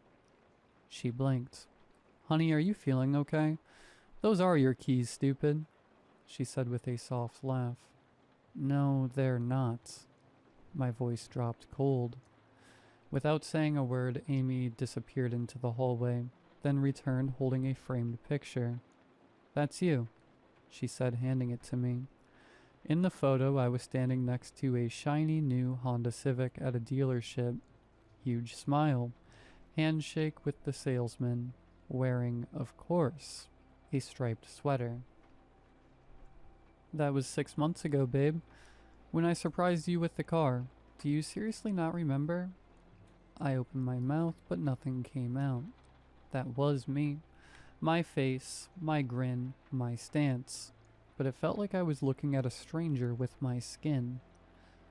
I hurried into the bedroom, pulled open the closet, and froze. Dozens of sweaters. Striped, patterned, holiday themed. My entire wardrobe looked like an ugly sweater convention. Amy followed me in, concern all over her face. Jamie, are you okay? You're starting to worry me. I'm fine, I lied. Just didn't sleep well, I said, even though I slept like a baby. I kissed her on the cheek and left for work. Outside, the Civic sat gleaming in the driveway. It looked familiar now. I got in. It smelled like me. Air fresheners, black tree scent, LED lights under the dash. Everything clean and organized. Exactly as I would have it. But it still felt wrong. Like I was stepping into someone else's life who just happened to be me. I arrived at the office late, feeling hazy. As I settled into my usual desk, a voice interrupted me. Jamie, you're at my desk, said Andrew, my annoying coworker. I looked up. What? No, I've always sat here. Just because I've been gone for a while doesn't mean you can steal my desk, Mountain Drew. Mountain Drew? Seriously? He muttered, pushing up his glasses. We had a bit of back and forth, and 10 minutes later I was in HR. Do you know what your position is here? The woman behind the desk asked. Of course, I said. I'm in charge of the Orbis project. And what does that entail? She asked, typing something. I opened my mouth, closed it, then opened it again. I attend meetings, organize. Wait, I blinked. What is the relevance of this question? I deflected. Well, she said, swiveling her monitor slightly. You're in the wrong department. Wrong floor, actually. And according to your file, you haven't been assigned to the Orbis project. That doesn't launch for another 2 months. You were moved to data processing last month after your last incident. My stomach dropped. What incident? She scrolled through my record with a practiced sigh. The one where you were caught dumping unmarked liquid into coworkers. Lunches in the break room. Honestly, you're lucky you weren't fired. I sat frozen in the chair, every nerve in my body screaming. What the hell is happening to me? The words slipped out before I could stop myself. Excuse me? She asked. My face turned slightly red. I'm sorry, I'm just having a hard time readjusting after the work trip. Okay, Mr. Jamie, why don't you just go on ahead back to your proper work area and try to stay out of trouble, please. The paperwork isn't easy on these old fingers, you know. Yes, of course. Thank you, I said as I quickly and quietly whisked away back into the building. After asking around a bit, I finally made it to my actual desk. Everyone on that floor acted as if I belonged there. I got a quick rundown of my tasks and got right into it. Trying not to think about all the bizarre things that happened, I decided to put it out of my mind and focus solely on work. About 30 minutes before I had to clock out, I decided to go through my emails. I didn't see anything out of the ordinary. I checked my drafts and saw my last draft dated on the day I went on to the work trip. Subject, Orbis. Sweet red, it's not me. Take the call. It made no sense, but I didn't know what to make of it, so I just went back to work. Besides that first day back, everything else seemed to be running smoothly. I got through the week without any more hiccups. I didn't mention my apprehension to Amy because she is such a worrywart. That was until today. I had planned to visit my best friend's family for a weekend barbecue. Kind of an unofficial celebration for his niece's upcoming graduation. I got there relatively early. Honestly, I was looking forward to it. I needed something familiar, but if I thought that today would bring me peace, I was wrong. The grill was already going when I got there. The scent of charcoal and barbecue sauce hit me before I even stepped out of the car. Kids were running around the yard with water guns, and someone had queued up an early 2000s playlist on a Bluetooth speaker. It felt right. I needed this. Familiar faces, I spotted Marcus, my best friend since middle school, near the back porch, beer in hand, laughing with his cousin. He lit up when he saw me. "Jamie, look who finally decided to show up," he said, pulling me into a quick hug. "Hey man, sorry I'm early. Didn't want to miss the ribs this time." "Smart move," he chuckled. "You're not still vegetarian, are you?" That made me pause. "I was never vegetarian," I said, half laughing. He blinked, then shrugged. "Oh, right, yeah."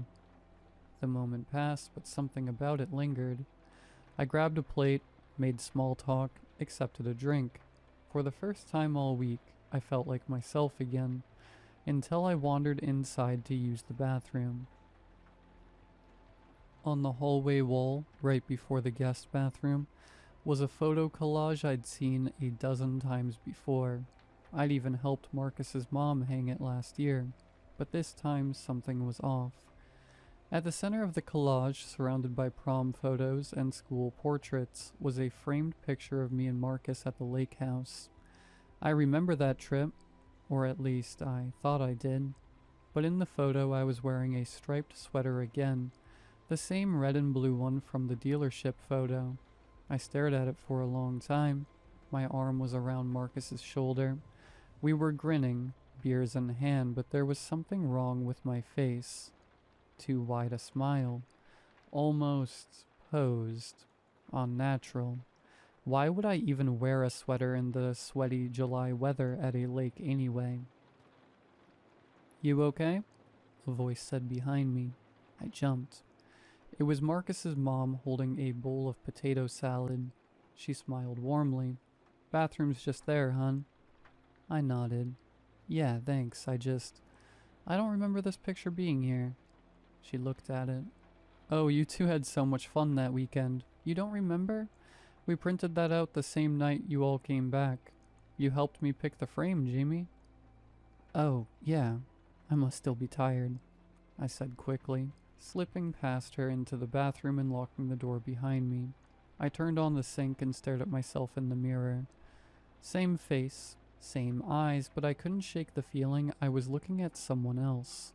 I washed my face. Suddenly my phone buzzed. Unknown number. The area code was wrong. Too many digits. I answered without thinking. "Jamie?" A panicked voice cut through the speaker, echoing in the small bathroom. "Who is this?" I snapped. "It's me. You. I'm you." What? Is this some kind of joke? "Marcus, if this is you..." "No, please just listen to me. Don't hang up. This is important." "I need your help. I need to get back. Back to my home." "What the hell are you talking about?" I asked. "The Orbis project. It worked. We opened a gateway, a dimensional gate, but something went wrong. We didn't know it would swap us. I don't belong here, and you don't belong there." No, this isn't real. You're lying." "I swear to you, we don't have much time. The longer we stay out of sync, the harder it'll be to return. We'll be lost, Jamie." My head was spinning. How is this even possible? What went wrong? I don't know exactly. There were variables we didn't account for, but I've been working on a fix. I think there's a way back. How do I know you're telling the truth? Have you noticed anything strange? People acting like you said or did things you don't remember? Preferences that don't feel like yours? I hesitated. "Yeah, I don't like chicken." "I do." I swallowed. "This is your world? You're the one who drives the Honda Civic?" "Yeah, Amy bought it for me." "And the sweaters? What's with all the striped sweaters?" "Sweaters?"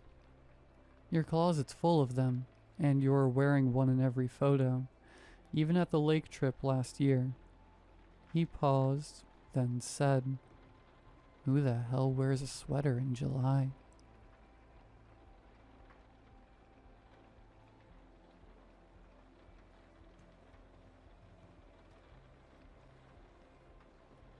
In my apartment, I barely paid attention to the bathroom mirror.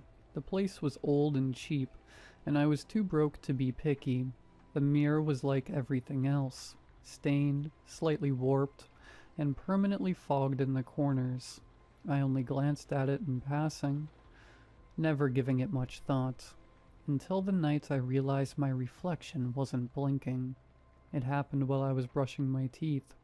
I had been staring absent-mindedly at my reflection when a strange feeling crept over me. Something was wrong, but I couldn't place what. Then it hit me. I blinked. My reflection didn't. I froze, toothbrush clutched in my hand. My eyes were burning from how long I had been staring, so I forced another blink, slow and deliberate.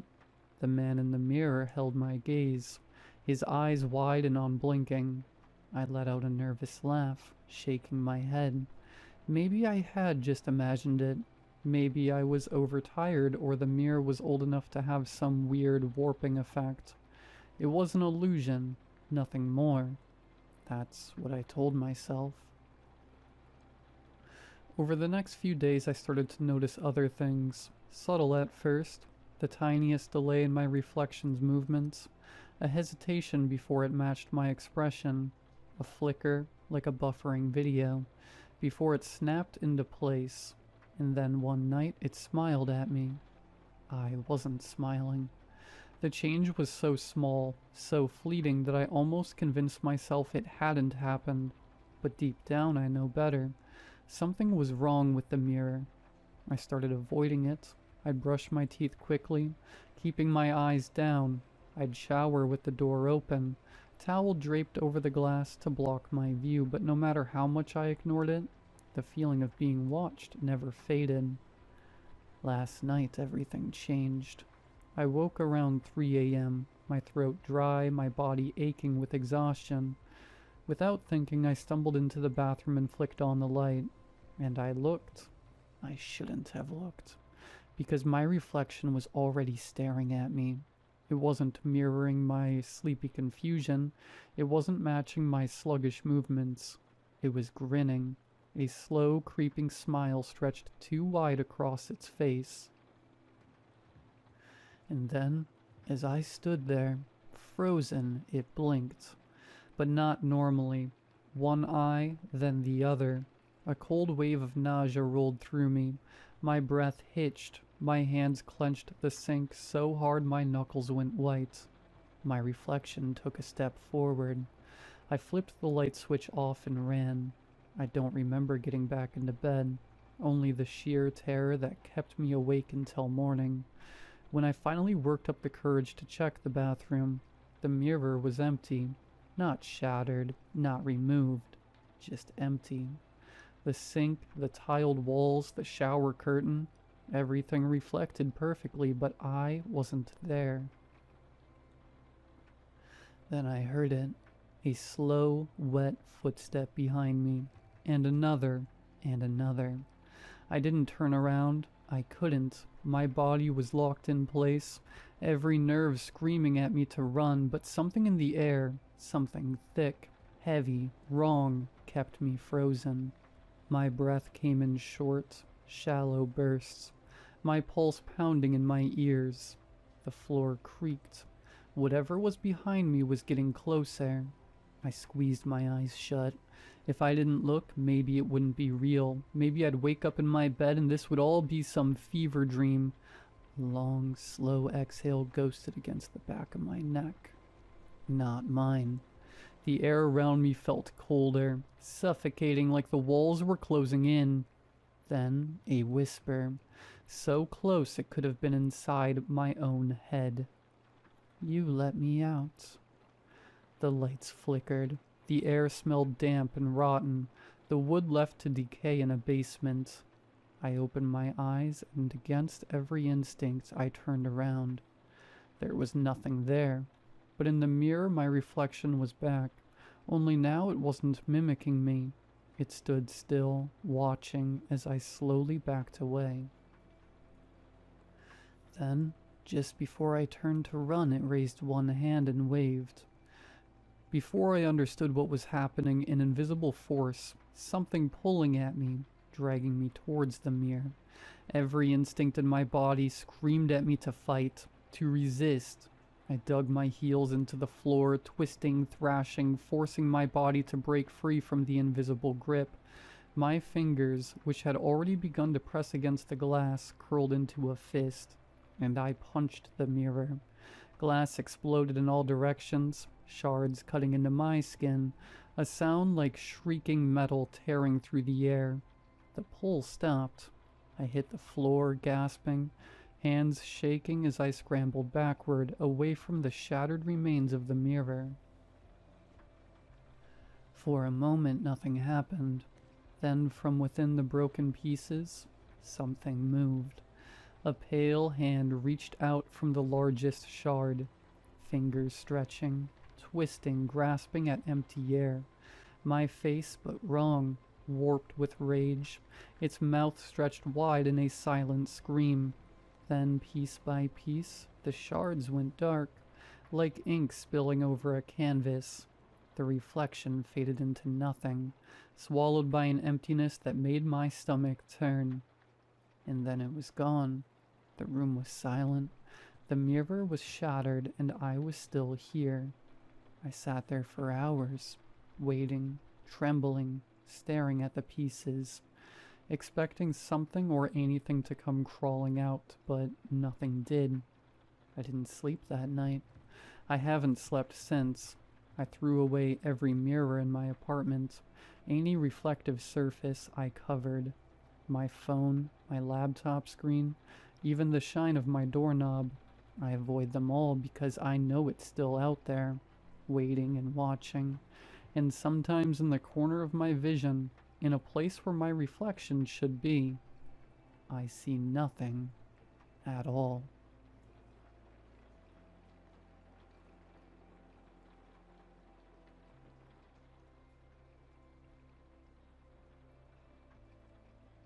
My dad never let me own a phone. He'd already lost one son to an online predator, and he wasn't going to let it happen again. I tried to explain that I wasn't like Kyle. I didn't want to meet up with anyone from the internet. All I wanted was to message my friends and watch YouTube videos on the bus. But Dad wouldn't have it. Since Kyle disappeared, I barely left my room. When dinner was ready, I waited until Dad had finished eating before I grabbed my plate. Easier that way, without him watching. If I ate too slowly, he'd snap.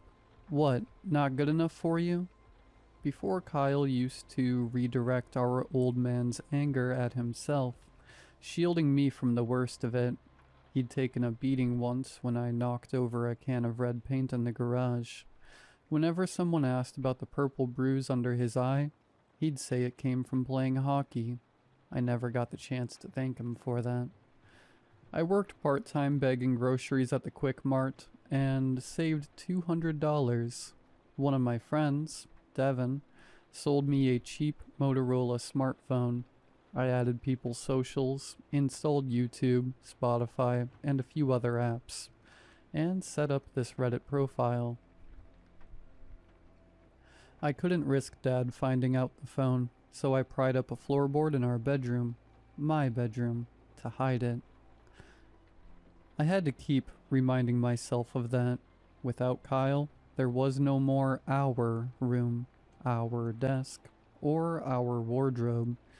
It was all mine, and that's all it ever would be. With steady internet access, my morbid curiosity got the better of me, and I googled Kyle's name. Recent articles popped up, and a headline on an obscure news site froze me.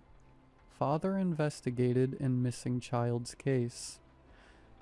The photo showed Dad stepping in, or out, of his Lexus.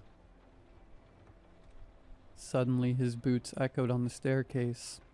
I slid the phone back under the floorboards and hopped into bed, pulling the cover to my chin. Dad leaned in my doorway, slurring, "Good night, Bailey." Lately I'd caught him hiding a flask of whiskey in his jacket. It hadn't been this bad since the early months of the divorce. "Good night, Dad," I replied. But a question escaped me. Is Is there any new information on Kyle? His expression sobered. You know the rule. You don't talk about him. It's not for you to worry about. When he left, he kept the door ajar. I considered closing it, but if he went to the bathroom during the night and found it shut, he'd chew me out. I rolled onto my side and tried to sleep. I was beginning to drift off, my thoughts bleeding into hazy dreams, when the sound started. Scratch, scratch, scratch. It reminded me of nails on skin or a shovel in dirt. I looked down at the floorboard I'd hidden the phone under, and the scratching stopped, as if it were saying, "Yes, it's me. I'm here." Had I left Spotify playing by mistake? Carefully, I slipped from the bed and crouched by the floor, glancing at the door to be sure Dad wasn't watching. I pressed my ear to the boards and listened. Scratch, scratch, scratch. Then I recognized the sound. Fingers clawing through soil, as if something was climbing up from beneath the house.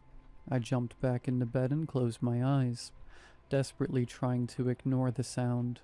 It was an absurd thought, not one a rational mind interprets. Yet I couldn't bring myself to lift the floorboard and look inside. The next morning, I asked Dad what it could be. He had an immediate answer. Rats. They'd probably nested in the walls and floor.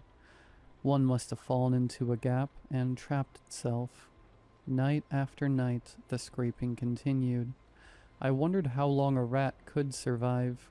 5 days? A week? By the end of 2 weeks, I knew it couldn't be a rat. The sounds grew louder, closer. At times, when there was no wind outside, I'd hear weak, whistling breaths creeping up from the floorboard. I forced myself to endure it for 2 more days, determined to block out the noises until they faded, until last night when everything changed. The scratching began as usual around 2 or 3 in the morning, but after a few hours it stopped. Silence stretched, and for a peaceful moment I thought it may have stopped, but then the scraping resumed, rougher. Fingernails against wood. The loose floorboard wobbled open as something shifted beneath. Too terrified to look, I grabbed a stack of textbooks and placed them onto the board. The wobbling ceased, but on the other side, the scratching continued. I stayed awake until dawn, and at first light, I finally removed the textbooks and lifted the floorboard. Inside, my phone was gone, fallen into what had replaced it, an arm-sized hole leading into blackness. My heart pounded as I stared down the void. Without my phone, I had no light to shine inside and see how deep it was. So instead, I leaned closer and hovered my ear over the hole, breathing. The weak, whistling breaths I'd heard earlier, like the lungs were filled with dirt. My pulse quickened. It couldn't be true. It'd be ridiculous to even consider it, but I found myself confronting the possibility. Something was buried down there. At school the next day, I borrowed Devon's phone and called my number. Devon gave a short laugh. "You think the thing in the hole knows how to use a phone?" The phone rang 7 times, then clicked as someone answered. "Hello?" I whispered. A voice I knew all too well. Kyle's voice, crackled through the static. "Don't trust him."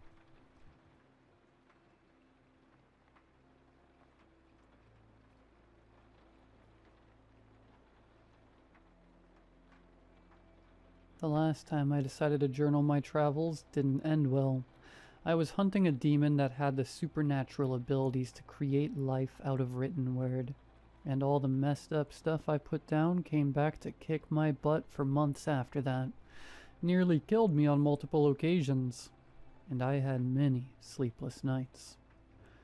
I think it's safe to say that the pesky little guy got what was coming to him, though.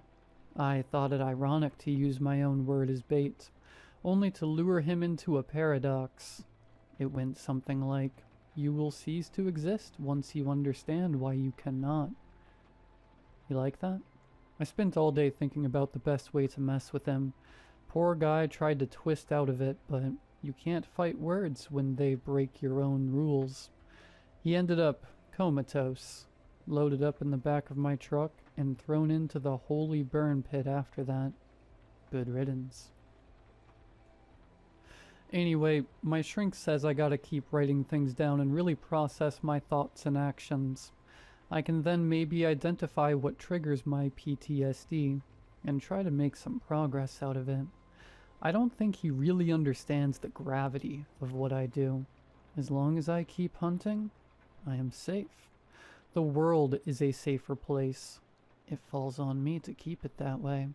So, I'm shacked up in this musty yellow motel room in the middle of nowhere typing out my emotions. As long as it helps me hunt, then it's alright by me. Middle of nowhere is actually a special place called the Ho Rainforest in Olympic National Park. All kinds of god and devil-given creatures alike call it home. It's over 1,400 square miles of dense and mountainous terrain. Most of it is so remote that GPS and cell service doesn't work at all. What I'm saying is, I'm very lucky to have narrowed my search down to just a small part of it. About 25 square miles is where my stage is being set here in Ho. Hopefully it ends up being a good show. It's also one of the only temperate rainforests in the world, meaning it's cold, foggy, and constantly damp. Everything out here is covered in thick sheets of emerald moss. They grow out of twisted and wound-up trees under the cozy blanket of fog. Those wind-up trees are massive and ancient. Some even tower well beyond 300 feet. Their twisted roots and dense undergrowth make the forest a labyrinth with no real entrance or exit. Perfect for a little mouse like me to go and find my cheese. The whole place looks and feels like a dream, straight out of high fantasy. I've already done some preliminary scoping out of the forest to figure out what I'll need to survive for a week or so. Camping out there is serene, but also utterly terrifying. It's so silent. You could hear your own blood pumping, only to be broken up by the sounds of blood-curdling screams. Cougars. Among the animals to look out for in these parts are of course bears, the aforementioned cougars, and maybe an elk if it's got its balls twisted in a knot that day. But the real big bad, the one I'm interested in, is responsible for centuries worth of disappearances and lunatics. I call it the Nemosith, from Mnemosyne, the Greek goddess of memory, and Sith, an old word for shadow, or parasite. It's an elusive creature that I suspect has some sort of memory warping ability. From what I understand of the research, it feeds off of the memories of its victims, sucking them of their life's essence, so to speak. Once your memory is gone, you become like a husk with a brain filled with holes, as if a parasite burrowed its way through your soft, fatty tissue, and left you to rot. I talked to a young man last week who had an encounter with it, the only possible survivor from such a deadly monster. Every other account was just second-hand descriptions of events.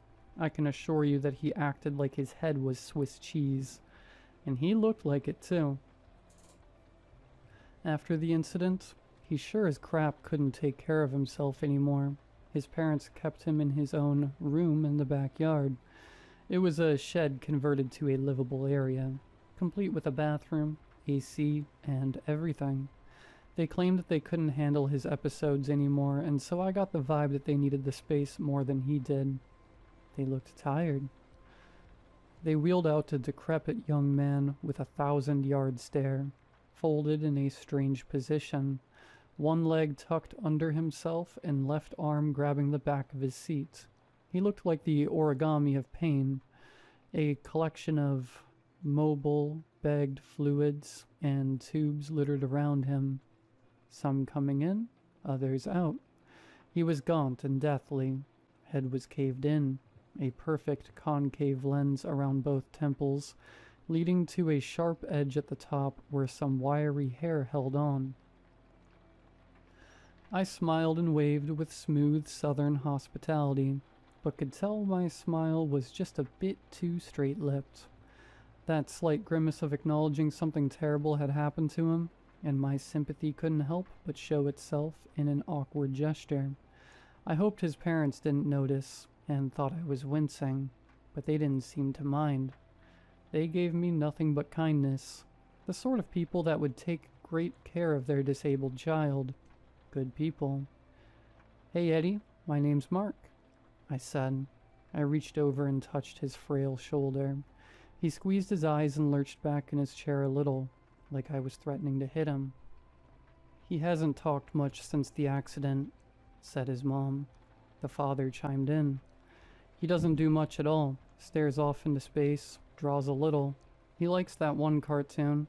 You know, the creepy one with that weird pink dog. Courage, baby." Yeah, that one." He looked solemnly at Eddie, then glanced at his wife for a brief moment, seemingly from embarrassment. I crouched down and got a better look at the kid. From what I've heard, the parents, Beth and Rick, went camping in Olympic National with their two sons, Eddie and Ryan, about a year ago. "So, Eddie, you like to draw?" He looked scared, nodded his head a little. "Beth, could you show me some of his drawings?"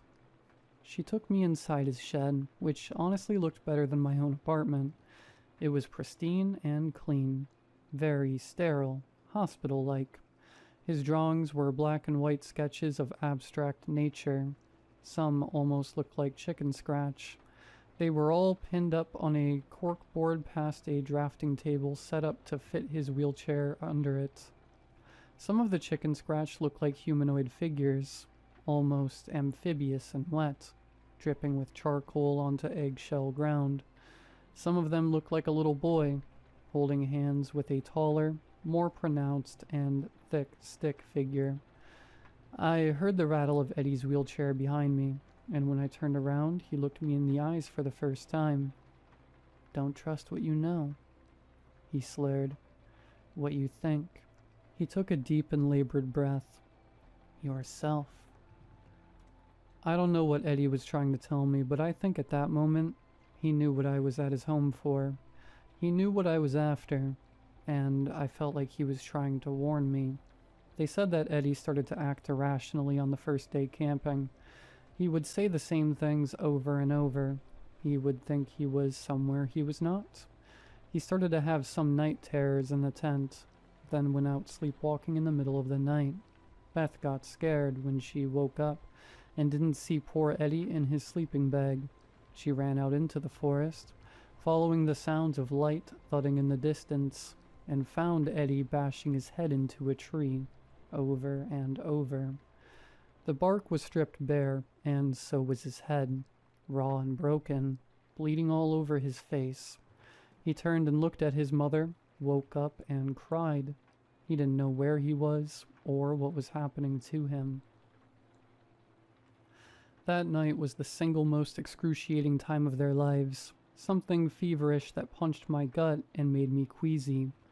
Beth tried to wake up her family, but she said it was as if they were drugged. They'd just mumble. Rick would say some profanities and something about leaving him alone, and they'd doze off once more. Meanwhile, Eddie was a zombie, looking off into those damp, twisted trees, eyes following each one in spirals, making him nauseous. He retched onto the ground, creating puddles of stomach acid until he dry heaved while his mom was desperately shaking and slapping her husband to wake up. "I don't want to go. No, Mom, please. Please don't leave me. Please." He begged her as she squeezed her eldest's red, stained face, and promised him everything was going to be okay. Beth dragged Rick out of the tent to try and put him in the truck to take to the hospital. She had the right idea to get out of Dodge, but it was too late. She says she swore she saw something dragging Ryan's limp body in the dark. when she shined a light. The thing hissed at her and looked at Eddie, who started to attack his mom. He didn't recognize her anymore and screamed she was a monster as he brutally beat his mom half to death. She said she could hear the bones in her face crunching under the weight of his fists. Her screams and pleas for help were so loud it finally woke up Rick, who promptly restrained his son. What are you doing?" She heard as she ran after the thing carrying Ryan into the woods. All bloodied, face smashed in, and still in her pajamas, she looked through swollen eyes as the thing held hands with Ryan, who was still only 5, kissed him on the cheek, and let him jump off the cliff ahead of her. Eddie bellowed behind, passing her right by as she was still frozen in shock, looking at a real-life monster that just pushed her little baby off the edge. He jumped off in one big leap to what was supposed to be his demise. She thought she lost both her babies that night. She thought she was insane. That's what the police told her too. That's what they told Rick, who at the time was folded like laundry at the foot of the truck by the hands of his deranged and empowered son. The thing looked back at her and she swore she saw it give her a smirk, reveling in her pain just for a moment before it leaped away. The authorities found Eddie and Ryan's bodies the next day. No one thought Eddie had even a remote chance of survival, but he did. He hung on that whole night and half a day, battered and broken at the bottom of a crumbling rock face, with his little brother's dead body lying next to him. Nothing he could do, nothing he could say to be forgiven, just the pain, just the sadness, just the insanity to keep him company. After hearing all of this, I didn't know what made the young man mad. Was it the Nemosith or his own actions? But Beth showed me a copy of his head MRI when I asked for it, and I saw for myself what the real damage was. It looked like a worm burrowed its way through his head, leaving it a messy art piece of collapsed bridges and glued together with sticks. How could anyone be alive with nothing but mush in their head? How could anyone keep living after they did such a thing, thinking it was all their fault and had no one else to blame? I couldn't help but blurt out through gritted teeth, "This is sick." Beth looked up at me, finally with tears in her eyes and conviction in her voice, stronger than any other sentence I heard the woman ever say to me. "You're going to kill it. You're going to stop that thing." Deep down, boiling inside me, was a rage I haven't felt in a long time. Something animalistic and profoundly human. Consider it dead. So that's how I got here, out in the boonies of Washington, setting the stage of my next hunt. I plan on waking up at dawn and heading to a fire lookout perched on a tall mountain overlooking the rainforest. I got my weapons ready, but something tells me I'll need some better tricks up my sleeve for a creature that'll wipe my memory and mess with my head. Something more than just firepower. I'll definitely need to keep my wits about me. The view from up here is amazing. Panoramic windows and deck give me the greatest vantage I can ask for. Although this being the case, dense fog and thick forest obscure the ground level where I can assume the Nemosith is hiding out. I already set a couple of alarm traps in my vicinity and made sure my presence known with a large bonfire I built at the base of the tower. The little guy should know I'm here, and I hope to God he's hungry. I changed up my sleep schedule earlier on in the week so I can stay energized through the night, as it is likely a nocturnal animal. Just woke up a little before sunset, and I'm enjoying some instant coffee on the deck, taking deep breaths and establishing a strong connection with my mind and body. If this thing is going to mess with my head, I figured the least I could do is practice some meditation, something my shrink also wants me to do anyways.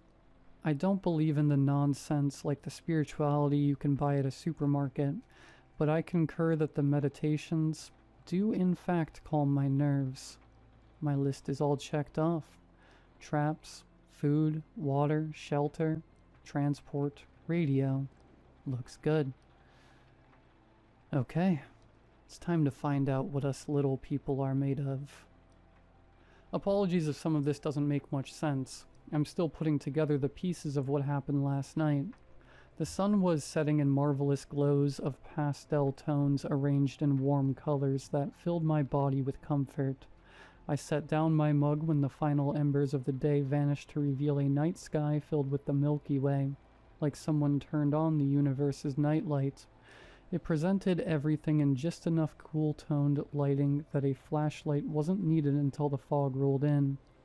I put on my backpack and threw the machete into my sling when I heard it. A loud bang, like a gunshot ringing out that rustled many feathers as a flock of birds got scared away just east of me.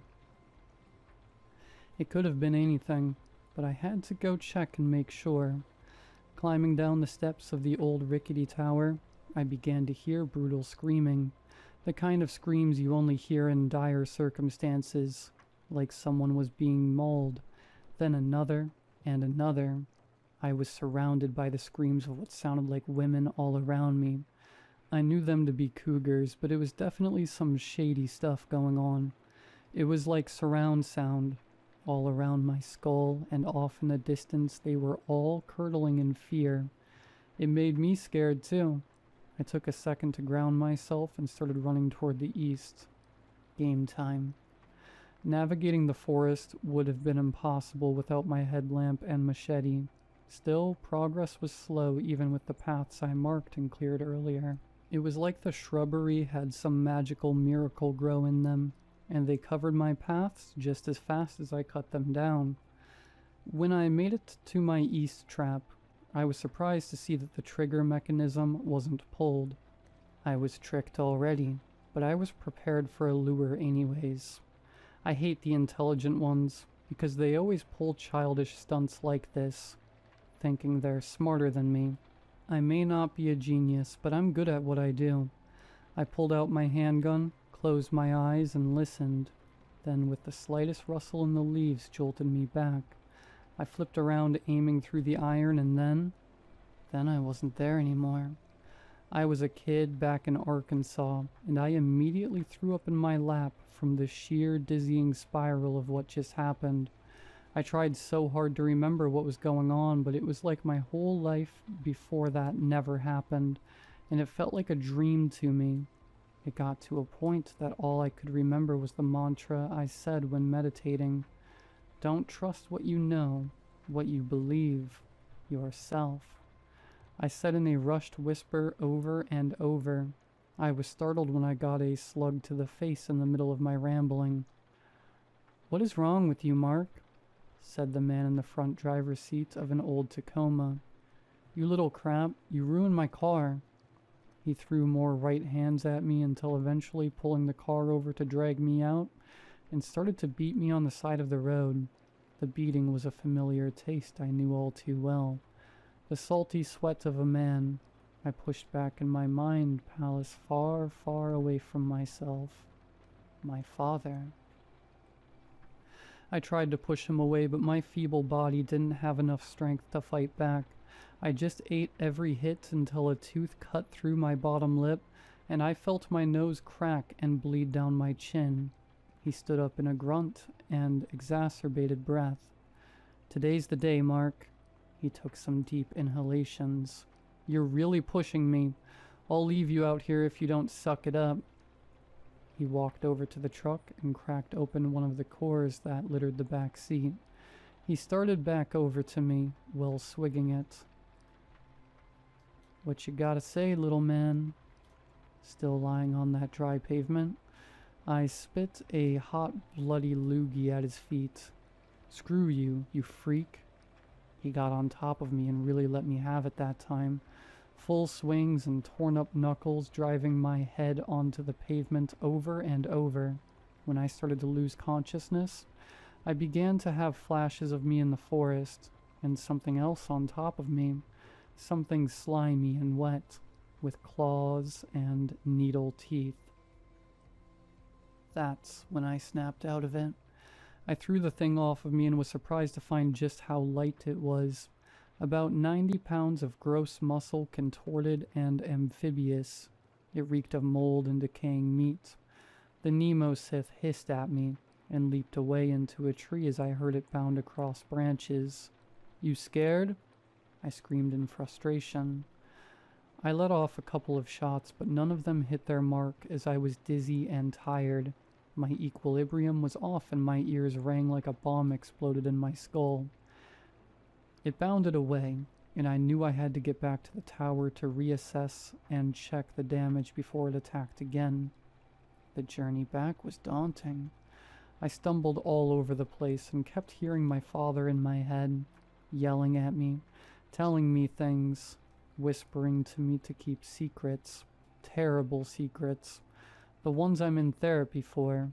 When I finally made it back, I checked the mirror to find I indeed suffered a real beating.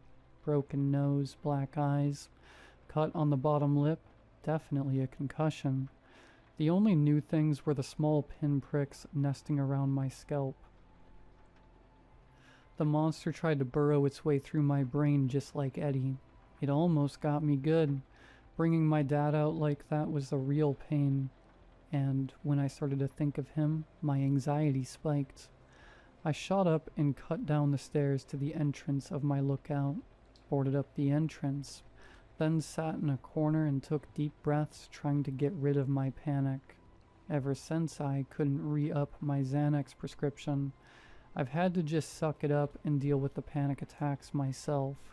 When I finally started to feel a bit better, I began to realize that taking away my only escape route might not have been such a great idea. But in my mind at the time, it was the only way to ensure I was going to be left alone. The only way to stay safe. I took some deep breaths in that musty corner and even ate a granola bar. It hurt like hell crunching on it, but I had to chew on something. I heard that animals only eat when they're safe, so if you eat when you're panicked, then you could trick the mind into relaxing. This time it only helped a little. "Come on out, Mark," I heard from outside. I couldn't believe my eyes when I saw my dad making rounds about the lookout. He was holding an axe and was bigger than I remember, wearing that same stupid hat and filthy plaid shirt, looking like a lumberjack. His hands and body were still dirty and bloody from the beating he gave me earlier. His voice boomed with authority. "You can't hide forever, little boy." Panic mode was in full effect. That's what he used to call me when he... I leaned out the porch and with gritted teeth started shooting at him. But I was still just as bad of a shot as earlier and couldn't reach him. The gun ran out of bullets, so I ducked back into the cabin and began reloading when I heard thunderous cracks coming from below me. They shook the tower and threw me off balance, knocking me on my butt. The bastard was going to take the whole thing down. Sure enough, the remaining logs couldn't withstand the weight of its cabin, and my big fat butt fell down with it.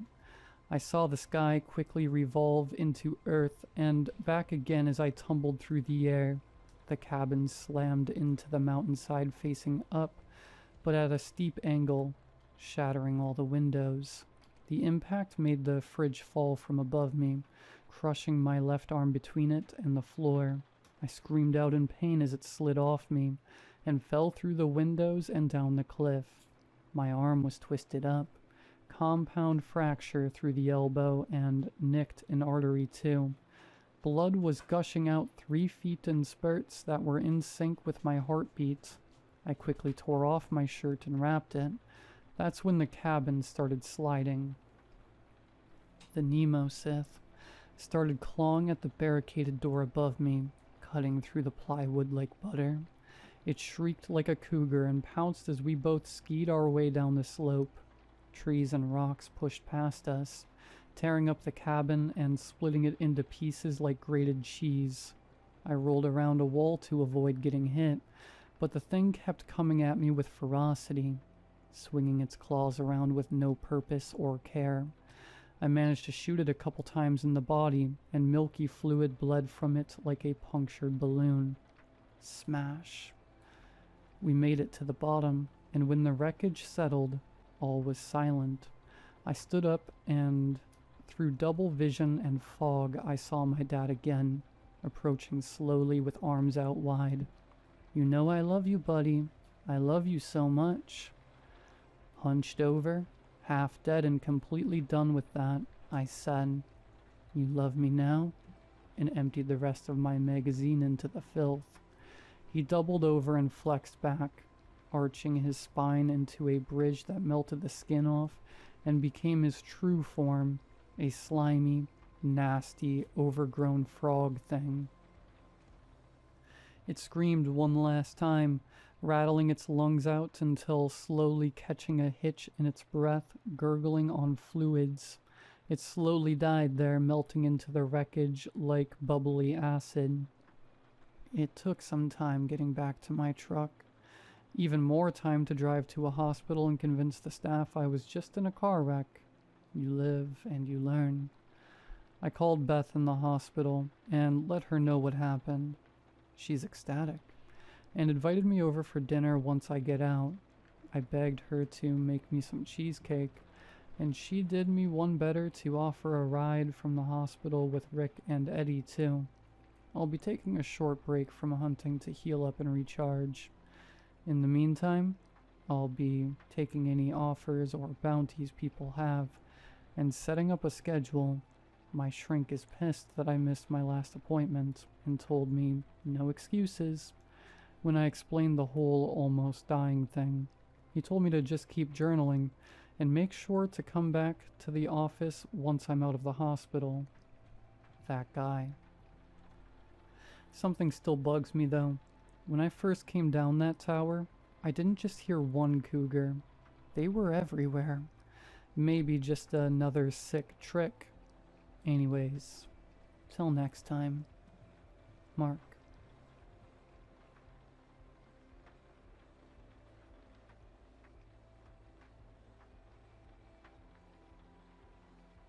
The sun was just beginning to set beyond the mountains, which encircle my hometown when a spring rainstorm popped up.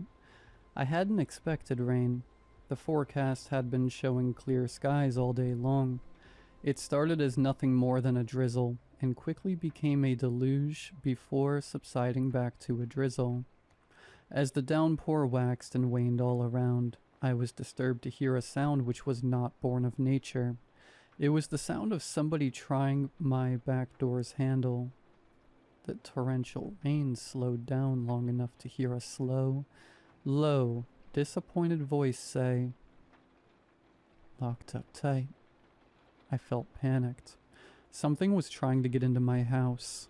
I was allowed only a second to grapple with this realization before I was wrenched back into the present by the sound of thunder slamming itself against my side door.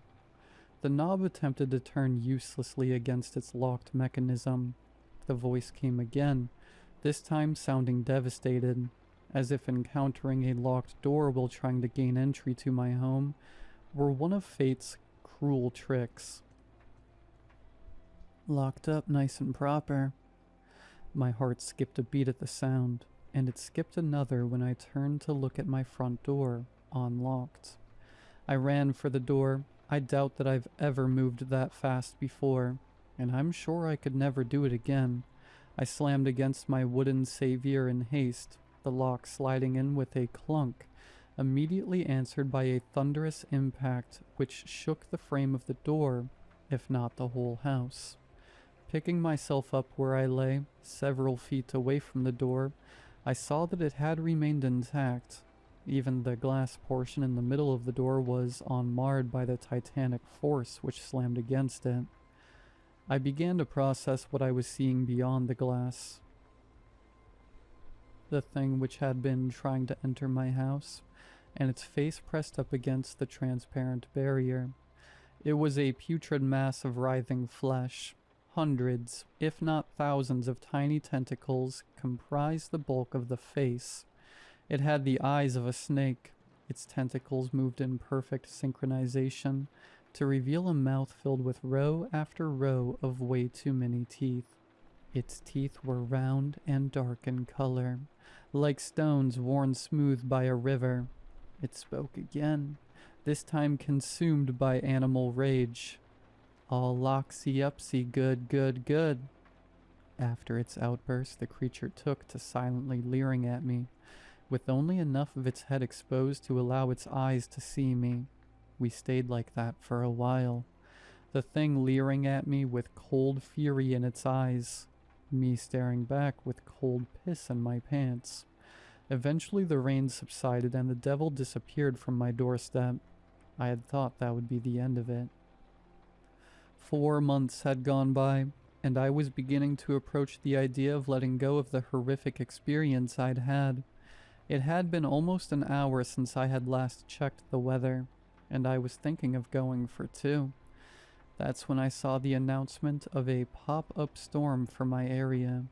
All of my doors had been staying locked for months, and that day was no different. The thing made its rounds, growing in volume, corresponding with its rage. When it had checked all of my doors and found its efforts frustrated, it took to leering at me just as before. It's been 7 years since then. I'm a morning person by necessity. That's when I do all my shopping, gardening, working, and general outside stuff. I check my weather app every 15 minutes. These are precautions I've taken as I don't know how it all works. I don't know what would happen if I were to stay home when a surprise storm rolled in. I don't know what this thing even is. I do know one thing though. After 7 years of maximum effort attempts, the thing now only bothers, half-heartedly, to check the front door. Finding no success it sighs, and goes to sulk in a corner. After 7 years, it's giving up.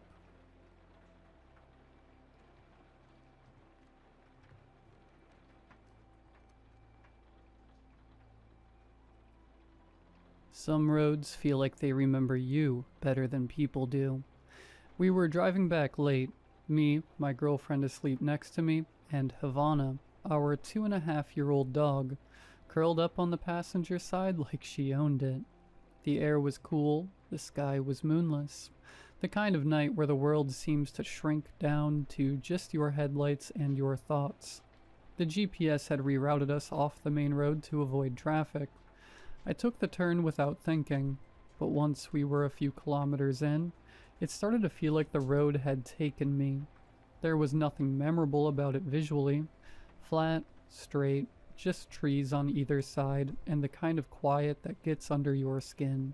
But something about it started pressing on a part of me I hadn't felt in a long time.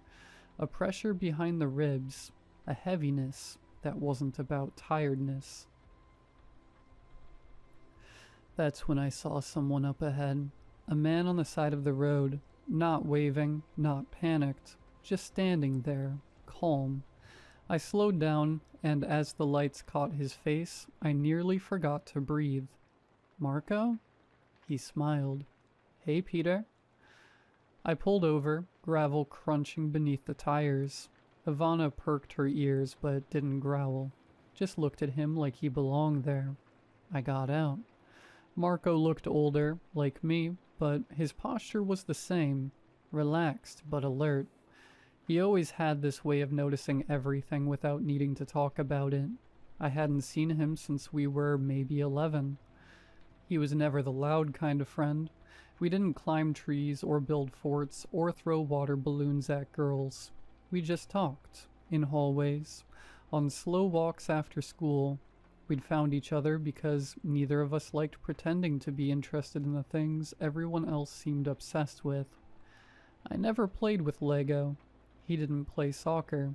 We found connection in the quiet places between everything. And this road, this one exactly, was where we used to walk together. After school, before the streetlights came on, it cut behind the newer blocks and curved near an old train yard that doesn't exist anymore. We used to sit on a cracked bench back there and talk about things that felt too big to say out loud anywhere else. Like where we'd be in 20 years. Like whether anyone would still remember us. like what it meant to feel invisible even when surrounded by people. And then one day, he was just gone. No explanation, no warning. He didn't move away in the way that kids usually do, with boxes and teary goodbyes. He just disappeared. Empty seat in class, no forwarding address. I asked once, maybe twice, but no one had answers. And I didn't push. I just let him vanish. Now here he was on this road again, like no time had passed.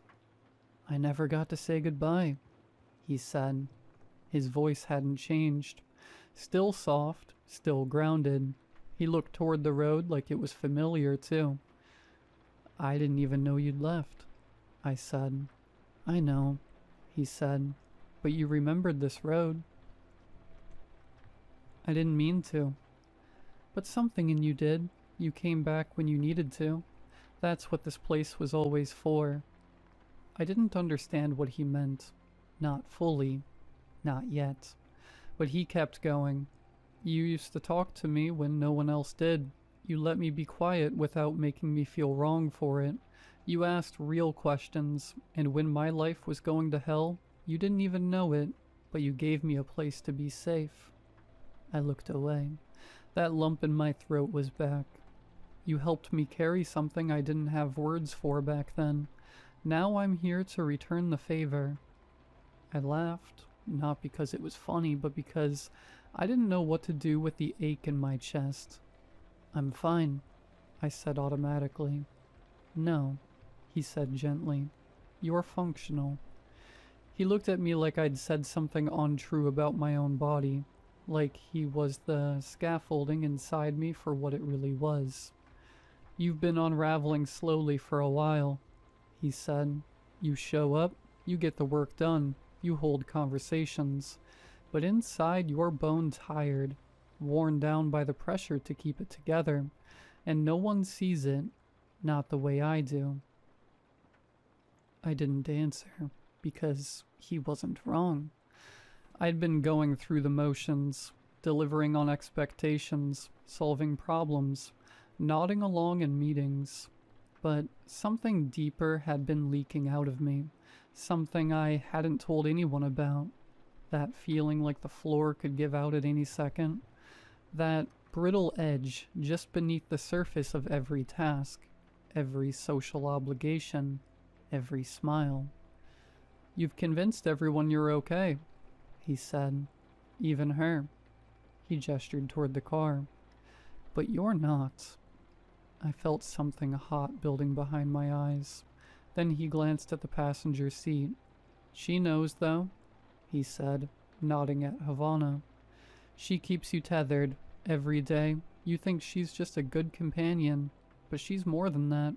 She pulls you out of the fog, reminds you there's joy and safety, even in tiny moments." I looked at her through the window. She was watching me, tail tapping once, then still, like she understood every word. "You've got more strength than you give yourself credit for," he said, "but strength isn't the same as not needing help." "I don't know what to do," I said quietly. "You don't need to do anything tonight. Just feel it. Let yourself stop pretending for once. That's why I'm here." He looked back down the road, and for the first time I realized something. He didn't look like someone visiting. He looked like someone returning home. "You came back now because you knew I was close to breaking." He nodded. "This was our place.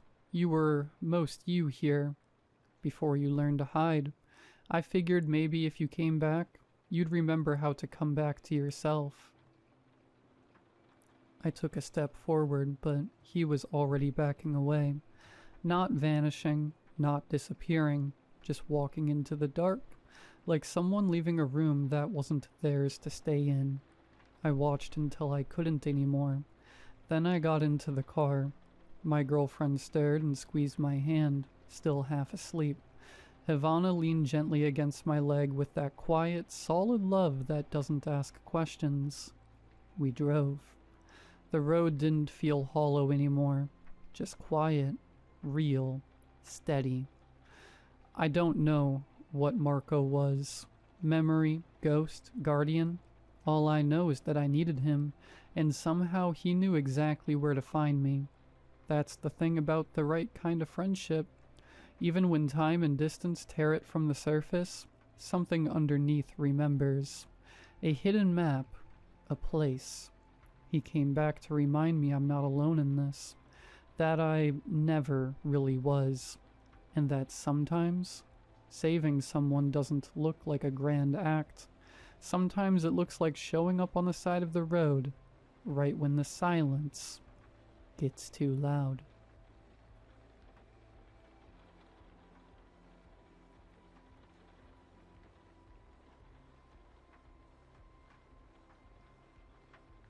My mother used to tell me I was her little miracle, not because I survived anything, just the opposite.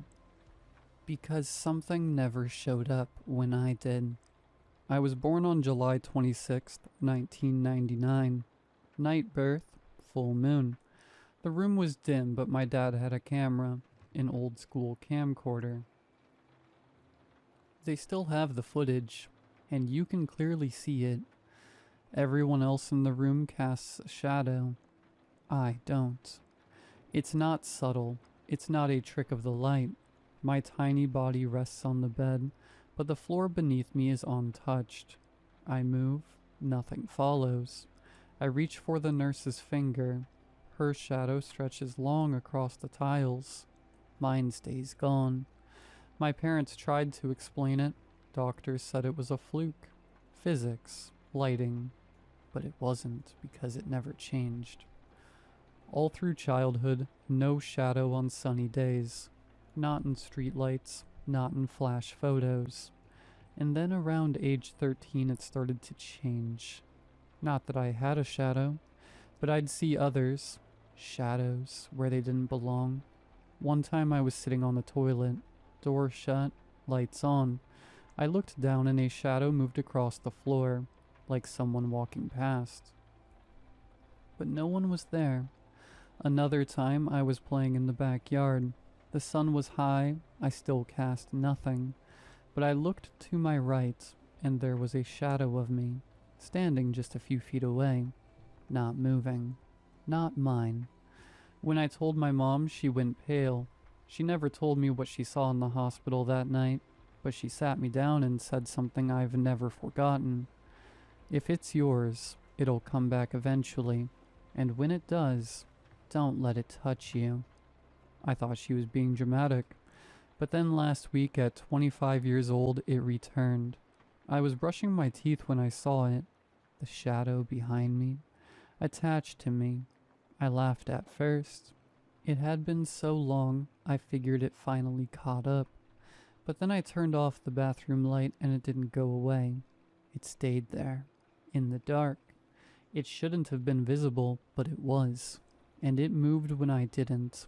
I stepped left. It stayed put. I held my breath and it breathed. Chest rising, falling. Even though it was flat on the floor, it moved like it had lungs. I turned the light back on. Gone. But I could feel it now, following me, watching. At night it stands at the foot of my bed. I don't sleep anymore. Last night I blinked, and it was on the ceiling. Directly above me, stretched long and thin like oil. It whispered, "You were never whole. I've come to fix that." I tried to run. The lights in the hallway all blew out. I got to the front door and my reflection didn't move. I watched myself, frozen in glass, mouth hanging open, eyes wide. Then the reflection smiled, and its shadow twisted like smoke. I've locked myself in the bathroom now. The lights are still on, but the shadow is inside the mirror. It's waiting. It said my name and then, "You don't have a shadow because I took it with me when I left. You were always mine, and now I want it back."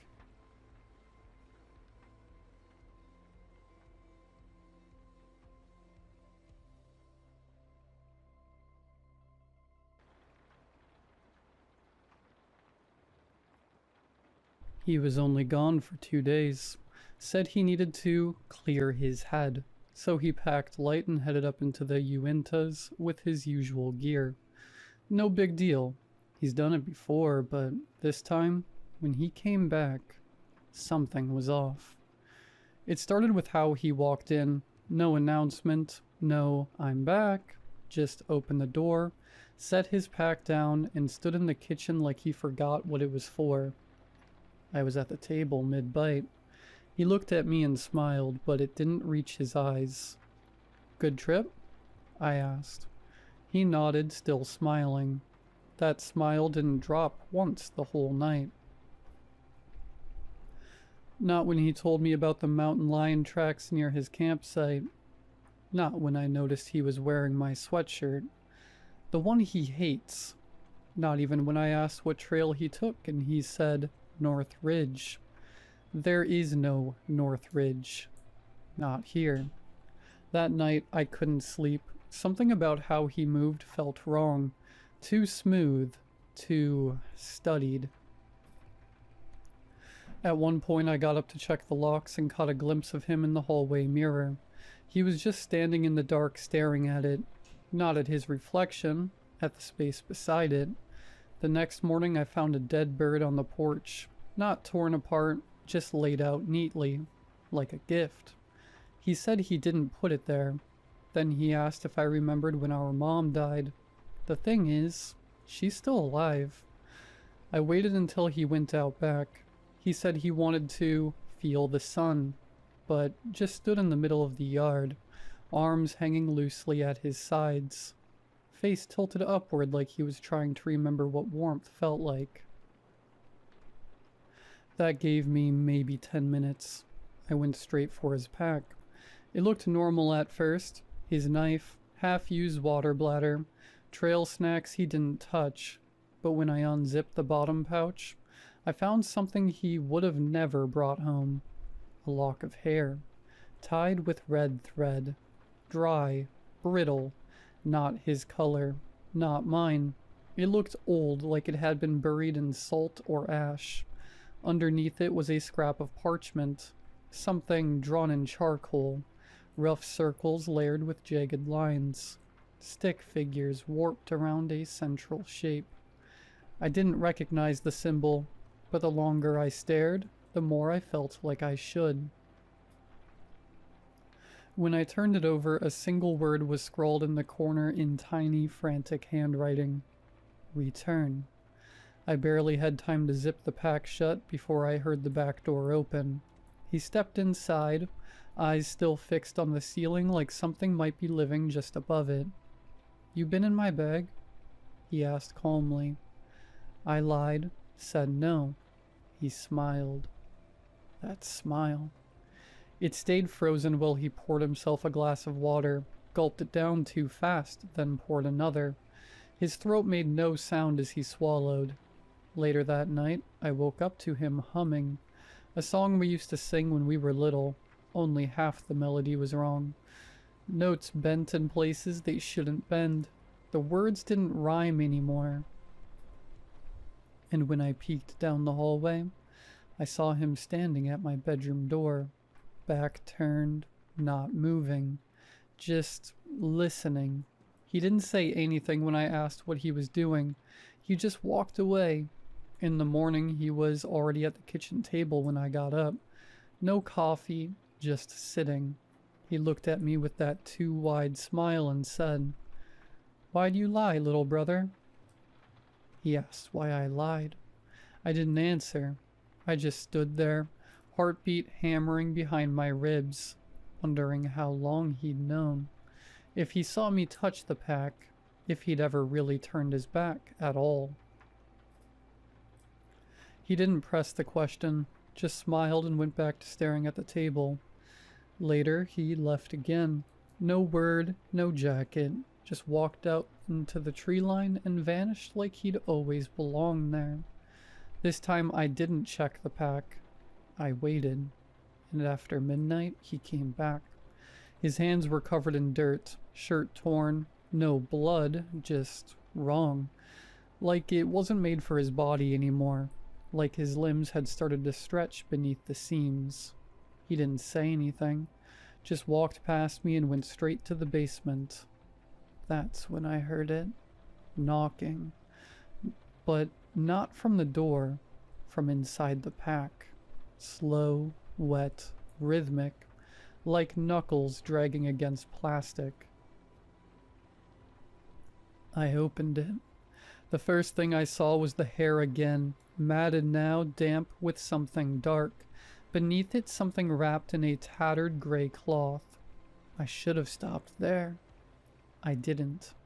I reached in and pulled it free. It was a jar sealed with wax and twine. Inside was a mouth. Not a full face, just a mouth, twisted in a silent scream. Gums torn back, lips stitched closed with animal sinew. But it was breathing. The glass fogged up every few seconds. It was trying to speak. Then I realized something. It looked like mine. I dropped it. The jar didn't break. It just rolled to the edge of the floor and sat there vibrating softly. Then from the basement, his voice called up. Except it wasn't really his. It was mine. Low, hollow, almost like he was trying it on for the first time. "Why'd you go through my things, little brother?" I didn't answer. I was too busy watching the jar. It was smiling now.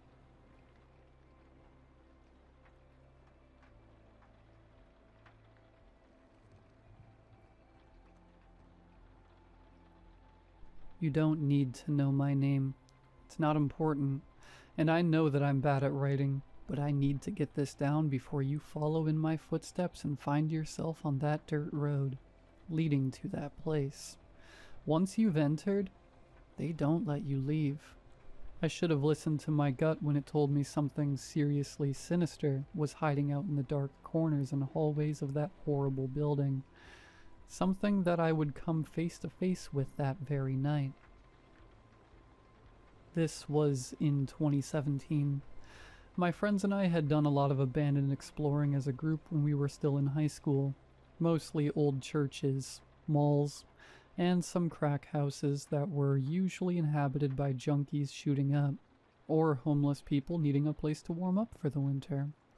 We would stock up on beers, spray cans, and whatever change we could put together between the three of us to buy some weed.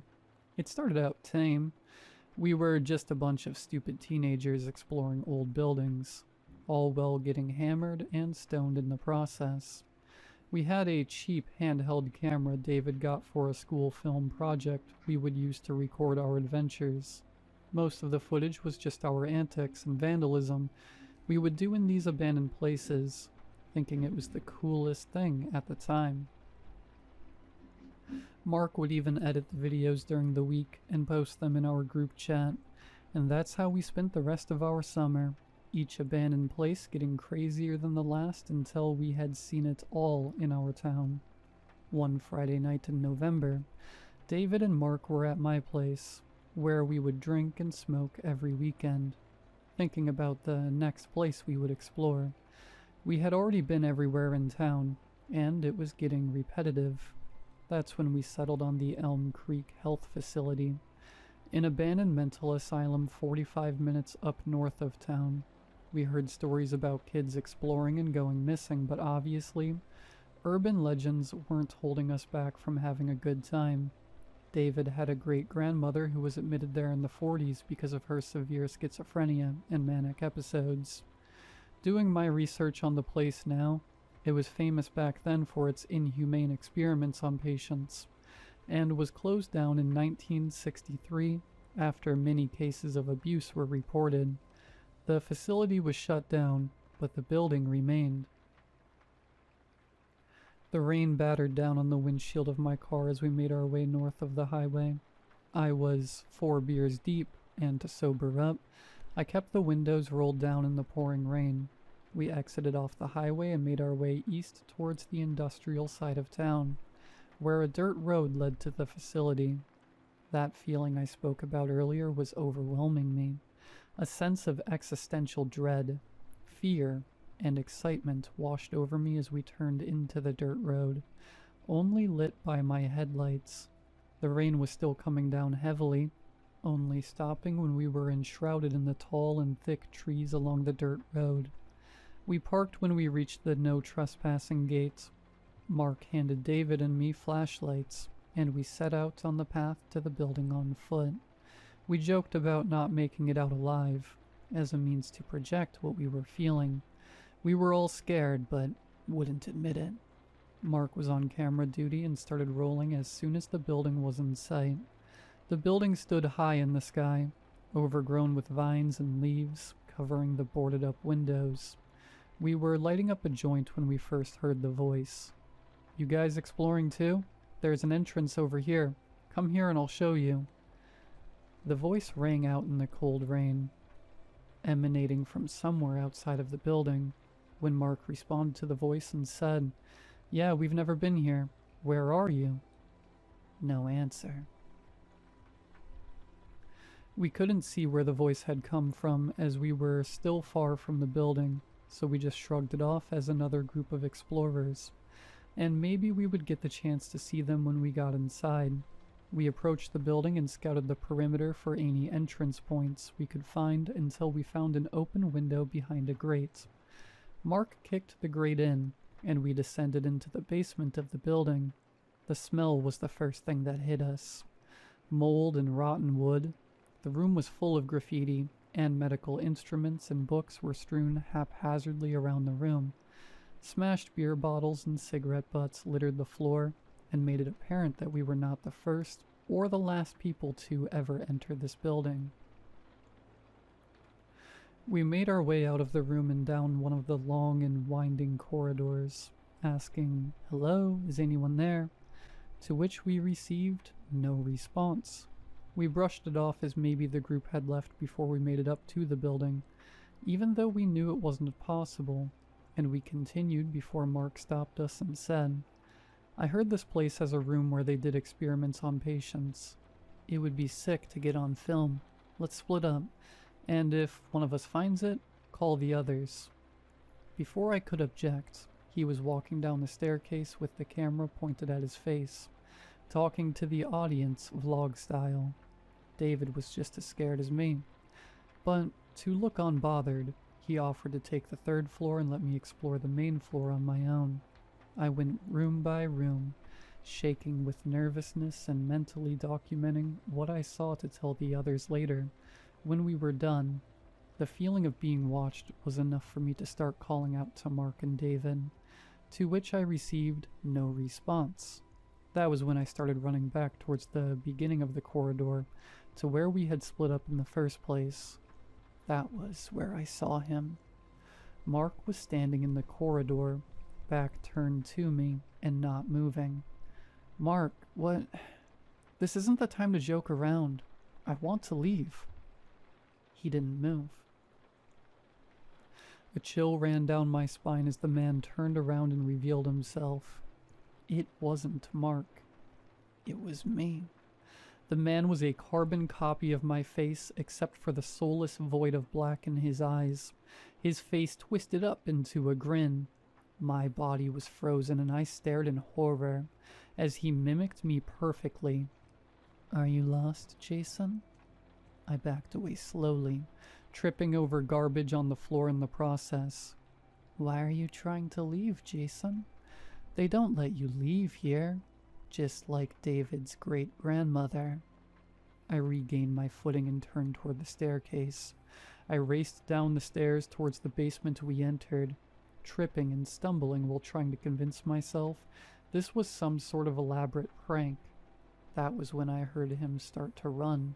He chased me down the stairs and throughout the basement until I got to the room we entered.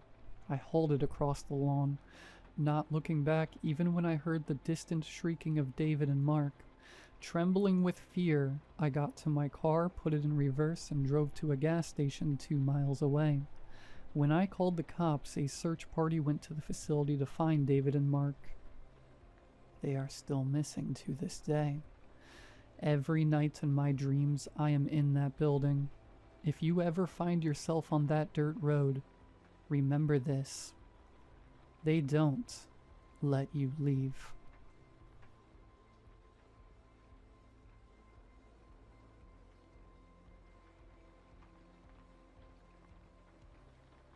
They told us not to talk to him.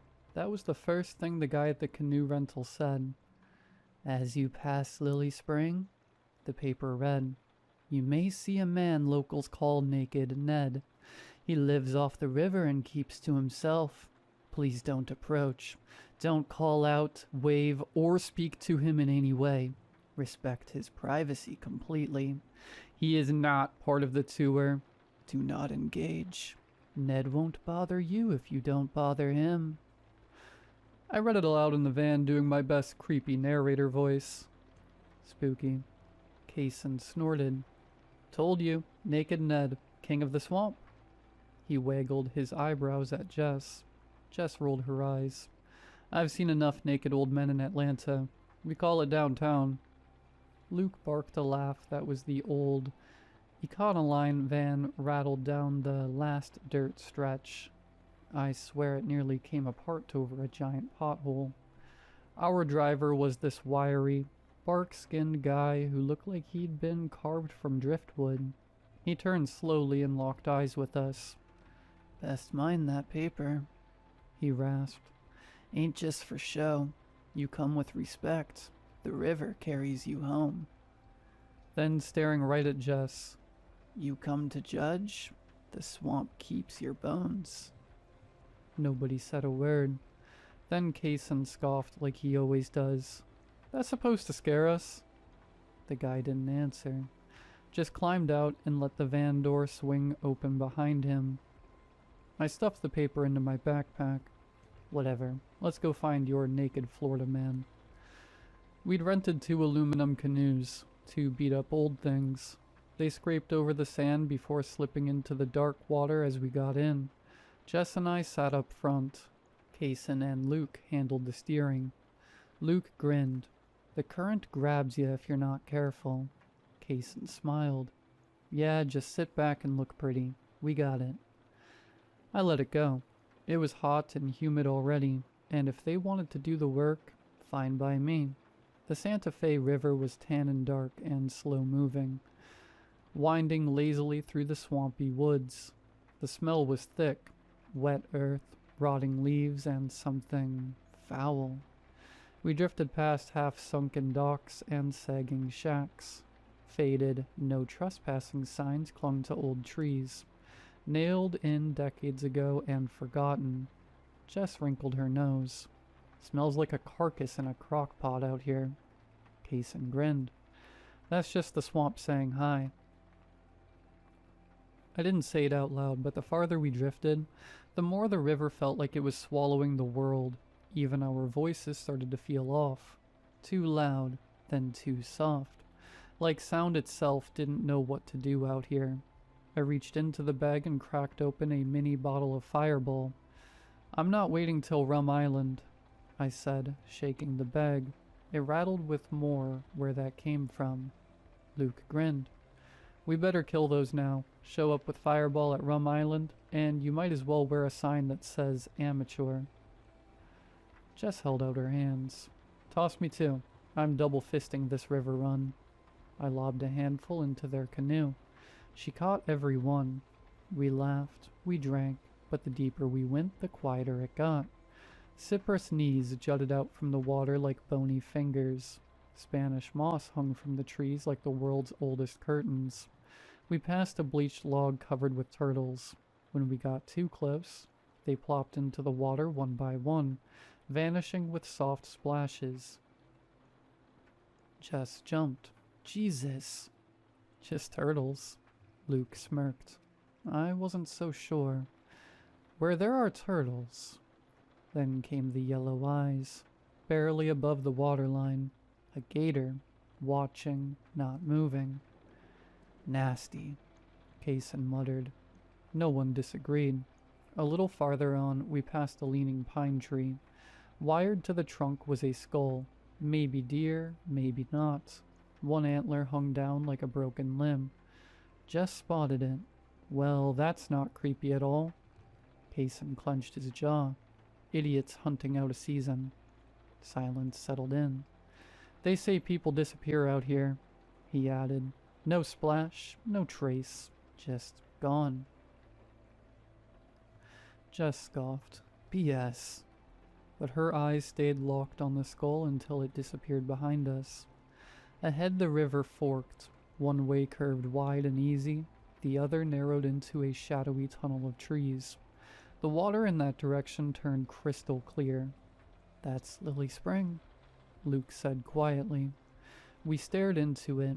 It was beautiful in that way deep water can be. Too still, too clean. I took another swig of Fireball. Jess grinned. Well, let's go meet him. Then the current shifted and started to pull us in. The water turned crystal clear. White sand on the bottom with scattered leaves and roots twisting like veins. No one spoke. Then we saw it. A crooked yellow sign nailed to a tree. Naked Ned ahead. I snorted. Seriously? The outfitters put that up? Kaysen smirked. The swamp did it. Nobody laughed. The message came first, smeared on a small warped wall of old plywood. I'm not qualified to cast the first stone. Are you? Then we saw him. He stood behind the wall just tall enough to cover him from navel to thigh. He was tall, disturbingly thin, his skin too tight like it had been stretched to fit bones it didn't belong to. His hair was long, matted with river scum, his beard ever longer, and clung to his chest like Spanish moss. But it was what hung below the wall that really hit us. Between his legs dangled something long and hideous.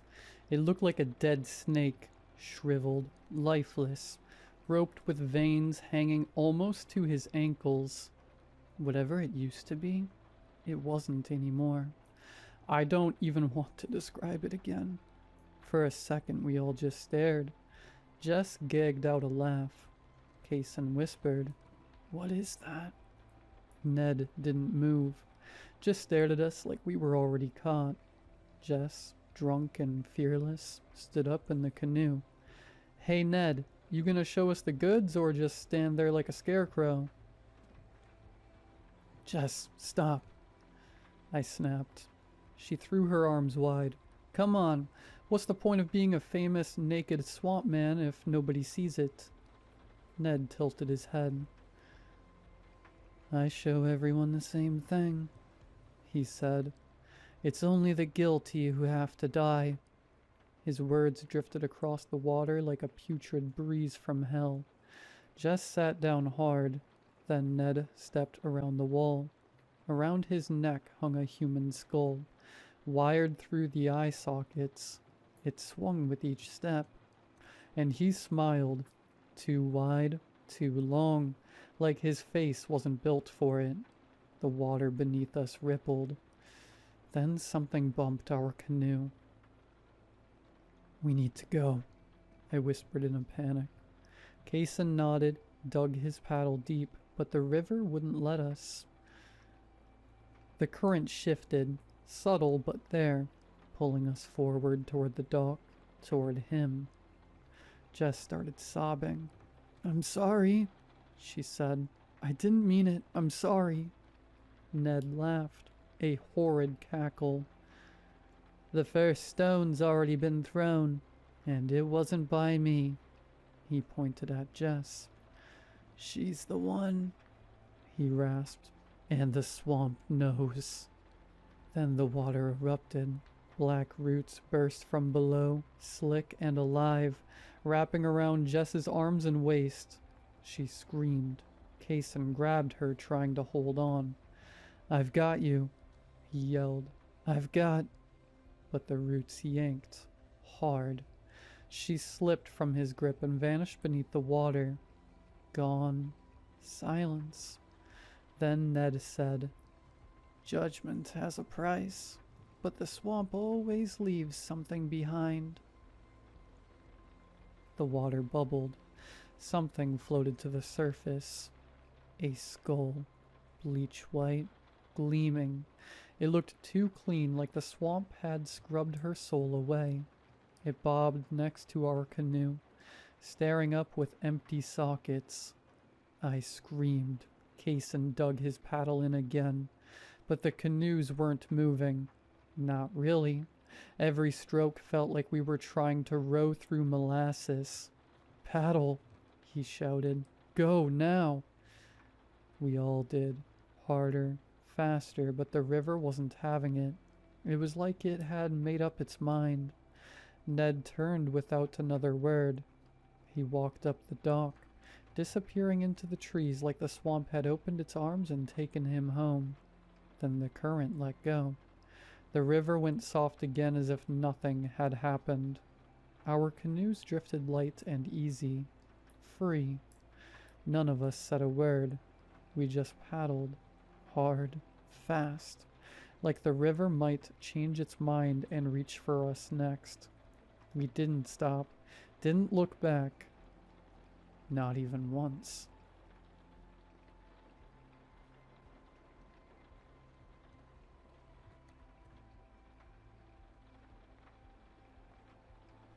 I know I shouldn't be writing this.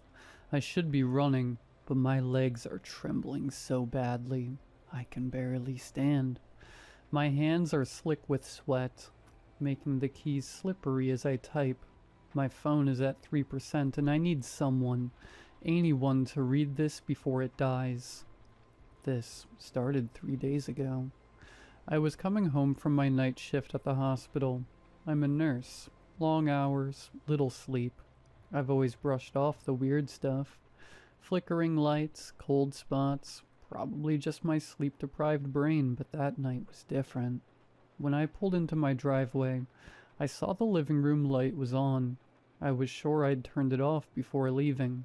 Still, I figured maybe I was wrong. Sleep-deprived mistakes. I walked in, tossed my keys on the counter, and froze. The front door was still locked. I moved through the house, turning on lights, checking every room. Nothing. No one. Just me, out of breath and shaking. I was about to convince myself I'd imagined it when I caught a glimpse of something in the hallway mirror. My reflection blinked too slowly. I stepped closer and my reflection didn't move right away. I lifted my hand and it lagged behind. Only by a fraction of a second, but enough for me to notice. I waved, it waved, a beat too late. I don't remember falling asleep that night, but when I woke up, there were muddy footprints leading from the front door to my bed. I live alone. I didn't go to work the next day. Instead, I stayed home, triple-checking all the doors and windows were locked. By midnight, I was sitting on the couch with every light on, scrolling through Reddit and pretending I wasn't terrified. That's when I saw it. My bedroom door, barely cracked open, slowly swung shut. I stood. My throat felt like it was stuffed with cotton. I tiptoed to the door, hand shaking as I pushed it open. The room was empty. I let out a shaky breath and backed away, then bumped into something solid. I turned around. It was me. I was standing in the hallway barefoot, wearing the same oversized shirt I was currently wearing. Same messy bun, same tired eyes. My chest was rising and falling in time with my own breath. But it was smiling. I wasn't. The copy of me reached forward, placing a cold hand on my wrist. Her grip was almost affectionate. That's when I saw the nails, black with dirt, the same dirt that had tracked across my bedroom floor. She didn't speak. She leaned in close, pressing her lips to my ear and whispered, "You are in here now." And then she turned and walked away, disappearing into my bedroom. I ran. Didn't grab my phone or my keys. I just sprinted out of the house and didn't stop until I was several blocks away, barefoot and gasping for air. I didn't go home. I couldn't. I went to my friend's apartment and stayed there the next 2 nights, crashing on their couch. I didn't tell them. I didn't sleep. But tonight I came back. I had to. I needed my phone, my wallet, my car. When I walked inside, the house was dark, quiet. I tiptoed through the rooms, grabbing my things, ready to leave, but as I was about to open the door, I heard footsteps coming from the bedroom. And then I saw her, me. She was standing at the end of the hallway, barefoot and smiling, only this time her face was rotting, gray skin peeling in places, hollow cheeks, sunken eyes, and she was holding my car keys. When I started to back away, she opened her mouth too wide, jaw cracking, skin splitting at the corners, and dropped the keys into her throat. She swallowed them. I ran. I slammed the front door behind me, but when I reached the street and turned back to look at the house, she was already at the window watching me, smiling with my face. I'm typing this from the gas station a mile away. My feet are bleeding, my throat is raw, and I'm shaking so hard I can barely hold the phone. I'm afraid to go back, but I think it's too late, because when I looked at the station's bathroom mirror just now, my reflection didn't blink at all.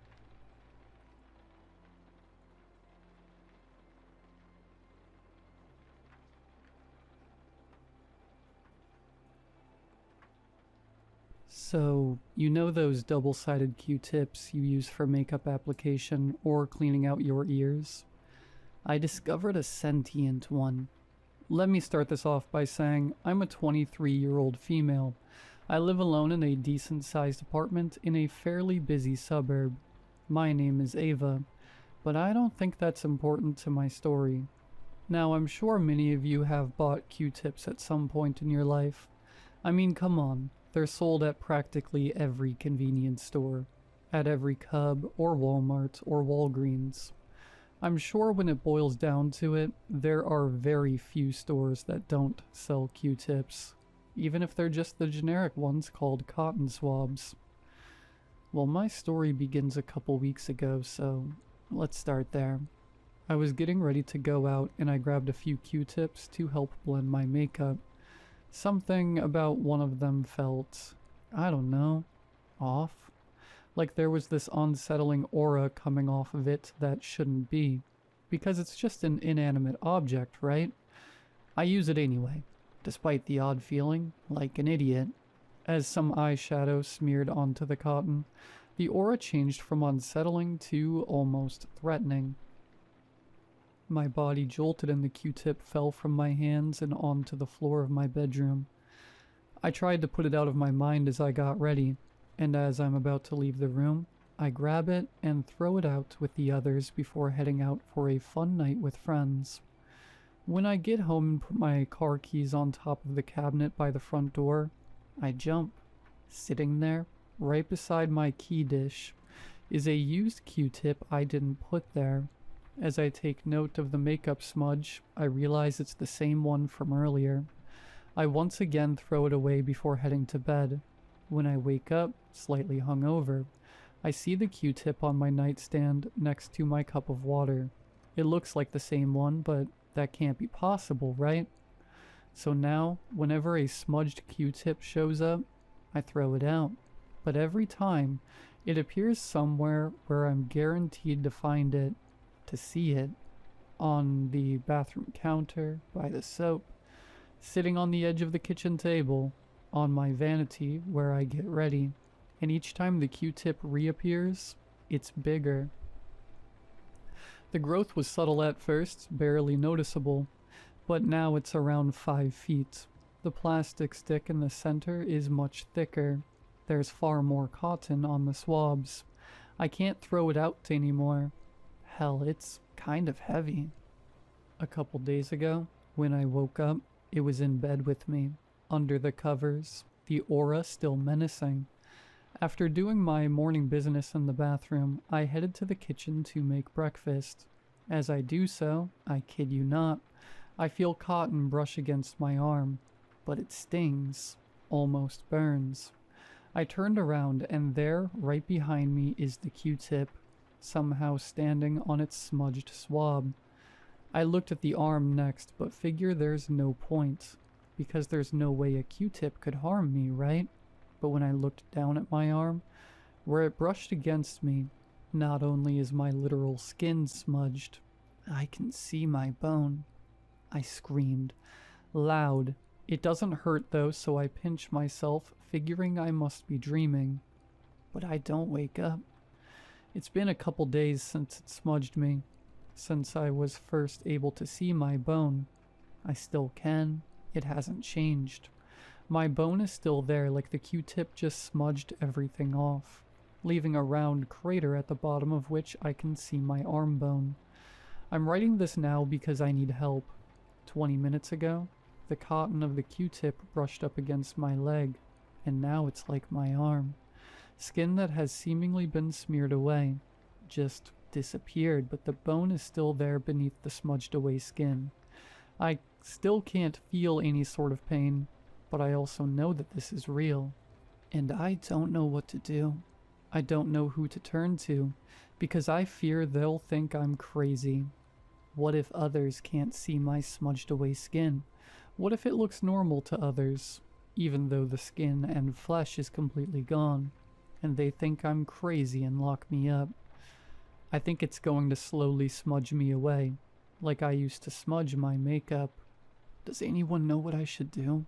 This is both a plea for help and a warning. If a Q-tip seems off to you, whatever you do, don't use it.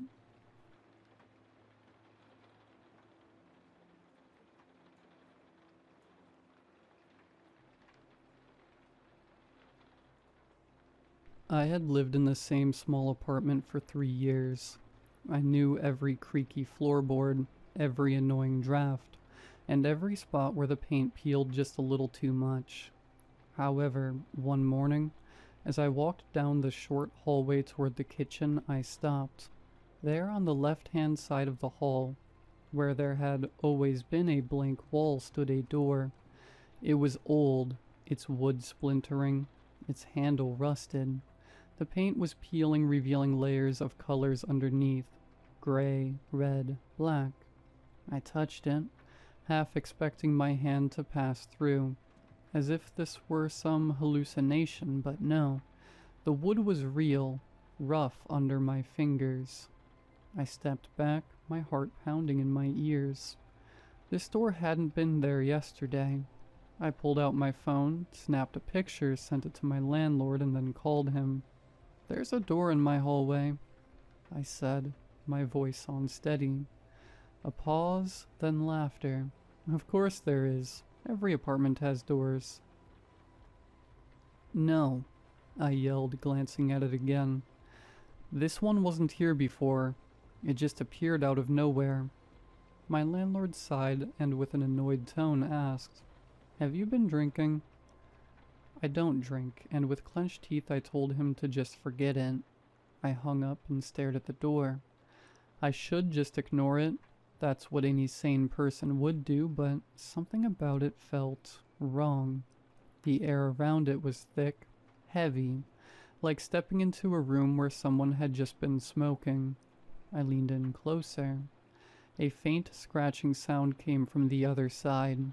I jumped and stumbled back. No, absolutely not. I turned, grabbed my car keys, and left the apartment. Nightfall. I spent the whole day out trying to convince myself that when I returned the door would be gone, but when I stepped inside that evening, it was still there. Worse, it was slightly open. Darkness seeped from the crack, thick and unmoving. The air smelled stale, like old books and damp earth. I should leave, move out, call an exorcist, but instead I found myself stepping forward. My fingers brushed the door, and it swung inward with a low groan. Beyond it was not another room, not the other side of my apartment, but a hallway. A long, impossibly dark hallway. Something in that darkness shifted. I felt my breath hitch as I saw movement. Shapes that weren't quite human. Too tall, too thin. Their limbs stretching unnaturally. Then the whispering began. It wasn't a language I knew or had ever heard before, but I understood it all the same. "Come inside." I staggered back and slammed the door shut. My chest heaved. For a long time there was silence. Then from the other side something knocked. Once, twice, then a slow, deliberate third time. I never opened the door again, but every night, just as I was about to fall asleep, I would hear the knocking, and every night, the door opened just a little wider.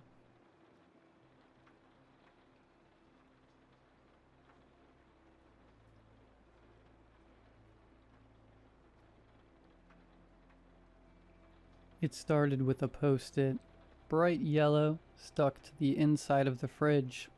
I found it when I came home from work. It said, "You forgot the milk." I thought maybe I wrote it and forgot. It had been a rough week. Late nights, deadlines, not much sleep. It happens. But the next night I found another note. "Please don't lock the hatch. It gets cold up here." I live in a one-bedroom house. No roommates, no tenants. No reason anyone should be using the attic. I checked the hatch in the hallway ceiling. Locked, just like I left it. I even climbed up there with a flashlight. It was empty, but when I came back down, there was a new note on my coffee table. "Thank you." I called the police. They searched the house, said there were no signs of forced entry, no hidden cameras, nothing out of place. They left. I didn't sleep. Around 3 a.m. I heard something thump above me, a slow dragging sound, like someone shifting their weight in the attic's crawl space. I stood in the hallway, staring up at the hatch, holding a knife in one hand and my breath in the other. Nothing happened. In the morning I found a note stuck to my bathroom mirror. "I like watching you sleep." The handwriting was different this time, sharper, like it had been carved into the paper. I stayed in a motel that night. When I came back the next day, the house was just how I left it, quiet, empty, until I opened the bedroom closet. There was a new note hanging on a coat hanger. "Why did you leave?" I'm sleeping with the lights on now. Every drawer and cabinet stays open. I check every corner, every shadow. I haven't gone back into the attic. I won't. But I can hear him up there, dragging something heavy, laughing when I cry. Tonight I found the worst note yet, folded under my pillow. "I've been trying on your skin. It fits." I didn't sleep that night. I burned the note, scrubbed the pillow, left every light in the house on and kept the knife beside me in bed. But it didn't matter. At 3:09 a.m. I heard it again, the creak of the attic hatch. This time it opened. I didn't go check. I couldn't move. I just stared at the ceiling, heart pounding, barely breathing, waiting for something to happen. Nothing did. Not until the next morning, when I found footprints on the hallway floor, bare feet, trailing from the attic hatch to the side of my bed, and back again. The dust made them clear, each one pointed forward except for one, the one beside me. It was turned sideways, like he'd been standing there watching, waiting. I left the house and went straight to the police again. They searched everything again. Said there were no signs of entry, no signs of anyone. But I know better. He doesn't need a door. He's already inside. That night, I stayed in a hotel 3 towns over, a place with bolt locks and security cameras and zero attic access. When I woke up, I found a note on my nightstand, folded neatly. "Running is rude. You invited me, remember?" I didn't. At least, I don't think I did, but something in me feels I might have. Like there's a blank space in my memory shaped like him. The next few days I stayed with friends, told them my place was being fumigated. I didn't want to drag them into this, whatever this is. But it didn't stop. New notes kept showing up, one tucked into my jacket pocket. Your friends smell like plastic. One under my plate at dinner. You chew wrong. And then one scrawled across my rear view mirror in grease. I'm going to be better at being you than you ever were. I don't think he wants to haunt me anymore. I think he wants to replace me. I went back to the house today. I had to see it again. I don't know why. Maybe to prove to myself I still existed there. That it's still mine. The lights were already on when I arrived. The attic hatch was open. I crept into the hallway. Every photo on the wall had been replaced. My face was still in them. But my eyes were wrong. Too big, too dark, smiling when I wasn't. I ran to the bedroom. There was something waiting for me in the mirror. Me, but not quite. His face was mine, but his skin was smoother, cleaner, a little too tight, and he smiled like someone who didn't learn it from people. He waved, then turned away and walked toward the bed. I looked behind me. No one was there. When I looked back at the mirror, he was lying down. In my bed, wearing my body, and that night, for the first time, I was the one in the attic. He let me keep the light on. For now. I don't know how long I've been in the attic. Time doesn't work the same up here. It drips. It hums. It folds under the corners like wet cloth. Sometimes I see flashes through the vent, the reflection of a spoon, a glimpse in the TV screen, him walking around in my body, cooking, laughing, stretching my skin like it finally fits right.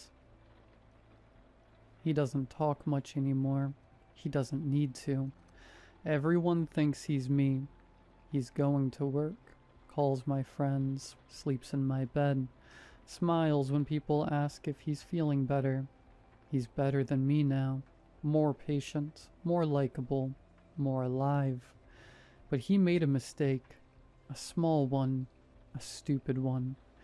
He forgot about the mirror in the basement, the old one, the one with the crack in the top right corner, the one I used to check before job interviews, before dates, the one that only ever showed the truth.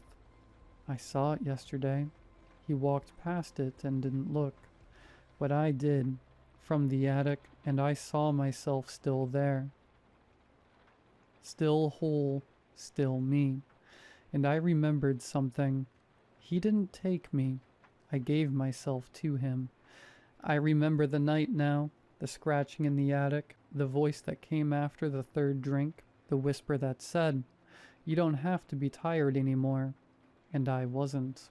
Not after I let him in. He promised he'd take the hard part, the pretending, the smiling, the weight of being me. And he did, but now I think he's tired too. Because last night there was a new note in the attic, scrawled in jagged, desperate ink across the wood above me. I can't do it anymore. You win. And just like that, I woke up in the bed. The lights were off, the hatch was closed. My hands felt smaller than I remembered. My skin fit again, but something felt wrong. I turned to the mirror and smiled. It was still his smile.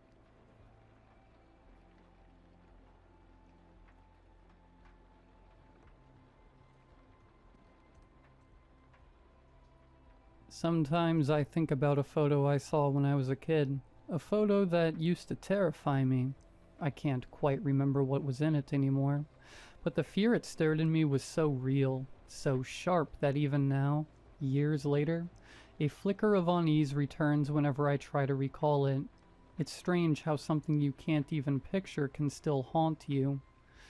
One rainy afternoon I visited my Uncle Ryan, who still lived alone at 42 in the same house he'd grown up in.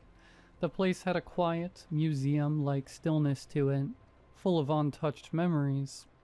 I remembered hearing from our family about how his teenage girlfriend, Elise, had drowned during a summer trip when they were just 17. He never really dated anyone seriously after that. As we sat in his living room, sipping tea under the soft hum of a table lamp, I caught sight of an old photo album on the shelf. A chill passed through me, sudden and inexplicable. Something about the album tugged at a deep, buried fear, like the feeling I got when I try to remember that photo from my childhood. It's not my uncle's girlfriend that was in the creepy photo, wasn't it? I mean, his girlfriend looked sweet and charming.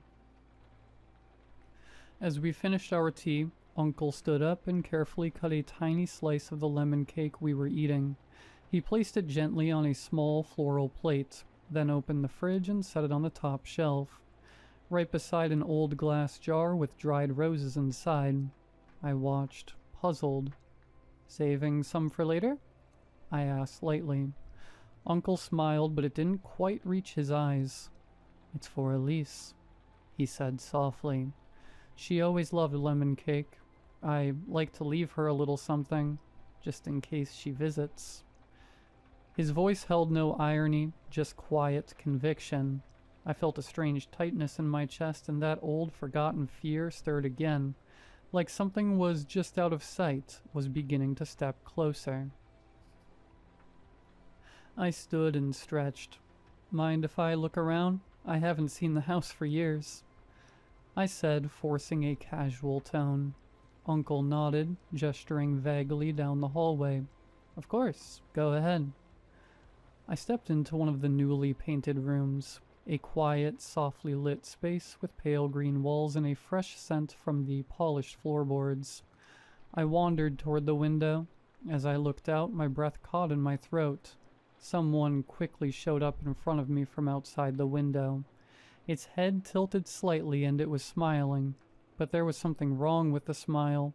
It was too wide, too fixed, like it didn't belong to a living person. I blinked, and in that split second, the figure was gone. I backed away from the window quickly, heart thudding. What makes it more disturbing was the fact that I'm in the second floor. I hurried back to the living room, trying to keep my voice steady. "Uncle, I just remembered. I've got to head out. I totally lost track of time." Uncle looked up from his chair, surprised and a little hurt. "Already? You just got here. Stay for dinner, at least. I was going to make Elise's favorite stew." That name again. My skin prickled. "Next time, I promise," I said, grabbing my bag and slipping on my coat with shaky hands. A week passed and the image of the smiling figure refused to leave my mind. Sleep came in fits, my dreams flickering with half-formed faces and waterlogged whispers. Eventually I gave in to the pull of the past and called my mom one quiet evening. "Hey," I said, trying to sound casual. "Do you remember that old maroon suitcase? The one that had Uncle Ryan's photos and sketches?" There was a pause on the other end. "That thing? It's in the attic, I think. Why?" "I just want to look at something." My mom sighed, a soft rustle of worry in her voice. "That suitcase contains a lot of valuable stuff to your uncle. Just handle it with care." I promised her I'll be careful with it. It was time to face whatever had been waiting in the dark corners of my memory. The attic smelled of dust and old wood, thick with the weight of forgotten years. I found the maroon suitcase tucked behind a stack of broken displays, dusty chest, and yellowed, ripped magazines. My hands trembled slightly as I unlatched it, the metal clicks echoing in the stillness. Inside, the familiar scent of paper and charcoal greeted me. I sifted through them softly, cautiously, until my fingers paused on a worn piece of cardstock tucked between 2 pages of a sketch pad. There it was. The photo. At first glance it looked innocent, an old black and white snapshot of my uncle's backyard taken from a window. But as I adjusted my eyes, I saw it. In the far corner of the image, half concealed in the shadows near the fence, was the same smiling woman I saw from the guest room window. Elise. The grotesque, rotting, drowned face of Elise. My breath caught, but I didn't look away. I turned the page in the sketchbook next to it, and my heart thudded loud in my chest. It was one of Uncle's drawings. Rough, frantic lines in heavy pencil. A woman with a drowned, sunken face. But what made me gasp was her neck. It's long and impossibly stretched, reaching up along the side of a house. Her face peeking through the second-story window, looking like a pale snake dipped in black mud. I suddenly understood. The fear I carried since childhood wasn't just from the photo. It was from seeing that face once before, through the very same window when I was just a little girl. Elise had been watching over us.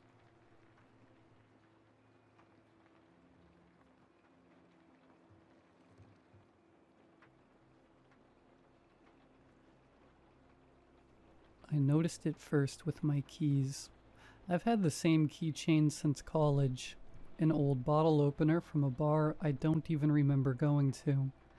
I never changed it. It's worn smooth from years in my pocket. The logo faded to almost nothing. But one morning last month, I picked them up from the counter and felt off. The keys looked the same, but they didn't feel right. The weight was off, like someone had swapped out the actual keys for copies. One of the teeth on my apartment key was shorter, slightly rounded, but when I tested them, everything worked. Door opened, mailbox too. So I told myself I was imagining things. Maybe I dropped them. Maybe something bent. That's how it started, though. Small enough that you think it's just stress. Work's been rough lately. Sleep hasn't been great, so you brush it off. Then the email came. It was a receipt for a coffee shop I don't go to, some indie spot across town. The charge hit my card around 8:42 a.m. I checked my phone's health app. At that time, I was in the shower. I remember being in the shower, but the receipt had my name, my card. Everything matched. I googled the cafe. They had a little online ordering system. You could leave a note for the barista. Mine said, "See you tomorrow." I started checking my accounts more often after that. There were more weird purchases. A small charge at a gas station I've never been to. A subscription to a language learning app. Someone ordered sushi at 11 p.m. on a Sunday. Something I never do. The kicker? They ordered what I might almost pick. Not my usual, but not something I'd hate either. I figured maybe my card had been stolen, but then why were the purchases so close? Too subtle to notice unless I was actively looking. And then my coworker asked how the concert was. "What concert?" I asked. She laughed. "The one you posted about on your story looked amazing." I never post stories. I barely post at all. I pulled up my account. Nothing there. But I checked my camera roll, and there were pictures. Low-quality shots from the back of a crowd. A band I sort of like. Someone had zoomed in, tried to catch the lights, the stage, the vibe. The timestamps matched what my coworker said. Only problem? I wasn't there. I spiraled a little after that. Thought maybe I was sleepwalking, or maybe dissociating. I'd been stressed. Maybe I was blacking out, losing time. So I did what you're probably thinking. I set up a camera in my bedroom. Cheap webcam, motion triggered, just to ease my mind. The next morning I checked the footage. I never left the bed. But at 3:12 a.m. I sat up. I sat up perfectly straight, rigid, and stared at the bedroom door. Then without blinking I said, "You need to stop watching me." My voice, my face, but it didn't feel like me.